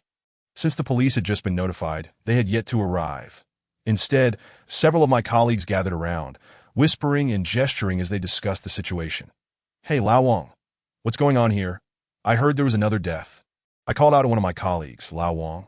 Upon hearing my voice, he hurried over, disregarding Zhuge Feng's presence, and pulled me aside. Di Shui, do you know where Zhang Yukai is? We've been trying to reach him, but he won't answer our calls. I shook my head. Although I had confronted him yesterday, I truly had no idea of his current whereabouts. Seeing my response, Lao Wang, usually mild-mannered, appeared agitated. To Di Shui, I've always treated you well. Now that something's happened, don't you dare lie to me. Lao Wang's words made it clear that this was a serious matter. That I quickly fished out 2 cigarettes, offering one to him, while lighting one for myself. Lao Wang, do you really think I'd lie? I genuinely don't know where Zhang Yukai is or what happened. Why is everyone so tense? At this, Lao Wang divulged the truth. They were all considering resigning. Hence their search for Zhang Yukai, that he even urged me to leave, suggesting that there were plenty of other jobs where one could make a living without risking life and limb. That I was increasingly bewildered by his words and pressed him for clarification. What do you mean, risking life and limb? Upon seeing my confusion, Lao Wang's eyes widened as he gripped my shoulders. The Di Shui, you haven't heard. The deceased is Xiao Wu. What? The deceased is Xiao Wu. This is too. I found myself at a loss for words, my mind buzzing that I had never anticipated that the deceased would be Xiao Wu. After all, on the 6th day, I had seen Lu Rui in the morgue with Shizutu, and with Lu Rui missing that same night, I hadn't considered others. But now, the fact that the deceased was Lu Rui's roommate was an uncanny coincidence, almost too bizarre to fathom. That AS for the connection between these events. I could hardly comprehend it. All I could do was wait to ask Zhuge Feng if he had any insights. Lao Wang, noticing my shock, continued to smoke as he recounted the recent tragedies. Last month, Fatty died. This month, Xiao Wu has met the same fate. That I've heard that Rui is missing as well. Her friends have already filed a report, but there has been no word why et.d. Shui. Take my advice. You're still young and educated. There are plenty of ways to make a living. There's no need to risk your life over some money. He paused, then added, if you find out where Zhang Yukai is, please let me know. That I nodded in agreement, but my mind was elsewhere. I was far more concerned with discovering Lu Rui's whereabouts that on the 6th day of last month, I beheld the grim fate of the plump man. The very next day, he indeed perished at that location, bearing an uncanny resemblance to what I had witnessed. Now, on this 6th day, having seen Lu Rui lying in her coffin, I could only surmise that the one who had died today must be her. However, the shocking reality was that it was Xiao Wu who lay lifeless, leaving me utterly perplexed. With a heavy sigh, I approached Zhuge Feng, constantly reminding myself to avert my gaze, to not look down. I truly wished to avoid the sight of my colleague's corpse, for I feared it would only deepen the psychological scars I bore. Yet, as I drew near Zhuge Feng, my eyes were inexplicably drawn towards the direction of the body. That fleeting glance rendered my legs weak. Had it not been for Zhuge Feng's timely intervention, I would have surely collapsed onto the ground. That it was not cowardice that plagued me, but rather the horror of the scene before me. I was confronted by a square pit, within which lay Xiao Wu. The pit was neither too large nor too small. She fit into it perfectly, as if it had been crafted specifically for her. This haunting tableau bore a striking resemblance to the moment I had first glimpsed Lu Rui in the morgue. Moreover, Xiao Wu's body was damp, and upon closer inspection, I discovered that ice adorned her form. The water present was the result of the ice melting. How could there possibly be ice in the scorching summer? Was it conceivable that she had crawled out from a hidden storage compartment? This thought sent shivers down my spine, and Zhuge Feng, sensing my tremors, furrowed his brow and inquired, "Kid, is it just a corpse that frightens you so?" I managed a bitter smile. This was far beyond merely a corpse. I pulled Zhuge Feng aside, ensuring no one was around before divulging my earlier thoughts to him. Upon hearing my words, the nonchalant expression on Zhuge Feng's face vanished, and after a moment of contemplation, he turned and headed towards the office. Noticing his silence, I hastily followed, convinced that Zhuge Feng had formulated some plan. That we arrived at our duty room, which had remained untouched throughout the night, yet upon entering, I found it in utter disarray, bearing no trace of its former state. Most notably, the wooden figure we had left behind had mysteriously vanished. Mr. Zhuge, what has happened to the wooden figure we left last night? I inquired earnestly, scanning the room for any sign of it. Zhuge Feng, however, ignored my question, instead reaching down to feel around on the floor. Then, as if suddenly enlightened, he raised his head and remarked, "I cannot tell you where the wooden figure is gone, but I can assure you of one thing. You are safe now. That wooden figure is taking your place." As he spoke, Zhuge Feng placed an object into my hands. Confused, I looked down to find it was the head of the wooden figure. At the severed neck, there was a copious amount of crimson liquid, resembling blood. There was no need for further examination. It was indeed blood. How could a substitute lack blood and still deceive the heavens? Zhuge Feng beckoned me to follow him, indicating that the whereabouts of the wooden figure were no longer worth pondering. That I quickly caught up and asked where we were headed. "Of course, we are going to retrieve your bell. If I am not mistaken, it should now be on your deceased colleague," he replied. "What?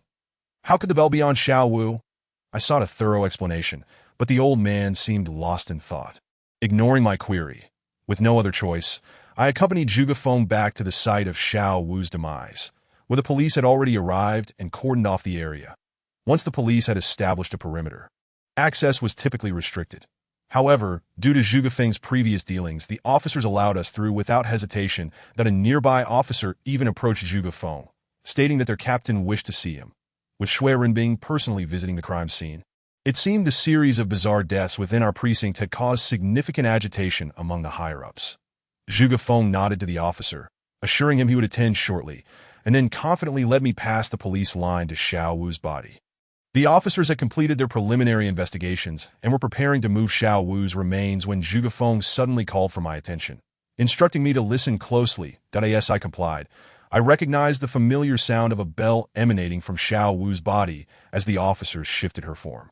Could it be that the bell truly lay upon Xiao Wu? I gazed at Zhuge Feng in astonishment, seeking an explanation, yet he merely scoffed. "What is so difficult to comprehend? You escaped by using the wooden figure and the bell as a decoy. Do you think that little girl, Lu Rui, could not find a substitute? Chapter 53. The Scapegoat. Zhuge Feng's words sent a chill down my spine. Could it be that Xiao Wu's demise was orchestrated by Lu Rui, who had turned her into a mere pawn, a scapegoat for her own survival? Such cruelty seemed unfathomable. To save oneself at the expense of a friend. Seeing my expression of indignation, Zhuge Feng shook his head in resignation and addressed me. Kid, you're no longer naive. Do you not recognize the malevolence of human nature? The prevailing thought is that one must look after oneself, or face divine retribution. I found myself unable to counter Zhuge Feng's assertion, only able to sigh in resignation. However, I could not suppress my discontent and retorted, "But, Mr. Zhuge, even if she feared for her life, could she not employ my method? Surely there are countless alternatives available to her." Upon hearing my query, Zhuge Feng regarded me as if I were a fool that you believe everyone has the same support as you. Even your method has its limits. What will happen on the next 7th day? He paused, adding, "Instead of worrying about others, perhaps you should focus on your own survival." Zhuge Feng's words left me feeling deflated that I had survived this 7th day. But what of the next? How long would this torment continue? Moreover, fleeing was not an option. Doing so could lead to dire consequences that I was left to face my fate with grim determination. Fortunately, Huang Yan had mentioned that on the next lunar 7th day, I should seek her out as she would assist me in navigating that day. As matters stood, I could only take one step at a time. With a resigned sigh, I followed Zhuge Feng to find Shui Renbing. Not out of a sense of familiarity or obligation, but rather because Zhang Yukai had urged me to take charge that I end this dire situation. None of my colleagues would step forward with a life lost.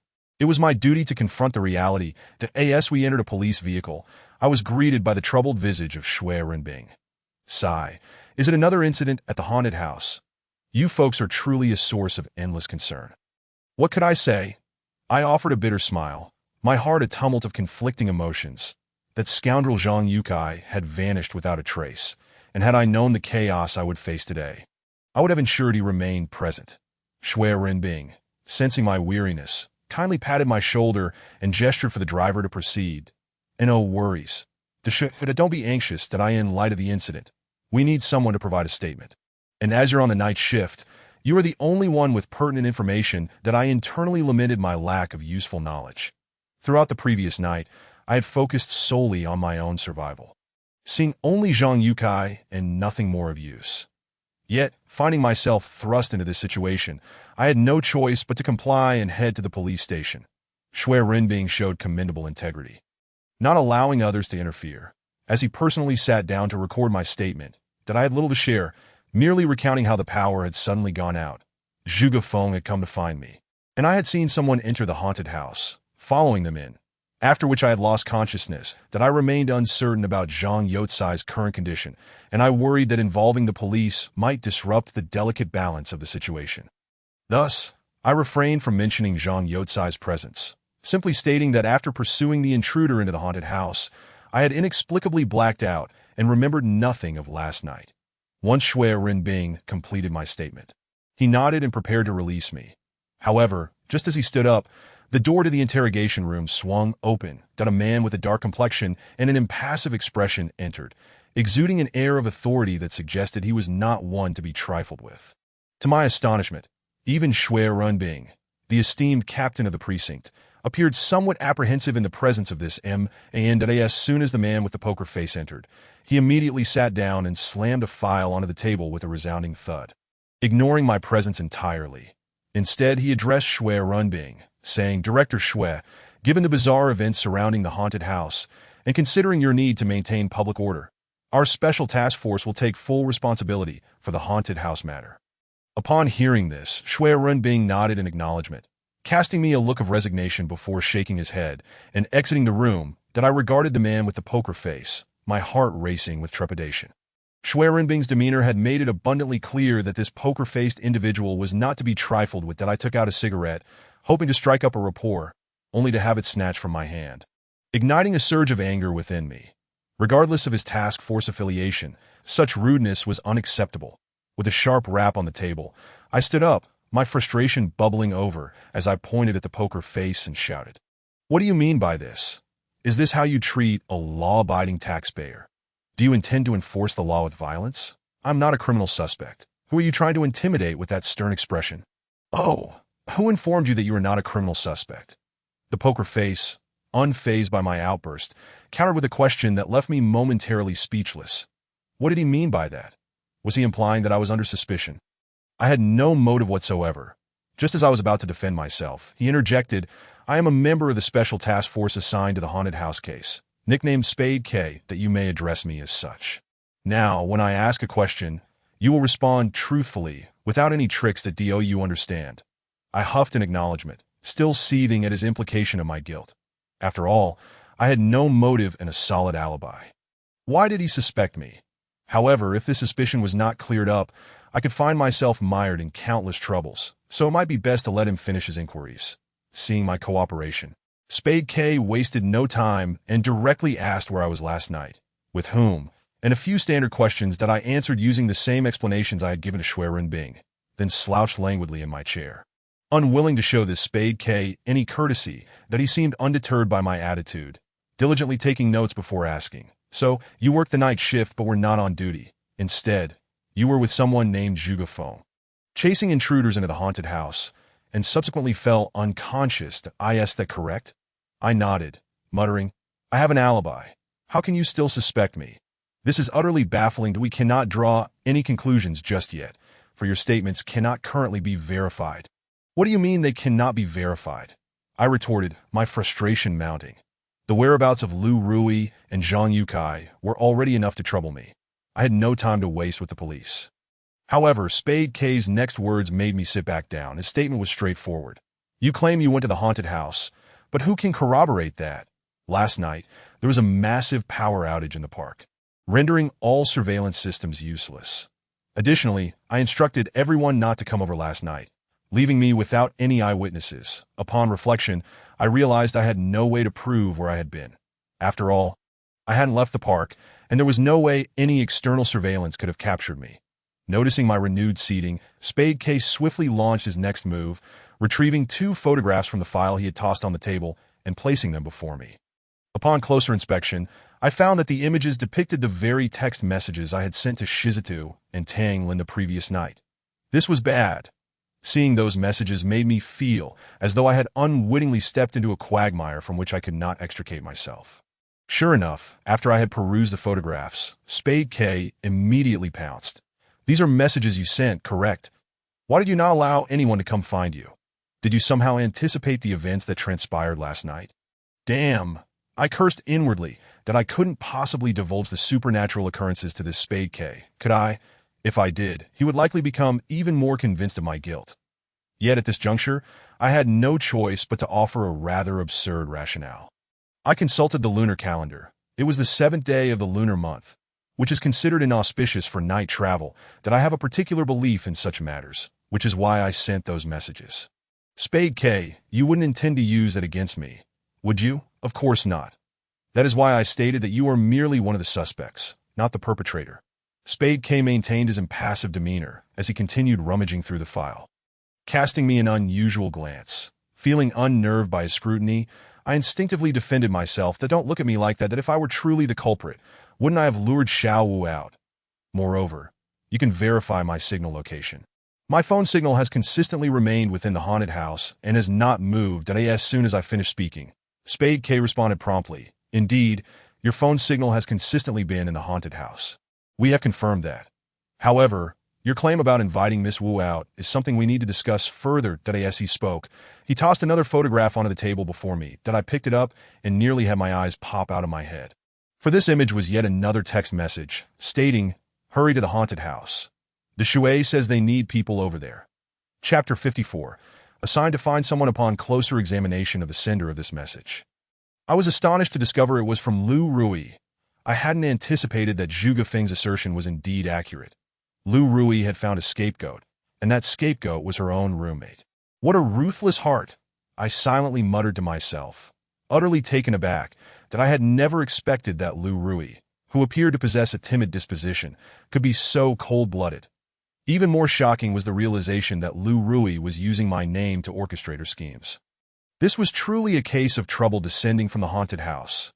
It seemed Lu Rui intended to use me as a diversion, but what exactly was her aim? I quickly pieced together the preceding events and their consequences. But I could not share this information with Spade K. After all, such supernatural claims would hold little persuasive power, even though I knew Lu Rui was the one responsible for Xiao Wu's demise. I remained composed and did not let Spade K's psychological pressure overwhelm me. After contemplating the situation further, I casually tossed the photograph back onto the table. Spade K, regardless of how you frame it, I did not commit murder. I do not concern myself with why Lu Rui sought out Xiao Wu under my name. But if you lack evidence to prove I orchestrated it, then release me within 24 hours. Otherwise, I shall file a complaint against you for unlawfully restricting my freedom. After delivering this statement, I leaned back into my chair, mentally preparing myself to remain silent, regardless of what further inquiries Spade K might pose. To my astonishment, however, Spade K deviated from the expected script. Perhaps sensing my unwavering resolve, he abruptly ceased his questioning and exited the interrogation room. The interrogation room was devoid of water and cigarettes. With poor lighting, I felt as though I had been cast into solitary confinement as part of a psychological endurance test. Fortunately, Shui Renbing, a man of integrity, knew I was innocent and had his officers bring me a box of cigarettes and a large bottle of water. Providing me with some solace, with water and cigarettes at hand, I managed to compose myself, sitting in the interrogation room, puffing away while my mind replayed the events repeatedly. After no more than half an hour, Spade K returned, accompanied by Shui Renbing. Spade K still bore that expressionless visage, while Shui Renbing appeared quite cheerful as he patted me on the back and said, "Rest assured, De Shui, your suspicion has been eliminated." The personnel from the parts mechanical and electrical department provided testimony, stating they saw you and an elderly gentleman enter the haunted house and never come out. That I nodded, unfazed, and remarked, "As long as we have a clear conscience." Casting a challenging glance at Spade K, in response to my attitude, Spade K remained utterly composed, glancing at me before departing, remarking, "We will undoubtedly have more dealings in the future." Once he left, I let my guard down, lighting a cigarette and inhaling deeply to quell my anxiety. Observing my demeanor, Shui Renbing chuckled and lit a cigarette for himself, sitting beside me as he inquired, "Hey, why the long face? You didn't kill anyone. So what are you afraid of?" "Of course I'm afraid. I was merely a witness, and suddenly I find myself labeled a suspect. But if I were detained for a couple of days, would my innocence still matter?" "Hey," Shui Renbing exclaimed, taking another drag from his cigarette before asking, "Do you have any idea where Zhang Yukai has gone? Why can't we find him?" I shook my head in earnest. Even I, at this moment, yearned to locate that scoundrel Zhang Yukai, who had fled with remarkable speed. Was I not being made a fool in this affair? It occurred to me that Zhang Yukai might have absconded precisely because he was aware that someone would perish on the seventh day, thus abandoning all responsibilities related to the haunted house and leaving me to manage everything that I in this manner. Should a tragedy occur, he would remain untroubled by the ensuing consequences, affording him time to attend to his own affairs. As this notion took root, it became increasingly plausible. Otherwise, why would he scurry about like a rat, avoiding the light of day? Nevertheless, this rascal had likely not ventured far, merely concealing himself in an unknown locale. Yet, the fact that even Shui Renbing could not locate him suggested that his hiding place was exceedingly well concealed. At the very least, the surveillance cameras had failed to capture his movements. To elude monitoring was no small feat for this fellow. I muttered this to myself, but Shui Renbing cast a puzzled glance in my direction and remarked, "Who says the cameras didn't catch him? There is still some footage. Here, let me show you." As he spoke, he handed me a tablet, indicating that I should view the video on the screen.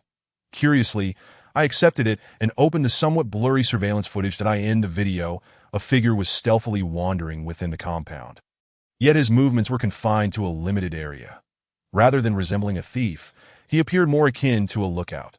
After confirming that the vicinity was indeed devoid of people, he approached directly beneath the camera, revealing only a slightly balding crown, rendering his face invisible, and he lingered there for but a brief moment before the video abruptly ended. Although it seemed rather inconclusive, I had already pieced together the essence of the situation. The sole reason the footage concluded at that point was due to a power outage.